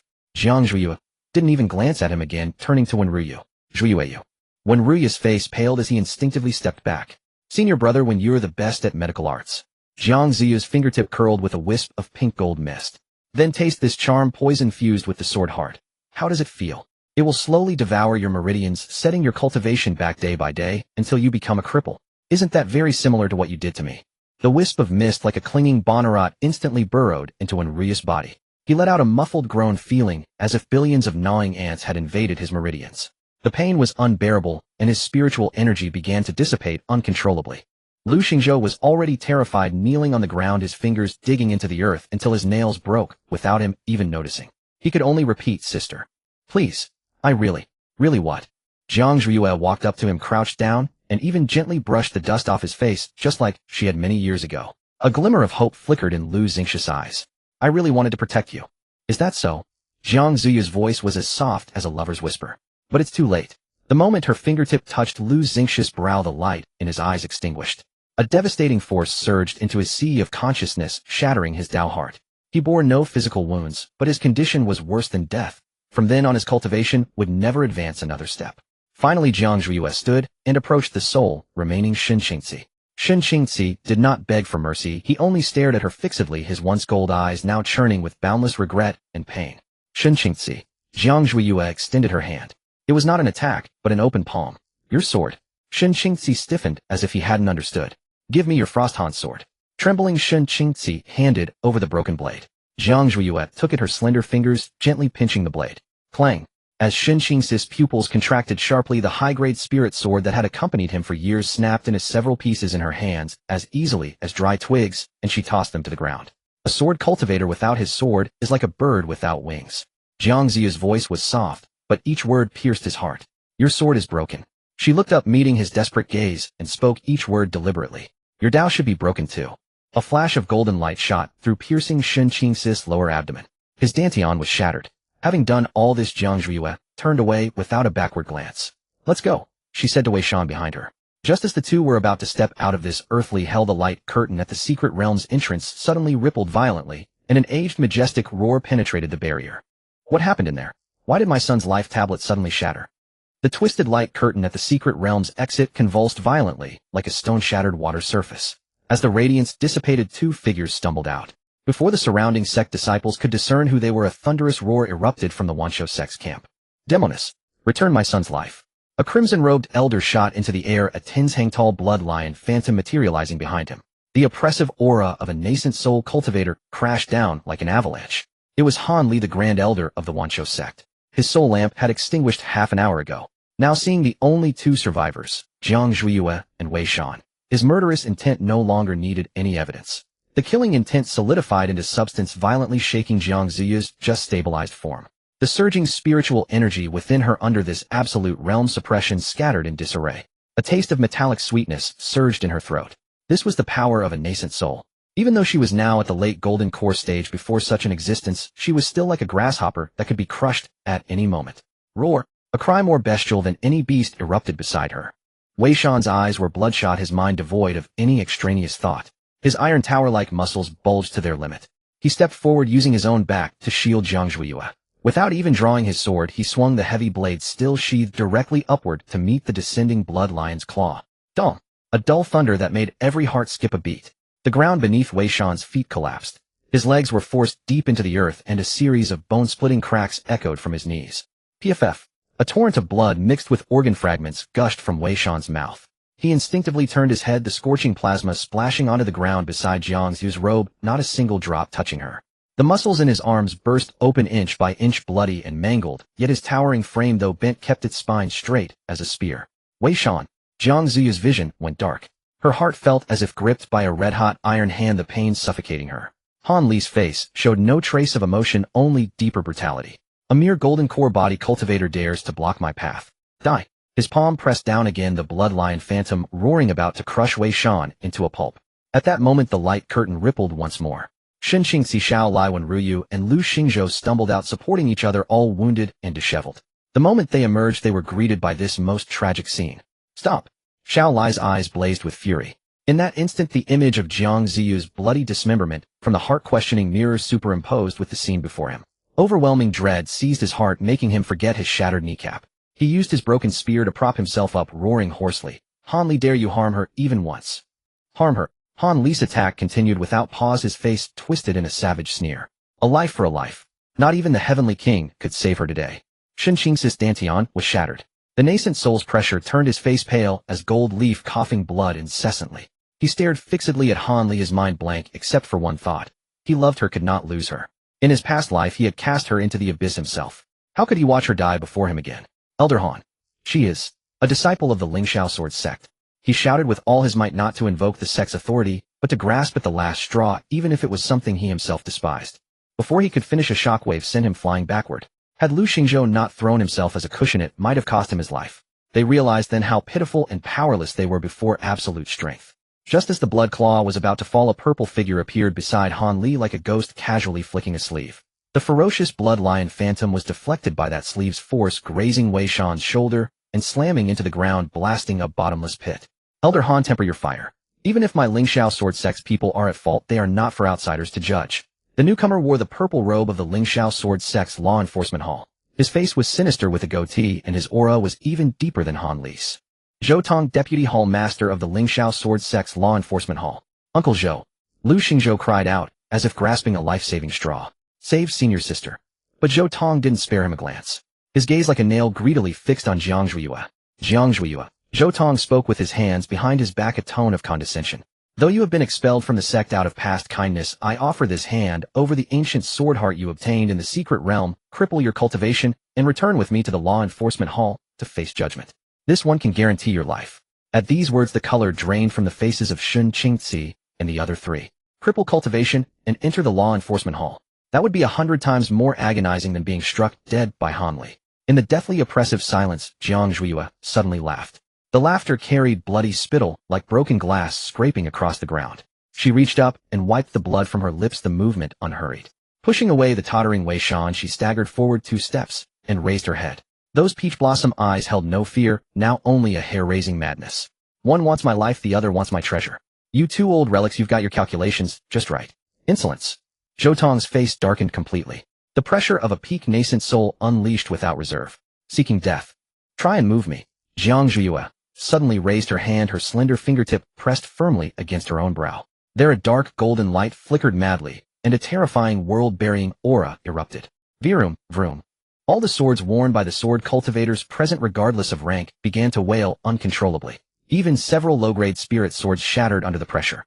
All flying swords broke free from their master's control, hovering in midair, their tips pointing at Jiang Zhuiyue, as if paying homage to a sovereign or trembling in terror. Ancient sword heart, progenitor of 10,000 swords. Jiang Zu's smile grew more enchanting. The blood at the corner of her mouth made her look like a poisonous flower blooming at the edge of an abyss. She stared at Zhou Tong, enunciating each word. Zhou Tong, you are a sword cultivator. You can feel it, can't you? That rusty piece of scrap in your dantian. Is it trembling now? Begging for mercy? Zhou Tong's reaching hand froze in midair. His expression turned extremely ugly. Trembling. His life-bound spirit, sword nurtured for 300 years, was now violently colliding within his dantian. The terror and pain originating from his soul nearly drove him mad. If the sword heart truly exploded at her brow, the backlash would instantly shatter his life-bound sword, destroying 300 years of his Dao foundation. You madwoman. Zhou Tong ground his teeth. Thank you for the compliment. Jiang Zhuiyue took another step forward, her desperate resolve making even this nascent soul powerhouse involuntarily retreat half a step. Death is death either way. If I can drag two nascent soul old monsters down with me, this deal is a win for me. Complete silence fell. Even the murderous Han Li retracted his aura, his face full of shock and uncertainty. Nascent soul cultivators cherished their lives most. None wanted to die together with a madwoman holding a trump card ready to blow up the table. Now Jiang Ziyu's voice was hoarse, but carried absolute command. Make way. With one hand supporting the barely breathing Wei Shan, and the other pressed against her brow, the golden light flickered, a death warrant from the Grim Reaper. Zhou Tong's expression shifted between dark and bright. Finally, under the gaze of Jiang Ziyu's eyes that held no will to live, he gritted his molars and squeezed out a word: scram. But the venom in his eyes only intensified. Jiang Ziyue supported Wei Shan step by step, walking through the passage cleared by the two nascent soul cultivators. She didn't even spare a glance at Shin Qingzi and the other three. Just as she was about to step out of the encircling crowd, she suddenly stopped, turned back, and formed a sword finger, with a fierce slash at the ground. Clang!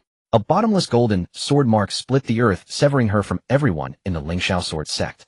From this day forth, I, Jiang Zhuiyue, sever all ties with the Lingxiao sword sect. As her words fell, she could no longer hold on.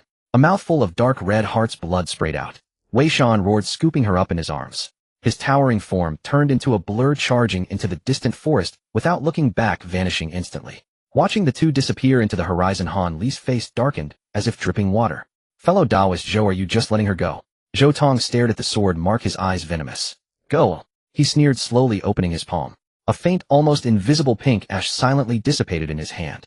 She's been hit by my bone-eroding powder. No matter how far she runs, she can't escape my grasp. Let her run, the farther the better. Now she's a treasure trove that moves on its own. Once the sword heart fully merges with her soul, we'll go collect. Won't that be more convenient? Deep within the dense forest, sunlight was filtered into golden specks by the layered canopy. After fleeing nearly 100 miles, the nauseating sensation of being watched finally vanished. Jiang Ziyue leaned against an ancient tree, unable to suppress the surging blood in her chest any longer. A mouthful of dark red blood splattered onto the gnarled roots, forcing her nascent sword heart to activate, and enduring the pressure of a nascent soul cultivator had pushed her meridians to the brink of collapse. Zhuiyue. Wei Shan's towering figure swayed. Ignoring his own broken leg and the claw marks across his back, he dropped to one knee and clumsily reached out to support her. Don't touch me. Jiang Zhuiyue's voice was hoarse, carrying a faint tremor. You're hurt worse than me. She retrieved a bottle of pills from her storage ring, shoved them into Wei Shan's mouth. Without a second glance, swallowed a few herself, then leaned against the tree trunk, forcibly circulating her spiritual energy to heal her injuries. Wei Shan silently swallowed the pills. As the medicinal power spread, he felt no warmth, his bloodshot eyes fixed on the forest beyond. From the woods came a grating sound of dragging and suppressed gasps. Jiang Ziyue closed her eyes to regulate her breathing, but her brow furrowed deeper. Tenacious bastards. She opened her eyes, those peach blossom orbs filled with icy disgust. From the shadows, four figures emerged, or rather dragged themselves out. At the forefront, Shin Qingzi, his white robes soaked with blood, his face as pale as gold paper. With every step, fresh blood seeped from the wound at his dantian. He had lost his sword, his cultivation, nothing but an empty shell. When Ryu followed, closely clutching his chest, an ominous pink flush spreading across his face, a sign of the aphrodisiac poison invading his meridians. Once the jade-faced medical immortal, he could no longer even cure his own poison. Lu Xingzhou's eyes were hollow, like a puppet drained of its soul, supported by others. His Tao heart shattered. He was no different from a mortal now. The worst was Xiaolai. Kneeling on the ground, he used his broken spear, blazing spear, as a crutch, crawling forward inch by inch. His kneecaps had been ground to powder by sword energy, and every movement left two long trails of blood. And so with their last shred of strength, they had caught up. Zhuiyue. Shin Qingxi's voice was as ragged as a leaking bellows. Don't leave. I beg you. Jiang Zhuiyue didn't even glance at him. She walked straight to Wei Shan, knelt down, and tore open the tattered, blood-soaked clothes on his back. Her voice was cold as ice. Does it hurt? Wei Shan shook his head, his muscles tense like iron. It doesn't. Liar. Jiang Zhuiyue took out the finest healing salve from her storage ring, dabbed it on her fingertip, and gently applied it to his ghastly wounds. Her movements were feather-light, as if handling a priceless treasure. This utter disregard cut deeper than any insult, a knife thrust into the hearts of the four men. Jiang Zhuiyue. Lu Xingzhou suddenly screamed like a madman, his eyes fixed on Wei Shan, finally landing on a faint yet distinct bite mark with fine teeth impressions on his neck. Fragments of memory. The collapsing altar, the gauze dress formed by her spiritual energy, the two of them being swept into the earth, frantically pieced together in his shattered mind. They were down there. They were actually down there. Oh. Lu Xingzhou let out an inhuman shriek, pointing at Wei Shan, his voice shrill to the point of distortion. What are we lacking compared to him? Why must you debase yourself with a brute like this wild dog? Jiang Zhuiyue paused in her application of the salve. She stood up leisurely, wiped her fingers clean, and finally looked them in the eye. Debase myself? She laughed a cruel smile. Lu Xingzhou, are you mistaken? You're not even fit to be compared to him. I admit we were blind. We were bastards. Xiao Lai shouted, propping himself up with the broken spear. But you can't. You can't find a thing like him to get back at us. He's not worthy of you. Not worthy. Jiang Zhuiyue reached out and wrapped her arm around Wei Shan's solid shoulder, leaning her entire body against him, her curves pressing tightly against his hard muscles. She turned her head and whispered in his ear, her breath like orchid fragrance. Silly rock, they say you're a thing, and that you're not worthy of me. Wei Shan stiffened, the tips of his ears red enough to bleed, but he stubbornly raised his chin and muttered, They're talking nonsense. Hear that? Jiang Zhuiyue lifted her head, sweeping her gaze over the four ashen, despairing faces. He says you're talking nonsense. I think so too. This rock of his, though a bit slow, at least has a pure heart. Unlike you, rotten through and through. Zhuiyue, don't say that in anger. When Ryu coughed up blood, his eyes pleading. Just come back. We'll do anything for you. Even if it means death. Death. The smile on Jiang Zhuiyue's face completely vanished. Your lives in my eyes aren't even worth an ant in these woods. Looking at you only makes me sick. And you, her gaze finally fell on Shen Qingzi. In my past life you dug out my spiritual root.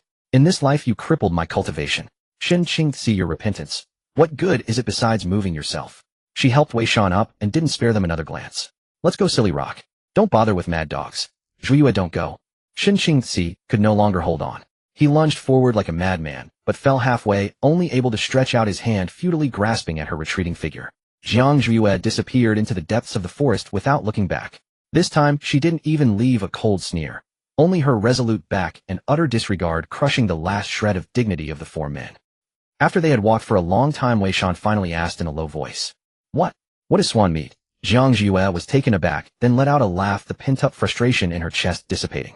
It's a compliment. Wei Shan nodded as if he understood, then hesitated for a long time before asking in a barely audible voice, You used to have so many people. Were they all like them? Jiang Zhuiyue stopped and turned to look at him. Under the moonlight, the face of this towering iron-like man actually held a hint of childlike grievance and unease. She walked up to him, reached out, and touched his cheek. The skin there was rough but warm. Wei Shan listened carefully. Her voice was serious. What happened before is over. But from now on you might not be the only man in my life. Wei Shan's body went rigid. I won't stop for anyone. Jiang Zhuiyue looked straight into his eyes. This life of mine, I saved it myself. Whoever tries to take it, I'll kill them first. Whoever tries to bind me, I'll cut them off first. If you're willing to follow, then walk behind me, and I'll protect you. If not, I'm willing. Wei Shan blurted out without a second thought, grabbing Jiang Zhuiyue's hand with a force that seemed like it would crush her bones. I'll follow. Wherever you go, I'll follow. Even if you want 100 men, as long as there's a place for me in that group. No ambition. Jiang Zhuiyue scolded with a laugh, but a corner of the hardest ice in her heart quietly melted. She withdrew her hand and continued walking forward. Let's go. Ahead is Yunyao City, a territory for rogue cultivators. Even those two old bastards won't dare to cause trouble there. First, find a place to heal your wounds. Wei Shan grinned a simple, honest smile and strode after her. The city walls of Yunyao City exhibited a deathly grayish-white hue. This material was not ordinary rock, but spirit-locking bricks fired with a mixture of high-tier beast bone powder. It served only one purpose: to repel all unauthorized spiritual energy probes. As dusk approached, the queue to enter the city snaked for miles. No one spoke. Only heavy breathing and the occasional clink of spirit stones broke the silence. This was a lawless zone, the greatest den of vice and sanctuary in the cultivation world. With money you were a lord, without it you were a corpse. Next, entry fee 200 mid-grade spirit stones. The city guard wore no standard armor, but a half-open silk robe, idly toying with two jade slip communicators. His eyelids drooped, his gaze not on people's faces, but fixed on their storage pouches. The rogue cultivator ahead gasped, 200 mid-grade. It was 50 yesterday. Why don't you just rob us? The guard looked up. There was no fierce expression. He merely gestured lazily toward the grove of poplar trees outside the gate, where several dried corpses hung. The joint enforcement squad from the Lingxiao Sword Sect and the 10,000 Beast Sect is right in those woods. A bounty of 50,000 high-grade spirit stones for capturing Jiang Zhuiyue alive, 20,000 for bringing back her corpse. If you think 200 mid-grade is too expensive, feel free to negotiate with them. You can use the savings to buy a coffin. At the end of the queue, the figure wrapped in a wide black robe did not move. But the tall man standing before her gave an almost imperceptible stiffening of his shoulders. He shifted forward half a step. That single step made his already broad back like an impenetrable wall shielding the woman behind him from all possible probing glances. Both their faces were smeared with special disguise mud, their skin sallow, and dull, their features utterly unremarkable, the kind that vanished into a crowd. A hand extended before the guard. The fingers were large-knuckled, the skin bronzed from years of exposure, the palm layered with thick calluses, marks left by years of wielding a heavy sword. 2 pouches of spirit stones landed on the table, their weight exact. 2. The man's voice was muffled like gravel grinding against iron, betraying no emotion. The guard weighed the pouches, his nauseating arrogance vanishing, instantly replaced by a merchant's sycophantic smile. He deftly tossed over 2 waist tokens engraved with intricate array patterns. Generous boss. Once you step through this gate, even if the Heavenly King himself comes to see someone, as long as you don't start a fight, you're a honored guest of Yumiao City. That's a rule guaranteed by the city lord. The man grabbed the tokens, turned back to gently support the person behind him, and swiftly disappeared into the flow of the city gates. The moment they passed through the city gates restriction, a sensation of sluggishness swept over them. Then the faint lingering probing of a nascent soul cultivator's divine sense that had been clinging to their backs was finally severed completely. Jiang Zuyu's legs gave way. Her body had reached its limit. Earlier, forcibly activating the ancient sword heart to repel 2 nascent soul cultivators had nearly torn her meridians apart with its overbearing sharp metal chi. Coupled with this desperate flight, she had been sustained by sheer will. Now that the immediate crisis had passed, that will relaxed, and the agony surged back. A scorching large hand steadily supported her elbow. Wei Shan said nothing, didn't even turn to look at her, but the muscles on his arm were as hard as iron, bearing most of her weight. Don't stop, Jiang Zhuyu murmured from beneath her hood, her voice so soft only he could hear. Find lodgings. Wei Shan nodded, taking long, steady strides. Inside, Yumiao City lights blazed, and an air of opulence was overwhelming. The streets were lined not with brothels selling high-grade cauldrons, but with black market shops flaunting exorbitant price tags. The air was thick with the scent of rouge blood and potent spirit wine. Jiang Zhuyu forced herself to maintain a sliver of clarity, her gaze sweeping over the tallest tower in the city center. The Listening Wave Pavilion. It was the largest intelligence and lodging hub in Yumiao City, and indeed the entire cultivation underworld, reputed to sell even the secrets of tribulation transcendence powerhouses for enough spirit stones or guarantee a dead soul's presence for a single night. There. She pointed a finger in that direction. The most expensive room. Wei Shan made no comment, supporting her as he headed straight for the pavilion's entrance. A quarter of an hour later. The heavenly number 1 room, top floor of the Listening Wave Pavilion. 500 mid-grade spirit stones per day. No haggling. The innkeeper, a doughy-faced middle-aged man, smiled as he accepted the pouch of spirit stones Wei Shan handed over, the entirety of Han Xiao's looted possessions. With the arrays fully activated, unless this building is demolished, no one will know if the occupant is human or ghost. The door closed. The heavy restrictive array emitted a faint hum, completely sealing off all external sound. Jiang Zhuyu no longer had to pretend. Her body tilted, and she began to slide downward. She did not hit the floor. Wei Shan had been monitoring her condition. The moment she relaxed, he bent down, swept an arm under her knees, and lifted her horizontally. His embrace was hard, uncomfortable, yet scorching hot. He was a body cultivator walking the path of extreme yang, his vitality as fierce as a walking furnace. For Jiang Zhuyu, whose cold poison and seductive bone were both flaring up, this embrace was a fatal temptation. Wei Shan strode to the massive white, jade-warming bed in the center of the room, but his movements slowed. He handled her like a fragile piece of porcelain, carefully bending to set her down. Don't go. Jiang Zhuyu suddenly reached out and grabbed his collar. The pull was weak from exhaustion, yet it froze Wei Shan in place. The black robe's hood had slipped off during the earlier movement. Her face, previously sallow from disguise, now revealed its true features as the disguise failed due to the clash of spiritual energy within her. Pale yet breathtakingly beautiful. Especially her eyes. The usual coldness had shattered, replaced by a mist born of pain and primal desire. The corners of her eyes were reddened as if rubbed, harshly blooming with a seductive flush. Ayue, you need to heal, Wei Shan said, his voice hoarse, his Adam's apple bobbing. He dared not look at her now, forcing his gaze away to the bedding. I am healing. Jiang Zhuyu let out a low laugh, her fingers slipping inside his collar. Wei Shan's skin was a healthy wheat color, rough and searing. Her fingers were cold and delicate. This touch of hot and cold caused his already taut muscles to bulge instantly, hard as stone. She could feel the blood vessels beneath his skin pounding wildly. Wei Shan, are you truly dense or just pretending? Jiang Zhuyu hooked a strand of his black hair with her fingers, forcing him to lower his head and look at her. Dual cultivation benefits us both, she panted, her chest heaving. The cloying sweet fragrance exploded in the sealed room, insidiously invading his senses. Only you can help me. Wei Shan's breathing grew ragged. He knew. Back at the Sword Tomb altar, if not for dual cultivation, she would have been torn apart by that overbearing sword chi. But that was to save her life. Now, I am unworthy. The man finally forced out those 3 words. He lowered his eyes, his long lashes casting shadows on his eyelids. Due to years of brutal wilderness combat, a faint scar ran from his brow into his temple. It didn't mar his face, but added a rugged wild edge to his sharp features. Seen this way, he was actually quite pleasing to the eye. Especially this look of wanting her madly, yet struggling to restrain himself. A perverse urge to destroy stirred within Jiang Zhuiyue. Unworthy, or incapable, she suddenly exerted force with her hand. Wei Shan was caught off guard. Or rather, he never guarded against her. His tall frame was pulled off balance, crashing down heavily. But he reacted swiftly, bracing his arms rigidly on either side of her just before impact. Now the distance between them was even smaller. So close that if she lifted her head slightly, the tip of her nose would touch his bobbing Adam's apple. The man's scent was not unpleasant. No nauseating sweat, but a mixture of blazing sun-dried dust and potent male pheromones. It was the essence of raw primal power. Wei Shan's arms were locked straight, the veins bulging on his biceps from extreme restraint like coiled dragons. Sweat dripped from his sharp jawline, landing in the hollow of Jiang Zhu's collarbone, making her flinch from its heat. "You don't," he gritted out, his voice pleading. He was mud and stone. She was the moon in the sky. Even if the moon fell to earth and was stained with dirt, it was still the moon, not something someone like him could defile. "Who's messing around?" Jiang Zhu's patience was gone. The heat inside was about to burn away her reason. She released his collar and pressed her palm against his chest. It was slick with a thin layer of sweat, smooth yet firm. Following the clear contours of his muscles, her fingers traveled downward, finally stopping at his waistband. "Wei Shan." She called his name, her tone hooking. Then she lifted her leg, her knee pressing against his side. "Give it to me." He no longer held himself up, but slowly lowered himself. Those eyes, usually evasive, were now deep and dark, as if wanting to devour the woman beneath him, bones and all. "This is my reward to you." He bent down and fiercely sealed the lips that always spoke words that made his heart race.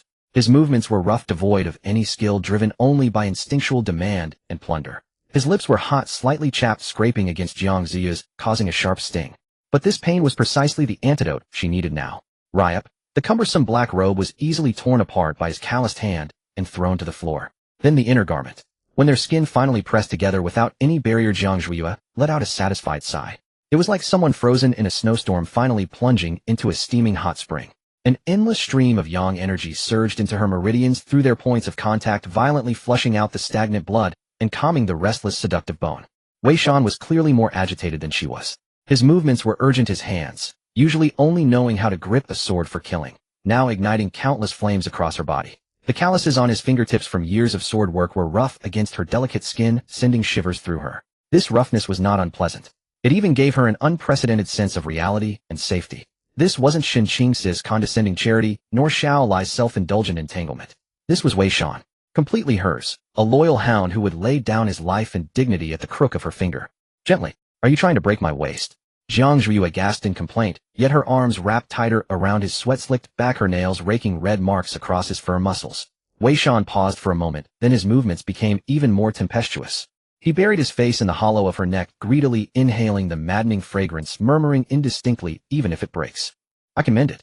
The midday sun streamed through the carved window lattices, casting dappled shadows on the precious mermaid silk carpet. A faint, lingering trace of intimacy still hung in the air. When Wei Shan opened his eyes, his gaze instinctively fell upon the bed, but it was already empty. A figure in blue stood before the window, slender and graceful, her long hair loosely tied with a single wooden hairpin. Sensing his movement, Jiang Zhuiyue turned around. She had changed into an unremarkable plain dress, a veil covering her face, revealing only a pair of peach blossom eyes. The usual allure was subdued, replaced by a touch of cool detachment. Awake, she casually tossed a bottle of elixir. "Take this. You exerted yourself quite a bit last night, and I took the opportunity to cleanse your old injuries as well. An unexpected bonus." Wei Shan fumbled to catch at his cheeks, instantly flushing. His gaze darted away, unable to meet hers, and he mumbled, I'm not tired." His mind was a chaotic mess, flooded with images of the night before. She had been beneath him at times like a shattered butterfly, at times like a seductive demon. He felt he had defiled a deity, yet every cell in his body screamed and rejoiced at the thought. Stubborn. Jiang Zhuiyue didn't look at him again. A wisp of newly born spiritual energy, mixed with a faint trace of gold, curled around her fingertips. "Pack up. We're going out. The spirit stones are almost gone, and we can't keep relying on dual cultivation to survive." The lingering romantic thoughts in Wei Shan's heart were instantly extinguished. He nodded firmly, quickly dressed himself, and once again became the silent, loyal guard. The two checked out of the top-grade room and didn't linger on the bustling main street. Instead, they turned into the most chaotic district of Yunyao City, the West Market. Here all sorts of people mingled, and the air was thick with the smell of cheap elixirs, blood, and sweat. Jiang Zhuiyue didn't wander aimlessly like a headless fly. She stopped at a stall selling second-hand talismans, but her attention was fixed on a skinny, shifty-eyed man diagonally opposite who was hawking information to passers-by. She walked over without a word and placed a token engraved with the emblem of the Wansho sect on his stall, neither too heavy nor too lightly. The man's fawning smile froze. He looked up into Jiang Zhuiyue's eyes, which held no warmth behind the veil, and shuddered. "Senior, what is this? Find a place to handle the bloody goods. Need someone tight-lipped and clean-handed." Jiang Zhuiyue's voice dropped low. "You have one chance to say the wrong thing." Cold sweat broke out on the man's forehead. He had no doubt that if he dared to play any tricks, his head would be separated from his body in the next second. He nodded repeatedly and led them through a maze of twists and turns into a dead alley reeking of mildew. "Senior, when it comes to the safest place to fence goods in Yunmiao City, there's only one, the Tianjin Tower." The man bowed and scraped, speaking rapidly. "That's the territory of the Chu family. The master Chu Liushang is known for caring only about money, not even the goods from the Wansho sect. If you stripped the head of the Lingxiao sword sect of his pants and sold them as long as the price was right, he'd dare to take them." Half an hour later, in the private top-floor room of the Tianjin Tower, an incense burner of purple gold emitted calming incense. A young man in brocade robes lounged on a soft couch, idly tapping a gold thread folding fan against his palm. He had a pair of peach blossom eyes, always carrying a hint of a smile and 7 parts of calculation when he looked at someone. This was the young master of the Tianjin Tower, Chu Liushang. The entire belongings of Han Shao of the Wansho sect, plus the miscellaneous items of over a dozen disciples of the Bedao sect. Chu Liushang looked at the inventory list the steward presented and smiled. "My friend, you have quite the appetite, and even more guts. The bounty on that old dog Han Li is still posted at the city gate." His gaze swept past the silent mountain like Wei Shan, landing with interest on Jiang Zhuiyue. Wei Shan stepped half a step forward, blocking most of Jiang Zhuiyue, his hand already resting on the hilt of his heavy sword. But Jiang Zhuiyue gently patted his arm, signaling him to calm down. She walked gracefully to the seat opposite Chu Liushang and sat down, pouring herself a cup of tea. "Young Master Chu is a businessman." Jiang Zhuiyue removed her veil, revealing a face that could enliven the entire room. "A businessman pursues maximum profit. To risk a long-term supplier of goods for a mere 50,000 high-grade spirit stones, I believe the young master can calculate better than I." "Oh." Chu Liushang straightened up, snapping his fan shut with a crisp sound. "Long-term supplier. Do you know that there are at least 2 nascent soul cultivators outside who want your life? Although the Tianjin Tower doesn't fear trouble, it doesn't like to invite it either. What makes you think you're qualified to talk long-term with me?" As he spoke, a powerful pressure, that of a late golden core cultivator, swept toward Jiang Zhuiyue like molten mercury. Wei Shan grunted, his blood roiling as he withstood the brunt of the pressure. Jiang Zhuiyue didn't even raise an eyelid. She lifted her teacup blue on the floating leaves and parted her red lips. "Because I can make the young master do a losing business."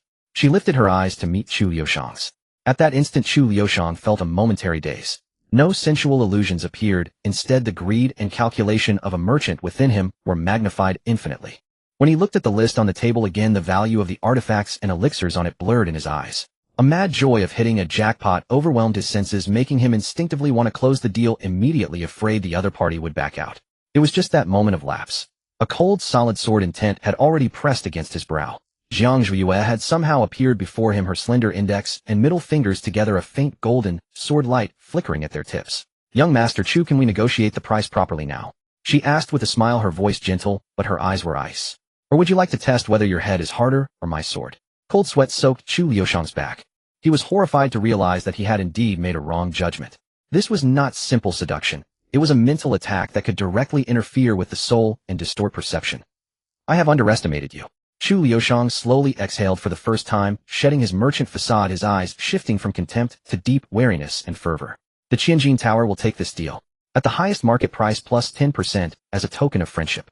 The transaction went smoothly, totaling 300,000 high-grade spirit stones, not a single one less. Back at the newly rented cave dwelling, Jiang Zhuiyue immediately set up several isolation barriers.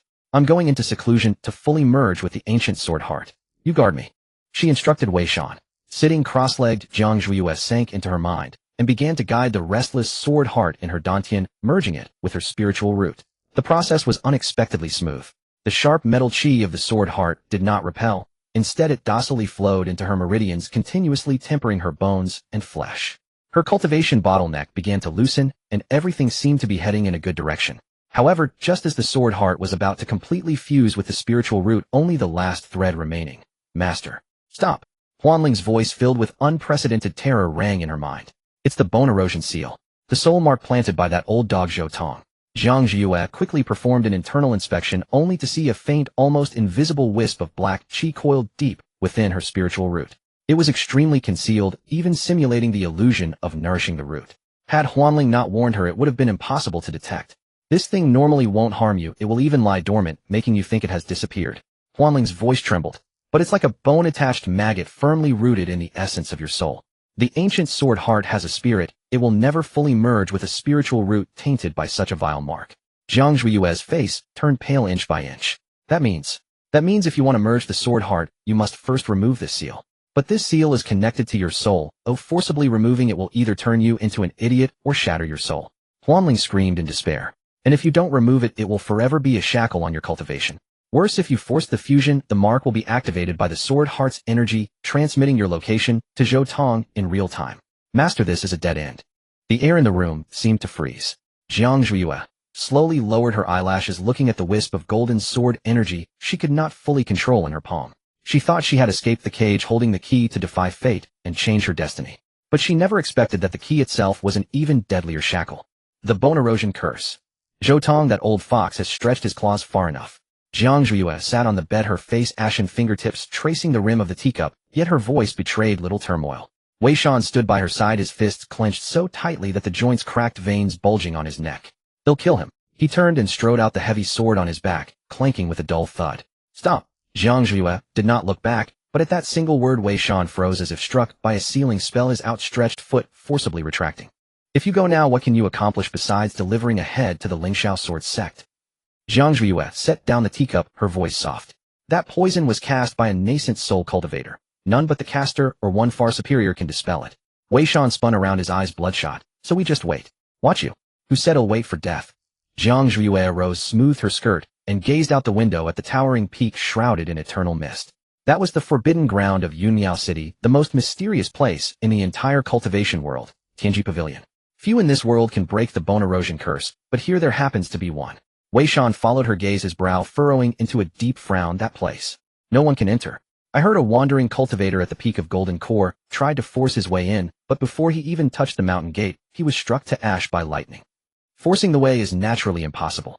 Jiang Zhuiyue walked to the door and glanced back. But what if we come to seek treatment? At the foot of Tianji Pavilion, a stone tablet stood in the mist, inscribed with 8 large characters. 9,000 long steps examine your mortal heart. The stone steps wound upward, disappearing into thick clouds, their end invisible.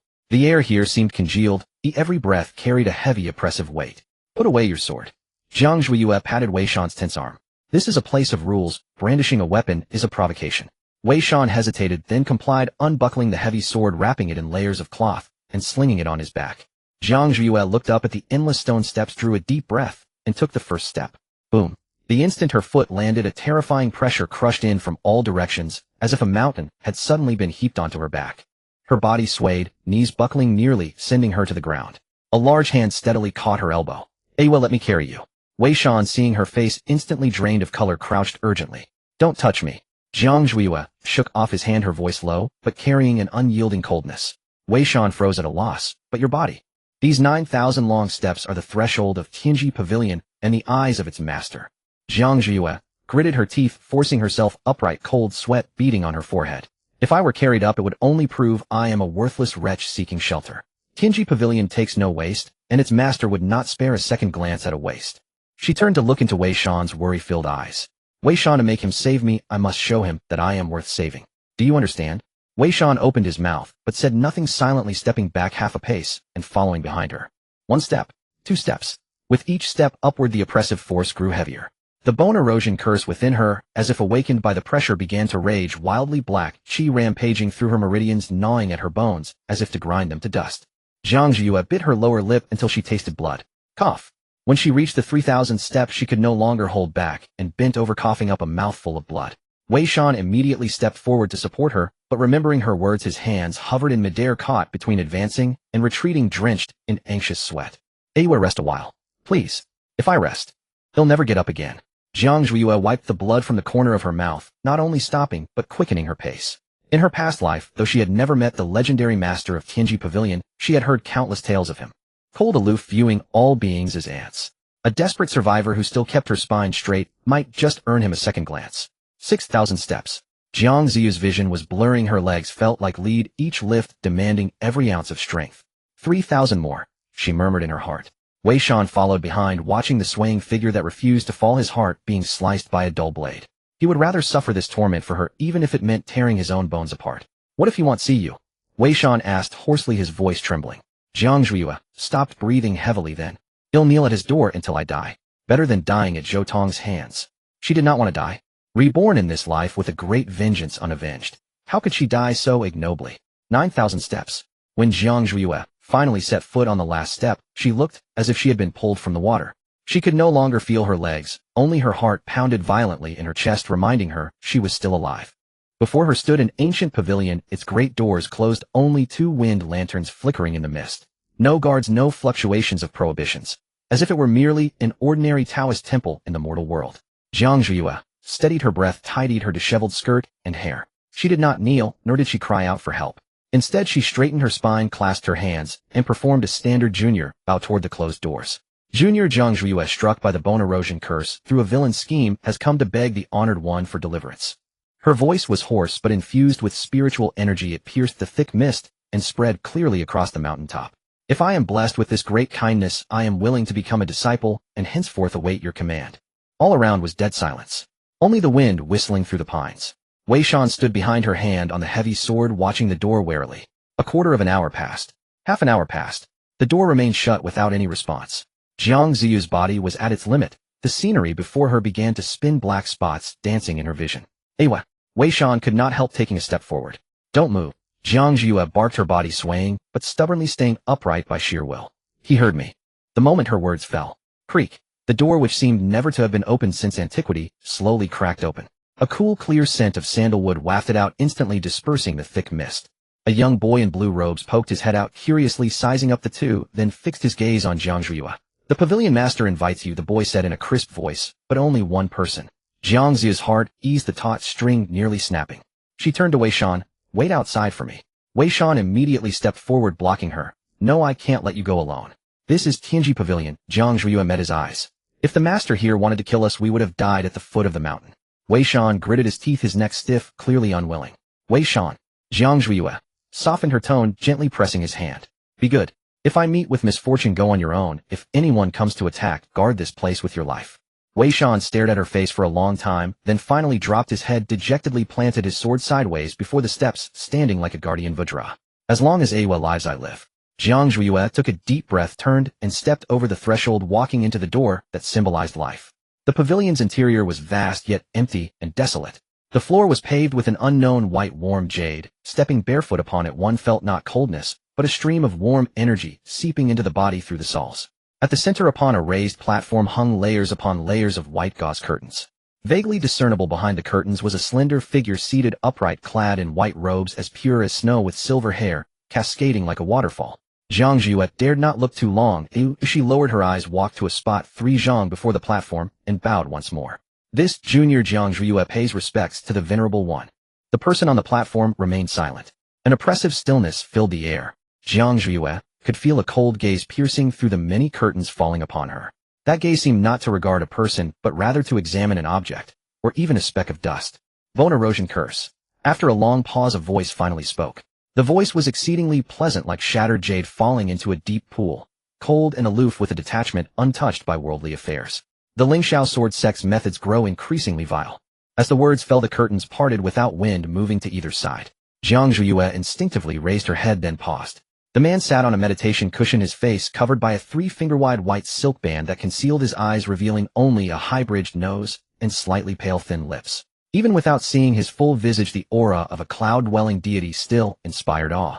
This was the master of Tianji Pavilion, Ji Wuchen. The venerable one has keen eyes. Jiang Zhuya quickly regained her composure and lowered her head. Since you recognize the bone erosion curse, may I ask if the venerable one knows a cure? Ji Wuchen picked up the teacup beside him, took a light sip, his movements as elegant as performing a ritual. There is. The single word made Jiang Zhuya's heart pound fiercely. But the price, you cannot afford it. Ji Wuchen set down the teacup, his tone indifferent.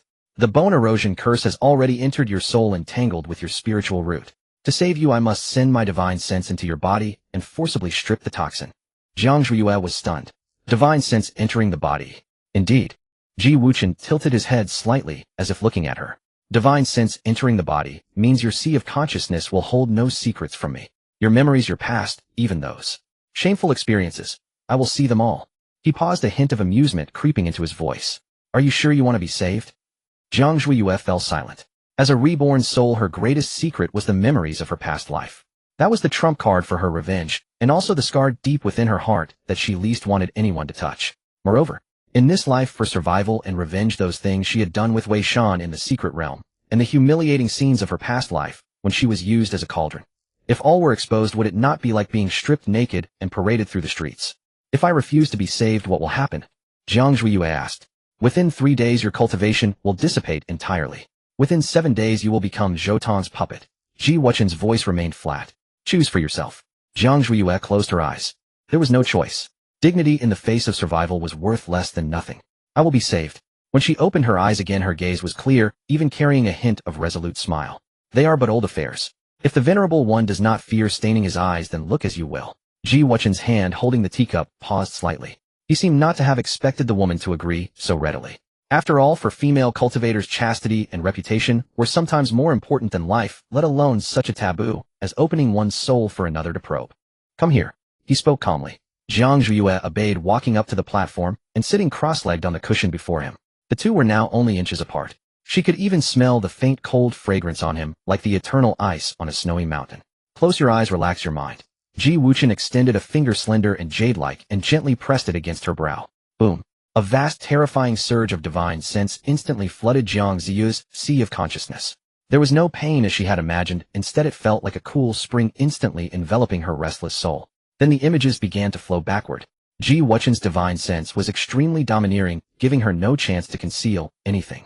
And so he saw her in the secret realm's sword tomb at the altar, half undressed, flushed, tightly clinging to that body cultivator named Wei Shan, whispering shameless words in his ear.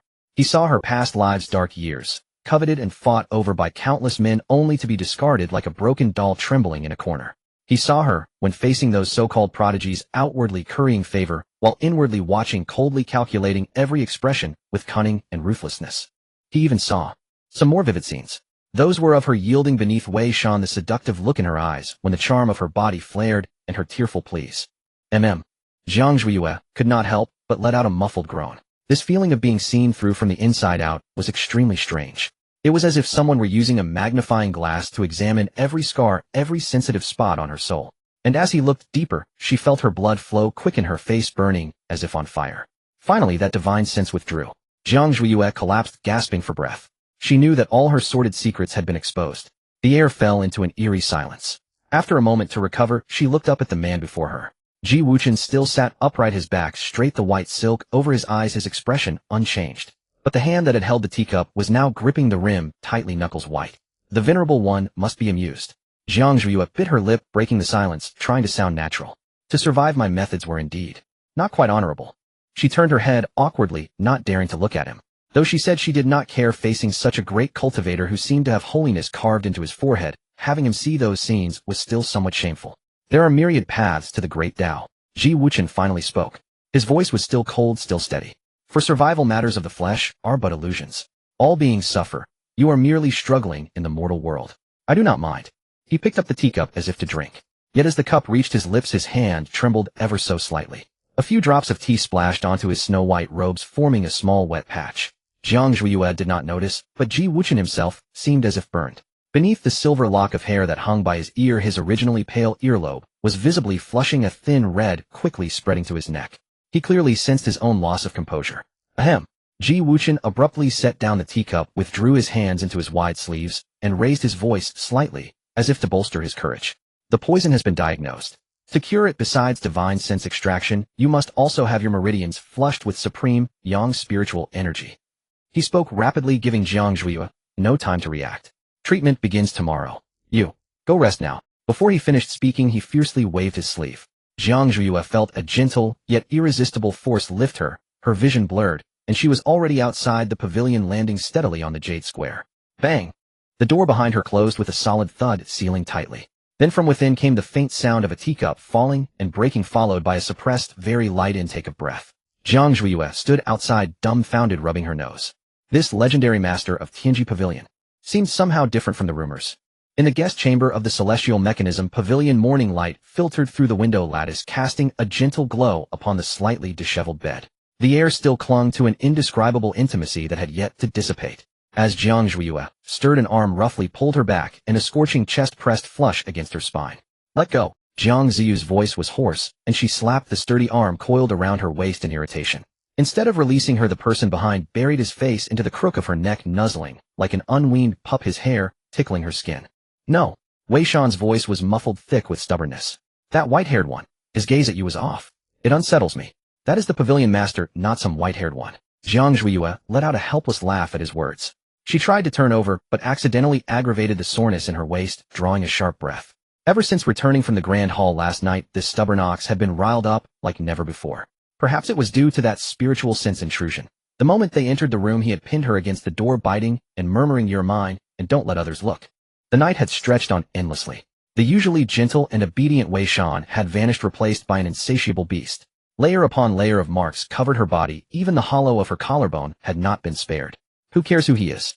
Wei Shan bit down on her shoulder, leaving a clear imprint, as if staking his claim. You are from the inside out. You carry my scent now. He can't take you. Childish. Jiang Zhuiyue snorted, reaching to push his head away, only to brush against the fiery scratches on his back. Her handiwork from the night before. Hiss. Wei Shan exaggerated a gasp, flipping over to pin her down, his eyes blazing with intensity. You were wilder than me last night. Now you're complaining. Shut up. Jiang Ziyu's ears burned, and she was about to kick him off when a knock came at the door. Tap, tap, tap. 3 measured proper knocks. Miss Jiang, are you awake? It was the young boy's voice from yesterday, crisp, yet carrying an air of maturity beyond his years. The pavilion master requests your presence in the quiet chamber. Both figures in the bed froze. A surge of hostility rose in Wei Shan's eyes as he moved to grab the heavy sword propped against the wall. Come back. Jiang Zhuiyue grabbed his waistband, pulling him back. Rein in that murderous aura. This is the celestial mechanism pavilion, not your arena. Him summoning you now can't be good. Wei Shan stiffened, his neck, reluctance etched on his face. He's going to detoxify me. Jiang Zhuiyue leisurely adjusted her collar to hide the conspicuous marks on her neck, then raised an eyebrow at him. What do you want to see me fall under that old poison's control and become a drooling puppet? Wei Shan's arrogance deflated instantly. Though a rough man, he knew the insidious nature of the bone-eroding curse. Then, he'll wait at the door. He stepped back, smoothing her skirt, his gaze lingering on the kiss marks. He couldn't conceal a satisfied grin spreading across his face. If he dares to lay a finger on you, he'll tear this pavilion apart. Jiang Zhuiyue rolled her eyes at him, rising from the bed. When she opened the door, the young boy was standing respectfully under the eaves. Seeing her emerge, his eyes swept over her unsteady steps and the faint red marks at her collar, his face flushing crimson as he bowed his head lower. Miss Jiang, please follow me. Jiang Zhuiyue remained composed, tucking a stray strand of hair behind her ear as she followed. Inside the quiet chamber, sandalwood incense curled through the air. Ji Wuchen stood before a purple sandalwood desk, holding a brush, inscribing characters on rice paper. He still wore the pristine white silk blindfold, his silver hair cascading freely behind him. His unblemished white robes made him seem like a fragment of frost from the celestial heavens. You're here. Without looking up, he continued, riding his brush, gliding effortlessly. Junior Jiang Zhuiyue pays respects to the master. Jiang Zhuiyue stood 3 paces from the desk, bowing respectfully. Ji Wuchen's brush paused slightly, a drop of ink falling onto the paper, forming a glaring black stain.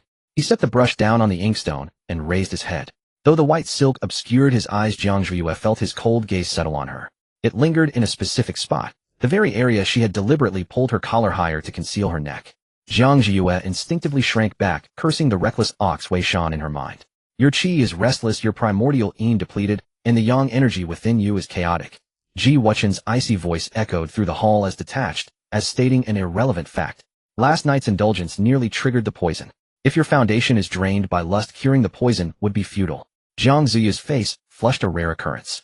Hearing such words from a celestial being like him was more devastating than the pressure of a nascent soul cultivator. The master's lesson is well taken. She forced herself to comply. I needed to borrow yang qi to suppress the poison. Borrow yang qi. Ji Wuchen repeated, recalling the vivid scenes he had glimpsed in her consciousness. That was no mere balancing, but quenching thirst with poison. He cleared his throat softly, forcibly cutting off those images, and changed the subject. The bone-eroding curse cannot be undone in a day. Ji Wuchen walked around the desk, approaching her.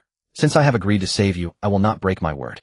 But the process is perilous: daily silver needle acupuncture and medicinal baths, taking at least 3 months, possibly up to half a year.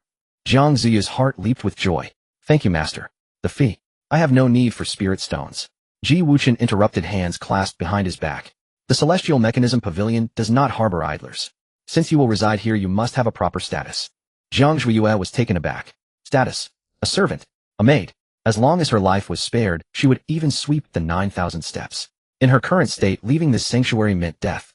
I am willing to follow the master's orders. Jiang Zhuiyue immediately pledged. Whether it's serving tea or sweeping the courtyard, I have no complaints. Who said anything about menial labor? Ji Wuchen frowned, displeased with her self-assessment. Your hands are meant for a sword, not a broom.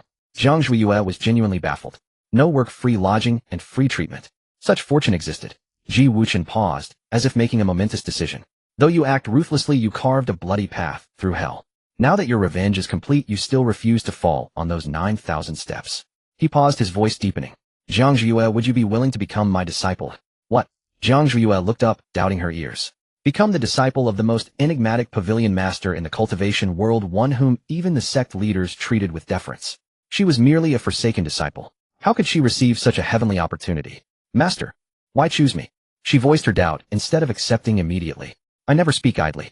Ji Wuchen's tone was firm. That blind master of yours from the Azure Cloud Sword sect, that's his loss. I ask you only this: do you want to live? Do you want to cultivate your ancient sword heart to its pinnacle? Do you want to truly live for yourself, stand above the clouds, and see a different view? These three questions struck Jiang Zhuiyue's heart like thunderbolts. After her vengeance, she had indeed felt lost. The obsession that had dragged her from hell was gone, replaced by a yearning to live and pursue higher realms. She wanted to live with dignity. Without hesitation, Jiang Zhuiyue knelt, her forehead touching the ground. Disciple Jiang Zhuiyue pays respects to master. This bow marked a rebirth, a new path. Whatever Ji Wuchen's motives, she would remember this debt. Ji Wuchen nodded slightly, his hand relaxing within his sleeve. Rise. He made a gesture of support. The formal ceremony can wait until you recover. This jade slip contains your future cultivation method. Forget those chaotic techniques from the Azure Cloud Sword sect.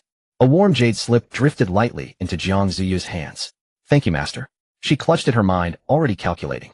With this identity, even that old dog Zhou Tong, or the entire Azure Cloud Sword sect, would think twice before crossing the Celestial Mechanism Pavilion. And one more thing. Ji Wuchen's gaze shifted again to the marks at her collar. As my disciple, you must follow the pavilion's rules. His tone turned awkward, as if reluctant to speak. This mountain is a place of tranquility and cultivation. You, and that body cultivator. Within the pavilion you must exercise restraint. If your energy runs high, go to the back mountain and swing your sword 10,000 times. Do not engage in such reckless acts. Jiang Zhuiyue looked down at her disheveled attire, then at Ji Wuchen's crimson ears, and understood instantly. It wasn't about disturbing the peace. It was that this master, untouched by worldly affairs, was embarrassed by her battle-scarred state. Disciple obeys the master's command. Feeling somewhat abashed, Jiang Zhuiyue bowed respectfully. You may leave. Ji Wuchen waved dismissively.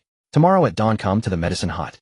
Jiang Zhuiyue rose, exiting in high spirits. The moment she stepped out, she collided with a solid chest. How did it go? Did he bully you? Wei Shan pulled her behind him, eyeing the closed door warily, his hand on his sword. No bullying. Jiang Zhuiyue waved the jade slip, grinning like a fox. But I found you a cheap master. Huh. Wei Shan's eyes widened, his mind slow to catch up. From now on, keep your tail low. Jiang Zhuiyue stood on tiptoe to scratch his chin. In the pavilion, master's personal disciple now. If you embarrass me, he'll throw you off this mountain. Wei Shan stared for a moment, then burst into a grin. Had then in the man of the pavilion, master's personal disciple. He hoisted Jiang Zhuiyue onto his shoulder, ignoring the sweeping boys, and strode toward the guest room. Put me down. People can see. Jiang Zhuiyue pounded his shoulder. No. Wei Shan leaned in his hot breath against her sensitive ear. Did that white-haired one scold you for our noise last night? You know and still ask. He knows nothing. Wei Shan grinned, fiercely, fire blazing in his eyes. The more he forbids it, the louder it'll be tonight. Let him stew. Wei Shan, do you want to die? Their voices faded into the distance. Inside the quiet chamber, Ji Wuchen listened to the flirtatious banter outside. The brush in his hand snapped with a crack. He muttered through gritted teeth. Reckless. Yet a faint blush crept across his face, and his usually tranquil Dao heart felt as if a red-hot stone had been tossed into it, leaving him unsettled. This disciple, it seemed, was bound to be trouble. At the hour of the rabbit, the mist had yet to fully disperse from the Celestial Mechanism Pavilion. Beneath the old pine tree before the herb hut stood two figures, one tall and one short. Do I really have to strip? Wei Shan clutched his heavy sword, his brows knitted into a tight knot. His tone was thick with displeasure, as if the person inside was not about to treat Jiang Zhuiyue, but to flay her alive. Jiang Zhuiyue adjusted her sleeves and cast him a helpless glance. It's a medicinal bath. How can I soak through my clothes? Do you want me to stew in this disciple robe? He'll go in and watch over you, Wei Shan said, stepping forward, his massive hand reaching for the door. What if that old pavilion master slips? Presumptuous. A cold voice came from within the door, neither loud nor harsh, yet it struck like a bucket of ice water, dousing Wei Shan's restless fire. Then the heavy wooden door creaked open a crack, releasing a dense, bitter aroma of herbs. Only the girl may enter. Ji Wuchen's voice remained icy. All others retreat 10 zhang away. Wei Shan was about to retort when Jiang Zhuiyue patted the back of his hand twice. Go on. I know what I'm doing. Wei Shan stifled his frustration, glaring fiercely at the door, before turning reluctantly, his sword in hand. His retreating figure looked as pitiful as a large wolfhound cast out by its master. Jiang Zhuiyue took a deep breath and pushed the door open. Inside the herb hut, steam billowed. At the center stood a massive purple cedar tub beneath which a fire had been burning for an unknown duration. The deep brown medicinal liquid bubbled and churned. Ji Wuchen stood with his back to the door, before a long table laden with silver needles, methodically wiping the hair-thin needles with a white cloth. Hearing her footsteps, he did not turn around, but pointed at the tub. Get in. Jiang Zhuiyue glanced at the liquid that seemed hot enough to scald flesh, said nothing, and walked behind a screen to untie her belt. The rustle of fabric was strikingly loud in the silent hut. Ji Wuchen's hand wiping the needle paused slightly. Even with a white silk blindfold and his back to her, at his cultivation level, his spiritual sense could perceive everything around him 100 times more clearly than sight. The layers of falling garments, the exposed pale back, and his hand trembled, nearly pricking his fingertip with the needle. That back, which should have been as smooth as jade, was now a ghastly sight. Fresh wounds layered over old scars. Though faded, they were still glaring against the fair skin. More conspicuous were the patches of purple and blue love bites trailing down her spine and even spreading to the dimples of her lower back. They were the handiwork of Wei Shan from the previous night. On her left shoulder blade was a clear bite mark, oozing traces of blood, a testament to the intensity of the night's struggle. Shameless, Ji Wuchen muttered under his breath, but his ears uncontrollably burned. In his centuries of cultivation, he had seen countless female cultivators. Even the enchantresses of the Hahuan sect dared not parade before him with such marks. This was no visit for treatment. It was a deliberate assault on his Dao heart. Master, I'm ready. Jiang Ziyu's calm voice came from behind the screen, followed by the splashing of water. Ji Wuchen took a deep breath, forcibly suppressing the inexplicable agitation in his heart, and turned to approach. Jiang Zhuiyue was already seated in the tub. The brown liquid reached her collarbone, leaving only her slender neck and pale, delicate face exposed. Under the steaming heat, her cheeks flushed an unnatural red, and fine beads of sweat dotted her brow. Extend your hand. Ji Wuchen said, his voice taut as he reached the tub's edge. Jiang Zhuiyue obediently lifted her right arm and rested it on the rim. That slender arm was also marked with several shallow scratches. Ji Wuchen felt as if his eyes were stung. He quickly averted his gaze and placed 2 fingers on her pulse. The moment his fingertips touched her scalding skin, it felt like a burn, and he nearly withdrew his hand. This was not a human's body temperature. It was like a red-hot branding iron. The erosion bone curse has begun to retaliate, he said, retracting his hand, his voice colder than before, as if only that could mask his inner turmoil. Bear it. I will administer needles to draw out the poison. This pain is worse than scraping bones. This disciple can endure it. Jiang Zhuiyue closed her eyes, her voice weak, yet steady. Ji Wuchen said no more, picking up a silver needle. Turn around. Water splashed as Jiang Zhuiyue obediently turned, exposing her scarred back completely to him. Close at hand. The mingled scent of herbs and her unique feminine fragrance wafted toward Ji Wuchen with the steam. He could even see the fine hairs around the bite mark. Ji Wuchen closed his eyes, silently reciting a purification mantra, then reopened his sight. The silver needle in his hand shot down like lightning, piercing the acupoint at her nape. A muffled groan escaped Jiang Zhuiyue as her body trembled, her hands gripping the tub's edge until her knuckles turned white, yet she did not utter a sound. Then came the second needle, the third. Each insertion had to navigate through the ambiguous marks. Ji Wuchen's hands were steady, but his heart felt overgrown with weeds. His fingertips inevitably brushed against her skin. The slick burning sensation made each needle placement feel like torture. Especially when he had to avoid the love bites, the eerie, forbidden sensation made his usually expressionless face tighten like stone. The poison has seeped too deep into the bones. I must use spiritual energy to drive the needles. Ji Wuchen's voice came out hoarse. The process may be intrusive. Jiang Zhuiyue, drenched in cold sweat from the pain, had no mind to care about intrusiveness. Master, do as you must. Just get this cursed thing out of me. Ji Wuchen said nothing, but his left hand suddenly pressed against her back. The moment his palm touched her skin, both of them shuddered. Jiang Zhuiyue shivered from the cold touch, while Ji Wuchen's heart fluttered at the searing sensation. But he dared not pause. His pure, profound spiritual energy surged through his palm into her body, guiding the dozen silver needles to vibrate. With a cough, Jiang Zhuiyue spat a mouthful of black blood into the medicinal liquid before her instantly collapsing backward. Ji Wuchen failed to withdraw in time, and her wet back crashed into his chest. The impact was solid. Through the thin layers of fabric, he could clearly feel the curves of her body and the softness that rose and fell with her breath. Ji Wuchen froze entirely. His hands hung in the air, unsure whether to embrace or push away. The intense feminine aura enveloped him, making his centuries-cultivated Tao heart tremble precariously in that moment. Master. The person in his arms moaned weakly, unconsciously nuzzling her head against his chest like a kitten seeking shelter. Ji Wuchen's Adam's apple bobbed. He looked down, seeing her defenseless face stripped of its usual scheming coldness, leaving only fragility and pallor. Driven by some impulse, he raised a hand to wipe the cold sweat from her brow. But just as his fingertips touched her burning skin, hurried footsteps sounded from outside the door. Wei, I heard something. What's wrong? Wei Shan's thunderous voice exploded like a clap of thunder, followed by a bang as the heavy wooden doors were violently forced open. Ji Wuchen recoiled as if burned, swiftly stepping back. With a sweep of his wide sleeve, a gentle force steadied Jiang Zhuiyue against the tub's wall. He turned his back to the door, his face cold enough to shed frost, only his crimson ears betraying his panic. Get out! A furious roar laced with the oppressive aura of a tribulation transcendence cultivator sent the charging Wei Shan flying backward. Wei Shan was sent tumbling twice across the ground by that roar before he finally stopped. Covered in dust, he scrambled to his feet, clutching his sword and ready to charge back in. If you dare take another step, they'll break your legs. Ji Wuchen's voice carried a rare note of indignation. Inside the room, Jiang Zhuiyue caught her breath, weakly leaning against the edge of the tub. She stared at the white figure standing with his back to her, radiating an aura that warned all others to keep their distance. A flicker of confusion crossed her mind. Just now, why did it feel like her master was flustered? Could it be? Get dressed and go to the guest room. Ji Wuchen tossed the words over his shoulder without turning around, then vanished in a flash, his speed akin to someone fleeing for his life. Jiang Zhuiyue. He left halfway through detoxifying the poison. She looked down at her disheveled state, sighed, helplessly climbed out of the tub with effort, dried herself off, and slipped into the oversized robe. Just as she stepped out, a large hand swept her away. Are you all right?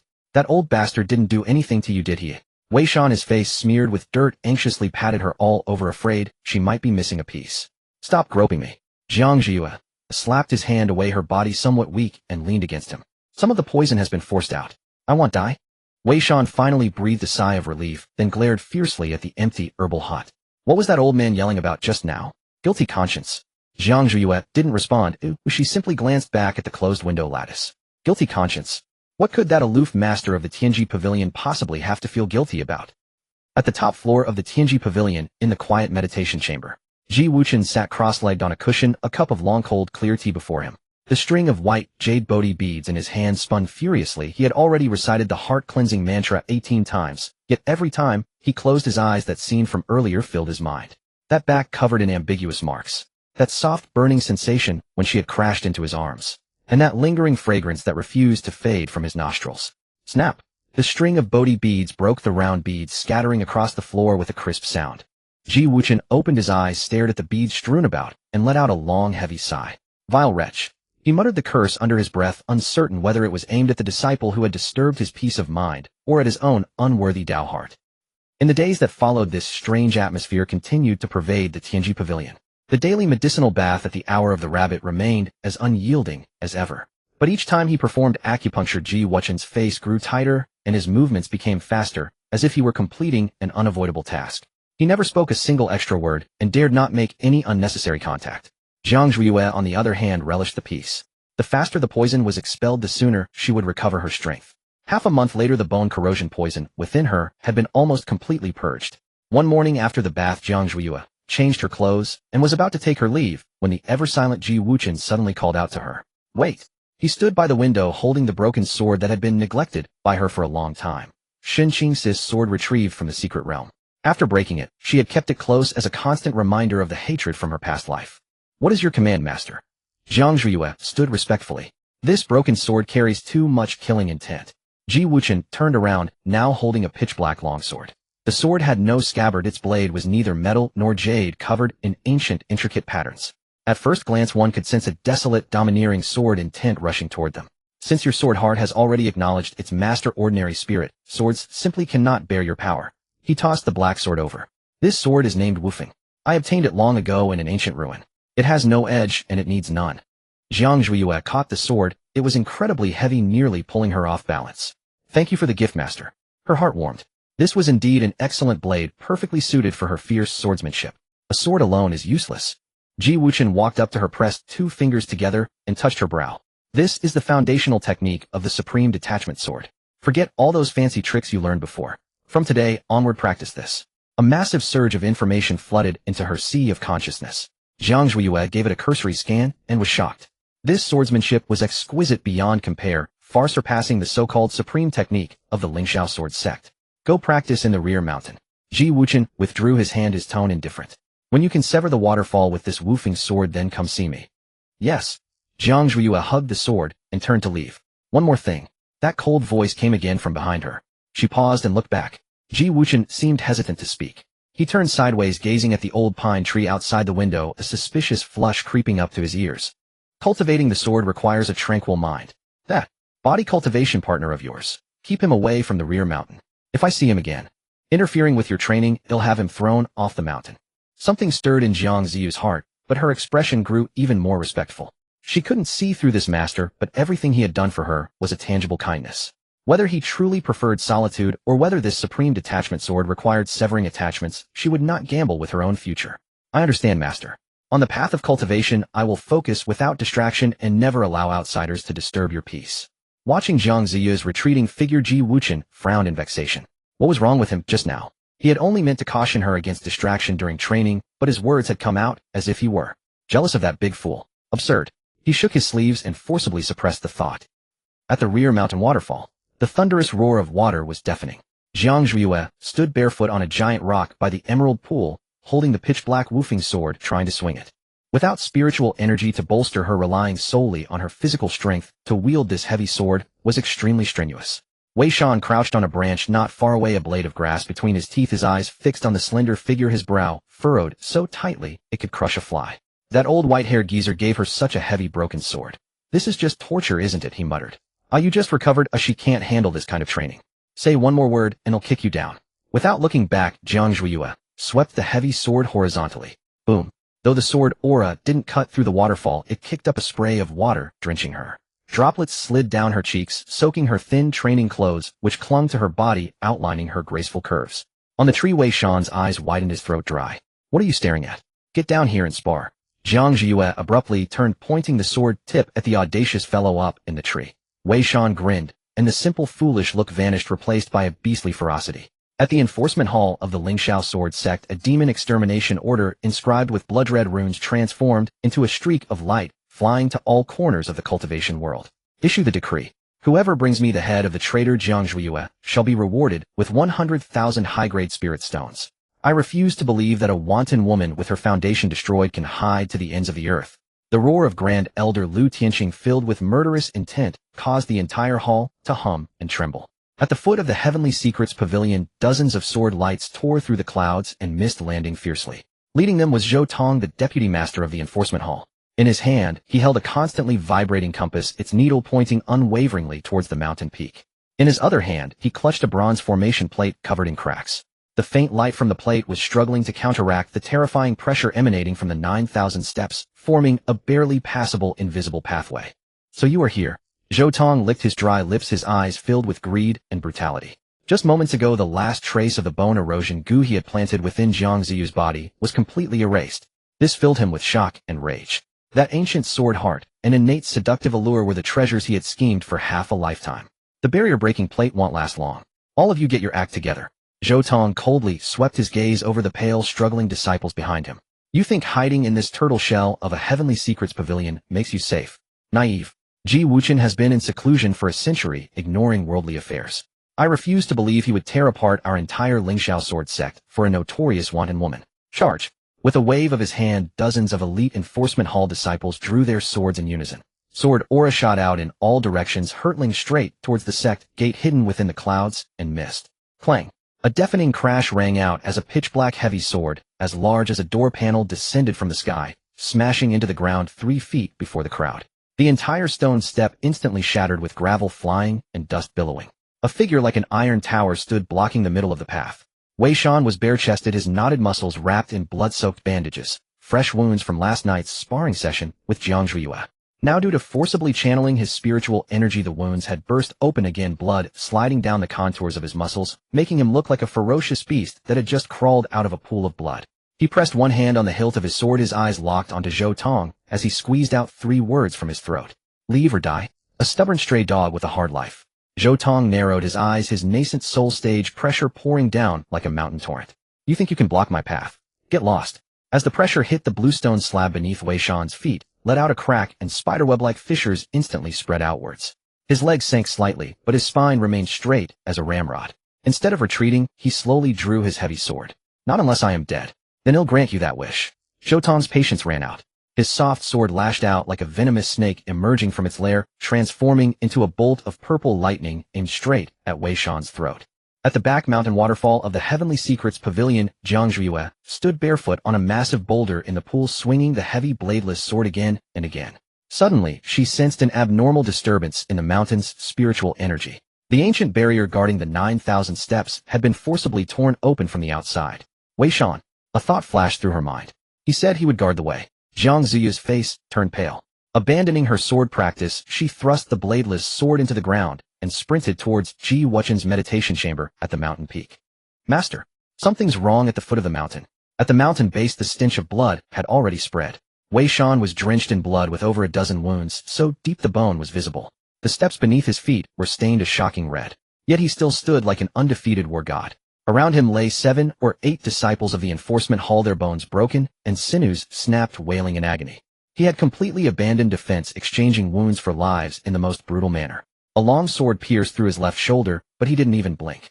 With a backhanded sweep of his heavy sword, he smashed the upper body of the attacker into a pulp of flesh. Zhou Tong's eyelids twitched. This guy was a complete madman. He glanced at the barrier-breaking plate, which was on the verge of shattering, and a fierce glint flashed in his eyes. He decided to intervene himself. Venomous serpent strangulation. He soared into the air, his soft sword transforming into thousands of purple serpent phantoms, blotting out the sky and sealing off all of Wei Shan's escape routes. A killing blow from the nascent soul stage. There was no escape. Wei Shan looked at the sea of serpent shadows, his eyes showing no fear, only a trace of regret. He hadn't yet heard Ayu call him husband. He grinned, his blood and chi burning wildly, and the golden core within his body emitting a blinding light.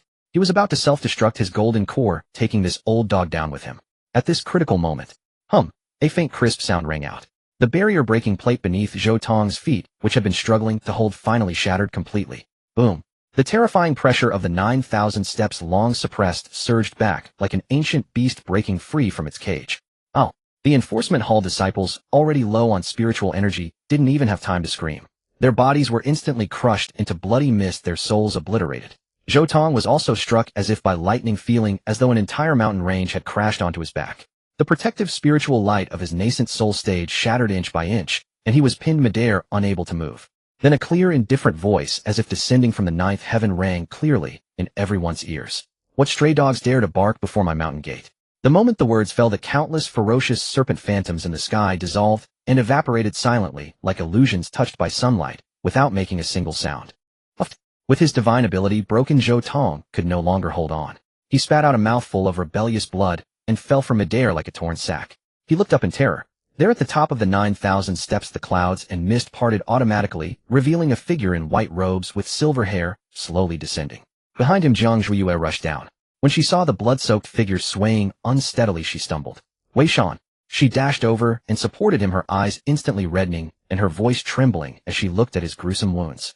Are you an idiot? If you couldn't win, why didn't you run? Wei Shan grinned, revealing a row of white teeth stained with blood, smiling like a child who had just gotten candy. If I ran, they would have come up to disturb you. Shut up. Jiang Zhuiyue was so angry she was on the verge of tears. She frantically grabbed a handful of pills and stuffed them into his mouth. Then she turned her head sharply, her gaze towards Zhou Tong, as cold as ice shards. Zhou Tong struggled to his feet, looking at Ji Wuchen, who was strolling over as if on a leisurely walk. His heart pounded wildly.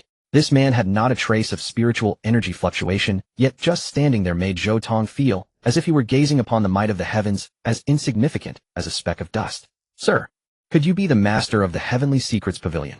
Zhou Tong forced himself to calm down, invoking his sect as a shield. I am Zhou Tong of the Lingxiao Sword Sect, ordered to capture the traitor Jiang Zhuiyue. This woman is guilty of heinous crimes. I implore the pavilion master to grant us passage. Ji Wuchen stopped walking, but didn't even turn his head. The face beneath his white silk bandage was directed at Wei Shan, who was being supported in Jiang Ziyu's arms. That large blood-stained hand was firmly gripping his disciple's arm. How unsightly. Convenience. Ji Wuchen finally spoke, his voice laced with mockery. Here I have only rules. Zhou Tong's expression changed. Pavilion master, do you intend to make an enemy of the Lingxiao Sword Sect for the sake of a wanton woman? Wanton woman. Ji Wuchen chuckled softly. He raised his hand, and his slender fingers pressed down casually into the void. Boom. Zhou Tong felt the surrounding air instantly solidify into a solid mass, as if the gravity of the entire Heavenly Secrets Pavilion mountain range had fallen upon him alone. His bones groaned under the unbearable pressure. His knees buckled, and with a thud he was forced to his knees uncontrollably, smashing a human-shaped crater into the ground. T-Tribulation transcended stage. Zhou Tong's mind went blank, fear drowning out all his thoughts. Ji Wuchen stood with his hands behind his back, his white robes fluttering without wind. He looked down at Zhou Tong, who lay on the ground like a dead dog, his tone flat, but every word striking like thunder. "The wanton woman you speak of is my newly accepted personal disciple." This single sentence stunned Jiang Zhuiyue, who looked up at that divine silhouette. Ji Wuchen's voice continued cold and domineering. "What does the Lingxiao sword sect wish to teach me how to discipline my own disciple? Or do you think that someone under my protection is someone of your caliber can touch? Get lost." Ji Wuchen couldn't be bothered to look again. He simply flicked his sleeve. A gale wind swept up Zhou Tong, who was like mud on the ground, and tossed him 100 miles away from the Heavenly Secrets Pavilion, as if clearing away an eyesore. Finally the world was quiet. Ji Wuchen turned to face the two, who were still clinging to each other. "Still holding on," he said coldly. Wei Shan shuddered, instinctively trying to stand straight, but the movement pulled at his wounds, making him wince in pain. Jiang Zhuiyue quickly steadied him. "Master, he's badly hurt." "He won't die?" Ji Wuchen snorted coldly. With a flick of his finger, a pill radiating rich vitality flew precisely into Jiang Ziyu's hand. A 9-revolution soul-returning pill. It can pull someone back even if they have only one breath left. "Give it to him, and then take your claws off my disciple." His voice carried no warmth. "How improper. Thank you for the gift, master."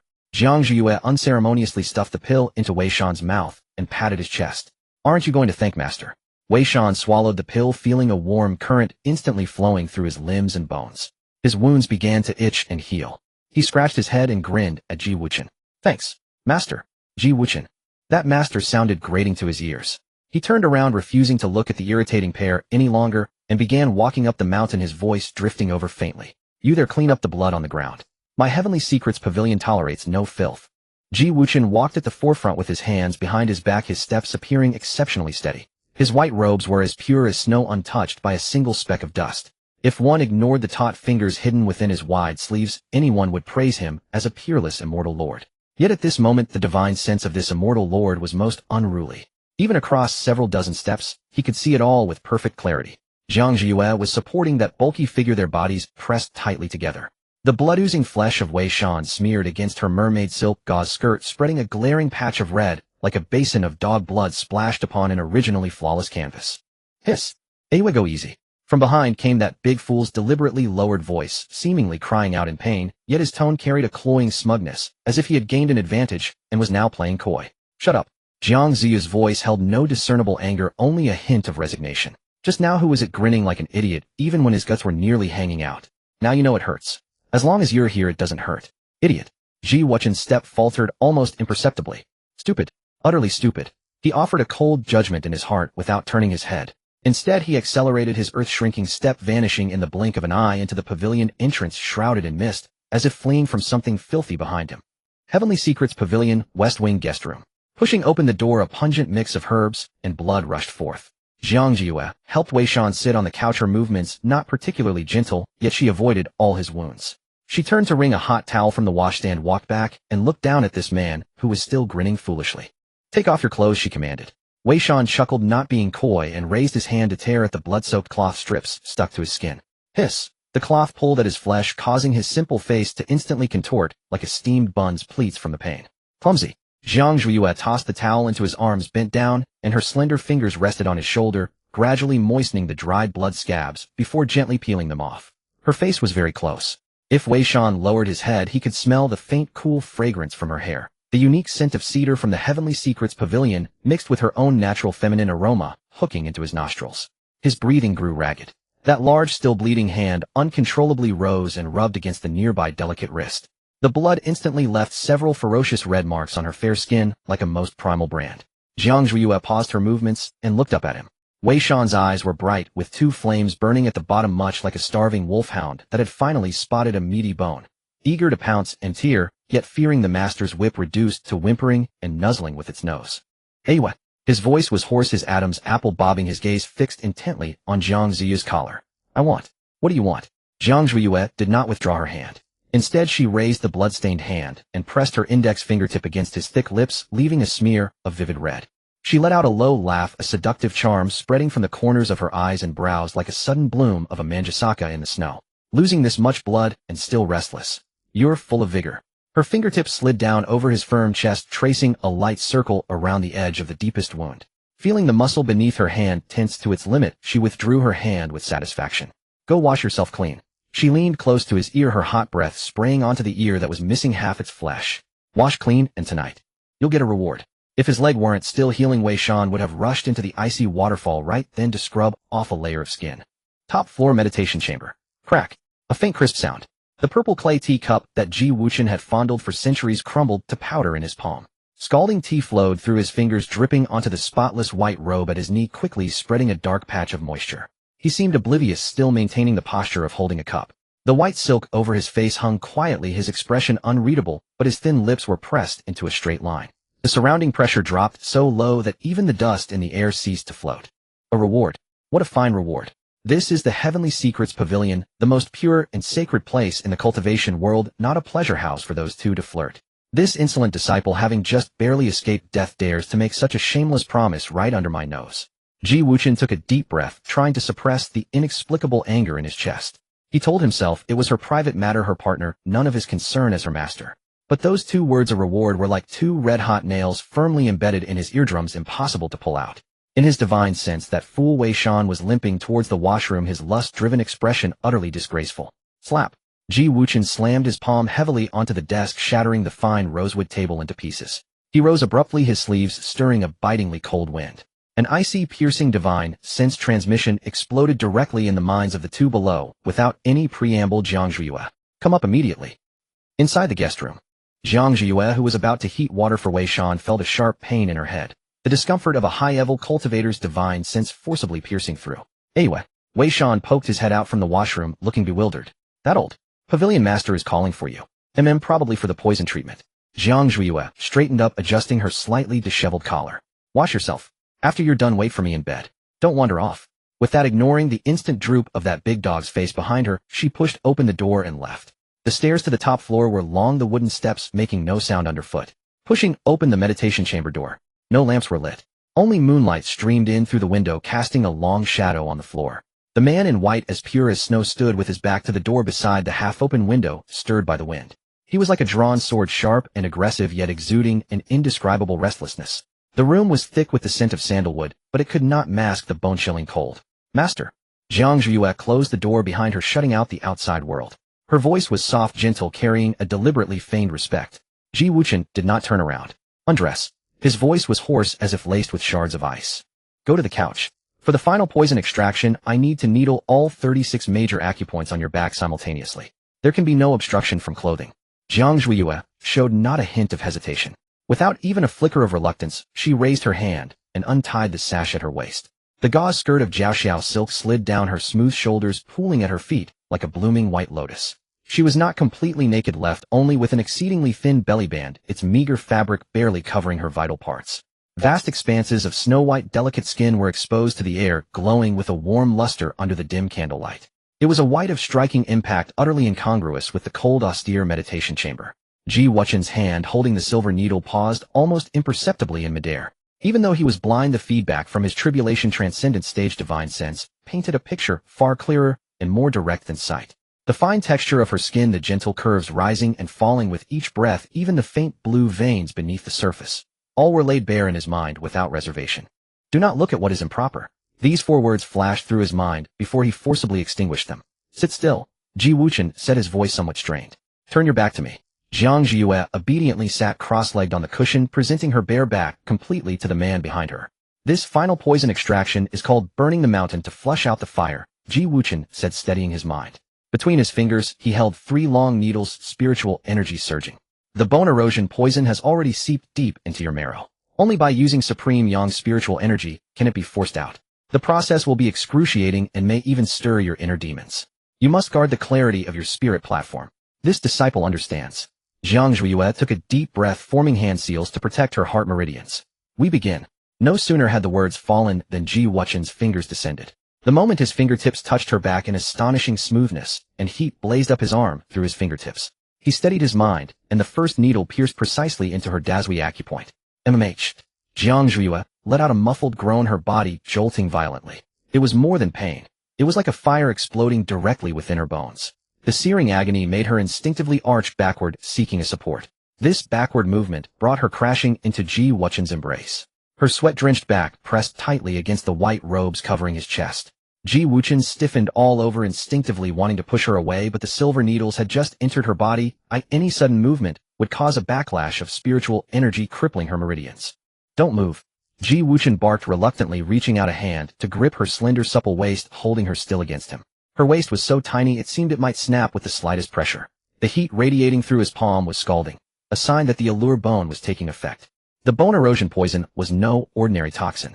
Under this extreme agony, it directly awakened Jiang Ziyu's slumbering innate allure bone. Her deathly pale skin began to flush an eerie pink, and a cloyingly sweet fragrance emanated from every pore, instantly filling the entire meditation chamber. It was not the scent of flowers nor of cosmetics, but a pure allure that stirred the most primal desires. Master, I'm hot. Jiang Ziyu's consciousness began to blur. Struggling amidst the agony and burning heat, her hands instinctively reached back, grasping at Ji Wuchen's robe. Ji Wuchen's breathing grew ragged. He had never smelled such a fragrance. It seeped in through every pore, ignoring his protective spiritual energy, to bore directly into his sea of consciousness. The scene before him began to warp. The cold meditation chamber vanished, replaced by a sea of fiery red blossoms. He saw his usually obedient disciple now turn around, straddling his lap. Her exquisite face no longer held pain, but an extreme seductive allure. She reached out, her fingertip touching his Adam's apple, her eyes brimming with a soul-capturing light. Master, save me. That was his inner demon. For centuries he had cultivated the supreme emotionlessness, severing all love and attachment, believing his Tao heart to be as firm as iron. But the more he suppressed, the more violent the rebound. This allure bone poison became the final spark that ignited the volcano within his heart. Let go. Ji Wuchen gritted his teeth, his voice hoarse beyond recognition.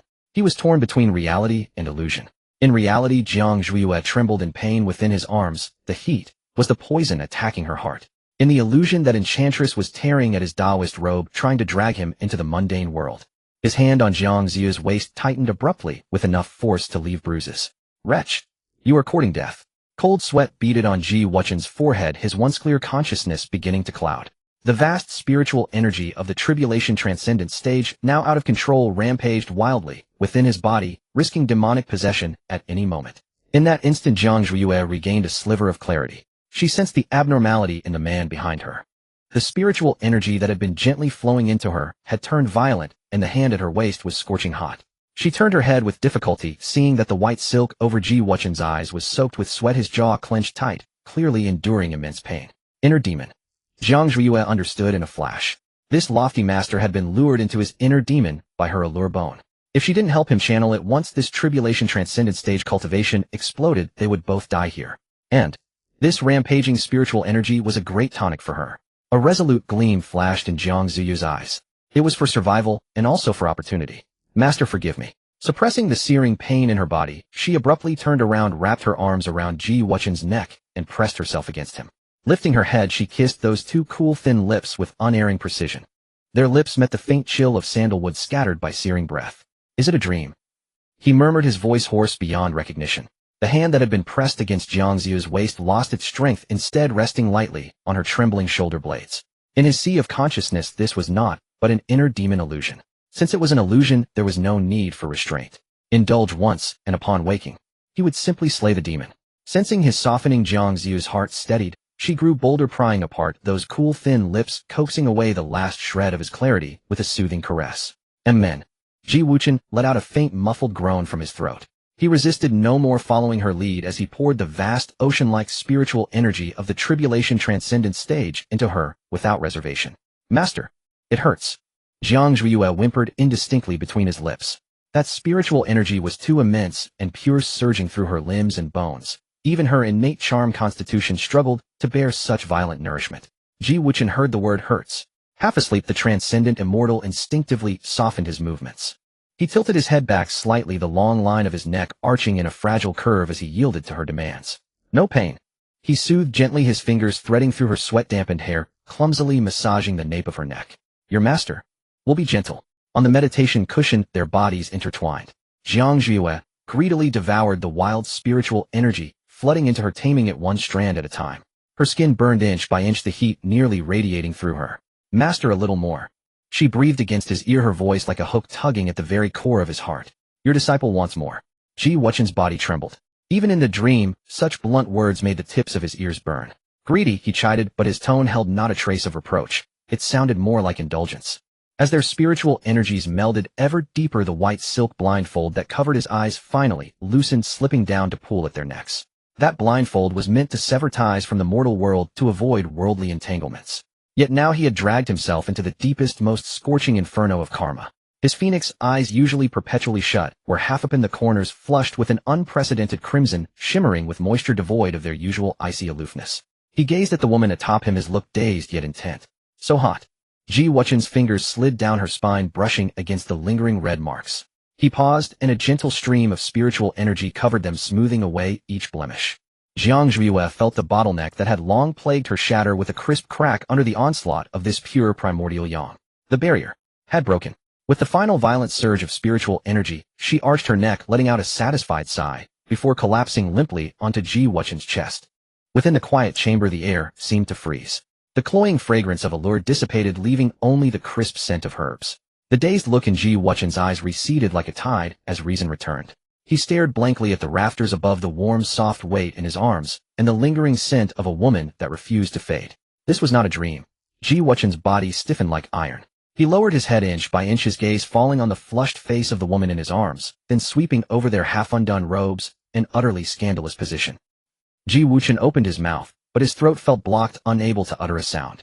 He, the esteemed pavilion master of Tianji Pavilion, a tribulation transcendence elder, had truly done this to his own disciple. A rush of blood surged to his head, turning his perpetually pale face a deep crimson. Jiang Zhuiyue sensed the stiffness of the body beneath her. Her lashes fluttered, and she opened her eyes to meet Ji Wuchen's, filled with panic, helplessness, and even a trace of aggrievement. Master, she said, her voice slightly hoarse, betraying no alarm. But Ji Wuchen recoiled as if scalded, yanking his hands away and scrambling backward in utter disarray until his back slammed against the cold wall. He fumbled frantically for the white silk on the floor to cover his eyes, only to find it was already soaked through and useless. Put your clothes back on. Ji Wuchen turned away, his voice trembling, yet he still tried to salvage his crumbling dignity. Hurry and dress. There was no thunderous rage, no reprimand. This master, was he blushing? Amused inwardly, Jiang Zhuiyue maintained a demure expression as she leisurely picked up her jiaoxiao gauze skirt from the floor and slipped it back on. Master, do not panic. She fastened her sash, knelt properly on the cushion, and bowed deeply toward the back that seemed eager to merge into the wall. Just now your disciple was overcome by the allure toxin and lost her senses. I thank Master for depleting your primordial yang to save me. Ji Wuchen's back stiffened. Save her. He spun around abruptly, instinctively probing Jiang Ziyu's body with his spiritual sense. What he found shocked him anew. The deeply rooted erosion bone goo, which even he had found troublesome, had vanished without a trace. Flowing through her meridians was his pure yang-aligned tribulation transcendence spiritual energy, which had not only cleansed all residual toxins, but also forcibly pushed her cultivation to the peak of the golden core stage, just one step away from forming a nascent soul. So the primordial yang he had unconsciously poured into her was 1,000 times more potent than the burn the mountain 36 needles. How absurd. You? Ji Wuchen managed only a single word before his throat felt parched. He wanted to ask if she had done it deliberately to rebuke her for her shamelessness, but the words died on his lips as he looked at her, obedient expression that seemed to say, all credit goes to Master. In the end, he let out a frustrated sigh. Enough. With a flick of his sleeve, the tea set that had been ground to powder on the table was restored to its original state. Since it was to neutralize the poison, there is no need for further words. Forget what happened today. Jiang Zhuiyue kowtowed again, her voice clear. Master's great kindness your disciple shall never forget. She paused, lifting her head with a perfectly measured expression of respect and distance. Now that the poison is resolved, your disciple shall no longer disturb Master's cultivation. I will descend the mountain and continue my training. With that, she stood, offered one final bow, and turned toward the door without a hint of reluctance. Ji Wuchen watched her retreating figure, and an inexplicable emptiness seized his heart. Forget? Could he truly forget? The feel of her fingertips, the taste of her lips. Those bone-deep cries of Master. Just as her slender hand was about to push open the chamber door, his body moved faster than his mind. Stop! Jiang Zhuiyue halted, but did not turn around. A deathly silence fell over the chamber. Ji Wuchen stared at her resolute back, his already chaotic heart losing all composure. He had never been so undone, never so afraid. A dull thud echoed as the chamber door was slammed shut by an invisible force and locked. Jiang Zhuiyue finally turned to look at the man still facing away. Ji Wuchen's fists were clenched tightly, his voice forced through gritted teeth, urgent and hoarse-laced with a tremor he himself did not recognize. This venerable one. When did I permit you to leave? Jiang Zhuiyue halted, yet did not turn around. Within the quiet chamber a deathly stillness prevailed. The gaze fixed upon her back was scorching, intricate, laced with a hint of barely discernible panic. Master, she said, her voice level, my poison is fully purged and my sword arts have reached mastery. It is time for me to venture forth and temper myself. As Ji Wuchen watched that resolute, departing figure, it felt as though an invisible hand had seized his heart, leaving it hollow and aching. Never in his life had he lost his composure so utterly, nor had he ever felt such dread that she would simply walk away like a fleeting spring dream, leaving nothing behind upon waking. He believed he must have gone mad. He ought to have let her vanish, to let the mountains and rivers stretch far between them, severing this perverse entanglement that threatened to shatter his Dao heart. Yet the thought of her heading to Yunmiao City, a place that devoured men without spitting out bones, with her poison just cured and her alluring aura utterly uncontainable at the peak of attracting trouble. No, it was impossible. The moment this notion surfaced, it burgeoned into a towering tree. Ahem. A dry cough broke the silence. Ji Wuchen strained to make his voice sound steady, as cold as usual, but the faint tremor betrayed the tempest raging within him. Your poison has just been purged. Your cultivation is unstable. Venturing into the outside world now might be unwise. He kept his back to her, yet his ears burned crimson as he clumsily fumbled for excuses. Jiang Zhuiyue slowly turned around, regarding the man, whose very posture screamed rigidity, with an air of leisurely amusement. Oh, unstable cultivation. Having been infused with the primordial yang of a tribulation transcendence expert, forcibly elevated from early golden core to great perfection. This they called unstable. She did not expose him merely playing along. This disciple understands. But tempering oneself is like sailing against the current. A little risk is nothing. Nonsense. Ji Wuchen whirled around, his tone inadvertently sharp with urgency. Yunmiao City, a place where dragons and snakes mingle, how could you possibly? His voice trailed off mid-sentence, for he saw that Jiang Zhuiyue was watching him with a playful, faintly smiling gaze. There was not a shred of reverence in those eyes, rather it was as if she were admiring an intriguing artifact. Ji Wuchen's face flared crimson. He averted his gaze in embarrassment, raised his hand, and flicked his wrist. A streak of ink-like light shot through the air, landing precisely in Jiang Ziyu's hand. Catch. His voice regained some of its usual coldness, though the tautness at the end betrayed his emotions. This is the Tianji token. Within it, I have sealed a sword intent. Should you encounter a problem beyond the divine transformation stage, shatter it. Jiang Zhuiyue opened her palm. It was a simple ancient inked jade, warm to the touch, carrying the crisp fragrance of grass and wood from him. The divine sense imprint on the jade was conspicuously clear. Far from being a mere life-saving trump card, it was clearly a tracking device for 1,000 miles. This lofty flower, though his words claimed forgetfulness, his body was utterly honest. Jiang Zhuiyue found it amusing, lightly stroking the jade pendant between her fingers as she looked up at him, her brows curved like crescent moons. Many thanks for the treasure, master. She deliberately misinterpreted his meaning, stepping forward to draw closer, her voice soft and sweet. Then, if this disciple, Mrs. Master, could I shatter it to see you? You? Ji Wuchen recoiled like a cat whose tail had been stepped on, stumbling back, his face, which had just regained color, instantly turning a deep red. He stared at that face, so close, unervingly enchanting, his mind flooded with the absurd images of the previous night, his heart pounding like a drum. Shameless. He almost ground out the words, then waved his sleeve grandly. With a bang, the door he had personally locked swung open. It was not an expulsion, but more like a flight. Jiang Zhuiyue suppressed a smile, bowed respectfully, then turned and stepped out. The door closed slowly behind her. Inside, Ji Wuchen slumped against the wall, his hand pressed to his wildly beating heart. He looked down at his trembling fingers, on which the delicate, smooth sensation of the night before seemed to linger. It was over. His inner demon seemed unseverable. Downstairs, Wei Shan stood like an iron tower, a silent guardian at the stairway. He had scrubbed himself clean, his wet hair hanging loose, the scent of blood replaced by a faint fragrance of soap. Hearing footsteps, he jerked his head up. His bloodshot eyes blazed with startling brightness at the sight of Jiang Zhuiyue, but the next moment the light quickly dimmed. He saw it. Jiang Ziyu's clothes were tidy, but on the side of her slender neck was a small, unmistakably suggestive red mark. The color was like a drop of blood on snow, glaringly obtrusive. It was left by Ji Wuchen just now. Wei Shan's bulging muscles tensed instantly, his joints cracking softly, and the air around him grew several degrees colder. It was to cure the poison. Jiang Zhuiyue cut him off before he could finish. She descended the last step, stood before the hulking, dangerous man, rose on her tiptoes, and ruffled his damp head. Don't look at me like that, and don't let your mind wander. Her voice was soft, but carried an unyielding authority. My poison is cured, and my cultivation has advanced. Isn't that a good thing? Wei Shan lowered his head, letting her hand mess with his hair. He resembled a huge aggrieved dog that dared not bark, nuzzling against her palm, his voice muffled. I know it's good, but I don't like it. Then you'll have to endure it. Jiang Jiyue withdrew her hand, her tone indifferent. In this world, only by surviving and growing stronger can you have the right to talk about likes and dislikes. The departure from the Tianji Pavilion was extremely smooth. The terrifying pressure of the 9,000 steps automatically parted to both sides upon sensing the Tianji token in Jiang Ziyu's hand, revealing a heavenly path. 2 hours later, the pair rested at a roadside tea stall 100 miles from Yumiao City. The tea stall was crude, a few greasy, rickety tables pushed together, packed with wandering cultivators from all directions, their auras a chaotic mix. Such places were always the most fertile cesspools of information in the cultivation world. Hey, have you heard? The Lingxiao sword sect has utterly lost face this time. At the next table, a sharp-faced, monkey-like cultivator, his feet propped on a bench, sprayed spittle as he spoke. The once glorious Lingxiao for heroes are now completely ruined. All brought down by the same woman. Which woman has such skill? Someone nearby leaned in curiously. Who else? That she-devil who betrayed the sect and stirred up a storm. Jiang Ziyue, of course. Jiang Ziyu's hand holding the coarse tea bowl paused for a moment, then she took a sip as if nothing had happened. The tea was bitter, which suited her. Wei Shan sat opposite, holding a rock-hard bun in his hand, but his eyes were fixed unblinkingly on Jiang Ziyue, afraid to see any sign of unease on her face. I heard the worst was the formation genius Lu Xingzhou. Another scar-faced cultivator took over, lowering his voice.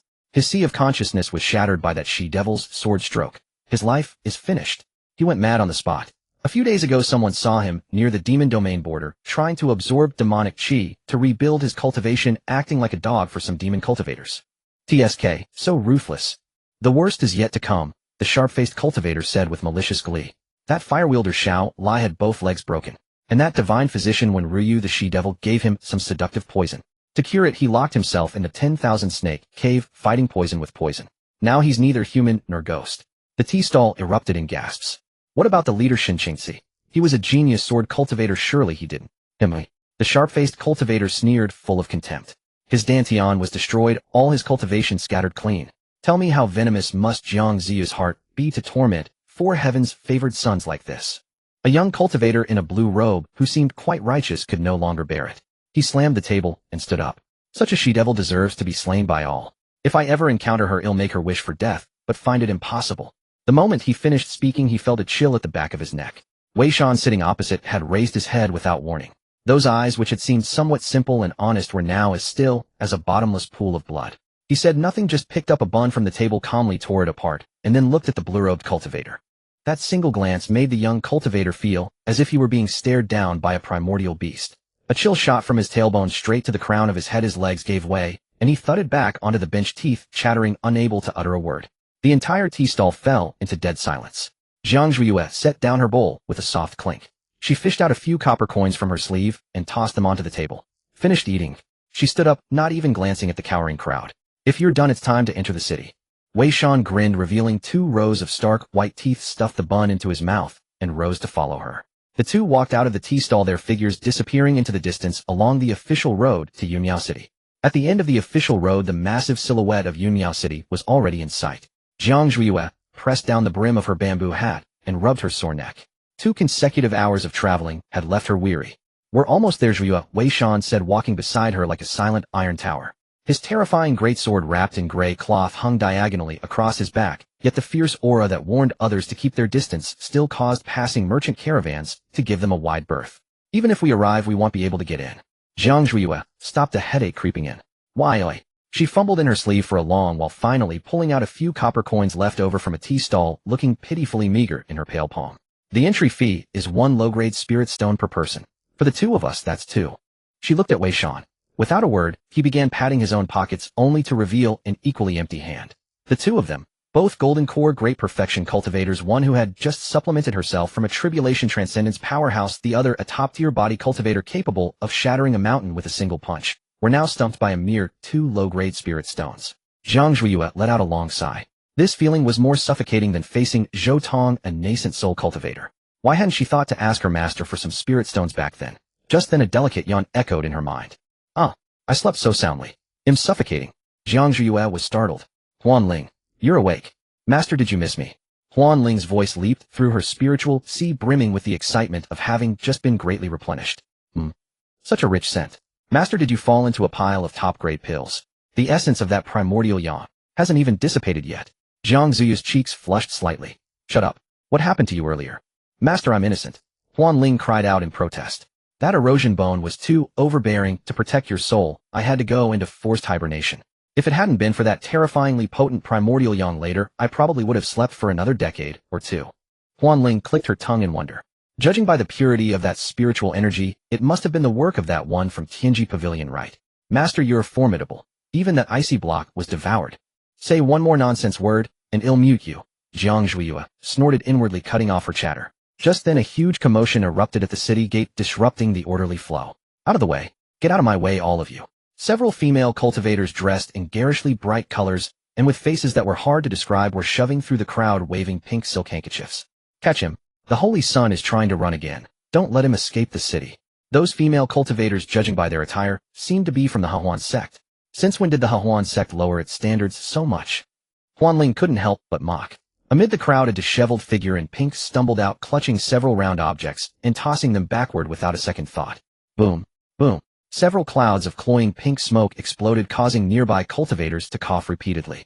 This Holy Sun sells his art, not his body. You ugly monster, stay away from me. If you chase me again, I'll scream harassment. The man had captivating peach blossom eyes, a face as beautiful as a woman's, and wore an outrageously flashy pink robe. Though a man, he was even more delicate than most women. His cultivation was not weak, golden core mid-stitch, but his fighting style was utterly chaotic, like a rabbit chased by hounds, possessing no skill beyond throwing smoke bombs and screaming. Jiang Zhuiyue had initially dismissed it as mere entertainment, but Huan Ling's next words made her halt her steps. Master, that man in pink. Huan Ling's voice suddenly rose, trembling with disbelief. Heavens, he's a water and wood dual spiritual root with a pure yang physique. And he's still an unopened virgin. An unopened virgin. Jiang Zhuiyue fixed her gaze on the pink-robed man's retreating figure. Her previously indifferent eyes now burned with intense heat, like a starving wolf eyeing the plumpest lamb. This was no mere pretty boy. This was a walking, unmined vein of spirit stone. Wei Shan. Yes. See that man in pink. Wei Shan followed her gaze, his brow furrowed so deeply it could crush a fly.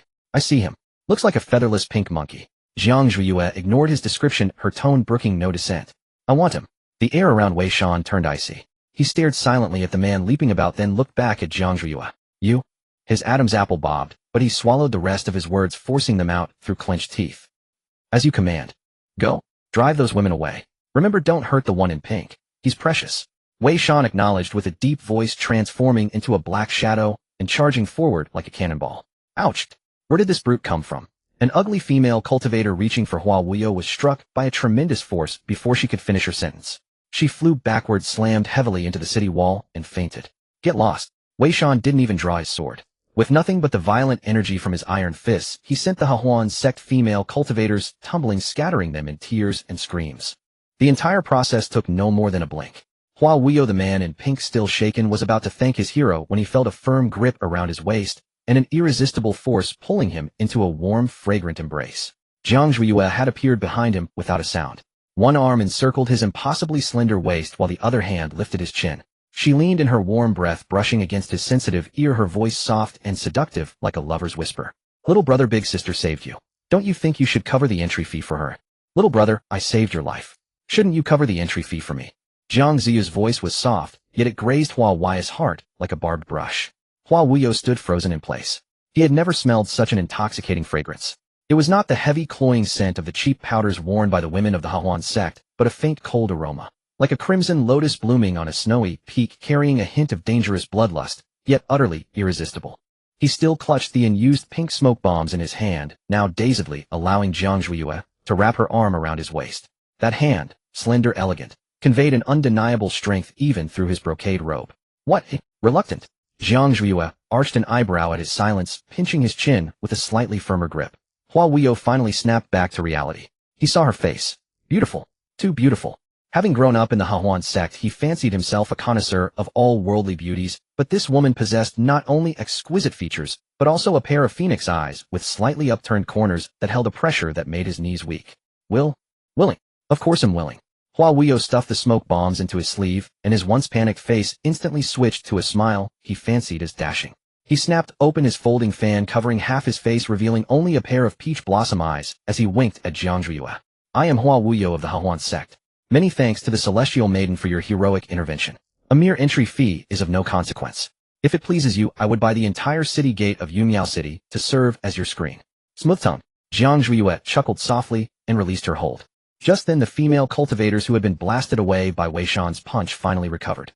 The leading one with buck teeth scrambled up from the rubble, clutching her chest, and pointed at Jiang Zhuiyue, shrieking, "Where did this little vixen come from? How dare you steal our Hehuan sect outer disciple? Do you know who he is? He's the one we're supposed to capture for grandmother." Silence. Jiang Zhuiyue did not turn around, but uttered those two words flatly. As her voice fell, a fierce, killing intent emanating from her ancient sword heart, mixed with a deliberately released trace of her charm bone's pressure, crashed over the female cultivators like a tidal wave. The sensation was akin to being stared down by a primordial beast, while simultaneously being suppressed by the bloodline of a higher existence. The women's screams abruptly ceased. Their faces pale, trembling uncontrollably, they fled as if they had seen a ghost scrambling away without daring to leave a single threat. Hua Wuyo watched in astonishment. He closed his fan and gazed at Jiang Zhuiyue with admiration. "Sister, what a formidable technique. Just your aura alone scares away those harpies. May I ask your esteemed name, your sect, your age, and whether you have a Dao partner?" Jiang Zhuiyue ignored his rapid-fire questions and turned to look at Wei Shan. Wei Shan stood there like a silent black wall. His fist was still in the punching position with a trace of the female cultivator's foundation powder on his knuckles. He wiped it off on his robe with disdain. His deep eyes stared fixedly at Hua Wuyo, churning with undisguised murderous intent. To describe that look, it was like a dog guarding its food, glaring at a gaudy turkey that recklessly approached despite knowing its fate. "Wei Shan, restrain yourself." Jiang Zhuiyue walked over and patted his tense arm. "He is our benefactor." Wei Shan lowered his head to look at her. "I don't like his scent," Wei Shan said in a deep voice like thunder rumbling from his chest. A cheap smell of rouge, not even as pleasant as the steamed buns from the tea stall. The nearby Hua Wuyo nearly jumped up. "Who are you calling cheap? This robe of mine is woven from celestial silk. This sachet is blended with mermaid tears from the South Sea. You, a brute who only knows how to eat steamed buns, what do you know about taste?" Wei Shan didn't even glance at him, but just stared at Jiang Zhuiyue and repeated, "I don't like it." "Endure it, even if you don't." Jiang Zhuiyue stood on tiptoe and straightened Wei Shan's slightly disheveled collar, softening her voice with a tone of reassurance meant only for the two of them. "Do you want to sleep on the street? Or go back outside the city to drink the cold wind?" Wei Shan pressed his lips together, and the murderous aura that had been ready to erupt gradually subsided.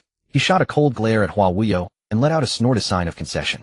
Jiang Zhuiyue turned around and extended a hand toward Hua Wuyo. Her fair palm lay open before him. "What are you waiting for? Pay up." Hua Wuyo finally snapped out of it, hurriedly fished a pouch of spirit stones from his storage bag embroidered with golden peonies, and trotted over to the city gate guards. "This young master will cover the entry fees for these few. Keep the change." He slapped the pouch onto the table with heroic flair.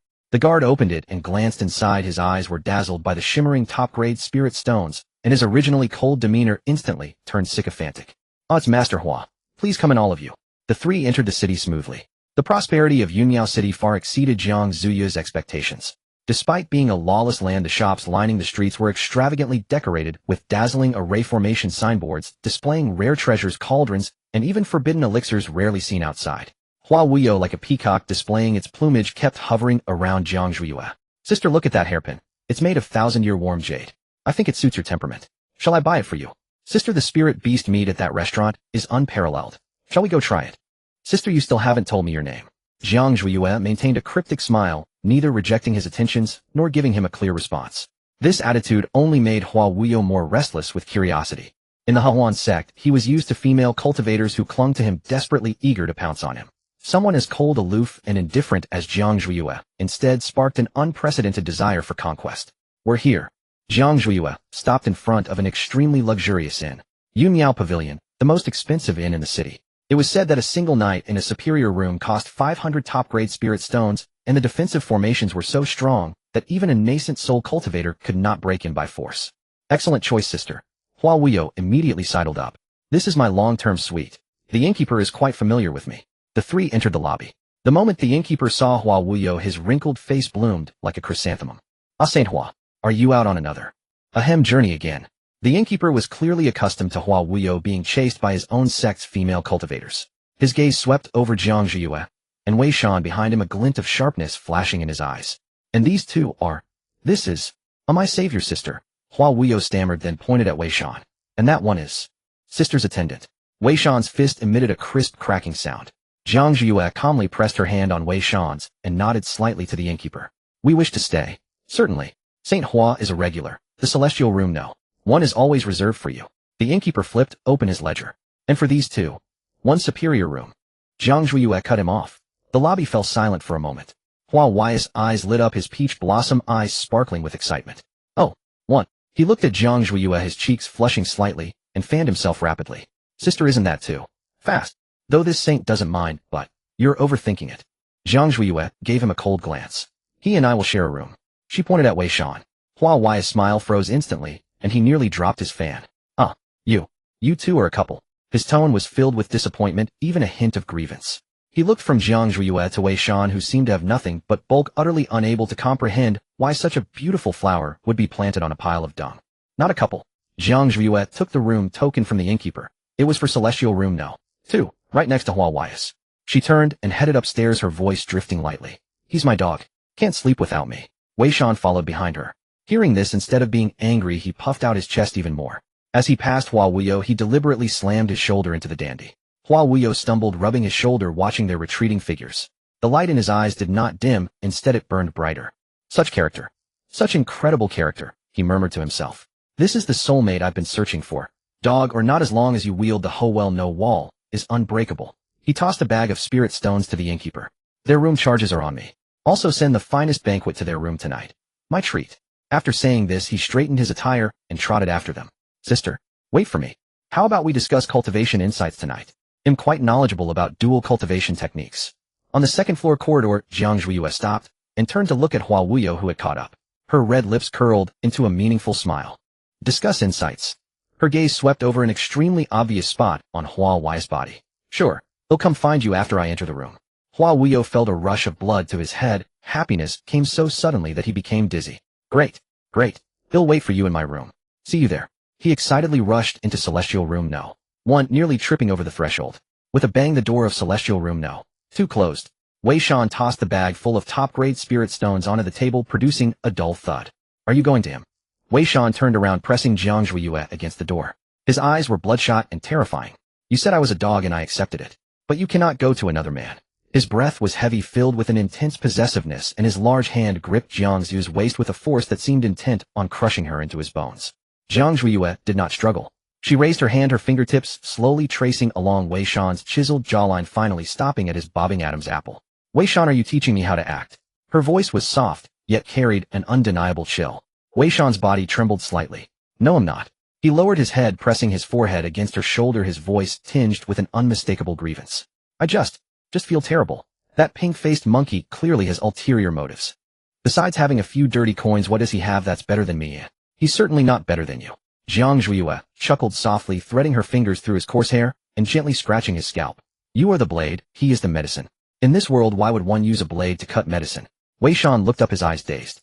Medicine? Yes, a potent tonic. Jiang Zhuiyue pushed him away and walked to the window, gazing at the bustling street outside. That Hua Wuyo is a rare waterwood, pure young body, and moreover. She turned back, a sly glint flashing in her eyes. He's still a virgin. The room was very quiet. Wei Shan stood there, his brows furrowing deeper. A virgin? He looked at Jiang Zhuiyue in confusion. So what? I was too. Before I met you. Jiang Zhuiyue couldn't help but laugh out loud. She walked over and patted his tense pectoral muscles. That's why I call you a silly dog. The sacred son of the Hahuan sect, if he hasn't lost his primordial yang, is a walking human-shaped spiritual mind. His primordial yang for me right now is the best nourishment to break through to the nascent soul stage. She put away her smile, her gaze turning deep and profound. The power that old fossil from the Tianji Pavilion gave me is formidable, but after all, its realm is too high. My current body is like a thin-skinned bottle filled with water about to burst at any moment. I need a gentle and pure force to harmonize and help me completely refine those violent spiritual energies. And Hua Wuyo is the remedy delivered right to my door. Wei Shan's expression did not improve with this explanation. So you still have to sleep with him, he concluded in a muffled voice. It's a transaction, Wei Shan. Jiang Zhuiyue sat down at the table and poured herself a cup of tea. Besides, he is the sacred son of the Hahuan sect with the resources and connections in his hands that are exactly what we urgently need to establish ourselves in Yunmiao City. We are now destitute with nothing but this cultivation. To seek revenge, to fight our way back to the sect relying solely on fists is not enough. We need money and influence. She took a sip of tea, her gaze shifting toward the neighboring room. Go stand guard at the door. Wei Shan jerked his head up, his eyes full of resistance. I won't go. That's an order. Jiang Zhuiyue set down the teacup, the porcelain clinking against the table. She didn't lose her temper, just looked at him calmly. That calm gaze unsettled Wei Shan more than any scolding. He held out for a moment, but eventually gave in. "He'll go." He grabbed his heavy sword, turned, and walked to the door, each step so heavy it seemed he would stomp through the floor. "But Zhuiyue." He stopped the moment he pulled open the door. "Back to Jiang Zhuiyue," his voice hoarse. "Don't let him touch your lips." With that he pulled open the door and walked out, standing in the corridor like a guardian deity. Jiang Zhuiyue looked at the closed door and shook her head helplessly. This dog, he's getting more and more jealous. She adjusted her clothes, not deliberately dressing up, but just pulled the collar a little lower, revealing her slender neck and faintly visible collarbone. Dealing with a boy like Hua Wuyo, who fancies himself a Casanova, but has never seen real action, being too blatant would be inelegant. She pushed open the door and walked toward the neighboring room. Tianzi no. 1. Wei Shan stood between the two doors, and when he saw her come out, he turned his head away, offering her only the stubborn back of his head. As Jiang Zhuiyue passed by him, her fingertips lightly brushed over the back of his hand hanging by his side. Wei Shan's hand trembled violently, but he dared not turn around. Dong dong dong. Jiang Zhuiyue knocked on the door. Coming. Sister, come in quickly." The door was yanked open instantly, revealing Hua Wuyo's excited face. He had obviously tidied himself up, his hair combed immaculately, and the scent of mermaid tears on him was even stronger. On the table in the room were laid out rare spiritual fruits and fine wine, and several pink candles were lit. The atmosphere was quite ambiguous. "Sister, please sit." Hua Wuyo eagerly ushered Jiang Zhuiyue into the room, closed the door, and then like a proud little rooster unfolded his folding fan and fluttered it. "So, are you satisfied with the setting? This is the extreme bliss array that I, the Sacred Sun, specially arranged for you, sister. Practicing here yields twice the result with half the effort." Jiang Zhuiyue glanced around. The smoke from the candles carried a mild aphrodisiac component, which might work on low-level cultivators, but before someone like her who was born with a naturally seductive constitution, it was like showing off before an expert. She walked to the soft couch, sat down languidly, and looked at Hua Wuyo with a half-smile. "Young Master Hua said you wanted to discuss insights. Where would you like to start?" Hua Wuyo, surprised by her directness, froze for a moment, then put on a self-consciously profound smile. "Ahem, since sister is so eager to learn, I, the Sacred Sun, will not hold back any secrets." He pulled out a thick book from his sleeve with the gilded characters, "The Grand Canon of Yin and Yang Union," on the cover. "This is the top secret art of our Hahuan sect." Hua Wuyo opened the book and pointed at the complex illustrations, beginning to speak eloquently.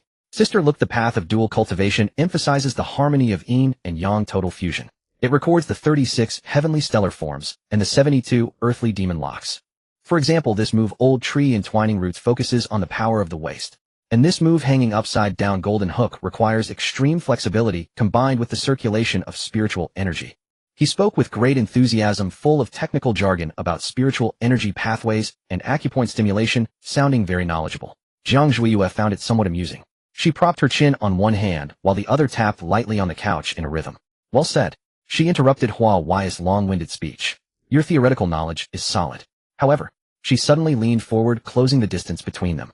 "Young Master Hua, since you know so much, I'd like to ask, when performing Old Tree Entwining Roots, if one party's spiritual power suddenly flows backwards, how do you resolve it?" "Off." Hua Wuyo was stunned. "The book didn't mention that." "Well, this." His eyes darted, stammering. "Generally speaking, it shouldn't flow backwards, right? As long as you follow the chant. What if the other party has a special constitution?" Jiang Zhuiyue pressed on her gaze, sharp as a blade. "For example, a naturally seductive constitution. The slightest arousal triggers a spiritual tide surge. What would you do then? Do you forcibly suppress it or guide it along the flow? If guiding, which meridian should you use? If you choose wrong, you'll explode and die, you know."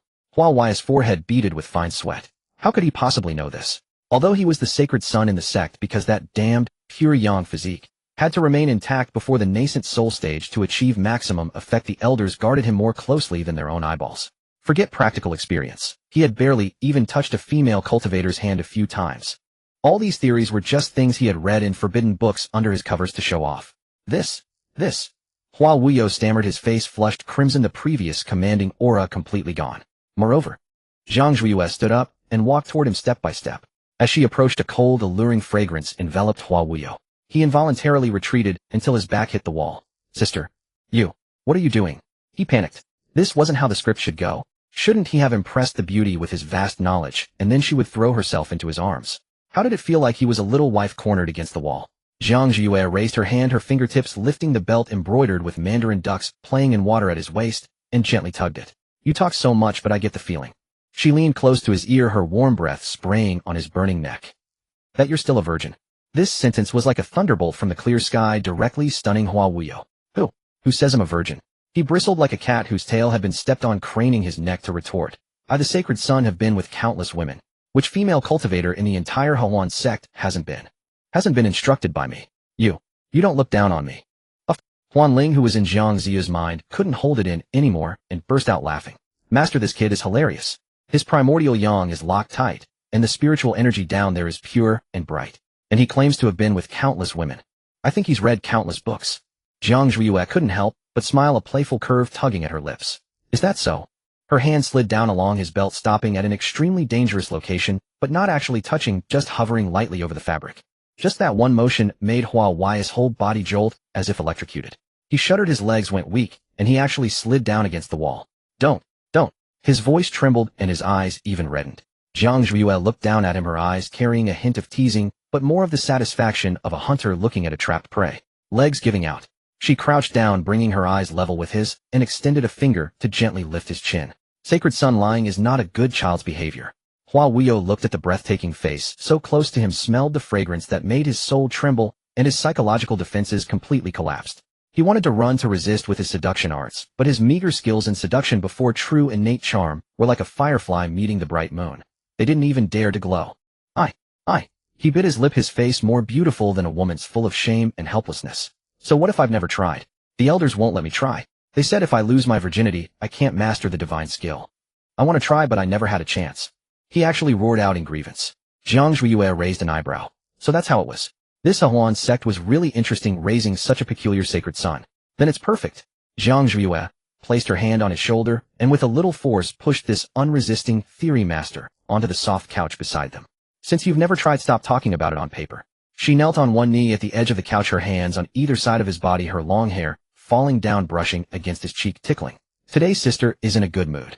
Her fingers lightly traced his bobbing Adam's apple, causing him to shiver repeatedly. They'll give you a free lesson. As for the tuition, her gaze fell on his peach blossom eyes, which were tightly shut from nervousness. It will be that 20-year-old supreme primordial yang stored in your body. Wei Shan, seal your hearing. Jiang Ziya's voice came through the door, cold, calm, and devoid of any warmth. Inside the room, Hua Wuyo was curled up like a startled quail at the innermost part of the soft couch, both hands clutching his collar tightly. Sister. His voice carried a sobbing tone. You're serious about this? Did you think I was playing house with you? Jiang Zhuiyue flicked her fingers, and the few pink candles instantly extinguished, leaving only the moonlight filtering through the window, casting a hazy silver veil over the room. This lighting, compared to the ambiguous candlelight just now, only made one's heart race more. Take off your clothes. Jiang Zhuiyue sat by the couch, her tone as natural as if she were instructing a waiter to serve a dish. Hua Wuyo shook his head frantically. No, I can't. I'm not ready yet. I need to bathe first, and burn incense, and check the almanac. So much nonsense. Jiang Zhuiyue lost her patience. Her spiritual energy was surging within her now, the urge to vent and harmonize growing stronger. She had no time to dawdle with this fledgling. She reached out directly and grabbed the front of Hua Wai's robe. A tearing sound. That priceless celestial silk robe was ripped open like paper, revealing a large expanse of jade-white skin exposed to the air. Hua Wuyo let out a startled cry, trying to shield himself, but Jiang Zhuiyue suppressed him easily with one hand. She turned over and straddled his waist. This posture was extremely aggressive. Hua Wuyo felt a weight upon him, followed by a pervasive fragrant scent that overwhelmed his senses, leaving his mind a complete blank. Don't move. Jiang Zhuiyue pinned his flailing hands above his head. She lowered her head, gazing at the man beneath her, his face flushed, his eyes panicked. She had to admit this kid had an exceptionally handsome appearance. His skin was finer than a woman's, his collarbones delicate, and now, from tension and shame, his entire body was tinged with a faint pink, making him look like an exquisitely prepared feast. Relax. Jiang Ziya's fingers traced circles on his taut chest. Aren't you a master of theory? What should we do now? Do I need to teach you? I don't know.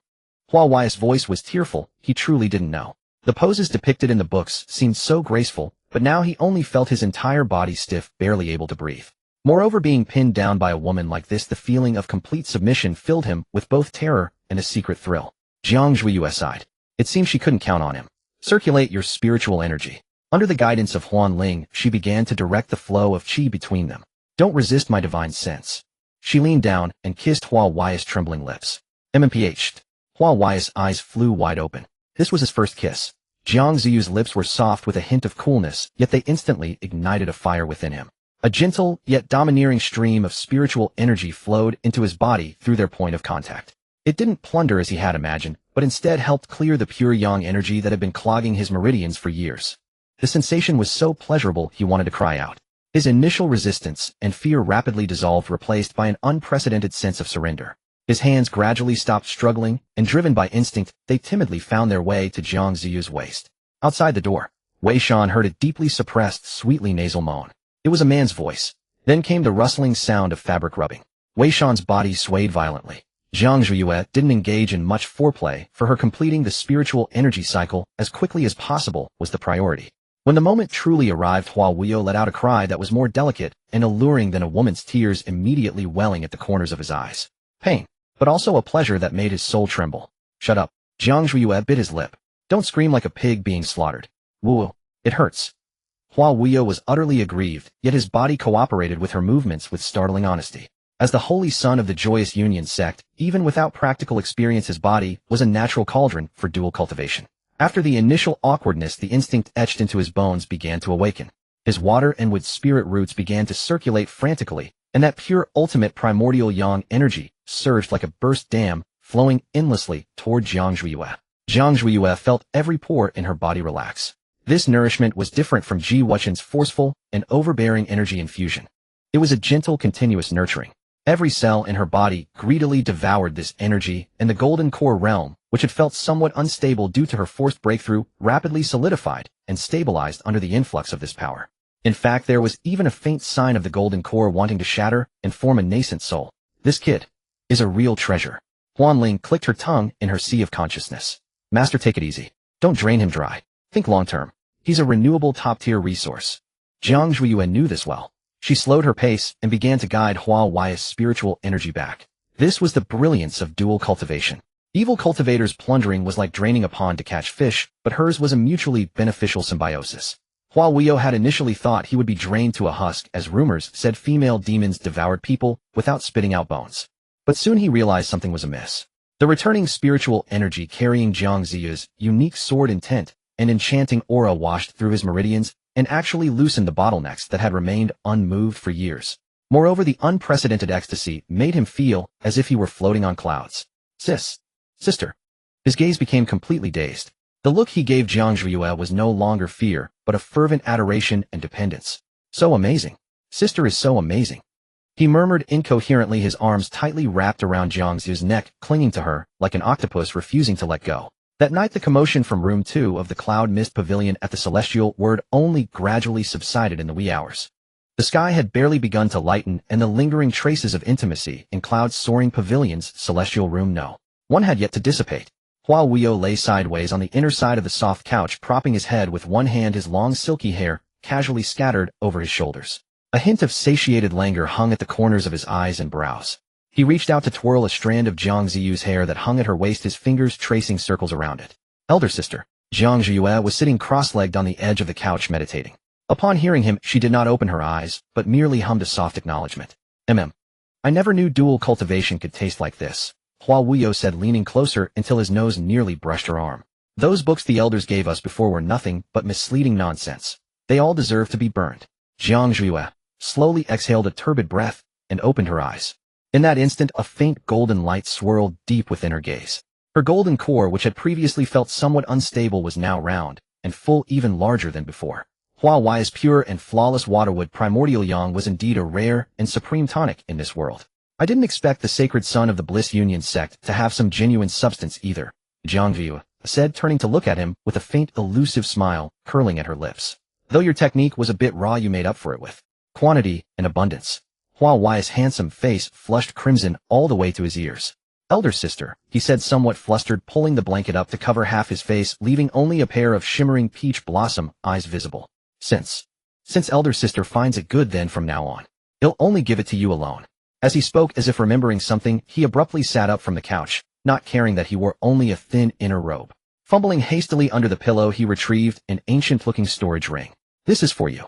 He grabbed Jiang Ziyu's hand, and without allowing refusal, slipped the ring onto her slender finger. Jiang Ziyue raised an eyebrow. What's this? Payment for services? Payment? How vulgar. Hua Wuyo stomped his foot in agitation. This is my personal treasury. Inside there are 5 million high-grade spirit stones, along with all the intelligence network keys of the Bliss Union sect around Cloud Soaring City. Oh, and that pink token in the corner. It's my sacred son's order.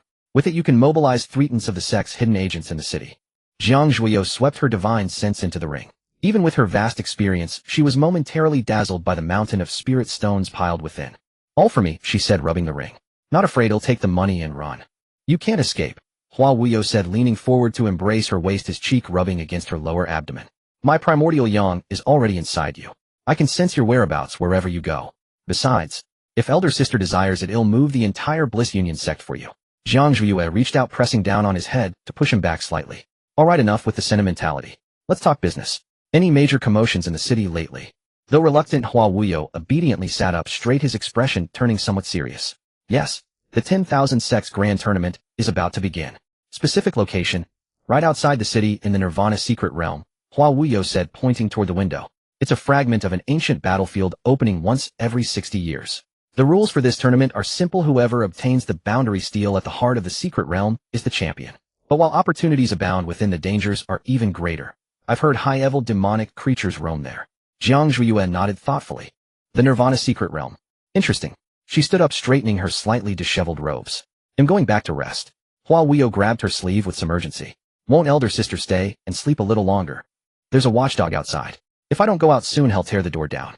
Jiang Zhuiyue pulled her sleeve back, flicked his forehead, and turned toward the door. The door slid open. The chill of the morning air rushed in. Wei Shan stood at the entrance, his black martial robe damp with morning dew, his posture as rigid as a spear. Seeing Jiang Zhuiyue emerge, he said nothing, but his gaze swept over her finally, settling on her slightly rumpled collar and the new storage ring on her finger.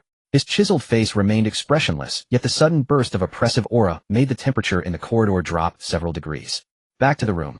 Jiang Zhuiyue offered no explanation, walking past him toward the adjacent room. Wei Shan followed in silence, his footsteps heavy, as if pressing down on one's heart. Bang! The door closed, shutting out the outside world. No sooner had Jiang Zhuiyue turned around than she was pressed against the door by a powerful force.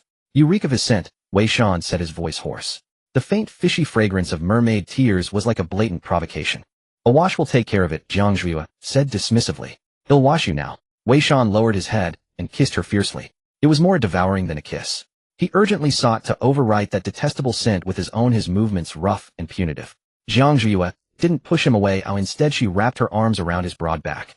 Just as their entanglement grew intense, a searing heat flared within her bosom. It was the celestial mechanism token given to her by Ji Wuchen.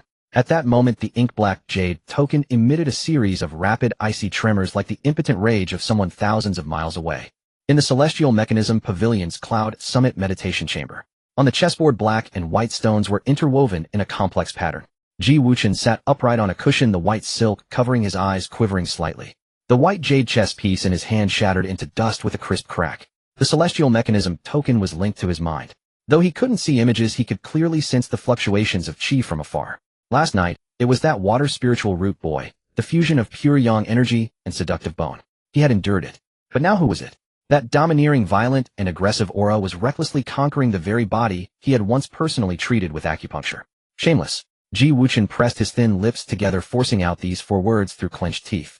He tried to cut off his perception, but his divine sense seemed rooted, refusing to withdraw, and instead sensing even more clearly.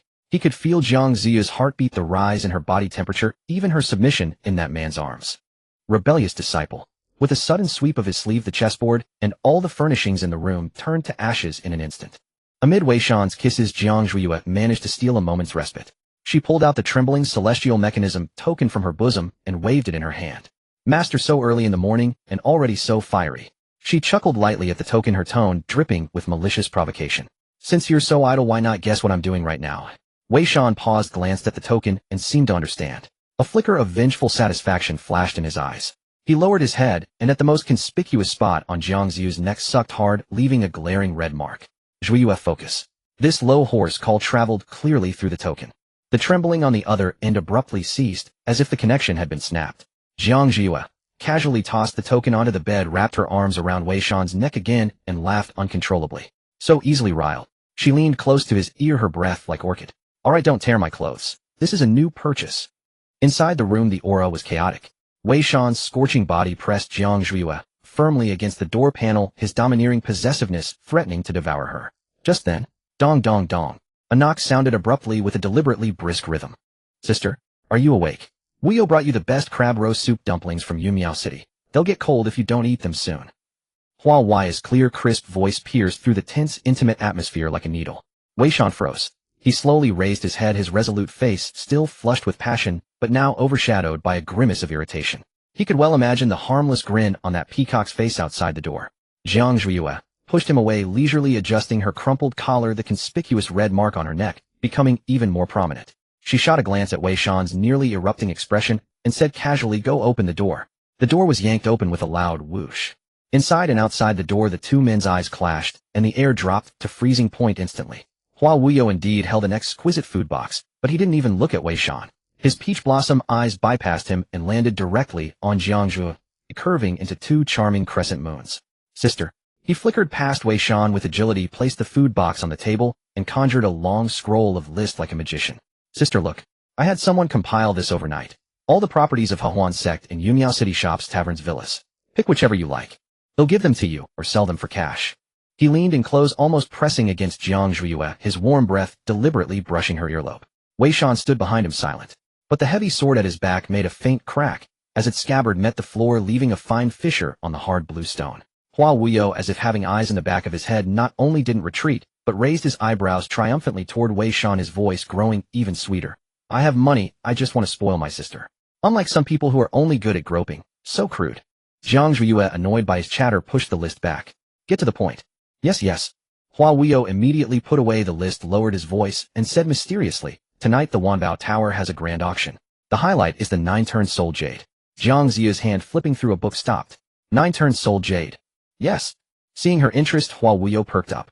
"It can boost the success rate of forming a nascent soul by 30%. Sister, you're at the golden core perfection stage. This treasure is practically made for you." Jiang Zhuiyue closed the book. Her current realm did require stabilization. With the 9-turn soul jades, aid forming a nascent soul would face no bottlenecks. "Let's go," she said simply. "Roger." Hua Wuyo, having achieved his goal, turned to make arrangements. Jiang Zhuiyue called him back. "Are you paying?" Hua Wuyo patted his chest, grinning brightly. "I'm sister's money pouch." Beside them, Wei Shan, who had been gripping his sword hilt, finally released it. He stepped forward and said in a low voice, "I'll handle the killing." Nightfall, Wanbao Tower. This was the most opulent place in Yunmiao City. Only the wealthy and noble could set foot here. When Jiang Zhuiyue and her companions appeared, the bustling hall fell into an eerie silence for a moment. Everyone's movements seemed frozen. A woman in red walked in the center. She didn't deliberately release her pressure, but the arrogance and power emanating from her very bones suffocated the air. On her left, a brocade-clad young master waved a jade fan, charming and dashing. On her right, a black-clad giant stood expressionless, his physique and the heavy sword on his back serving as a lethal warning. "Isn't that Hua Wuyo, the saint of Hehuan sect?" Who were the man and woman beside him? Such a powerful aura. "That woman.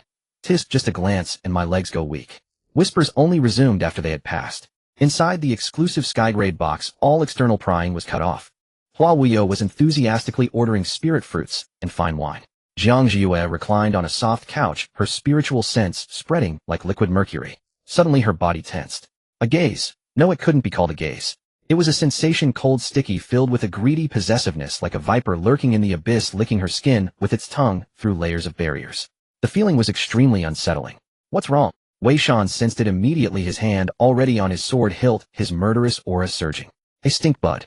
Jiang Zhuiyue withdrew her spiritual sense and picked up her teacup, but the feeling of being preyed upon did not dissipate. In her sea of consciousness, Huan Ling's voice trembled. "Master, this aura, it's too twisted. It's Lu Xingzhou. He's fallen into demonic cultivation." Lu Xingzhou, her former junior disciple whose Dao heart she had personally shattered, the one who should have been a cripple.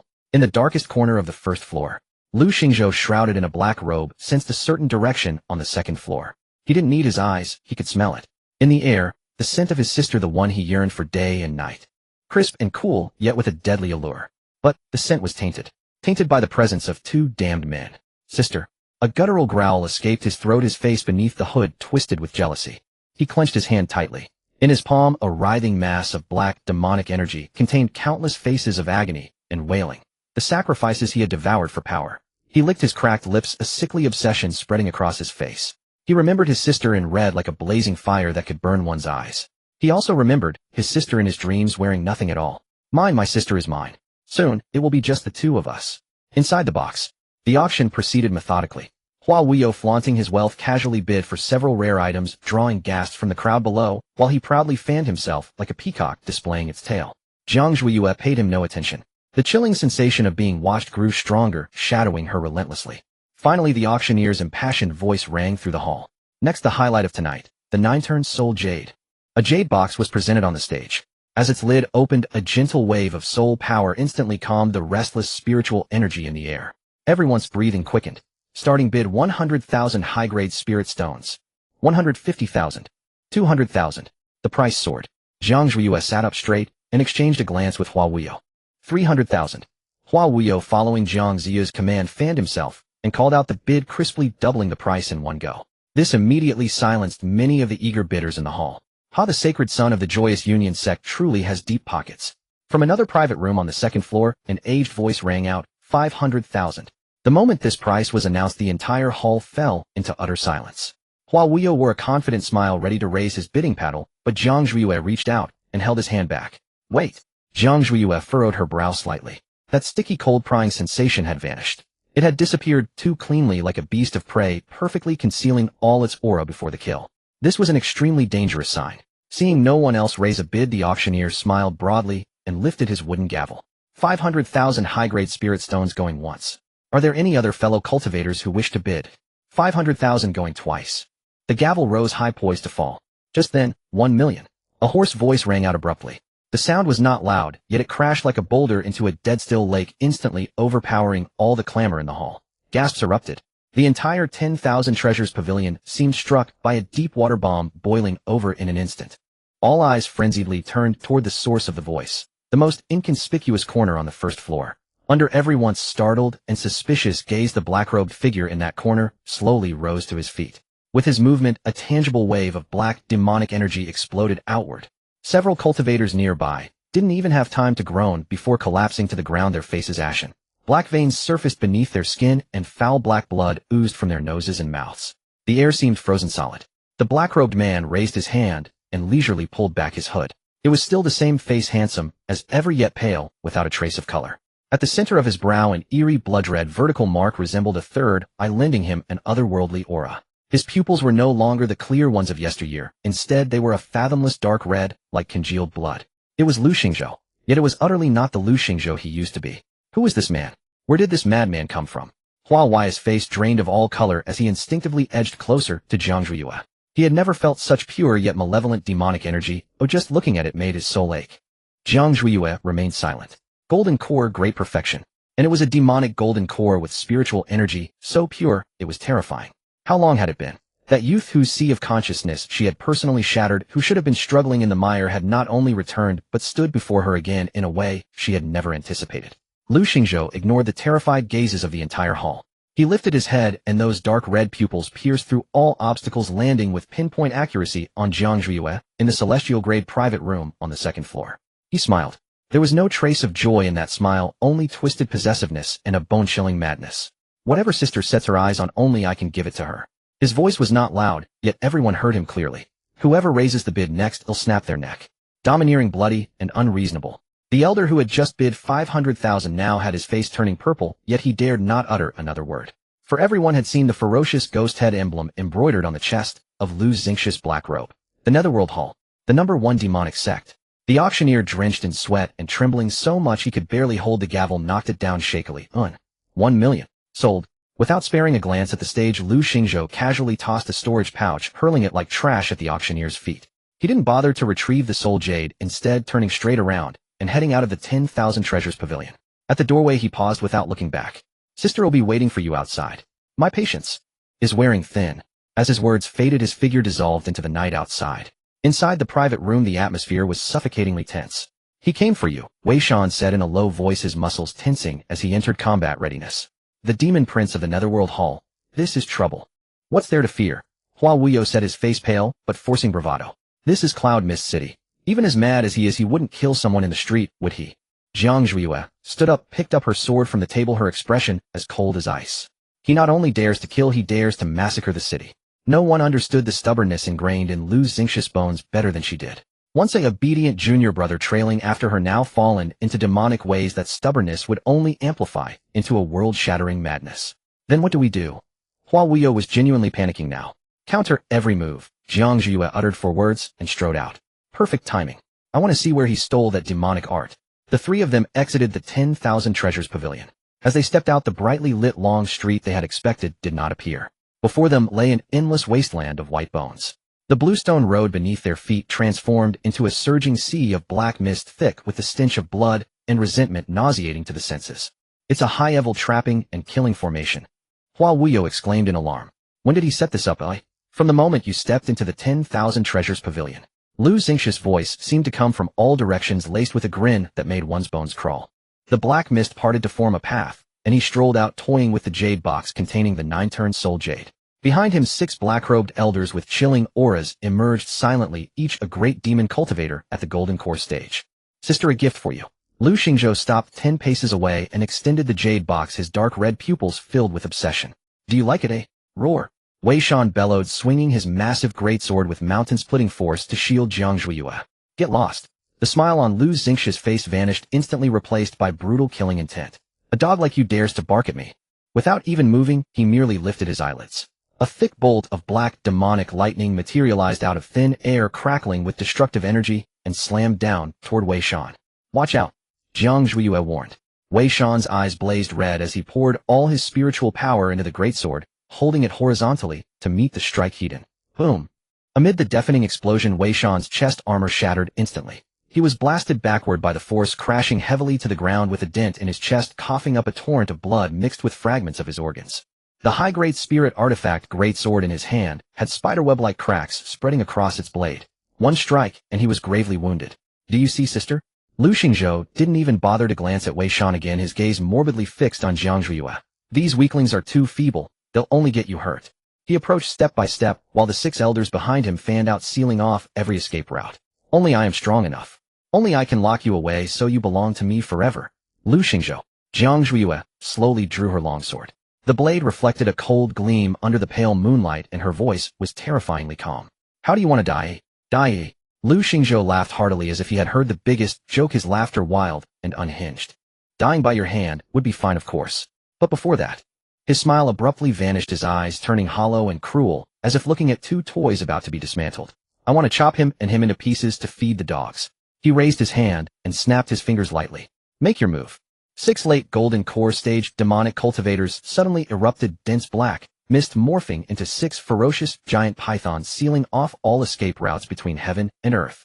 Damn it. Hua Wuyo cursed, his gold-painted folding fan snapping open with a rustle as hundreds of poison-tipped hair-thin needles shot out from the fan ribs, thick as a swarm of locusts. A mere trick. A demonic cultivator let out a hoarse sneer, casually flicking his wide black sleeve. The rain of poison needles met an invisible sponge swallowed entirely by the dense demonic chi, not even stirring a ripple. Wei Shan struggled to his feet, the terrifying hollow in his chest gushing blood mixed with shredded flesh with each breath. Leaning on his heavily cracked greatsword, he mustered all his strength and let out a beast-like roar from his throat. Aywa. Run. Run. Where to? Lu Xingzhou stood still, not even turning around. He leisurely admired Jiang Zhu's face, his dark red eyes filled with playful mockery, as if everything before him was merely an appetizer firework carefully prepared for her. Sister, this is the grand reunion gift I prepared for you. Jiang Zhuiyue ignored him, twirling her sword in a reverse flourish, the blade tip pointing directly at Lu Xingxi's brow, her voice cold as ice. Hua Wuyo, take Wei Shan and leave. Hua Wuyo froze, his peachy eyes that always held a hint of smile, now filled only with bloodshot determination. Sister, you want me to play the coward? I, Hua Wuyo, may fear death, but am not such a coward as to let a woman cover my retreat. Before his words faded, he pulled out a handful of colorful talismans from his bosom, regardless of whether they were for attack or defense, and flung them all out at once. Explosion talismans, frost talismans, lightning talismans. Multicolored spiritual light exploded instantly, casting chaotic illumination across this demonic-infested bone wasteland. Though they couldn't harm the ancient demons of profound cultivation, they did effectively obstruct their vision. Overestimating yourself. Lu Xingzhou shook his head, the last vestiges of patience in his voice finally exhausted. He raised his right hand and gently clenched it in the air. Ugh.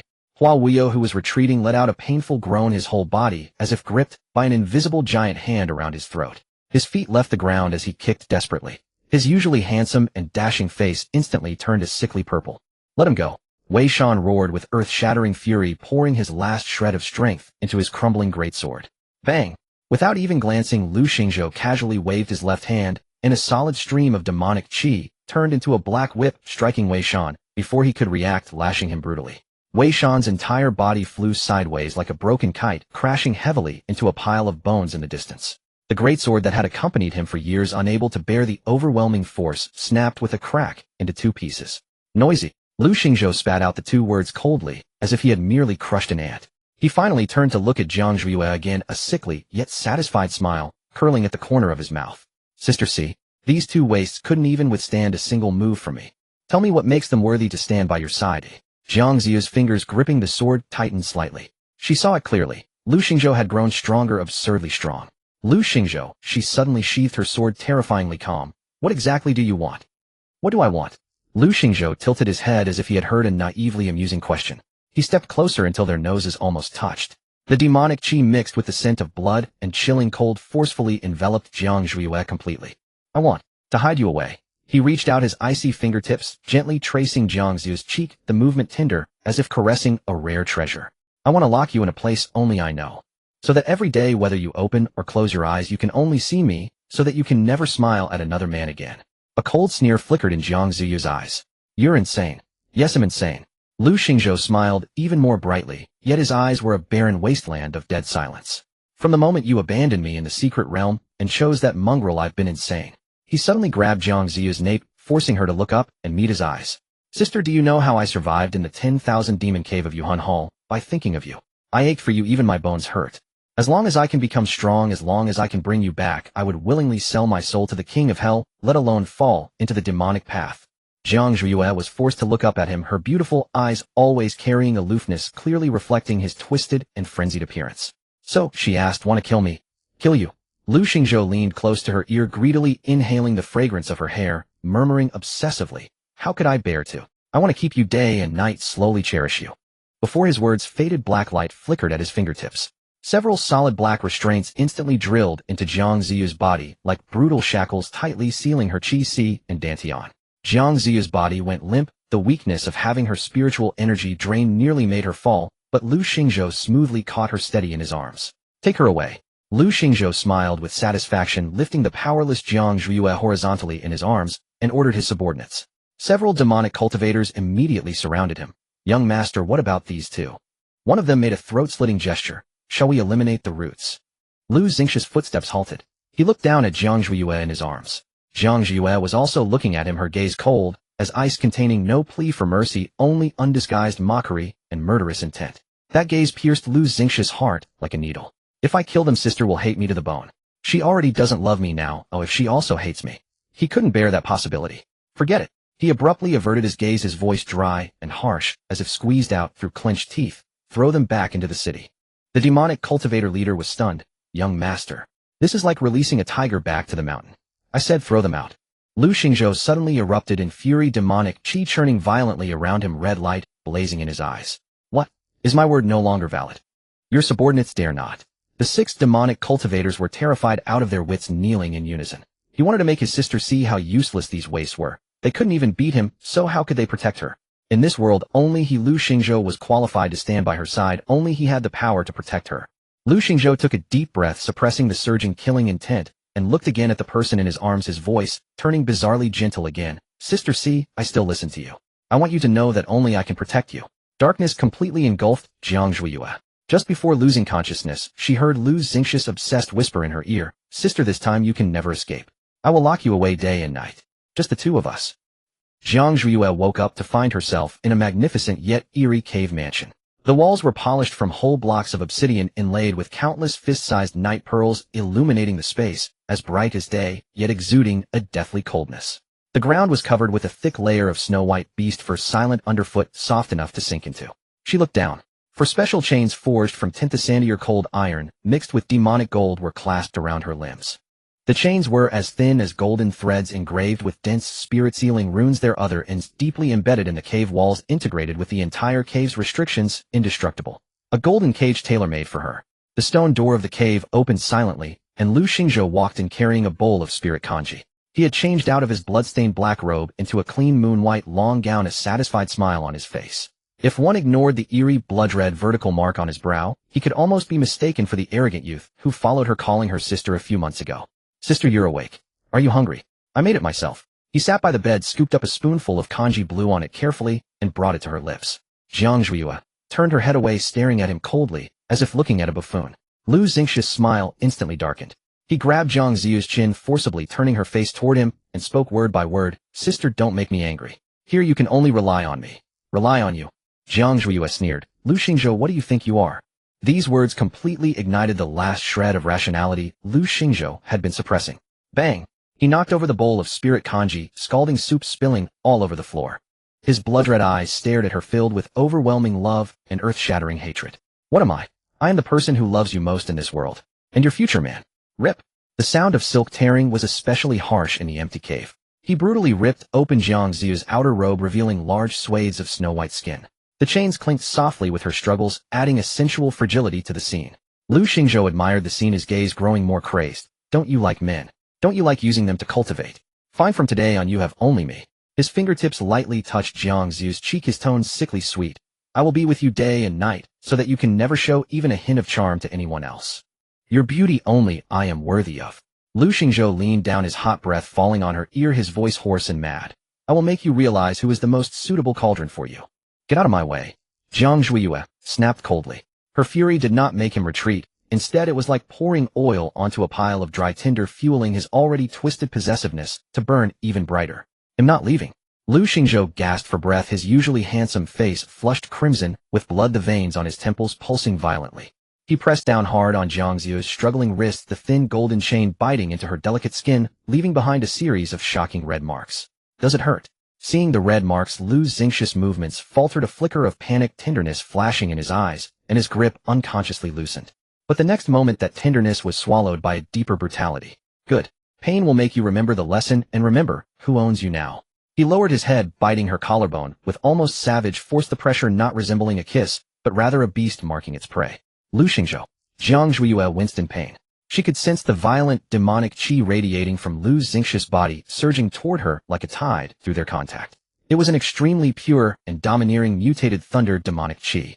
For ordinary cultivators, such demonic qi would wound on contact and kill on touch. But for Jiang Ziyue, who possessed the innate charm physique and had cultivated the secret arts of the Hawan sect, this was a gift of great nourishment delivered right to her door. Her current cultivation was stuck at the great circle of the golden core, just one step away from forming the nascent soul. Lu Xingzhou's demonic arts were clearly the result of devouring all the foundations of that so-called Yuhan Palace. Such pure energy, if she could absorb it. A glint of sharp light flashed in Jiang Ziyu's eyes. Heh! She suddenly let out a soft laugh. That laugh in this tense, almost violent atmosphere was strikingly out of place. Lu Xingzhou paused, lifted his head, and glared with dark eyes. "What are you laughing at?" "I'm laughing at you." Jiang Ziyue tilted her head slightly, her long neck gleaming white under the glow of the night pearls like a proud swan. "Still so childish." "What did you say?" Stung by those words, Lu Xingzhou's hand shot out and clamped down on her chin. "Resorting to such tactics, Lu Xingzhou, this is all you're capable of." Jiang Ziyu's lips curled into a mocking arc, her gaze contemptuous. "Even if you're now at the late golden core stage, even if you're the young master of Yuhan Palace, in my eyes you're still that little brat who would cry at the slightest trouble." "Shut up. I won't let you say that." Lu Xingzhou roared, the red light in his eyes nearly overflowing. He wasn't afraid of her cursing him or hating him. What he feared most was her looking down on him. "What? Did I hit a nerve?" Jiang Ziyue didn't stop. Instead, she provoked him even more. "You want to sleep with me? Fine. If you have the ability to make me willing, what's the harm in giving you this body, eh?" She arched her chest slightly, the torn garment slipping further, revealing a large expanse of snow-white skin and delicate collarbones.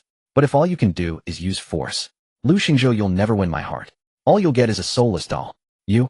Lu Xingzhou's hands trembled. He looked at the woman beneath him, who was clearly in a position of absolute weakness, yet still proud as a queen, and the defenses in his heart crumbled bit by bit. He wanted her with a maddening obsession. But even more, he wanted her to look at him gently, as before, call him Xingzhou, not stare at him like he was garbage. "Sister, you forced me."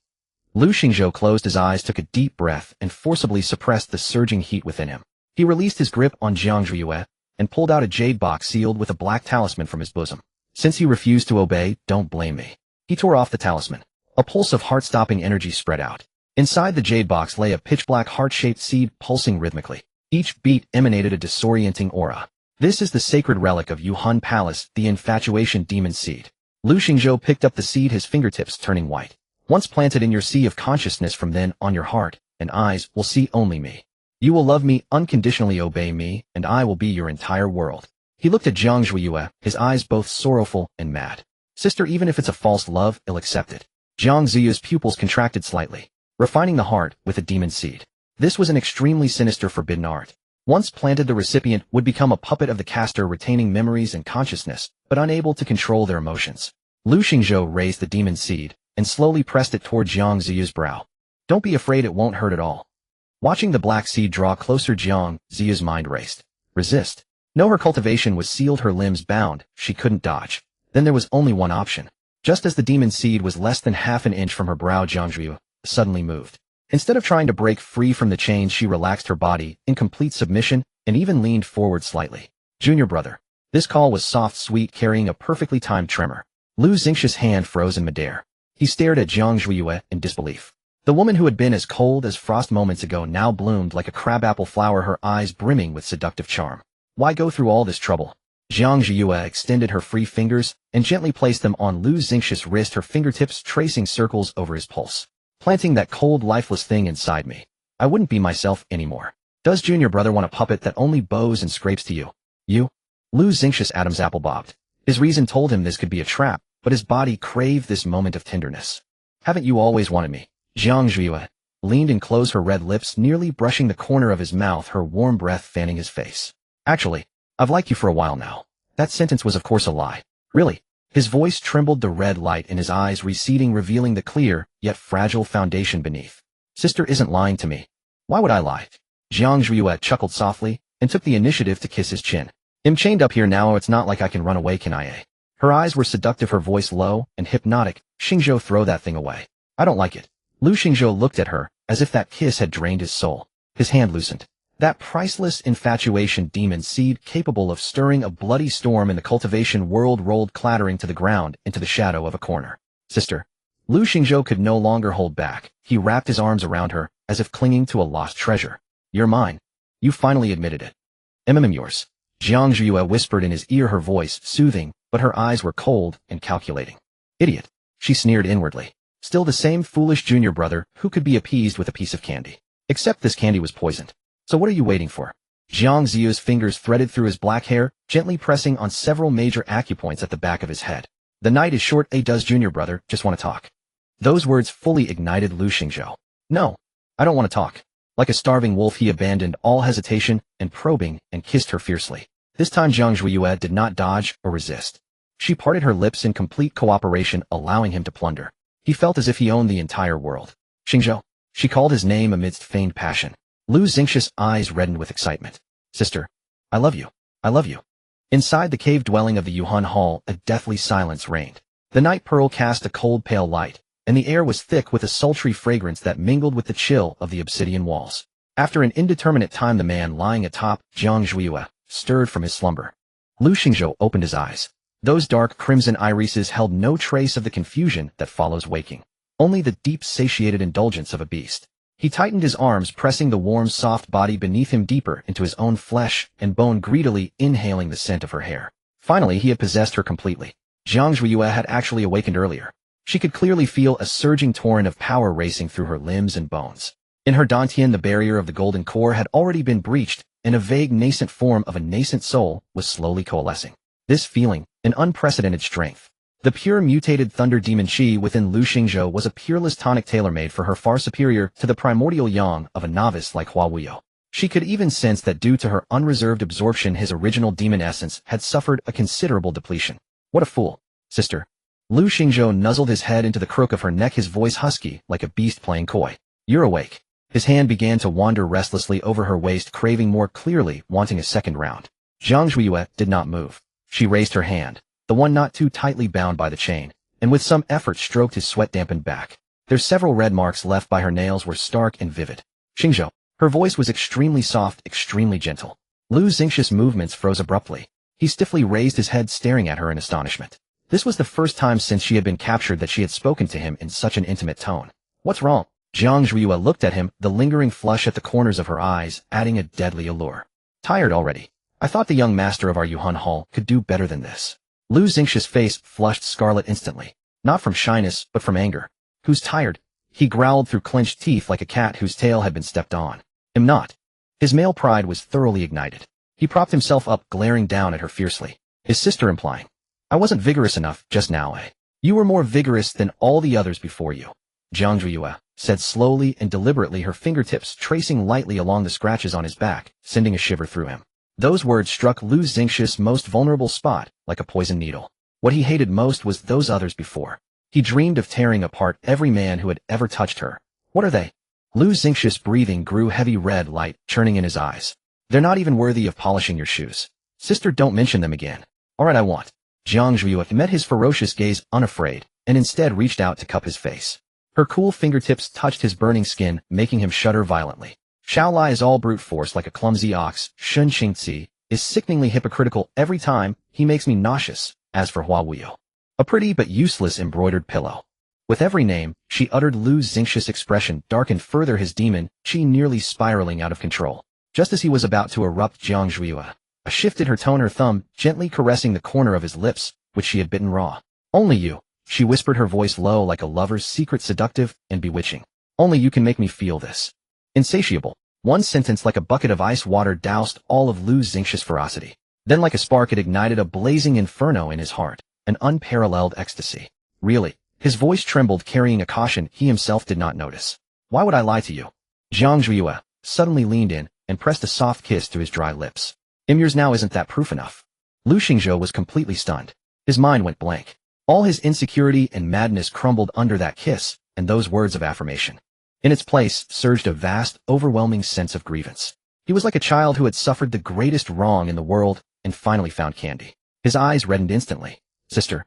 Lu Xingqiu could no longer hold himself together. He buried his face in her palm, and scalding tears fell without warning. I knew it. As long as I became stronger, you would see me. I'm stronger than all of them. I love you the most. He babbled incoherently, completely shedding every defense. Jiang Zhuiyue took the opportunity to wrap her arms around his neck, listening patiently, yet her heart was a cold, still pool. The moment had come. Xingqiu, of course you are the strongest. She soothed, her fingers threading through his soft black hair. But I don't like being chained like this. Lu Xingqi's body went rigid. He jerked his head up, his tender eyes instantly filled with vigilance and ferocity. No. He refused flatly, his grip almost crushing her hand bones. You want to escape? You're still thinking about that way outside, aren't you? If I wanted to escape, I wouldn't have let you have your way just now, Jiang Zhuiyue said calmly, her fingertip lightly touching the blood-red vertical mark on his brow. Lu Xingqiu, I have my pride. The Lingxiao sword sect has brought me to this. Do you think you'll stay locked up here forever being your invisible mistress? That's not who Jiang Zhuiyue is. Lu Xingqiu was stunned. I want to participate in the 10,000 sects grand competition. Jiang Zhuiyue spoke each word clearly. I want to tear off Shen Qingxi's hypocritical mask before the world and crush every one of those who humiliated and betrayed me into the mud. Revenge was certainly part of it, but the true prize at the top of the competition was her real goal. That prize could stabilize her newly condensed nascent soul. But she would not tell him that. Her beautiful eyes blazed with the fire of vengeance. This was the always proud, always radiant senior sister he remembered. Jiang Zhuiyue, seeing his dazed expression, leaned closer, her voice laced with temptation. I want you to watch me slaughter them all. I want you to be my strongest support, standing behind me, witnessing my ascent to dominion. Don't you look forward to that scene? Or are you afraid? Afraid that once I'm out, your little skills won't be enough to keep me? What am I afraid of? Lu Xingqiu was stung by her last words and retorted immediately. But the thought of letting her go once again seized him with a bone-deep unease. No. There are too many men out there. He gripped her wrist, stubbornly shaking his head. You'll run, you'll definitely run. Then I'll make a deal with you. Jiang Zhuiyue leaned close to his ear, her warm breath spilling over his earlobe, making half his body go numb. I won't run. If you unlock these chains and let me go to the competition, I'll return to the Yuhan Hall with you. Lu Xingqi's breath caught for a moment. Jiang Zhuiyue slowly uttered her final words like a devil's whisper, shattering his last defenses. From now on, she paused, her red lips nearly brushing his earlobe, imprinting each word into his soul. I will belong to only you. Lu Xingqiu did not answer immediately. He simply sat by the stone bed, his dark crimson pupils silently torn between a maddening possessiveness and the vow, only belonging to you alone. Seeing him like this, Jiang Zhuiyue decided to add fuel to the fire. She sat up, completely naked, making no attempt to conceal the marks left by their fierce struggle. Instead, she displayed them like a unique trophy, showing them off generously. Or is it that you don't trust yourself? Jiang Zhuiyue leaned close to him, her voice carrying a hint of postcoital hoarseness. Afraid that once I leave this cave, I'll forget my good junior brother, who served his senior sister so well. The last three words were spoken with a light, seductive emphasis. Shut up. Lu Xingqiu reacted like a beast whose tail had been stepped on, his fur instantly bristling. That deep-rooted stubborn pride overwhelmed everything else. He stood up, abruptly towering over Jiang Zhuiyue on the bed, his voice turning fierce. Every inch of you inside and out is marked with my imprint. Even if you run to the ends of the earth, I'll drag you back. Jiang Zhuiyue smiled lazily, saying nothing. She simply extended her still immaculate wrist towards him, her demeanor calm and composed. Lu Xingzhou gritted his teeth fiercely. With a flick of his finger in the air, a sharp click sounded. The 4 10,000-year-old iron chains binding Jiang Zhuiyue retracted into the wall. But he wasn't done. He pulled a pitch-black ghost head-shaped token from his bosom and shoved it into her hand, almost roughly. Take it. His tone threatened to devour her, yet his movements were careful not to cause her pain. This is the young lord's token of the Nether Soul Hall. If anyone dares touch you during the grand tournament, crush it. The demonic energy within will protect you, and I will appear by your side instantly. Jiang Zhuiyue waved the token in her hand. Its icy touch was wrapped in Lu's Xingqi's domineering and chaotic aura. She sneered inwardly. Is this it? Compared to her master's celestial mechanism token, which could connect their minds, and contained a wisp of his primordial spirit, this so-called young lord's token was nothing more than a crude sheepdog collar. Yet on the surface, she skillfully displayed a hint of emotion, her fingertips gently tracing the grotesque ghost head. All right. She stood up, picked up her torn and tattered clothes from the floor, and casually wrapped them around herself, just enough to cover the most crucial areas. I'm leaving then. Lu Xingzhou watched her retreating figure devoid of any reluctance. The heart he had just calmed was seized again by boundless panic. Jiang Zhuiyue. Just as she was about to step out of the cave, he called out, his voice out of control. Jiang Zhuiyue stopped and turned back, one eyebrow raised. Lu's anxious lips moved, his threats, pleas, and curses all stuck in his throat, eventually transforming into the most venomous curse. If you dare deceive me, I will kill every man who has ever spoken to you, break your legs, and refine you into a puppet that only smiles and cries for me. Hearing this, Jiang Zhuiyue was not angered. Instead, she flashed him a brilliant smile, waved her hand, and disappeared into the light of the teleportation array. Only when her aura had completely vanished did Lu Xingzhou collapse to the ground, as if all his strength had been drained.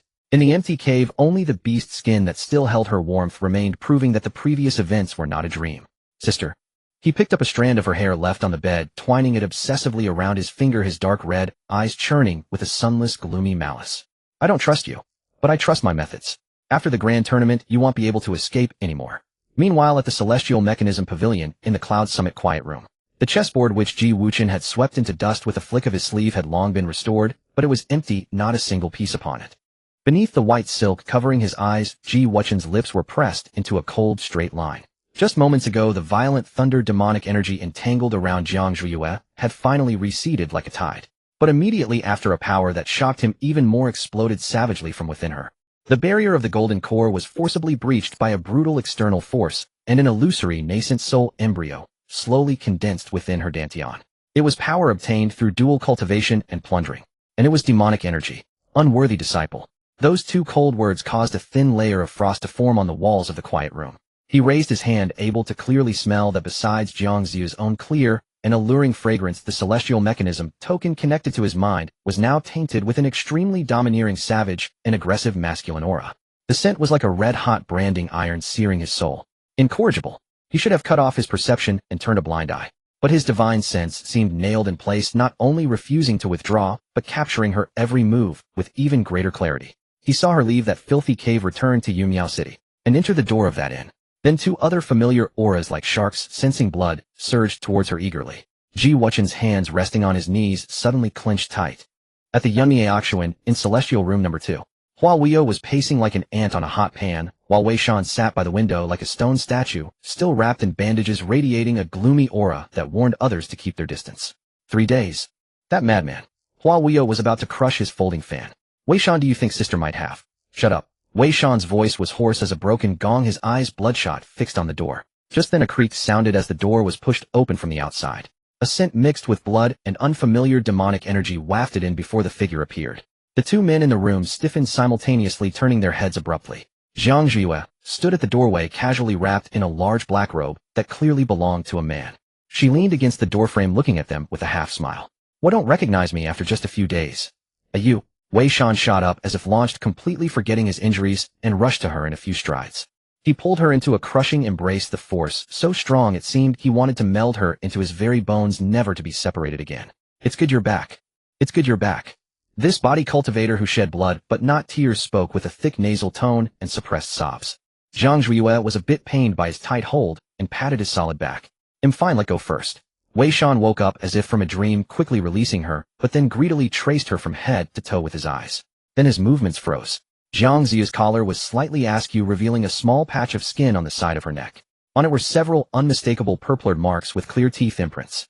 Wei Shan's breath stopped instantly, the color draining from his face, leaving only a humiliating pallor. But he asked nothing, unable to utter a single word. He silently took off his own outer robe and wrapped it securely around Jiang Zhuiyue. "Are you cold?" he asked, his voice dry as sandpaper. "I'll go. Get you something to eat." Jiang Zhuiyue glanced at him, and the deepest, hardest ice in her heart seemed to be pricked by this clumsy tenderness. "No need." She adjusted the robe on her shoulders and walked to the table to sit down. Hua Wuyo also came over, his peach blossom eyes quickly scanning the marks, his heart aching fiercely. "Sister, you're finally back." His eyes reddened, his voice full of grievance and lingering fear. But the next second his nose twitched slightly, and his expression changed. He grabbed Jiang Ziyu's wrist, his fingertips pressing on her pulse, his face turning a mix of pale and green. "Nascent soul," Hua Wuyo exclaimed, then, as if realizing something, his tone sharpened with sour jealousy. "Sister, you plundered him." Wei Shan's hand holding the teacup jerked violently, the scalding tea spilling over his hand without him even noticing. "This demon lord's demonic energy is too domineering." Hua Wuyo grew angrier as he spoke, his eyes turning red. "Sister, look at this nascent soul embryo of yours. It's unstable, and its aura is impure. He doesn't know how to cherish a woman at all. Unlike me." He stopped mid-sentence upon seeing Jiang Ziyu's knowing smile, swallowing the rest, leaving only a face full of grievance and unwillingness. "It's all my fault for being useless, unable to protect sister, making you suffer such grievances."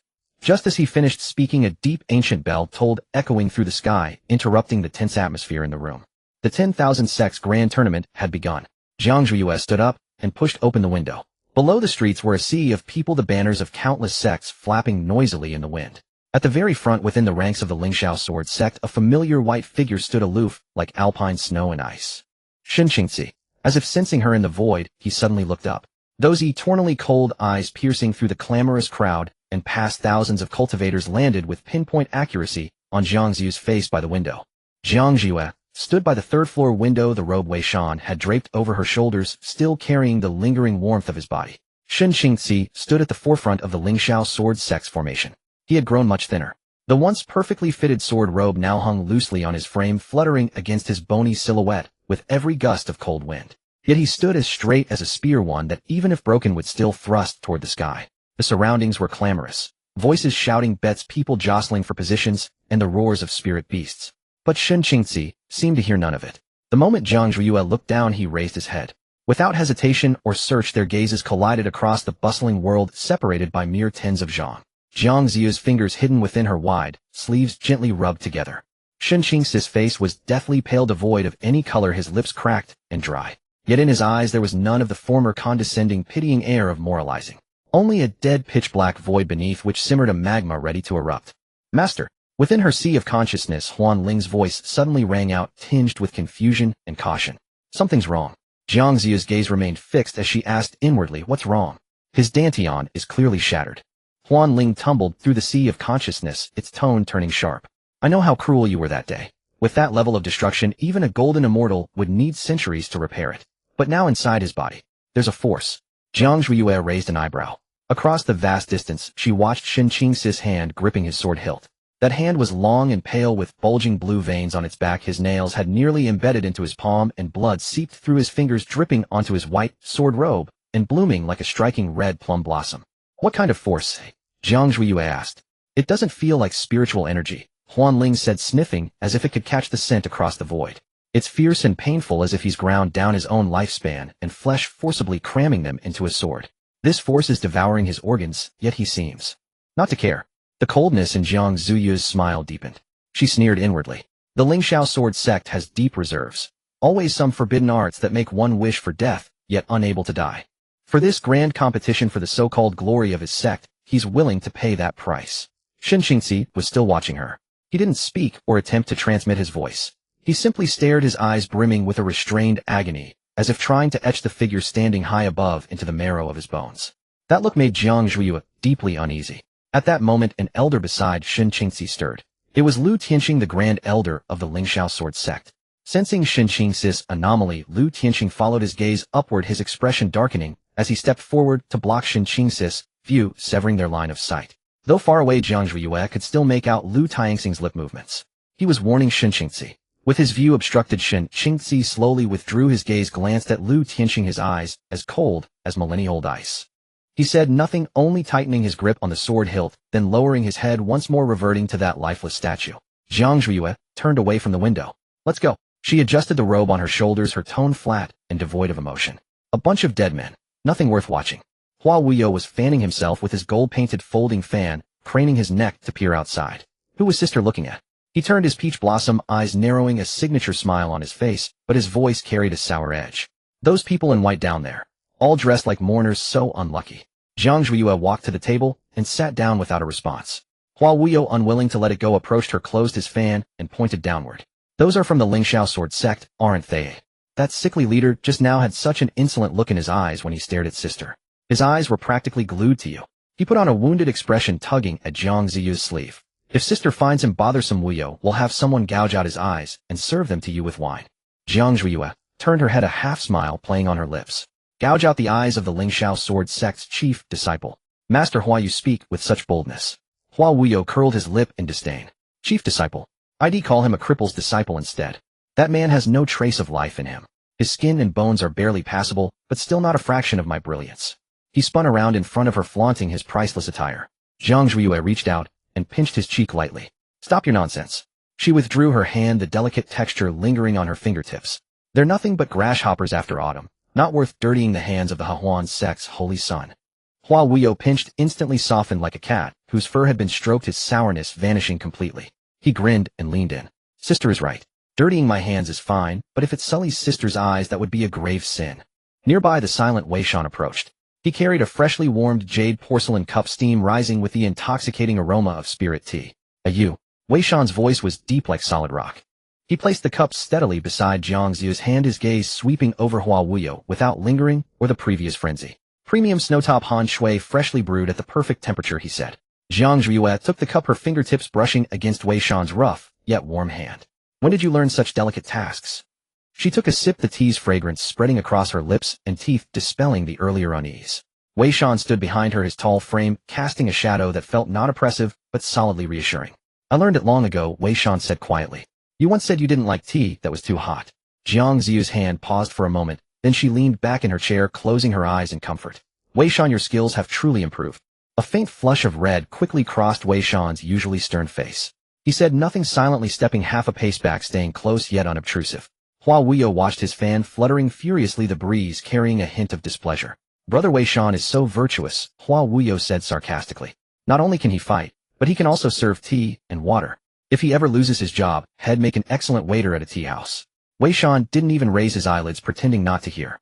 Jiang Zhuiyue asked Huan Ling inwardly, when does the competition start? In about 1 incense stick's time, Huan Ling reminded her in her sea of consciousness. The entrance to the floating tomb's secret realm is about to open, master. Jiang Zhuiyue nodded and drained her cup. Let's go. She rose, her wide sleeves sweeping the lazy aura around her, instantly replaced by a cultivator's sharpness. Let's see what good show this so-called 10,000 sex grand competition has prepared for me. She strode toward the door, with Wei Shan immediately following like a silent shadow. Behind her, Hua Wuyo clicked his tongue, adjusted his flamboyant pink silk robe, and hurried after her. Sister, wait for me. I've prepared a carriage, pulled by a third-tier spirit beast absolutely befitting Sister's status. The entrance to the Futu secret realm was situated on an exceptionally vast ancient plaza. The sun beat down fiercely, and the plaza was already thronged with people. Banners of various sects from across the Dongxian continent fluttered noisily in the wind. Amidst the din of chatter, a moment of silence fell as an extravagantly luxurious flying chariot tore through the air. The chariot was drawn by 3 snow-white, third-tier treading cloud beasts, its body studded with countless gems that refracted a dazzling brilliance under the sunlight. The wheels rolled across the void, leaving trails of pink spiritual energy ripples in their wake. With an unabashed display of flamboyance and nobility, it slowly descended to the most prominent spot in the center of the plaza. We're here, sister. Hua Wuyo was the first to jump down from the chariot. He had changed into a flashy pink and gold brocade robe, twirling his signature gilded folding fan, and extended a hand to help the person inside. A jade-like white hand rested in his palm. Then a fiery red dress swept into everyone's view. Jiang Zhuiyue stepped down lazily, using the golden stirrup on the back of the treading cloud beast. She had not tied up her hair that day. Her long black locks were casually gathered, with a red ribbon brushing against the fair nape of her neck as she moved. Her face bore no makeup, yet exuded a breathtaking allure. A faint, elusive fragrance seemed to spread silently through the air with the sway of her skirt. It was not the common scent of cosmetics, but a captivating icy aroma, like the manjusaka blooming in the snow. that stirred the blood and unsettled the heart. The cultivators who had been talking loudly suddenly felt as if their throats were gripped, and they fell silent in unison. Nearly half the plaza's gazes at almost the same moment uncontrollably fixed on the woman in red. Who is that? Someone in the crowd swallowed hard, breaking the dead silence with a hoarse voice. So beautiful. When did the Dongxian continent produce such a peerless beauty? Shu, do you want to die? That's the flying chariot of the holy son of the Hahuan sect. Next to him someone tugged at his sleeve and whispered, look at the man fanning himself beside her. That's Hua Wuyo. So the woman in red, could she be the notorious Poison Scorpion Vixen Jiang Zhuiyue that everyone's been gossiping about? Poison Scorpion Vixen, the one who betrayed the Lingxiao sword sect and crippled several senior brothers. That's her. I heard she's not only ruthless, but also practices some demonic harvesting technique that drains male cultivators' primordial yang. The whispers spread like a tide through the crowd. The looks became complicated. Some were fearful, others disgusted, but more were filled with greed and raw desire hidden beneath a facade of righteousness. Even knowing she was a poisonous flower, no one could tear their eyes away. Jiang Zhuiyue stood there idly adjusting her sleeves, completely indifferent to the stares that seemed ready to devour her. It seems my reputation isn't very good, she said, a faint curve on her lips, her tone unreadable. Hua Wuyo snapped his fan shut with a crisp sound. He stepped forward half a pace, not walking beside her, but naturally falling half a step behind, assuming the posture of a loyal follower. A bunch of bumpkins who've never seen the world, he said with a cold laugh. Hua Wuyo released his latest golden core spiritual pressure without reserve. The low-level cultivators closest to him, who had been staring the most boldly, felt their chests tighten and retreated several steps, their faces pale, as death, no longer daring to look in that direction. Just walk ahead, sister. Let's see who dares to gossip. Hua Wuyo fanned himself, his peach blossom eyes glinting with cold light, as he swept his gaze across the crowd. If anyone's eyes are superfluous, this holy sun happens to need a few pairs for steeping in wine. Jiang Zhuiyue let out a light laugh and stepped forward. Let's go. Don't keep them waiting. Wei Shan remained silent throughout. He carried the broken but still heavy giant sword standing like a silent mountain on Jiang Zhuiyue's other side. He did not release his spiritual pressure or utter threats like Hua Wuyo, but his bloodshot eyes were fixed on every person who tried to approach within 3 zhang of Jiang Zhuiyue. There was no emotion in his gaze, only pure killing intent, as if he would cut down anyone who dared cross the line without hesitation. The crowd parted automatically. A fiery red dress, a flamboyant pink robe, and a black-clad guard radiating murderous aura. This bizarre yet strangely harmonious trio walked toward the central area of the plaza under the gaze of thousands. "'Tis too ugly." In her sea of consciousness, Huan Ling's voice was filled with disdain. That guy in blue on the left looks decent enough, but his primordial yang is already depleted, and he's severely deficient. Probably can't even last a quarter of an hour. Eating that kind of trash would barely fill a tooth gap. Jiang Zhuiyue walked without looking sideways, but in her mind, she listened to Huan Ling's live commentary. The axe-wielding body cultivator in front right has a decent build, but his face, all bulging muscles, and a beard that could kill someone.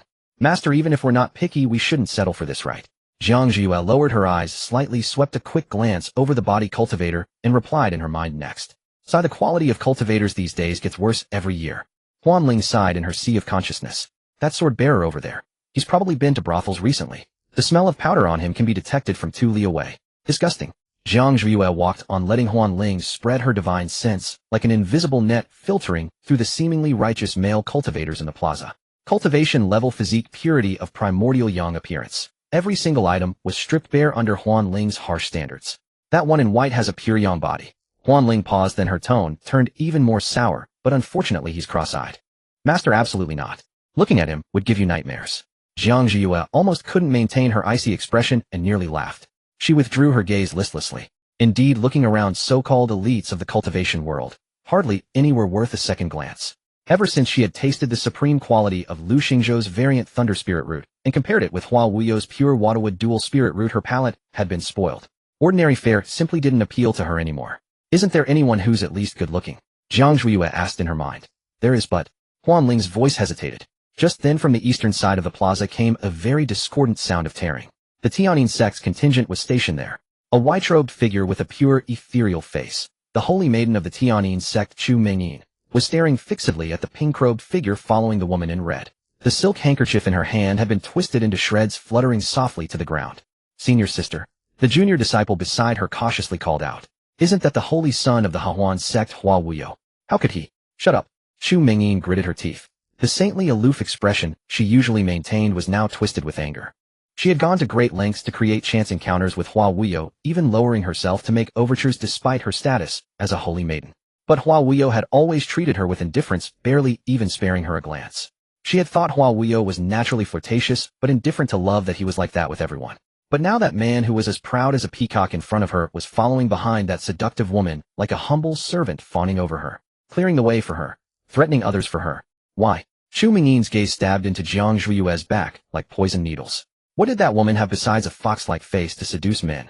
How could she compare? Shameless bitch. Xu Mingyin muttered curses under her breath, her nails digging deep into her palms. Jiang Zhuiyue paused slightly in her step. She didn't turn around, but she keenly sensed the gaze full of jealousy and malice. Looks like someone's getting anxious, she said to Huanling in her mind. Forget her, another toad lusting after swan meat. Huanling snorted disdainfully.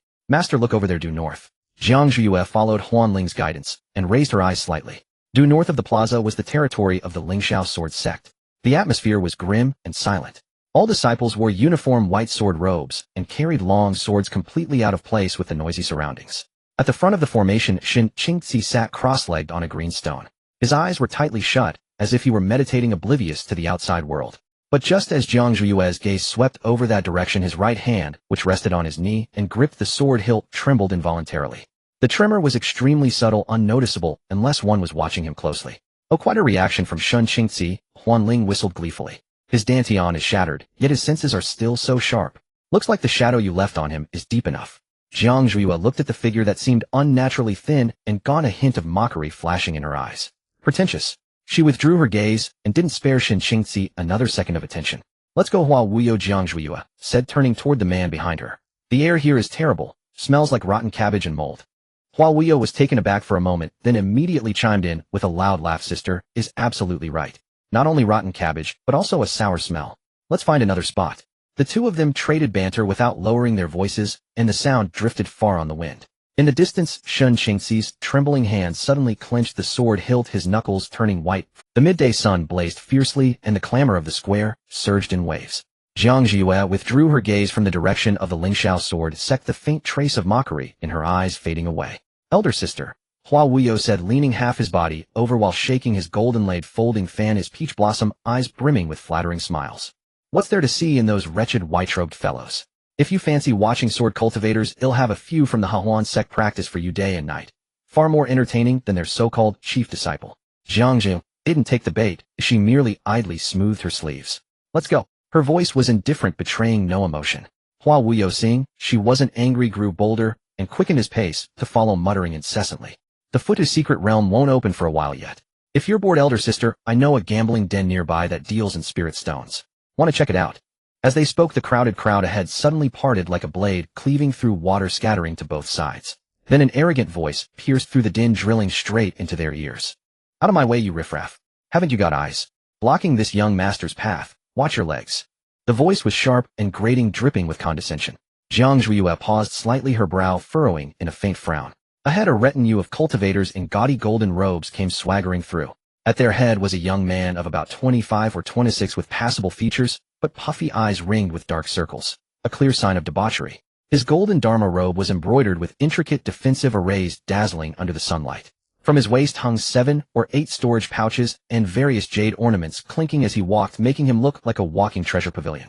Who's that? Jiang Zhuiyue tilted her head to glance at Hua Wuyo beside her. Hua Wuyo's fan paused for a moment before he let out a derisive snort, disdain flashing in his eyes. Wang Teng, the young master of the Yinshi Wang family, he said in a low voice laced with sarcasm. He's used to throwing his weight around thanks to his family's wealth and a couple of divine transformation elders. His cultivation is all pill-pushed. Even his mid-golden core stage is a sham. The only thing he's good for is chasing women and flaunting his wealth. Jiang Ziya's gaze swept over Wang Teng briefly before she lost interest. A gilded fly, she remarked, already moving to bypass the group. But trouble came knocking anyway. Wang Teng, who had been cursing and kicking aside a wandering cultivator, suddenly locked eyes on the fiery red figure. In that instant, his bleary eyes seemed to freeze, glued to Jiang Zhuiyue, unable to look away. Red robes like flame, skin like snow. Her slightly upturned phoenix eyes held 1,000 charms, yet carried a cold aloofness that kept others at arm's length. This stark contrast struck Wang Teng like a barbed hook, piercing his winning and lust-drained heart. Damn! Wang Teng's mouth hung open, his Adam's apple bobbing as he swallowed. When did the Dongxian continent produce such a beauty? How come I've never seen her before? His sycophantic guards immediately leaned in. Young master, she doesn't look like she's from these parts. That red robe. Could it be from the Hahuan sect? Hahuan sect? Wang Teng's eyes lit up, a lecherous grin spreading across his face. Excellent. The female cultivators there know all about pleasure. They're perfect for a good time. As he spoke, he turned, and with his golden-clad guards swaggered over to block Jiang Ziyu's path.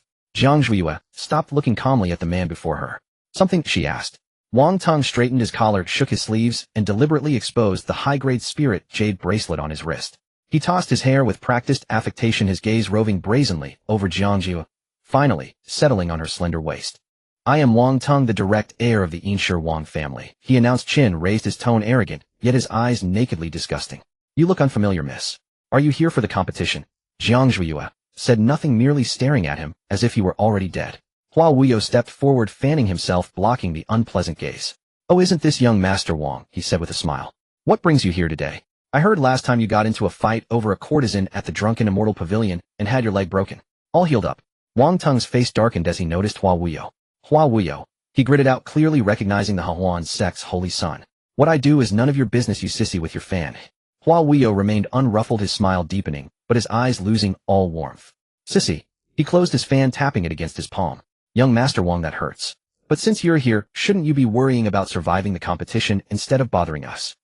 Wang Teng snorted, dismissing Hua Wuyo entirely. In his eyes, the Hahuan sect was nothing but a heterodox path relying on dual cultivation, hardly comparable to ancient hidden families. He ignored Hua Wuyo, stepping aside to face Jiang Ziyue again. Pretty lady, Wang Teng leered, his tone frivolous. What future is there with that Hua fellow? His entire fortune wouldn't cover a single night's drinking for me. Why not come with me? If you keep me happy, I'll guarantee you safe passage through the competition. Any treasure or pill you desire, just name it. How about it? The surrounding cultivators grew numerous, many showing disgust, but none daring to speak.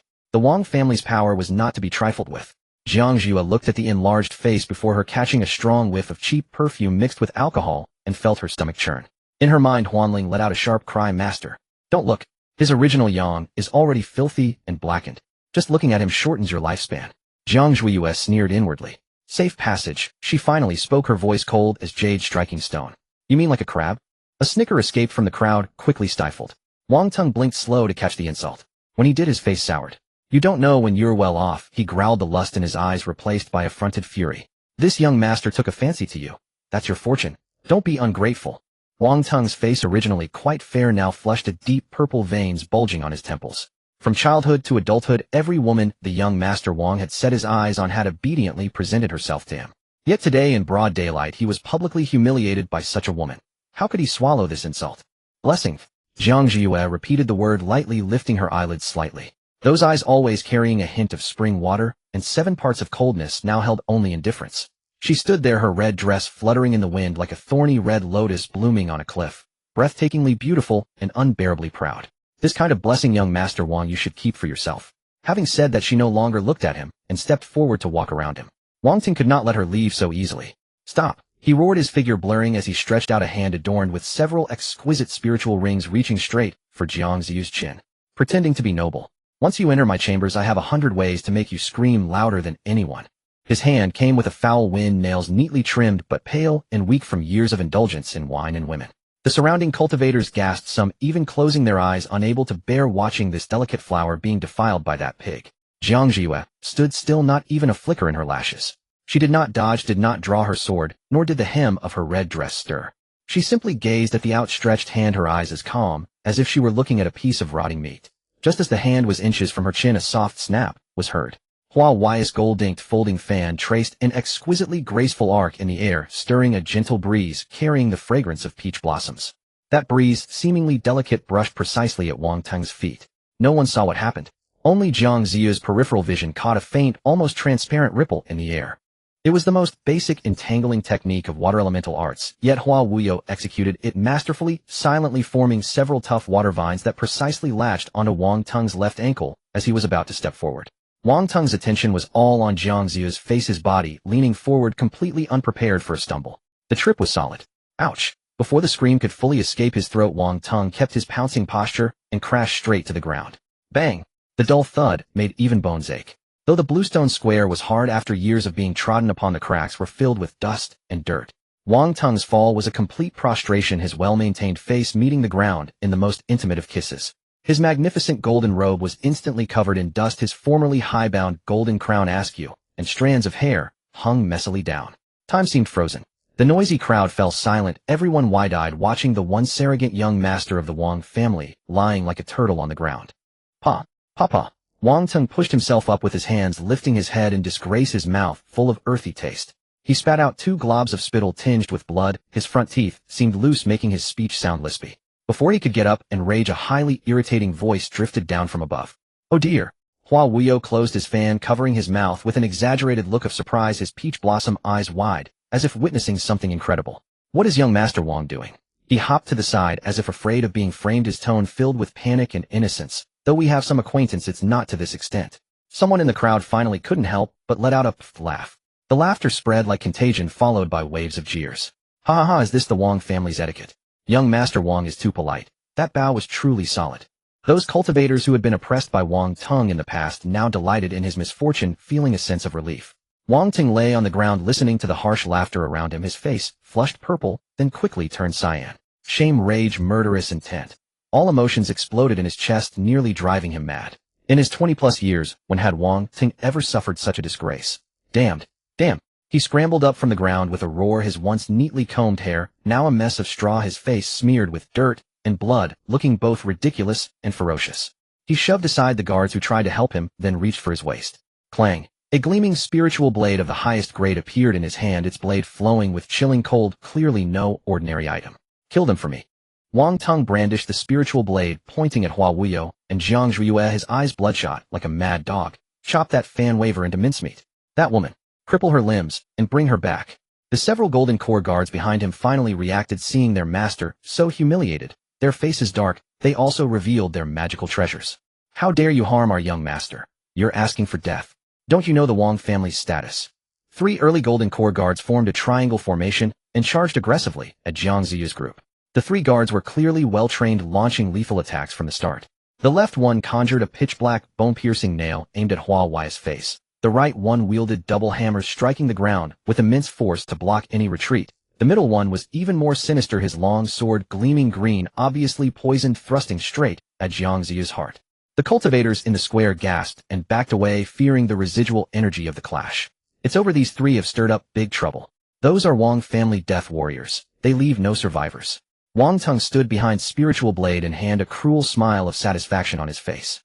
He seemed to already see Hua Wuyo turned into a pile of flesh, and Jiang Zhuiyue kneeling at his feet begging for mercy. Yet Jiang Zhuiyue still stood there, not even lifting an eyelid. She even had the leisure to tilt her head and whisper to the air beside her, so noisy. Just as the 3 attacks were about to land, a black shadow moved. The tall man who had been silently standing beside Jiang Zhuiyue, seemingly a mere decoration, stepped forward. That step was firm like a mountain suddenly descending from the sky and crashing heavily onto the ground. Thud! The ground trembled imperceptibly. Wei Shan did not draw his sword. The heavy sword strapped to his back was still wrapped in old black cloth, not even the scabbard exposed. He simply gripped the hilt with one hand, and as if swatting away a few annoying flies, swung the still-sheathed sword horizontally. No flashy sword techniques, no dazzling spiritual light. Only pure force and the supreme wind blade refined through years of slaughter. Whoosh! The air was torn apart, emitting a grating whimper. The 3 Golden Corps guards only saw darkness, and a terrifying pressure that made their souls tremble assaulted them. Their magical treasures before that black cloth-wrapped heavy sword seemed like paper toys. The bone-piercing nail was sent flying, the double hammers cracked, and the poisoned long sword snapped into 3 pieces. Bang! Bang! Bang! 3 dull thuds sounded almost simultaneously. The 3 Golden Corps cultivators who had charged so aggressively, not even having time to scream, were sent flying backward like rag dolls swept away by a gale. They traced a clumsy arc through the air, flying dozens of yards before crashing heavily into stone pillars at the edge of the square. When they landed, all 3 spat blood, their sternums collapsed, and after twitching a few times they lay still. One strike. Just a single strike from an unsheathed sword. The entire square fell into a deathly silence again, even quieter than when Wang Teng had fallen, as if the wind itself had stopped. Wang Teng's sinister smile froze on his face, and the spiritual blade in his hand clattered to the ground. He stared wide-eyed at the black-clad man who was slowly sheathing his sword with an expressionless face, and his legs began to tremble uncontrollably. Those were Golden Corps cultivators. 3 genuine Golden Corps cultivators. Just gone. Wei Shan reslung the heavy sword onto his back, turned around, and bowed his head to Jiang Zhuiyue, his voice hoarse and steady. Ayue, the path is clear. Excellent. Simply excellent. Wang Teng ground out these words through clenched teeth, his chest heaving violently. This young master has lived so long, yet this is the first time I've been slapped in the face like this. He whirled around, his venomous gaze piercing through Wei Shan to land directly on Jiang Zhuye. Do you think that defeating a few wastes at the initial Golden Core stage grants you the right to act arrogantly before me? Wang Tung thrust his spirit blade into the ground and rapidly formed a complex hand seal before his chest. A low hum emanated from within his body. His resplendent golden robe suddenly blazed with blinding light, and a thick golden protective barrier materialized around him, encasing him entirely. The barrier shimmered with densely packed runes radiating a chilling fluctuation of spiritual energy. Some cultivators nearby recognized it. It's the Wang clan's immovable Vajra barrier. I heard it can withstand a full-force strike from a nascent soul cultivator without breaking. This is trouble. With that turtle shell, that red-robed woman probably can't do anything to him. Hearing the murmurs around him, the ferocity on Wang Tung's face deepened. He pulled the spirit blade from the ground, pointed it at Wei Shan, and laughed arrogantly. Come on, weren't you just so tough? Let's see which is harder, your broken sword or my Vajra barrier. Wei Shan stared at him impassively, his hand once again gripping the hilt of the great sword on his back. The movement was steady without a hint of hesitation. Seeing this, Wang Tung sneered, and instead of retreating, he charged forward wielding the spirit blade and relying on his invincible defense. He transformed into a mass of golden light rushing straight at Wei Shan. Die for this, young master. The spirit blade whipped up a tempest of violent spiritual energy, cleaving down toward Wei Shan's head. Wei Shan neither dodged nor flinched, about to draw his sword to counter. So noisy. A lazy feminine voice suddenly rang out between the two. The voice was not loud, but it carried a bone-chilling coldness that pierced the ears of everyone present. Wei Shan's hand, which was about to draw his sword, paused, and the half-step he had taken was instantly retracted as he obediently retreated behind Jiang Zhuye. Wang Tung's blade was still mid-swing, but his movements involuntarily stalled. He saw Jiang Zhuye raise her right hand. It was long, fair-skinned, with fingertips tinged a faint pink, almost translucent in the sunlight. She wasn't looking at Wang Tung, but instead glanced down at the freshly painted nail polish on her fingers, a slight frown creasing her brow. You're delaying my entry into the secret realm to find treasures. The moment her words fell, a terrifying aura erupted without warning from her slender frame. It wasn't the aura of a golden core cultivator. It wasn't even just the pressure of a nascent soul. It was a chaotic mixture of the supreme pure yang power of thunder, the sharp, unparalleled sword intent of ancient times, and a bizarre allure that was both intoxicating and bone-chillingly eerie. With Jiang Zhuye at the center, the air within 100 meters solidified instantly. Wang Tung's charging form halted abruptly midair, as if crashing into an invisible wall. His eyes bulged, and the arrogance on his face instantly transformed into sheer terror. Thighs. He opened his mouth to scream, but only a strange gurgling sound came from his throat.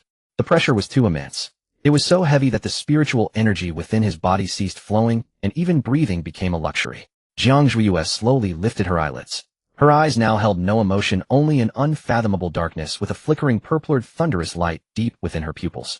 That was the demonic thunder energy she had seized from Lu Xingzhou, transformed by the seductive bones within her. This power had now catalyzed the nascent yet informed embryo of her nascent soul. Half-step. Nascent soul. Someone in the crowd shrieked in terror. Wang Tung's Vajra barrier began to tremble violently, emitting a groaning sound of strain. The flowing runes rapidly dimmed under the terrifying pressure and even started to crack. No. Impossible. Wang Tung desperately tried to retreat, but his legs felt like they were filled with lead, unable to move an inch. Jiang Zhuye looked at him, a faint, almost imperceptible smile curving her lips. You think you're worthy to block my path? She raised her right hand and swung it through the air with casual indifference. A crisp, thunderous slap rang out.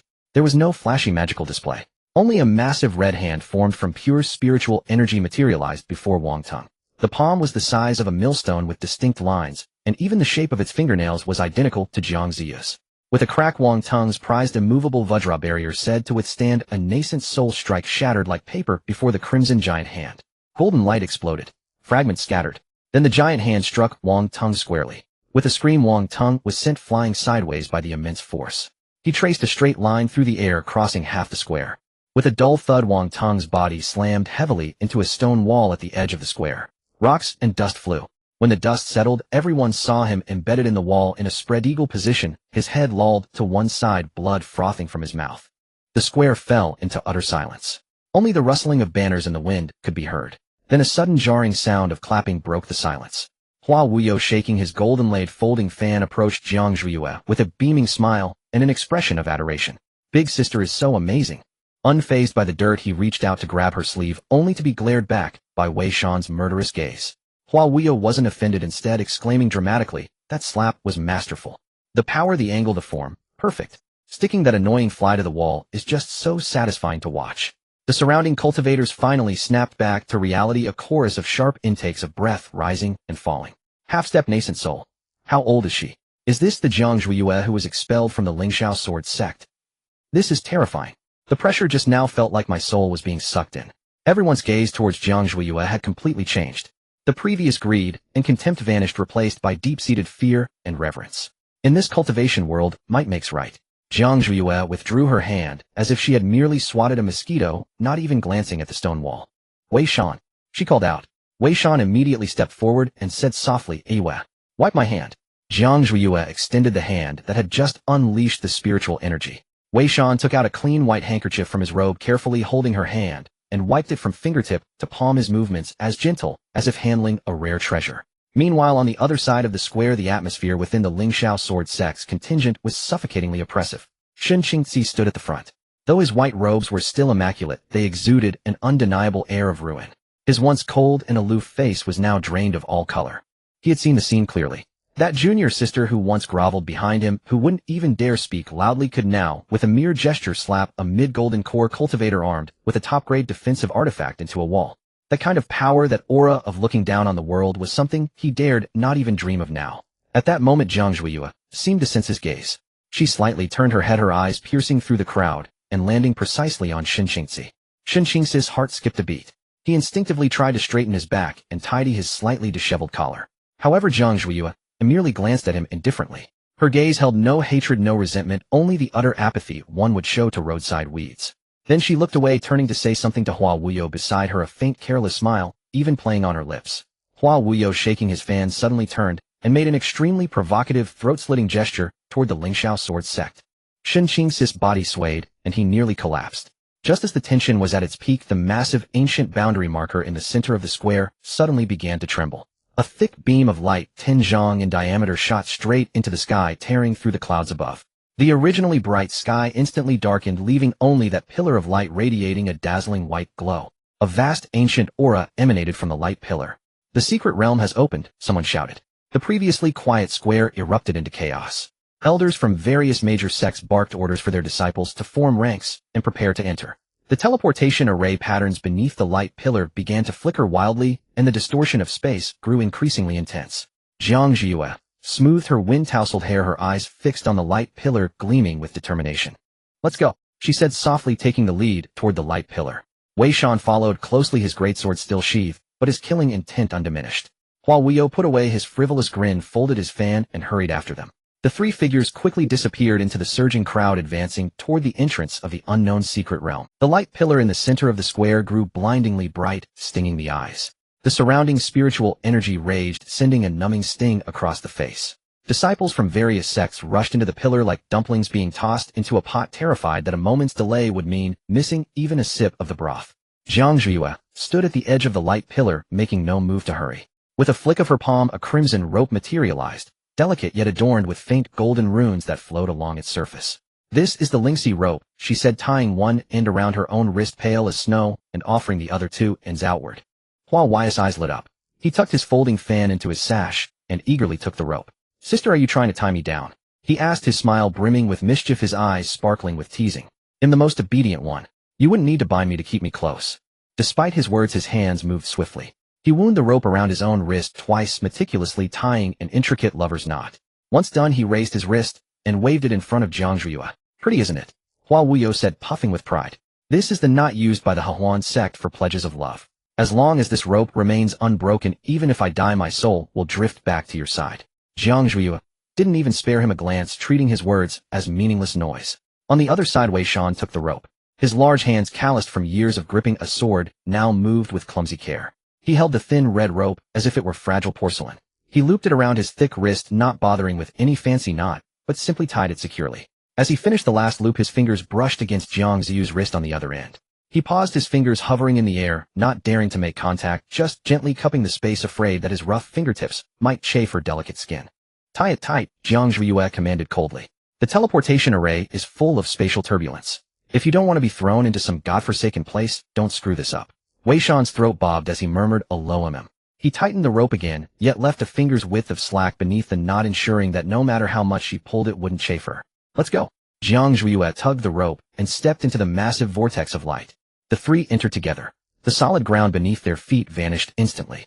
All around was blinding white light, and their bodies felt as if tossed into a spinning drum, their internal organs churning. The intense sensation of weightlessness sent a wave of panic. The spatial laws around them twisted into a chaotic mess, violently pulling at their bodies. Without the Lingxi rope, they would surely have been scattered by now, just as they were about to plunge deep into the teleportation channel. At the edge of the square, the Lingxiao Sword Sect's team remained still. Grand Elder Lu Tianxing stood at the front, his stern face expressionless, his eyelids drooping to conceal the venom in his eyes. He watched the disappearing figure of Jiang Zhuiyue, and his withered fingers hidden in his sleeve twitched slightly. Traitor, he breathed, his lips unmoving, a faint sneer escaping his nose. A dark golden sword, chi as thin as a strand of hair, silently shot from his fingertip. It carried the sinister force of a nascent soul cultivator, blending into the chaotic spatial fluctuations unnoticed by anyone. It wasn't aimed at the people, but at the red Lingxi rope connecting the three. If the rope broke mid-transport, the perilous Futu secret realm would ensure that anyone separated would die. Better yet, that demoness would be thrown into a nest of high-level beasts, killing her without his own hand. Lu Tianxing's sinister smile had barely formed. Inside the teleportation channel, Jiang Zhuiyue didn't even raise her eyelids, but a mocking curve touched her lips. Old bastard, you really can't keep your hands clean. Her left hand flipped, and the lingering thunder demon chi in her palm condensed into a small shield, which she slapped backward. Clang! A piercing metallic clash echoed within the chaotic space channel. The dark golden sword chi collided with the spiritual shield, sending sparks flying. The attack was blocked, but the impact triggered a violent reaction. The already unstable teleportation channel, stirred by this external nascent soul power, boiled like a pot of water.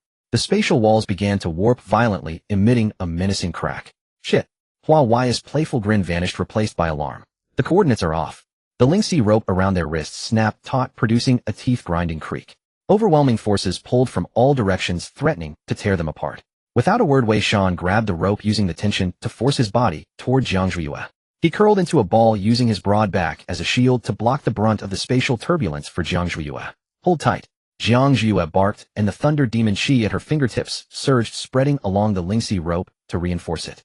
The next moment, a blinding white light engulfed them, searing their eyes. After a dizzying spin, their bodies were slammed down from a great height. Thud, thud, thud, 3 muffled impacts. The musty smell of rotting leaves mixed with earthy mud filled their nostrils. Jiang Zhuiyue swayed slightly before landing steadily. Beneath her feet was a thick layer of decaying branches and leaves, soft and sinking. She casually smoothed her disheveled red dress, her cold gaze scanning the surroundings. It was a primeval forest. The trees were absurdly tall, each requiring 10 people to wrap their arms around. Their canopies blocked the sky, allowing only a few dim rays of light to filter through. The air was humid and suffocating, carrying a faint cloying sweetness. That was the miasma of the sunless depths. Ouch, my back. Not far away, Hua Wuyo crawled out of a pile of rotting leaves. His flamboyant pink brocade robe was smeared with mud and debris, and his once immaculate hair was slightly disheveled. That old bastard Lu Tianxing. Hua Wuyo cursed as he brushed off the dirt. A dignified nascent soul grand elder resorting to such dirty tricks. When I get out of here, he'll break his old bones and feed them to the dogs. He glanced at his wrist. The red Lingxi rope was still there, but riddled with cuts from the spatial turbulence, the carefully tied lovers not hanging loose. Are you okay? Wei Shan's voice came from behind. He was in worse shape than Hua Wuyo. The back of his robe had been slashed several times by spatial wind blades, revealing bloodied skin. But he acted as if it were nothing, striding over to Jiang Zhuiyue, his eyes sweeping over her, to confirm she hadn't lost a single hair. Only then did he relax. I'm fine. Jiang Zhuiyue untied the rope from her wrist and rubbed it to dust. Something's wrong here. She looked up at the faint purple mist swirling around the tree trunks. According to the rules of the 10,000 sex competition, all entrants were randomly teleported to the safe outer perimeter. There were some beasts there, but mostly low-level ones of the first or second order, meant for disciples to acclimate. But this place, the oppressive wood-type spiritual energy was so thick, it was almost choking. This is the middle ring. In her sea of consciousness, Huan Ling, who had been silent, suddenly shrieked. Master, that old bastard's attack sent us straight to the outer edge of the core zone. Jiang Zhuiyue raised an eyebrow. The middle ring was overrun with 4th and 5th order beasts. For ordinary golden core cultivators, this was a graveyard. What luck, absolutely incredible. Hua Wuyo, now realizing the danger, turned pale. Lu Tianxing wants to use others to kill us. Any beast here could give us a rough time. Though he was the Hehuan sect's Saint Heir with many tricks, he wasn't reckless. Even a nascent soul cultivator would have to tread carefully in such a place. Huan Ling was bouncing excitedly in her sea of consciousness. Master, look at the map. Just ahead, less than 100 li. I can smell it. Smell what? Jiang Zhuiyue asked mentally. That scent. The pure mouth-watering scent. Huan Ling's voice trembled. It's the Zhaohua spiritual liquid. and its tint of sandy-rolled grade.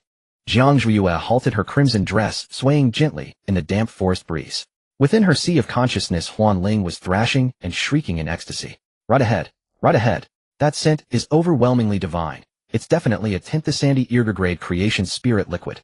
Master, consume it, and your nascent soul will be formed. Jiang Ziyu's eyes narrowed slightly, a gleam of unwavering determination flashing in her gaze. The creation spirit liquid was a divine substance that stole the very essence of heaven and earth. A single drop could reshape meridians and render the nascent soul immaculate and pure. Even those ancient monsters at the nascent soul stage would fight tooth and nail for such a treasure. Jiang Zhuiyue opened her eyes, looked at the two by her side, and pointed toward the dark, dense forest in the southeast. That way. Full speed. Wei Shan asked no questions, didn't even spare a glance to see if danger lurked in that direction. He merely silently hefted the broken half of his heavy sword in his hand and strode to the front. The road ahead is rough. He'll clear the way. Wei Shan's voice was deep, like stones rolling across the ground. Hua Wuyo, waving his golden-laid folding fan, sidled up to Jiang Zhuiyue with a grin. He too asked nothing, only flattered, "Big sister, point, and he'll strike. But this place is thick with miasma. It would be a shame if your dress got soiled." As he spoke, he flicked his fingers lightly. A soft water-blue light screen materialized out of thin air, precisely enveloping the area 3 feet around Jiang Zhuiyue. The drifting gray-green toxic miasma sizzled upon contact with the light screen, then dissipated without a trace. Much more refreshing now. Hua Wuyo winked at Jiang Zhuiyue, his peach blossom eyes brimming with a desire for recognition. Jiang Zhuiyue shot him a glance, the corner of her mouth curling upward. "You're somewhat useful after all." Hua Wuyo immediately beamed from ear to ear. "To serve you, big sister, is my blessing." The three wasted no more time. Their figures transformed into streaks of light, hurtling southeastward. This forest at the periphery of the core zone was indeed perilous beyond measure. Everywhere stood colossal trees, hundreds of zhang tall, their roots intertwined like coiling dragons rising above the ground. Even more troublesome were the nameless vines, some thorny, some dripping with venom, and some even writhing in the air as if alive. Wei Shan led the way, a veritable human bulldozer. Whatever thorns, poisonous creepers, or even reckless man-eating flowers lunged at him were all brutally cleaved by his heavy sword. He used no spiritual energy, relying purely on his physical strength and sheer ferocity. Squelch! A bloodthirsty vine as thick as a wrist, bristling with barbs, descended from the canopy in an ambush. Wei Shan didn't even look. He swung his sword backhandedly. Black sap splattered everywhere. The vine snapped in two, writhing madly on the ground. Wei Shan stepped on it, grinding it into the mud. But his body was inevitably stained with plant juices and debris, making him look somewhat ragged. Hua Wuyo, following behind, wrinkled his nose in disgust, covering his mouth with his fan and sidestepping away. "Tisk tisk, brother, Wei is far too crude," Hua Wuyo commented to Jiang Zhuiyue, while casting spells to disperse the gathering venomous insects. "He's making a mess everywhere, doesn't he know to avoid it?" Wei Shan paused briefly but didn't turn back, continuing to hack at the obstacles ahead. Jiang Zhuiyue walked in the middle, enjoying Hua Wuyo's water screen protection and the clear path Wei Shan had carved out, her mood quite pleasant. "That's a third-tier ironback cinder bear." A low roar suddenly erupted ahead. A black bear the size of a small hill burst out from the bushes. Its fur was as stiff as steel needles, its eyes bloodshot, clearly enraged by the intruder's scent. Roar! The bear opened its cavernous maw and lunged at Wei Shan, who was at the forefront. The stench of its breath was palpable, even from a distance. Wei Shan remained expressionless, not even slowing his pace. The moment the bear pounced, he moved. No fancy moves, just gripping the sword hilt with both hands, his muscular frame instantly bulging, veins standing out. "Get lost." With a low growl, the supposedly cumbersome broken sword became a mere blur in his hands. Boom! A dull, heavy impact. The 1,000-gene ironback cinder bear was sent flying by Wei Shan's strike, slammed brutally away. A deep, bone-deep dent now marred its rock-hard skull. The bear howled in agony, crashing through two great trees before collapsing, twitching, and falling still. Blood and brains pooled on the ground. Wei Shan sheathed his sword, flicked off the blood, and continued onward. "Goodness, so bloody!" Hua Wuyo exclaimed dramatically, his fan fluttering rapidly. He stepped over to the bear carcass, formed a hand seal, and a clear stream of water materialized, plunging into the bear's shattered skull. Moments later, the water current emerged, carrying a fist-sized, earth-yellow demon core. The water deftly washed the core clean of all gore until it gleamed with a warm luster in the sunlight. Hua Wuyo, using a pristine white silk handkerchief as a pad, cradled the demon core and trotted eagerly to Jiang Zhuiyue. "Big sister, look." He presented the core before her eyes, his handsome face full of fawning eagerness. "This third-tier Earth attribute demon core isn't anything rare, but the quality is decent. I've cleansed it with water magic. No trace of stench, perfectly clean." Jiang Zhuiyue reached out, took the core, her fingertips brushing against Hua Wuyo's palm, causing him to tremble slightly. Hua Wuyo leaned in closer, lowering his voice. "Big sister, look at brother Wei. fighting so violently and bloody no aesthetic at all. If he had taken the core, his hands would be covered in blood. Unlike me, I only care about big sister's cleanliness. Even when dealing with beasts, I gently trap them with water magic before extracting the core, never dirtying your eyes. Wei Shan's back visibly stiffened for a moment. His grip on the heavy sword tightened, knuckles turning white. But he said nothing, nor did he turn to retort. Just then a tiny palm-sized translucent ghost-faced poison spider silently descended from the branch above Jiang Zhuiyue. Hidden by the leaves, its blue-winged venomous stinger aimed directly at Jiang Ziyu's slender neck. Hua Wuyo, busy currying favor, completely missed the anomaly above. SSS. A soft sound. The ghost-faced poison spider, still 3 inches from Jiang Zhuiyue, abruptly exploded into a green paste. Wei Shan had already turned around. He still held his hand in a grasping gesture, his calloused palm slowly opening, letting a few fragments of spider legs fall. He hadn't used his sword. Only by sensing the flow of qi had he crushed the venomous insect in midair. The disgusting gore didn't splash onto Jiang Zhuiyue, because Wei Shan, the moment he crushed it, used his own force to blast the residue onto the adjacent tree trunk. Having done this, he lifted his eyes and gave Hua Wuyo a cold stare. That gaze held no anger, only the indifference of one watching a clown. More ahead, Wei Shan uttered only those 4 words, then turned and resumed cleaving the thorny undergrowth. Hua Wuyo's smile froze briefly, then he curled his lips in slight displeasure. A brute is just a brute, only good for such crude strength, he muttered under his breath, but his body obediently moved closer to Jiang Zhuiyue, scanning the surrounding canopy warily. Jiang Zhuiyue toyed with the warm demon core, her gaze sweeping between the broad, silent back ahead and the honey-tongued man beside her. The smile at the corner of her mouth deepened. Enough, don't just stand idle, Jiang Zhuiyue said casually, tucking the demon core into her storage ring. Wei Shan, you've worked hard clearing the path. Wuyo, keep an eye on our surroundings. Don't let those insignificant creatures spoil my enjoyment. That single Wuyo made Hua Wuyo's bones feel half-melted. As you command. He perked up, instantly waving his fan to solidify the protective water screen even more. Rest assured, big sister, with me here, not even a mosquito will get through. Wei Shan, hearing the commotion behind him, lengthened his strides and struck each blow with greater force. Jiang Zhuiyue sensed the unspoken rivalry in the air. Her alluring bone seemed to tremble, faintly nourished by this tension. A subtle, bewitching fragrance, elegant yet intoxicating, began to seep from the hem of her dress. Faster. Her voice took on a lazy huskiness. I'm already growing impatient to see what that thing truly looks like. As the 3 ventured deeper, the surrounding scenery began to undergo eerie transformations. The lush green vegetation gradually faded, replaced by ice-blue plants with a translucent quality. The towering trees appeared as if carved from blue crystal, with even slowly flowing liquid visible inside their trunks. The leaves were not flat either, instead they were slender ice needles densely clustered together. The humidity in the air was astonishingly high. With each breath it felt as if one inhaled a mouthful of cold water into their lungs. The clothes quickly became damp, clinging uncomfortably to the body. This place is rather eerie, Hua Wuyo said, abandoning his usual playful demeanor as his brow furrowed slightly. He reached out to catch a falling blue leaf, which instantly turned into a pool of icy water upon landing in his palm. The concentration of water spiritual energy here is at least 10 times higher than outside, Hua Wuyo remarked. As the Shengzi of the Hehuan sect and possessing water and with dual spiritual roots, he was most sensitive to such an environment. Moreover, this moisture carries an aura of ultimate purity. Jiang Zhuiyue stopped before a half-tall blue shrub and reached out to snap off a twig. Crack.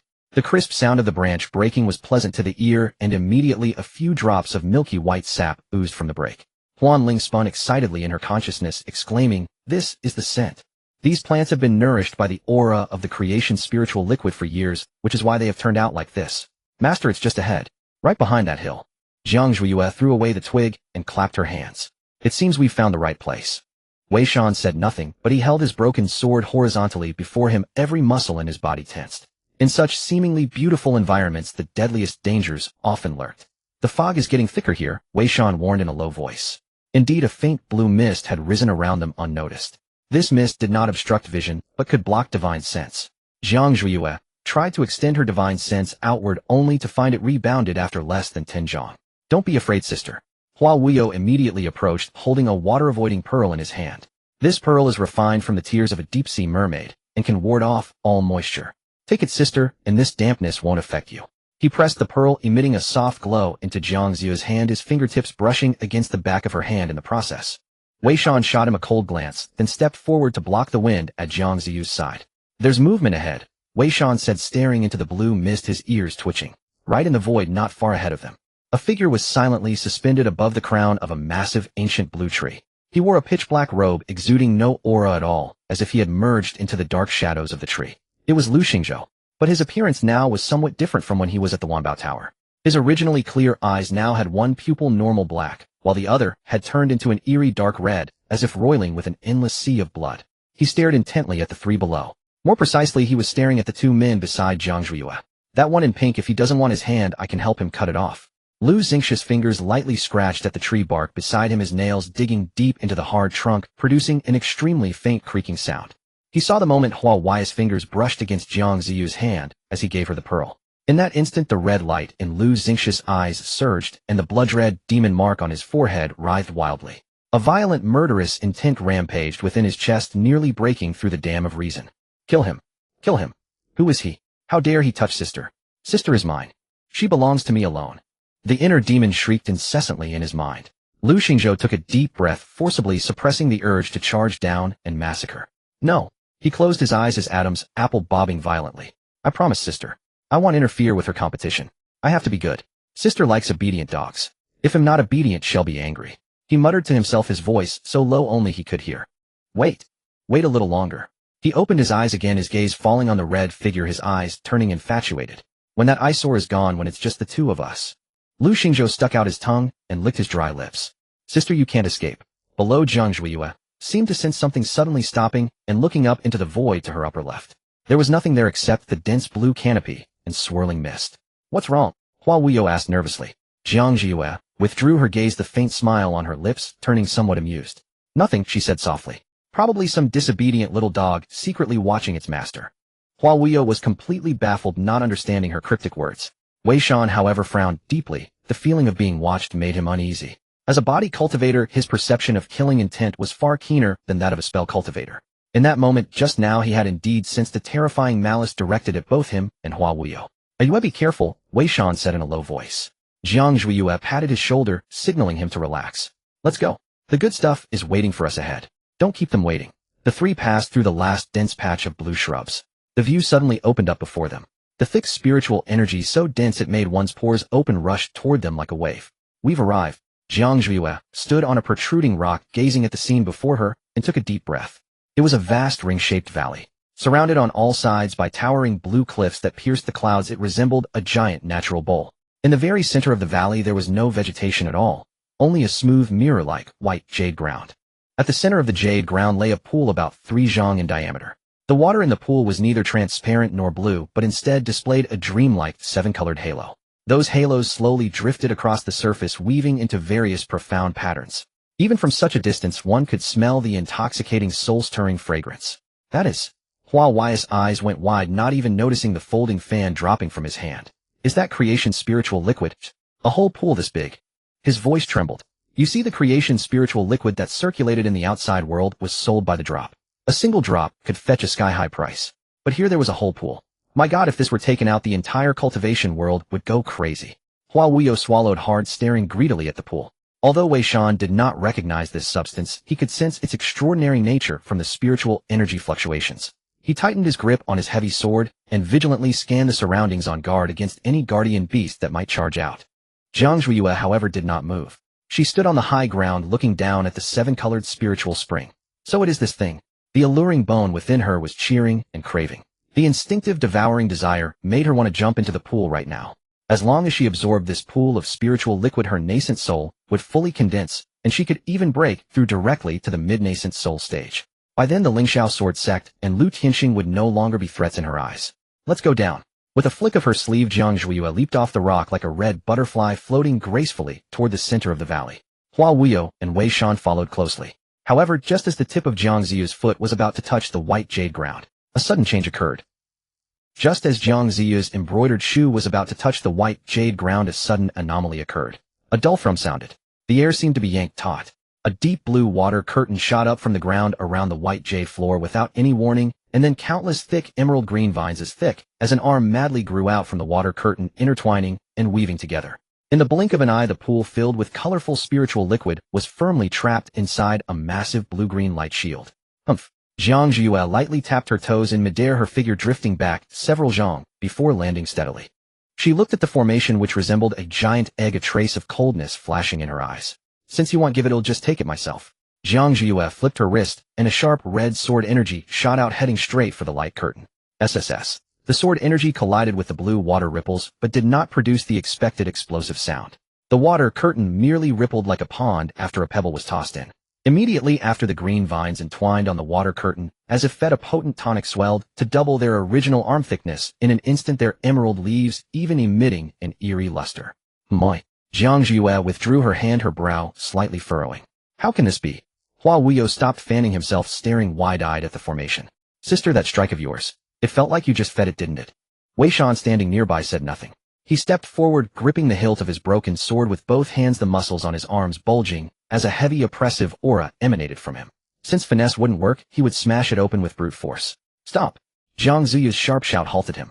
Wei Shan's heavy sword, already raised above his head, froze in midair. The gust of wind it stirred up, sending gravel flying. He turned back to look at Jiang Zhiyue, confusion in his eyes. This is a rebound formation, Jiang Zhiyue said, staring at the ceaselessly flowing water, her words rapid. If you bring that sword down, forget about preserving the spiritual liquid inside. The backlash from this formation will be enough to shatter your bones. Wei Shan silently withdrew his sword and retreated behind Jiang Zhiyue, standing like an iron tower. Huanling.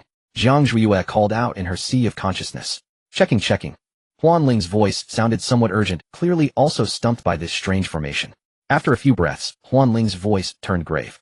Trouble, Master. This is the Waterwood dual life formation, lost since ancient times. Get to the point. Water nurtures wood, wood nurtures water.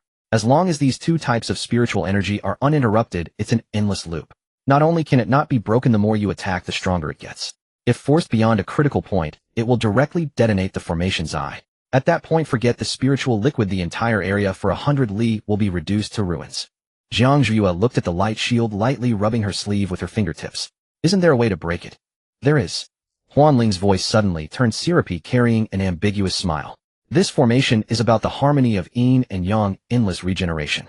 To break it, there's only one way. Stop being cryptic. It requires an extremely pure Waterwood dual element primal yang combined with your peerless alluring bone, Master, to directly enter the formation's eye. Huanling chuckled. In the formations, I perform the union of yin and yang, assimilating your auras into the formation's spiritual energy flow, unraveling the cycle from within. Jiang Ziyu's fingers paused slightly. Waterwood dual element primal yang. Her gaze involuntarily shifted, landing on Hua Wuyo, who was peering curiously at the formation nearby. This guy, wasn't he the epitome of a Waterwood dual spiritual root? Moreover, as the holy son of the Joyous Union sect, no one was more versed in this kind of technique. Hua Wuyo, gesturing with his fan, suddenly felt a chill down his back. He turned around and met Jiang Ziyu's eyes, which held a hint of a smile that wasn't quite a smile. Though he didn't know what had just happened, his loyal follower instinct kicked in. He immediately puffed out his chest, a brilliant smile blooming on his face. Sister, why are you looking at me like that? Hua Wuyo snapped his folding fan open with a swoosh and waved it before his chest. Is it because you think I looked particularly handsome just now protecting the area? Or is there some dirty, tiring work you need me to do? Wei Shan, standing on the other side, couldn't hear Huanling, but he knew Jiang Zhiyue too well. That look, that gaze, carrying a hint of appraisal and a hint of aggression. It was the look she had when she was choosing her prey. Wei Shan's hand gripping the sword hilt tightened abruptly, his knuckles turning white from the force. The light in his eyes flared for a moment, then quickly dimmed. He knew what it meant, but he said nothing, only gritting his molars and turning his head away, no longer looking in that direction. Jiang Zhiyue paid no heed to Wei Shan's reaction. Lifting her skirt, she walked step by step towards Hua Wuyo. Watching the peerlessly beautiful face drawing closer, Hua Wuyo's Adam's apple involuntarily bobbed. Sister. Jiang Zhiyue reached out her long, slender fingertips, lightly tracing over Hua Wuyo's gold-embroidered collar, finally stopping at his chest, tapping it through the fabric. Wuyo. Her voice was lazy, carrying a hook. Back at the inn, you said you'd do anything for me. Does that still count? Hua Wuyo felt as if the spot she touched was on fire, half his body going numb. He nodded vigorously, his head bobbing like a chick pecking at rice. It counts. Of course it counts. Sister's words are my imperial edict. For just one word from you, I'd go through fire and water. Am not a man if I so much as frown. Heh. Jiang Zhiyue let out a soft laugh, leaning forward until she was right next to his ear. Her warm breath sprayed onto his ear, sending a cascade of fine shivers down his spine. No need to go through fire. Jiang Ziyu's voice was so soft only the two of them could hear. I need you to break this formation for me right now. The moment Jiang Zhiyue finished speaking, the taut atmosphere in the air twisted into something peculiar. Break the formation. Hua Wuyo's folding fan had yet to even begin its graceful sway, but upon hearing those words, his wrist gave a sudden jerk. The gilded fan clattered directly onto a moss-covered stone, its ribs striking with a crisp sound. His face, ever accustomed to boasting of its romantic charm, now looked as though scalding water had been splashed upon it, flushing crimson from the base of his neck all the way to the tips of his ears. Even his crystalline earlobes reddened to the point of seeming ready to bleed. Hua Wuyo couldn't even bother to retrieve his fallen fan. He staggered back, half a step, nearly tripping over the cumbersome hem of his own robe. Sister, what are you saying?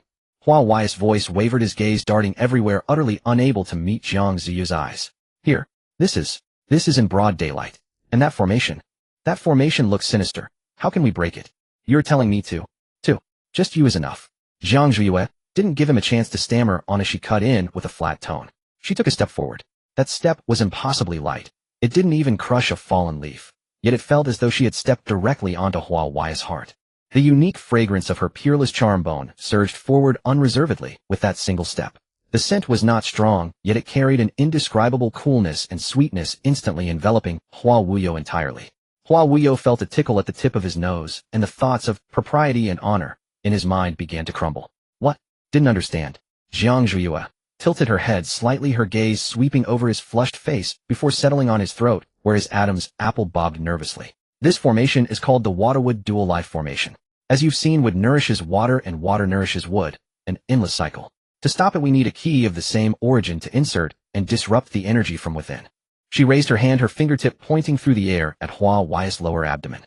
You possess the rare waterwood dual spiritual root. That is the perfect key. Paired with my charm bone as a catalyst to channel your energy into the formation, it will naturally break.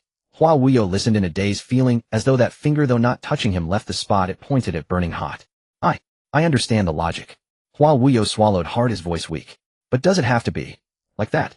I mean, that way, eh? Which way? Jiang Ziyu feigned ignorance, yet there was no amusement in her eyes, only a cold rationality. She pressed forward another step, nearly pressing against Hua Wuyo. Wuyo, back at the inn in Yunma City, you were just as evasive. Back then you were a fledgling, inexperienced. But now that we've done it once, why are you playing coy?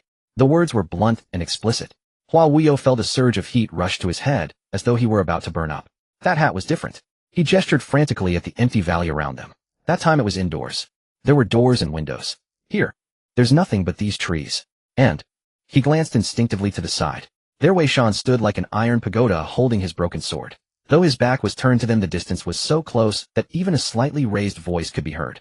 And brother Wei Shan is here. This is too. So what if he is? Jiang Ziyu cut him off, a hint of impatience creeping into her tone. If you're unwilling, then forget it. I don't need this creation spirit liquid that badly. We can leave right now, and let those who come later have this place. With that, she made as if to turn away. No. The moment Hua Wuyo heard those words, his shame was instantly crushed by the panic of being abandoned. He scrambled to crouch down, snatched the fan from the ground, and stuffed it into his sleeve, without even checking for mud. I never said I wouldn't. Hua Wuyo eagerly reached out to grab Jiang Ziyu's sleeve, his peach blossom eyes shimmering with moisture, full of pleading and urgency. To break the formation for sister. That's a blessing I've earned over countless lifetimes. Who said I was backing out? I just feared it would be an indignity for you out here in this wilderness. Jiang Ziyu stopped and turned back to look at him. I don't find it an indignity, she said flatly. As long as I get what I want, it doesn't matter where. Hua Wuyo felt a pang in his chest at her words, both bitter and strangely thrilling. Sister was always like this. Always so rational, so cold, so captivating. All right. He took a deep breath as if making a monumental decision and straightened his back. As long as sister doesn't despise me, I'll offer myself right now. A faint softness finally touched the cold curve of Jiang Ziyu's lips. That's more like it. She turned her gaze, passing over Hua Wuyo to land on the tall, silent figure. Wei Shan, she called out. That figure stiffened visibly before slowly turning around. Wei Shan's face was expressionless. His eyes, usually fierce, were cast down, fixed on his calloused palms, avoiding both Jiang Ziyu and Hua Wuyo. Are you? His voice was deep, rough, like gravel grinding against the earth. Jiang Ziyu looked at him, her tone softening. Less aggressive than when she spoke to Hua Wuyo, carrying a hint of reassurance. I'm going to break the formation. It allows no error and must not be disturbed. She pointed to the valley's only entrance, where mist swirled and faint beast roars echoed in the distance. Guard the entrance for me. No matter what you hear, no matter who comes, don't let anyone in. Wei Shan's fingers tightened and loosened on the hilt of his sword. He knew exactly what breaking the formation entailed. That pretty-faced Hua Wuyo with his frail frame. Aside from his waterwood spiritual energy, what else could catch Ayu's eye? A bitter surge churned in his chest, clogging his throat. But he said nothing. He was Ayu's blade, Ayu's shield. A blade and shield have no right to envy the hand that wields them. All right. Wei Shan raised his head, his eyes filled with a deathly stillness of resolve. Rest assured, Ayu. He hoisted the broken sword onto his shoulder, and turned toward the entrance, his steps steady, as though measuring the earth. As long as I'm here, not even a single fly will get in. Watching Wei Shan's broad, yet lonely figure vanish into the mist, Jiang Zhiyue withdrew her gaze. Let's go. She reached out and grabbed Hua Wei's wrist, her fingertips cool, but with an unyielding grip. The formation's eye is behind this water curtain. Stay close. At the entrance, the terrain was a narrow crevice flanked by thousand-zhang cliffs with only a path wide enough for two. Wei Shan walked to the very center and stopped. He didn't look back even once. Clang. The heavy broken sword was thrust casually into the rocky ground before him, sinking half a foot deep with a dull thud. Wei Shan sat cross-legged, his broad back, facing the valley's interior like a silent wall. Wei Shan closed his eyes, channeling the blood energy within him. That vast power roared and circulated through his body, finally converging at the meridians in his ears, forming a barrier that completely sealed off all external sounds. The world fell silent. Only the sound of his heartbeat remained. Thump thump, heavy and slow. He rested his hands on his knees while his divine sense spread out like a tide toward the valley's exterior. Any living being that stepped within 100 zhang would face his thunderous strike. As for what lay behind, Wei Shan told himself, I want hear it, I want see it, so nothing happened. In the valley's center, Jiang Zhiyue pulled Hua Wuyo straight toward the shimmering blue water curtain. Sister, we're going straight in. Hua Wuyo stared at the crackling arcs of lightning and the menacing vines, his legs trembling. What's there to fear? Jiang Zhiyue didn't let go. Instead, she tightened her grip. Your spiritual energy is of the same origin. It won't harm you. With that, she tugged Hua Wuyo and stepped into the curtain. The expected resistance didn't come. It felt like passing through a slightly viscous membrane of water. The sensation was strange. Every pore on their bodies opened wide, greedily drinking in the intensely rich spiritual energy within. The scene before them transformed instantly. Outside it was a swirl of blue light, but inside it was a hidden paradise. The curtain wasn't an open pool, but a vast dome woven from countless glowing vines. These vines emitted a soft fluorescence, illuminating the modest space like a dream. The air was humid and warm, carrying a rich fragrance of flowers and herbs. Beneath their feet wasn't cold stone, but a massive warm piece of jade. This jade slab was several zhang wide, pure white, and carved with intricate formation patterns. And the pool of 7-colored spirit liquid lay quietly rippling in a hollow at the jade center. So this is the formation's core. Hua Wuyo looked around curiously, reaching out to poke a hanging vine. The vine seemed shy, shrinking back and releasing a puff of pink mist. Don't touch things recklessly. Jiang Zhiyue released his hand and walked to the jade's edge. She didn't rush for the spirit liquid. Instead, she turned and lounged lazily against the warm stone. Her red skirt spread out stark against the white jade like a blooming lotus in the snow. She lifted her eyelids, looking at Hua Wuyo, who still stood there at a loss. Huan Ling, she called silently. Got it. Huan Ling, already impatient, let out an excited shriek as a faint black mist emerged from between Jiang Ziyu's brows. The mist didn't disperse but spread along the dome's ceiling, quickly forming a thin black barrier that clung to the glowing vines. The once translucent space instantly dimmed into a hazy, ambiguous twilight. What is this? Hua Wuyo stared at the suddenly darkened surroundings. His nervousness only grew. The ultimate bliss shielding formation. Jiang Ziyu's voice was somewhat husky in the gloom, carrying a nonchalant laziness. With this, no one outside can see, hear, or even probe with their divine sense. She patted the warm jade beside her, producing a crisp sound. All right, come over. Hua Wuyo stood rooted to the spot, his throat dry. He gazed at that red skirt, at the woman leaning against the jade like a siren. There was no wind, no bird song. Only the sound of his own gradually ragged breathing in the profound silence. Sister, why is this vine still moving? Hua Wuyo stood at the edge of the warm jade, his palms drenched in sweat. They are waiting for the water and what energy within you. Why are you retreating? Jiang Zhiyue reclined on the jade platform, her fingertip curling in a beckoning gesture. I feel this place is eerie. Those vines have a sinister look in their eyes. Vines have no eyes. I am the one who sees. Come here. Hua Wei's Adam's apple bobbed as he shuffled closer. Sister, if this formation cannot be broken, will we die together? We won't die. At worst, your cultivation will be drained dry, becoming nourishment for these vines. Then I'd better come over. I can't die in such an ugly manner. Hua Wuyo stepped up to her. Jiang Zhiyue looked up at him, her hand resting on his belt. How much of what you memorized at the end do you still remember? I can't remember. My mind is a mess. Sister, don't look at me like that. Useless. Jiang Zhiyue moved her wrist, and the embroidered belt was pulled free. Hua Wuyo gasped, shielding his chest with both hands. Sister, is it starting now? The formation won't wait. If you don't release the energy of your water and with spirit root, the dome will collapse. They'll release it. They'll do it right now. Sister, go slowly. This robe is very expensive. Is it more precious than your life? Jiang Ziyu's fingers flicked, and the brocade robe slipped from his shoulders. Hua Wuyo stood there, his skin glaringly white under the fluorescent light. He closed his eyes and shouted, Sister, I'm ready. Drain me. Shut up. Jiang Zhuiyue looked at his martyr-like expression and directly pulled off her own red dress. A vast expanse of snow-white skin rippled in the dim space. The glowing vines trembled more violently, as if sensing something. Open your eyes. No, I dare not. I'm afraid you'll get a nosebleed. That's vital essence not to be wasted. If the holy son of the Hahuan sect is frightened to death by such a sight, it would be a joke. Jiang Zhuiyue pulled him down. Hua Wei's feet slipped, and he fell onto the warm jade. He cracked his eyes open a sliver then froze completely. Sister, is your body made of jade? At that moment within the void rift, Lu Xingzhou crouched on a broken spatial ripple, his nails digging deep into his palms. Damn it, damn it, damn it. He repeated those two words over and over, the crimson light in his pupils almost materializing. How dare he touch you? What right does that pretty boy have? Thunder demonic energy exploded around him, shattering several passing void wind blades into dust. He could clearly sense the demonic energy he had left beneath Jiang Ziyu's collarbone leaping wildly with that rhythm. Sister, you did it on purpose, didn't you? You're punishing me for keeping you locked up that day. Lu Xingzhou slammed his palm against the spatial barrier beneath him, shaking the mist in the entire valley. Drain him dry. Turn him into a mummy. You are mine. Only mine. At the center of the formation, the temperature rose higher and higher. Sister, my meridians are about to explode. The water energy is rushing out uncontrollably. Hua Wuyo gripped the edges of the warm jade with both hands. That's the formation absorbing you. Don't resist. Follow my energy flow. Jiang Zhuiyue leaned down, pressing her lips close to his ear. No. It's too much. I can't bear it either. Why is this warm jade so hot? Guard your sea of consciousness. Jiang Zhuiyue lowered her head and sealed his lips directly. Hua Wuyo instinctively wrapped his arms around Jiang Ziyu's waist. Sister. The purest, most refined water and wood essence poured into Jiang Ziyu's body like a flood bursting through a dam. The miniature golden figure in her dantian suddenly opened its eyes, spreading its tiny hands to devour wildly. Crack! A crisp sound echoed from the air. The once indestructible blue water curtain began to show cracks. The formation is about to break. Sister. Hua Wei's voice trembled violently. With Hua Wei's final suppressed grunt, the entire water and wood twin birth array erupted in a blinding flash. Bang! The glowing vines on the dome withered instantly, and the blue water curtain shattered into countless crystalline fragments before vanishing. Open sunlight streamed straight down, falling onto the pool of multicolored spiritual liquid. Fortune's spiritual liquid. A glint of madness flashed in Jiang Ziyu's eyes.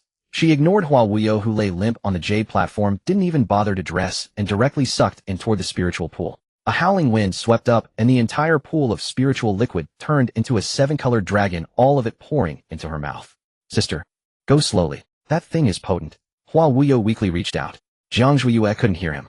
The nascent soul embryo in her body, after absorbing the liquid, blazed with golden light.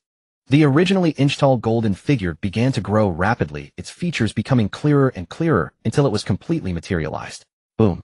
A terrifying pillar of red gold light shot up from Jiang Zhuiyue, churning the clouds above into shreds. Every beast within 100 li prostrated itself on the ground. The bloodline suppression of a high-level great realm. Nascent soul stage achieved. Jiang Zhuiyue opened her eyes, a flash of red sword intent flickering and vanishing. The pressure emanating from her sent Hua Wuyo flying 3 zhang away. Sister. You broke through. Hua Wuyo ignored the pain, scrambled up, and wore a delighted expression. Nourished by the residual waves of spiritual power, he too had surged into the late golden core stage. Though his face was pale, his spirit was excellent. Jiang Zhuiyue said nothing. She stood up, beckoned with her finger, and the red dress draped back over her body. She felt the surging power within her, a sense of control several times stronger than at the golden core stage. You have rendered a service. Jiang Zhuiyue glanced at Hua Wuyo. As long as my sister finds me useful, I will die without regret. Hua Wuyo grinned foolishly. Jiang Zhuiyue withdrew her gaze, turned around, and dispelled the remaining concealment array. She walked step by step out of the valley, her toes hovering 3 inches above the ground. The unique ability of the nascent soul stage to walk on air. At the mouth of the valley, Wei Shan still sat there. His back was slashed with over a dozen wounds from spatial wind blades, blood staining his robes a dark red. Hearing footsteps, Wei Shan's burly frame shuddered, but he did not turn around. Why did you break the formation? I did. Jiang Zhuiyue walked behind him and gently wrapped her arms around his broad mountain-like shoulders from behind. Not only did I break it, I also formed my nascent soul. The moment his rigid body came into contact with her warm temperature, it softened completely, like ice meeting fire. He grasped Jiang Ziyu's small hand and returned his voice hoarse. Forming the nascent soul is good. No one will bully you from now on. Wei Shan, turn around and look at me. Wei Shan lowered his eyelids. Let me wipe off the blood first, lest I taint you. I don't mind. Jiang Zhuiyue pressed her cheek against his back, her voice carrying a rare trace of warmth. In this world you are still the most obedient. Standing behind, Hua Wuyo watched this scene, rubbed his aching waist, and muttered, Can obedience be eaten? What matters is this holy sun's waste. Jiang Zhuiyue shot a cold glance at him, and Hua Wuyo immediately shrank his neck, swallowing the rest of his complaints. Umph. Jiang Zhuiyue smoothed her slightly disheveled sleeves, her fingertips idly brushing away a few blades of grass clinging to her hem.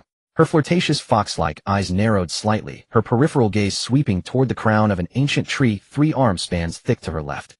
There the air twisted unnaturally. A suffocating and volatile thunder, demonic chi perceptible only to her, hissed and crackled like a volcano on the verge of eruption, spewing sparks.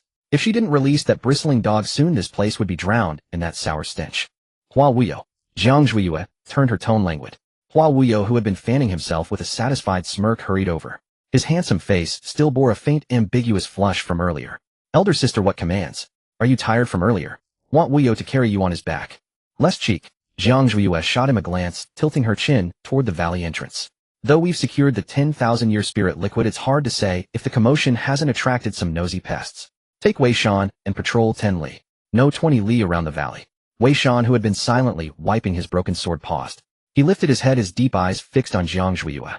Awa, let me stay for protection. No need. Jiang Zhuiyue waved her hand, her expression brooking no dissent.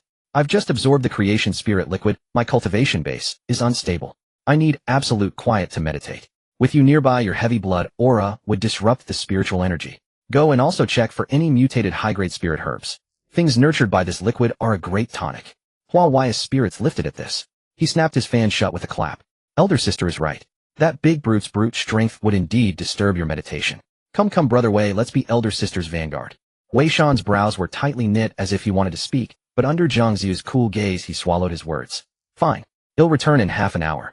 He said gruffly, picked up his broken sword, turned, and strode out of the valley. Hua Wuyo threw a wink back at Jiang Zhuiyue before trotting after him.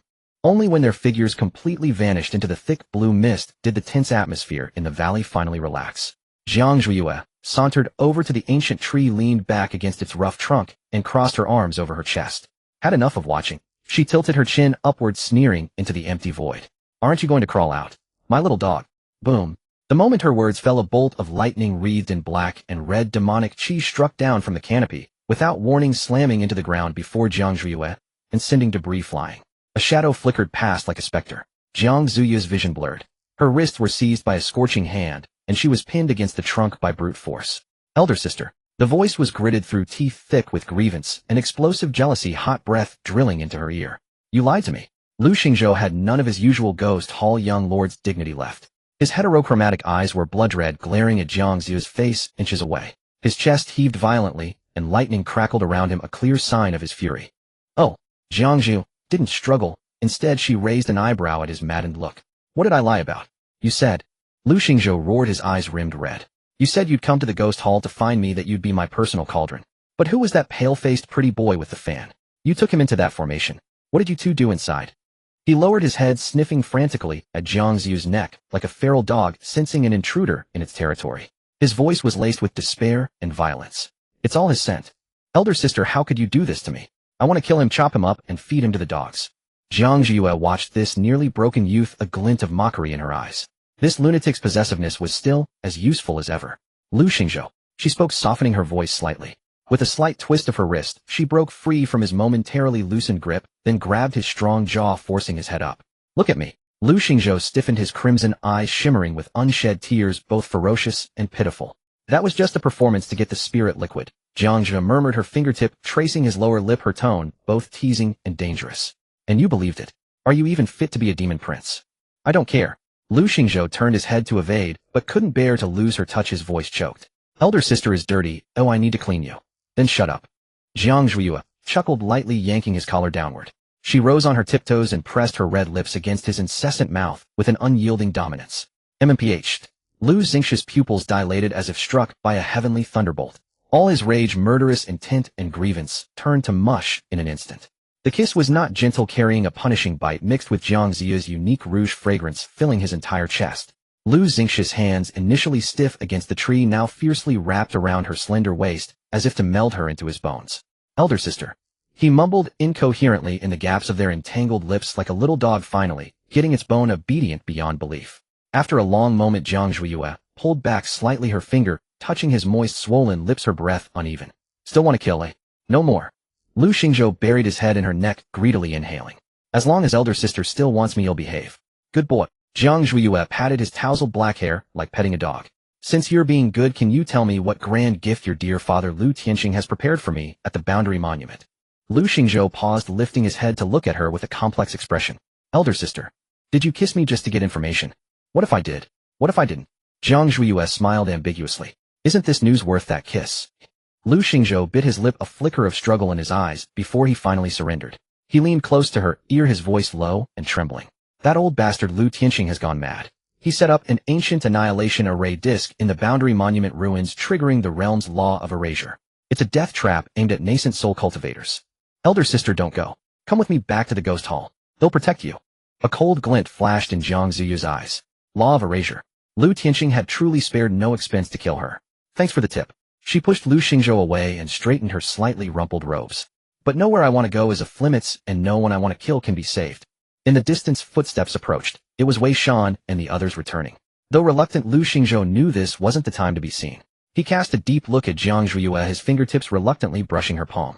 Elder sister, be careful. With that, he dissolved into a wisp of black smoke, merging into the dappled darkness. This little dog is much more useful than before. Jiang Zhuiyue touched the corner of her mouth, a chill in her eyes. Lu Tianxing, since you've set up the guillotine, it would be a shame not to see it through. You. Wei Shan strode out from the blue mist, his murderous aura not yet dissipated, his gaze like a hawk's landing on Jiang Ziyu's face. His eyes lingered for a moment on her slightly swollen lips, his fingers gripping his sword, turning white, his atoms apple bobbing, before he finally asked in a hoarse voice, "Done with your breathing exercises?" Hua Wuyo followed closely behind, waving his worn-out folding fan, his eyes circling Jiang Zhuiyue several times, as he muttered sourly, "Sister, you're done already. Your face looks even rosier than before. There are many mosquitoes in these woods. I hope you weren't bitten on the lips by some unknown wild mosquito." "Yes, a very big mosquito," Jiang Ziyue said with a faint, enigmatic smile, showing no hesitation. "But the blood has already been sucked dry by me, no need to worry." Hua Wuyo was so choked by her words that he forgot to wave his fan, shutting his mouth in frustration. Wei Shan silently walked ahead, his back radiating a low pressure that warned others to keep their distance. "Since you're fine, let's go." The boundary steel is 10 li away, many have already passed. The three set off again in silence. The closer they got to the core of the secret realm, the thinner the spiritual energy in the air became, replaced by a suffocating sense of oppression.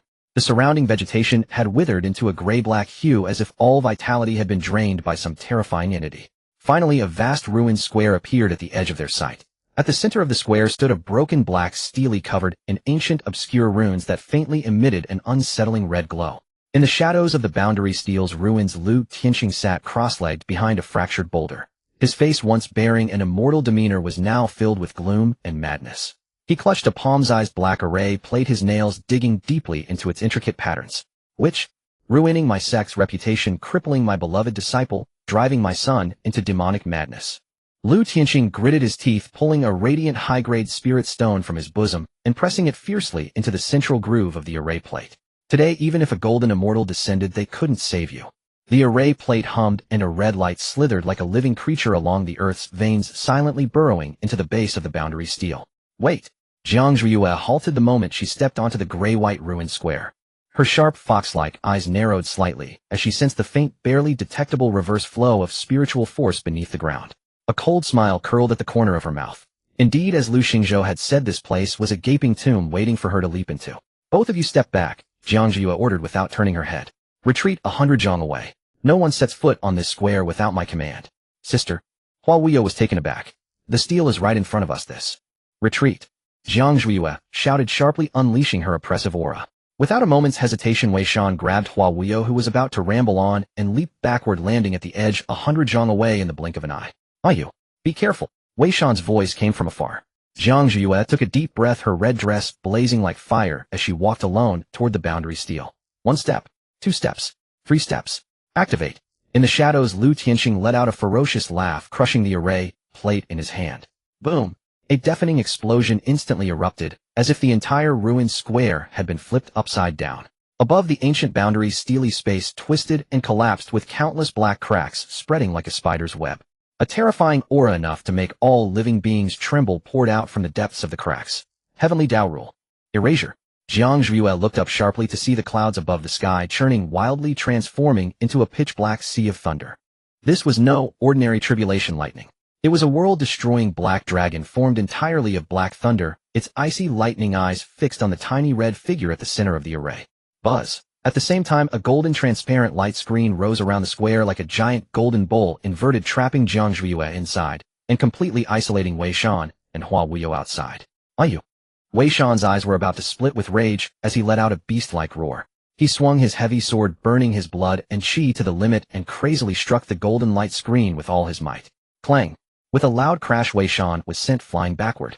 Blood vessels on his arms burst inch by inch, his tiger's mouth dripping with blood, and his heavy sword let out a mournful cry as a huge gap shattered in it. Hua Wui's face turned pale, clutching a handful of high-grade explosive talismans, but even his hands were trembling. Is that old man insane? Activating an array like this costs the caster a century of life. He's trying to die with sister. He frantically hurled the talismans in his hand at the light screen. Explosions rang out one after another, but the screen remained unmoved, not even a ripple forming. On a distant hill. Look, what's that? Heavens, is that the legendary divine punishment? That black thunder dragon. Just looking at it makes me feel like my soul is shattering. That's Jiang Zhuiyue. That witch. Ha ha ha, she must have done so many evil deeds that even the heavens can't stand it anymore, sending down a heavenly punishment to strike her dead. Disciples from various sects who had gathered stood on the distant hill watching the terrifying scene, some in fear, others gloating. At the center of the square, a fierce wind howled, making Jiangzu's red dress flutter loudly, and her long hair dance wildly behind her. The terrifying locking force pressed down on her, making her bones creak, as if a great mountain weighed on her shoulders. Divine punishment. Jiang Zhuiyue wiped a trace of blood from the corner of her mouth, looked up at the black thunder dragon about to pounce, and showed no fear on her face. Instead, she bloomed into a breathtakingly beautiful mad smile. Lu Tianxing, is this all you've got? Trying to use the heaven's hand to kill me? She bit the tip of her tongue fiercely, spitting out a mouthful of essence blood. Sword, come. The nascent soul in Jiang Zhuiyue's dantian glared with fury, and the nascent soul fused with the ancient sword heart burst into blinding golden light. Buzz! A dark golden chi sword 100 zhang long instantly condensed above her head. The blade was entwined with strange pink seductive energy and sharp sword intent, actually managing to withstand the overwhelming thunder might. Since this heavenly Tao wants to kill me, then ill. Pierce through the heavens. Jiang Zhuiyue let out a sharp cry. Instead of retreating, she advanced, transforming into a streak of red light, riding the giant sword and charging fiercely toward the falling black thunder dragon. Boom! The colossal roar, as if the first outcry at the dawn of creation, made the mountains for 100 miles quake, sending countless rocks tumbling down the cliffs.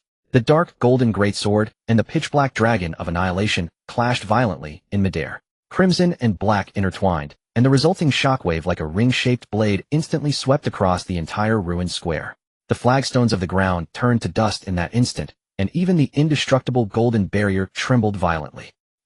Jiang Zhuiyue staggered as if struck by a heavy blow, and a mouthful of blood sprayed out, staining her already resplendent dress. The dark golden chi sword above her head was covered in rapidly spreading cracks like a spiderweb, the sound of shattering crisp and jarring amidst the thunder. The power of the heavenly Taoist laws was simply not something mortal strength could withstand. It was like a slowly descending millstone, grinding away her defenses and crushing her bones bit by bit. I can't hold on. A hint of ruthlessness flashed in Jiang Ziyu's eyes. Her spiritual energy had been pushed to its limits, and her meridians were groaning under the overwhelming pressure. It's not over yet. Lu Tianxing, hidden in the shadows, saw this, and a glint of satisfaction flashed in his eyes as his hand seals changed frantically. Die. Die now. The tribulation clouds in the sky seemed to have been thoroughly enraged. The already dimmed lightning dragon did not dissipate, but began to devour the surrounding clouds wildly.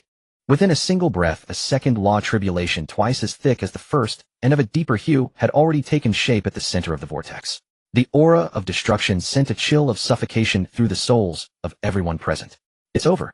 Hua Wuyo collapsed to the ground, the holy sun token in his hand, already crushed to powder. With this power, sister. Wei Shan clung to the barrier, his eyes bloodshot, his fingernails scraping against the light screen as he let out a desperate roar. Open. Open up. Jiang Zhuiyue looked at the second tribulation about to descend above her head, a bitter smile curling at the corners of her mouth. Even after being reborn, even after scheming with every trick, was she still doomed to die at the hands of this hypocritical old man? I won't accept this. She clenched her fists, ready to burn her soul in a final desperate struggle. Just then, rip! The void above the square was suddenly torn open like a piece of cloth by an extremely brutal and domineering force. A terrifying sword, intent icy cold enough to freeze time itself, howled out from the rift. A figure in white stumbled out from the spatial turbulence. The figure was horrifyingly thin, his white robes stained with patches of blood, but the moment he appeared it was as if a peerless divine sword had been unsheathed, its edge fully exposed. He did not hesitate, not even for a single moment. The very instant the second law tribulation came crashing down, the white-clad figure, like a meteor shooting against the current, instantly teleported in front of Jiang Ziyue. Jiang Ziyue's pupils contracted sharply, and her heart seemed to stop beating at that moment. That silhouette. So familiar, yet so strange. Shen Qingzi. She called out the name instinctively, a tremor in her voice that even she herself did not notice. Shen Qingzi did not turn around. With his back to Jiang Ziyue, facing the world-destroying tribulation, he slowly spread his arms. At this moment, he was no longer the lofty, unjust senior brother, nor was he the cripple with a ruined dantian. With my soul, I ignite my bones. Shen Qingzi's voice was very soft, yet it clearly reached every corner. Buzz. A tragically intense white light erupted from his broken body. It was not spiritual energy, it was the burning of his own life, the burning of the newly implanted, not yet fully merged, emotionless sword bone. Lu Tianxing, controlling the formation, saw this, and was struck as if by lightning. The hand seals in his hands instantly collapsed. Qingzi. Lu Tianxing let out a heart-wrenching roar, his eyes bulging. What are you doing? This was a death trap for that demoness. Get out of there, you insolent fool. But he could not stop. The formation was complete, and the heavenly Tao was merciless. The white-clad figure, burning with the fire of his soul, transformed into a colossal sword of ice that pierced the heavens and earth, charging, without hesitation, into the law tribulation. Crack. There was no earth-shattering explosion. Only a crisp sound as if something had shattered. The arrogant law tribulation was against all odds neutralized in midair by this life-burning sword strike. The sky was filled with thunder and ice, both exploding simultaneously, scattering into countless crystalline specks of light that fell like rain. Beautiful in its desolation, heartbreaking in its beauty. All the pressure dissipated in an instant. The white-clad figure swayed like a withered leaf falling in late autumn, plummeting helplessly from the sky. Thud. Shen Qingzi fell into the dust before Jiang Ziyue, his blood staining the earth beneath him. Jiang Ziyue stood there in a daze, staring at the once arrogant man at her feet. His cold, handsome face was now ashen like paper, his life force ebbing away at a terrifying speed. Shen Qingzi moved his fingers with difficulty, as if trying to grasp something, but he lacked even the strength to lift his hand. He slowly turned his head. Those eyes, once always filled with prejudice and scrutiny, were now as clear as a spring on the verge of drying up. There was no hatred, no resentment, only a deep sense of relief and attachment. He looked at Jiang Ziyue, his parched lips trembling slightly, his voice as light as a breath of wind that could scatter it. Junior sister. Blood gushed from the corner of his mouth, causing him to cough. The life I owed you back then. I've returned it. As his voice faded, the light in his eyes completely dimmed. Shen Qingzi's hand fell limply to the ground. His blood-stained white robes fluttered gently in the wind, and then there was no more sound. The dark golden chi sword in midair shattered with a thunderous roar, golden sparks raining down like a storm upon the charred ruins. Jiang Ziyue knelt on one knee in a pit, her palm cradling the back of Shen Qingzi's head. Her fingertips brushed against his dust-covered neck, yet she could not find the pulse beneath her touch. 100 paces away, Lu Tianxing stumbled backward, clutching his chest, as a mouthful of old blood splattered onto the scorched earth. Old fool, your trap has been broken, Jiang Ziyue said, pulling the half-buried sword blade from the soil and tossing it with a clatter before her. She lifted her chin slightly, her voice icy. Take your pack of worthless disciples from the Lingxiao sword sect and get lost. Lu Tianxing's fingers trembled, blood frothing at the corners of his lips. You treacherous witch who betrays her master. You've destroyed the boundary stone and ruined a millennium of destiny in the eastern Xian continent. Qingzi gave up his very life for you. I've laid down a demon sealing array all around. That wretch Xingzhou can't get in. Don't expect anyone to come to your aid today. Before he could finish, he formed a hand seal, and a faint wisp of spiritual energy tried to surge from his fingertips, only to collide with an invisible wall and dissipate instantly. The residual force from the earlier tribulation lightning tearing through space still lingered. The boundary stone shattered, and the array he had set up lost its foundation. His face turned a livid green, hatred in his eyes nearly solidifying into substance. Jiang Ziyue paid him no heed, her fingertips lightly brushing Shen Qingzi's pallid cheek. Demon sealing array. No wonder that mad dog hadn't shown up. Lu Tianxing, the Lingxiao sword sect, is out of this grand tournament. Go back and guard your sect's mountain gate, or he'll come one day to raise your lair.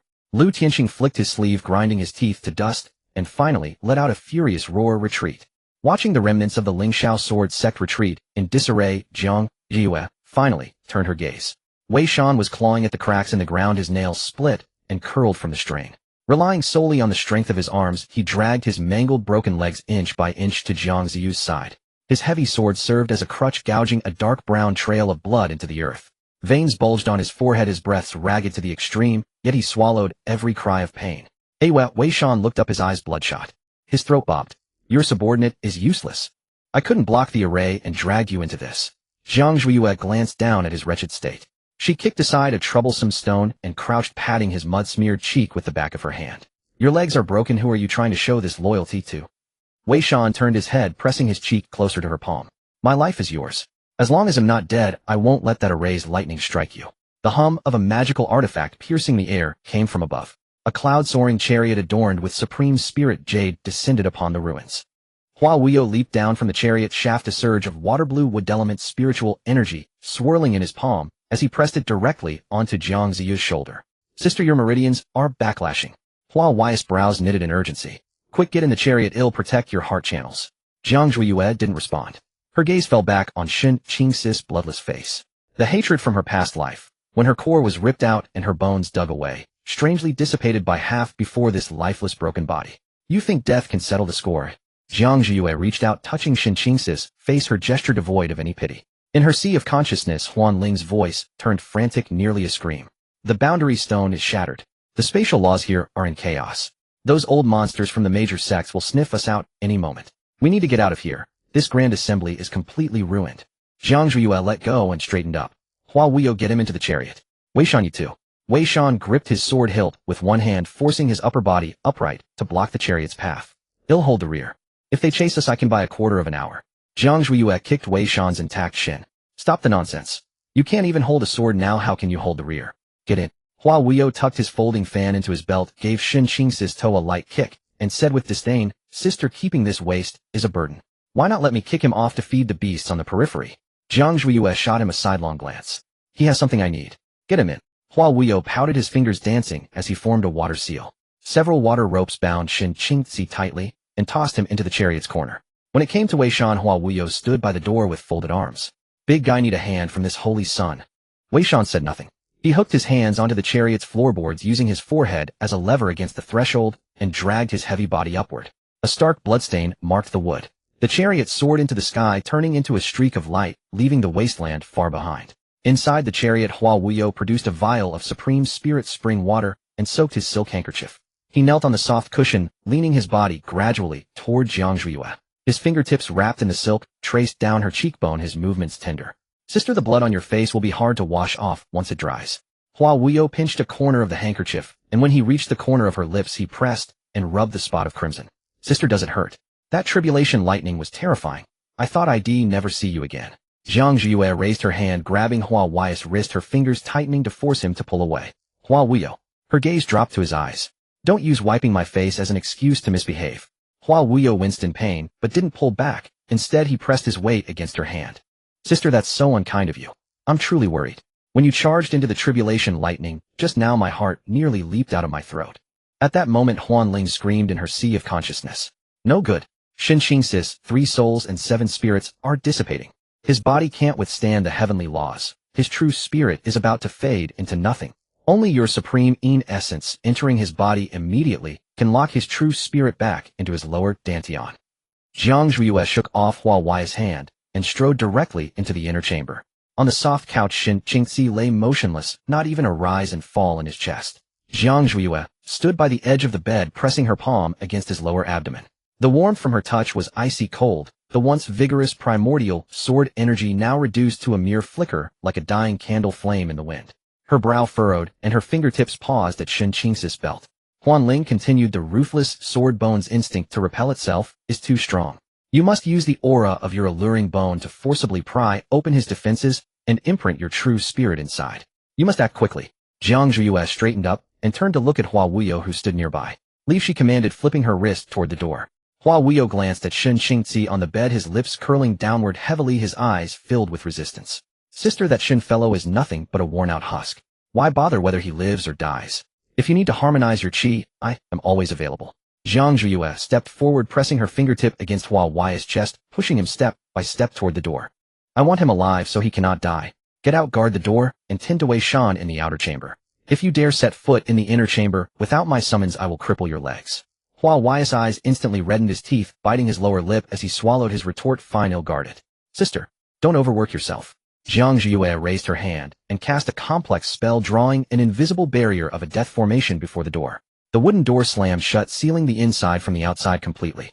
In the outer chamber, Wei Shan sat cross-legged on a rug woven from spirit beast hide, his hands braced on his knees.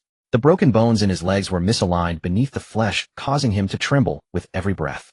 Hua Wuyo walked over to Wei Shan and plopped down opposite him, tossing a few emerald-green wooden elemental orbs in his hand, but refrained from applying them to Wei Shan's leg. "Hey big guy," Hua Wuyo nudged Wei Shan's heavy sword with his toe. "What do you think sister is doing to that guy in there?" Wei Shan closed his eyes, regulating his breath as his chest heaved heavily. "None of your business." "How is it none of my business?" Hua Wuyo slapped a light orb onto Wei Shan's broken bone, watching his clenched fist with satisfaction. "I am sister's man. That Shin guy ruined her in her past life. It's just not fair. Besides, why should we let a half-dead cripple have any advantage?" Wei Shan opened his eyes, his gaze sharp as a blade, piercing Hua Wuyo's face. "You kept him for her own plans. You'd better hide your jealousy, well, lest you annoy her." Hua Wuyo intensified the wooden spiritual energy in his hand, the emerald glow brightening between them. "You're so magnanimous. Every time she needs someone else, you wait outside like a guard dog." Wei Shan grabbed Hua Wuyo's wrist with a force that nearly crushed his bones. "Say one more word, and I'll throw you off this flying chariot." The air between them sparked with friction. After a moment, Hua Wuyo shook off Wei Shan's hand and let out a cold snort. "Madman, if sister didn't value you, I wouldn't bother with your broken leg." Despite his words, he still steadily channeled his spiritual energy to protect Wei Shan's main meridians. In the inner chamber, Jiang Zhiyue returned to the soft couch. The unique, cool, faint fragrance of the supreme, alluring bone permeated the sealed space. She tugged at the collar of her red dress, pulling it aside. The torn fabric slid off her shoulder, revealing a large expanse of snow-white skin. The crimson silk flew out, draping over a distant screen. She pressed one knee onto the couch, then swung her other long leg over Shin Qingxi's waist, closing the distance between them. The hem of her long skirt spread out, covering most of Shin Qingxi's body beneath it. The temperature in the air rose rapidly with the spread of that cool, faint fragrance. "The lofty senior brother from a past life now lies like a dead dog beneath my skirt," Jiang Zhu murmured, her fingertip tracing down Shin Qingxi's Adam's apple, gliding over his cold collarbone. "This debt cannot be repaid with your life alone." The alluring chi seeped through Jiang Ziya's fingertips, penetrating Shin Qingxi's skin strand by strand. The once defenseless body, stimulated by this irresistible attraction, showed a faint rise and fall in his chest. Where she touched, the residual primordial sword energy began to stir instinctively. Jiang Zhiyue leaned down, their noses nearly touching. The rich, seductive scent of her body flooded into his mouth and nose, roughly awakening the pure yang energy hidden deep within Shin Qingxi's meridians. His pale muscles began to tense. The flying chariot hit a high-altitude air current, jolting the cabin. Jiang Zhiyue seized the opportunity to grab the torn collar of Shin Qingxi's robe and pulled it apart forcefully. "Riot!" The sound of tearing fabric was distinctly clear in the quiet inner chamber. A large expanse of firm chest muscles was exposed to the air. Even in this lifeless shell, the lines honed from years of sword practice remained full of tension. Shin Qingxi's hands, which had been relaxed at his sides, had their fingers curl inward slightly. Jiang Zhiyue noticed this minute change. She braced her hands on the pillow beside Shin Qingxi's ears, pressing her knees forward along his tense muscle lines, her collarbone directly against his chest. "Since you're begging me to save your life, you'd better show some sincerity." Jiang Zhiyue lowered her head, her lips brushing faintly over Shin Qingxi's cold ear, channeling the purest essence of her alluring bone into his chi-si. "Are you ready to take this, my dear senior brother?"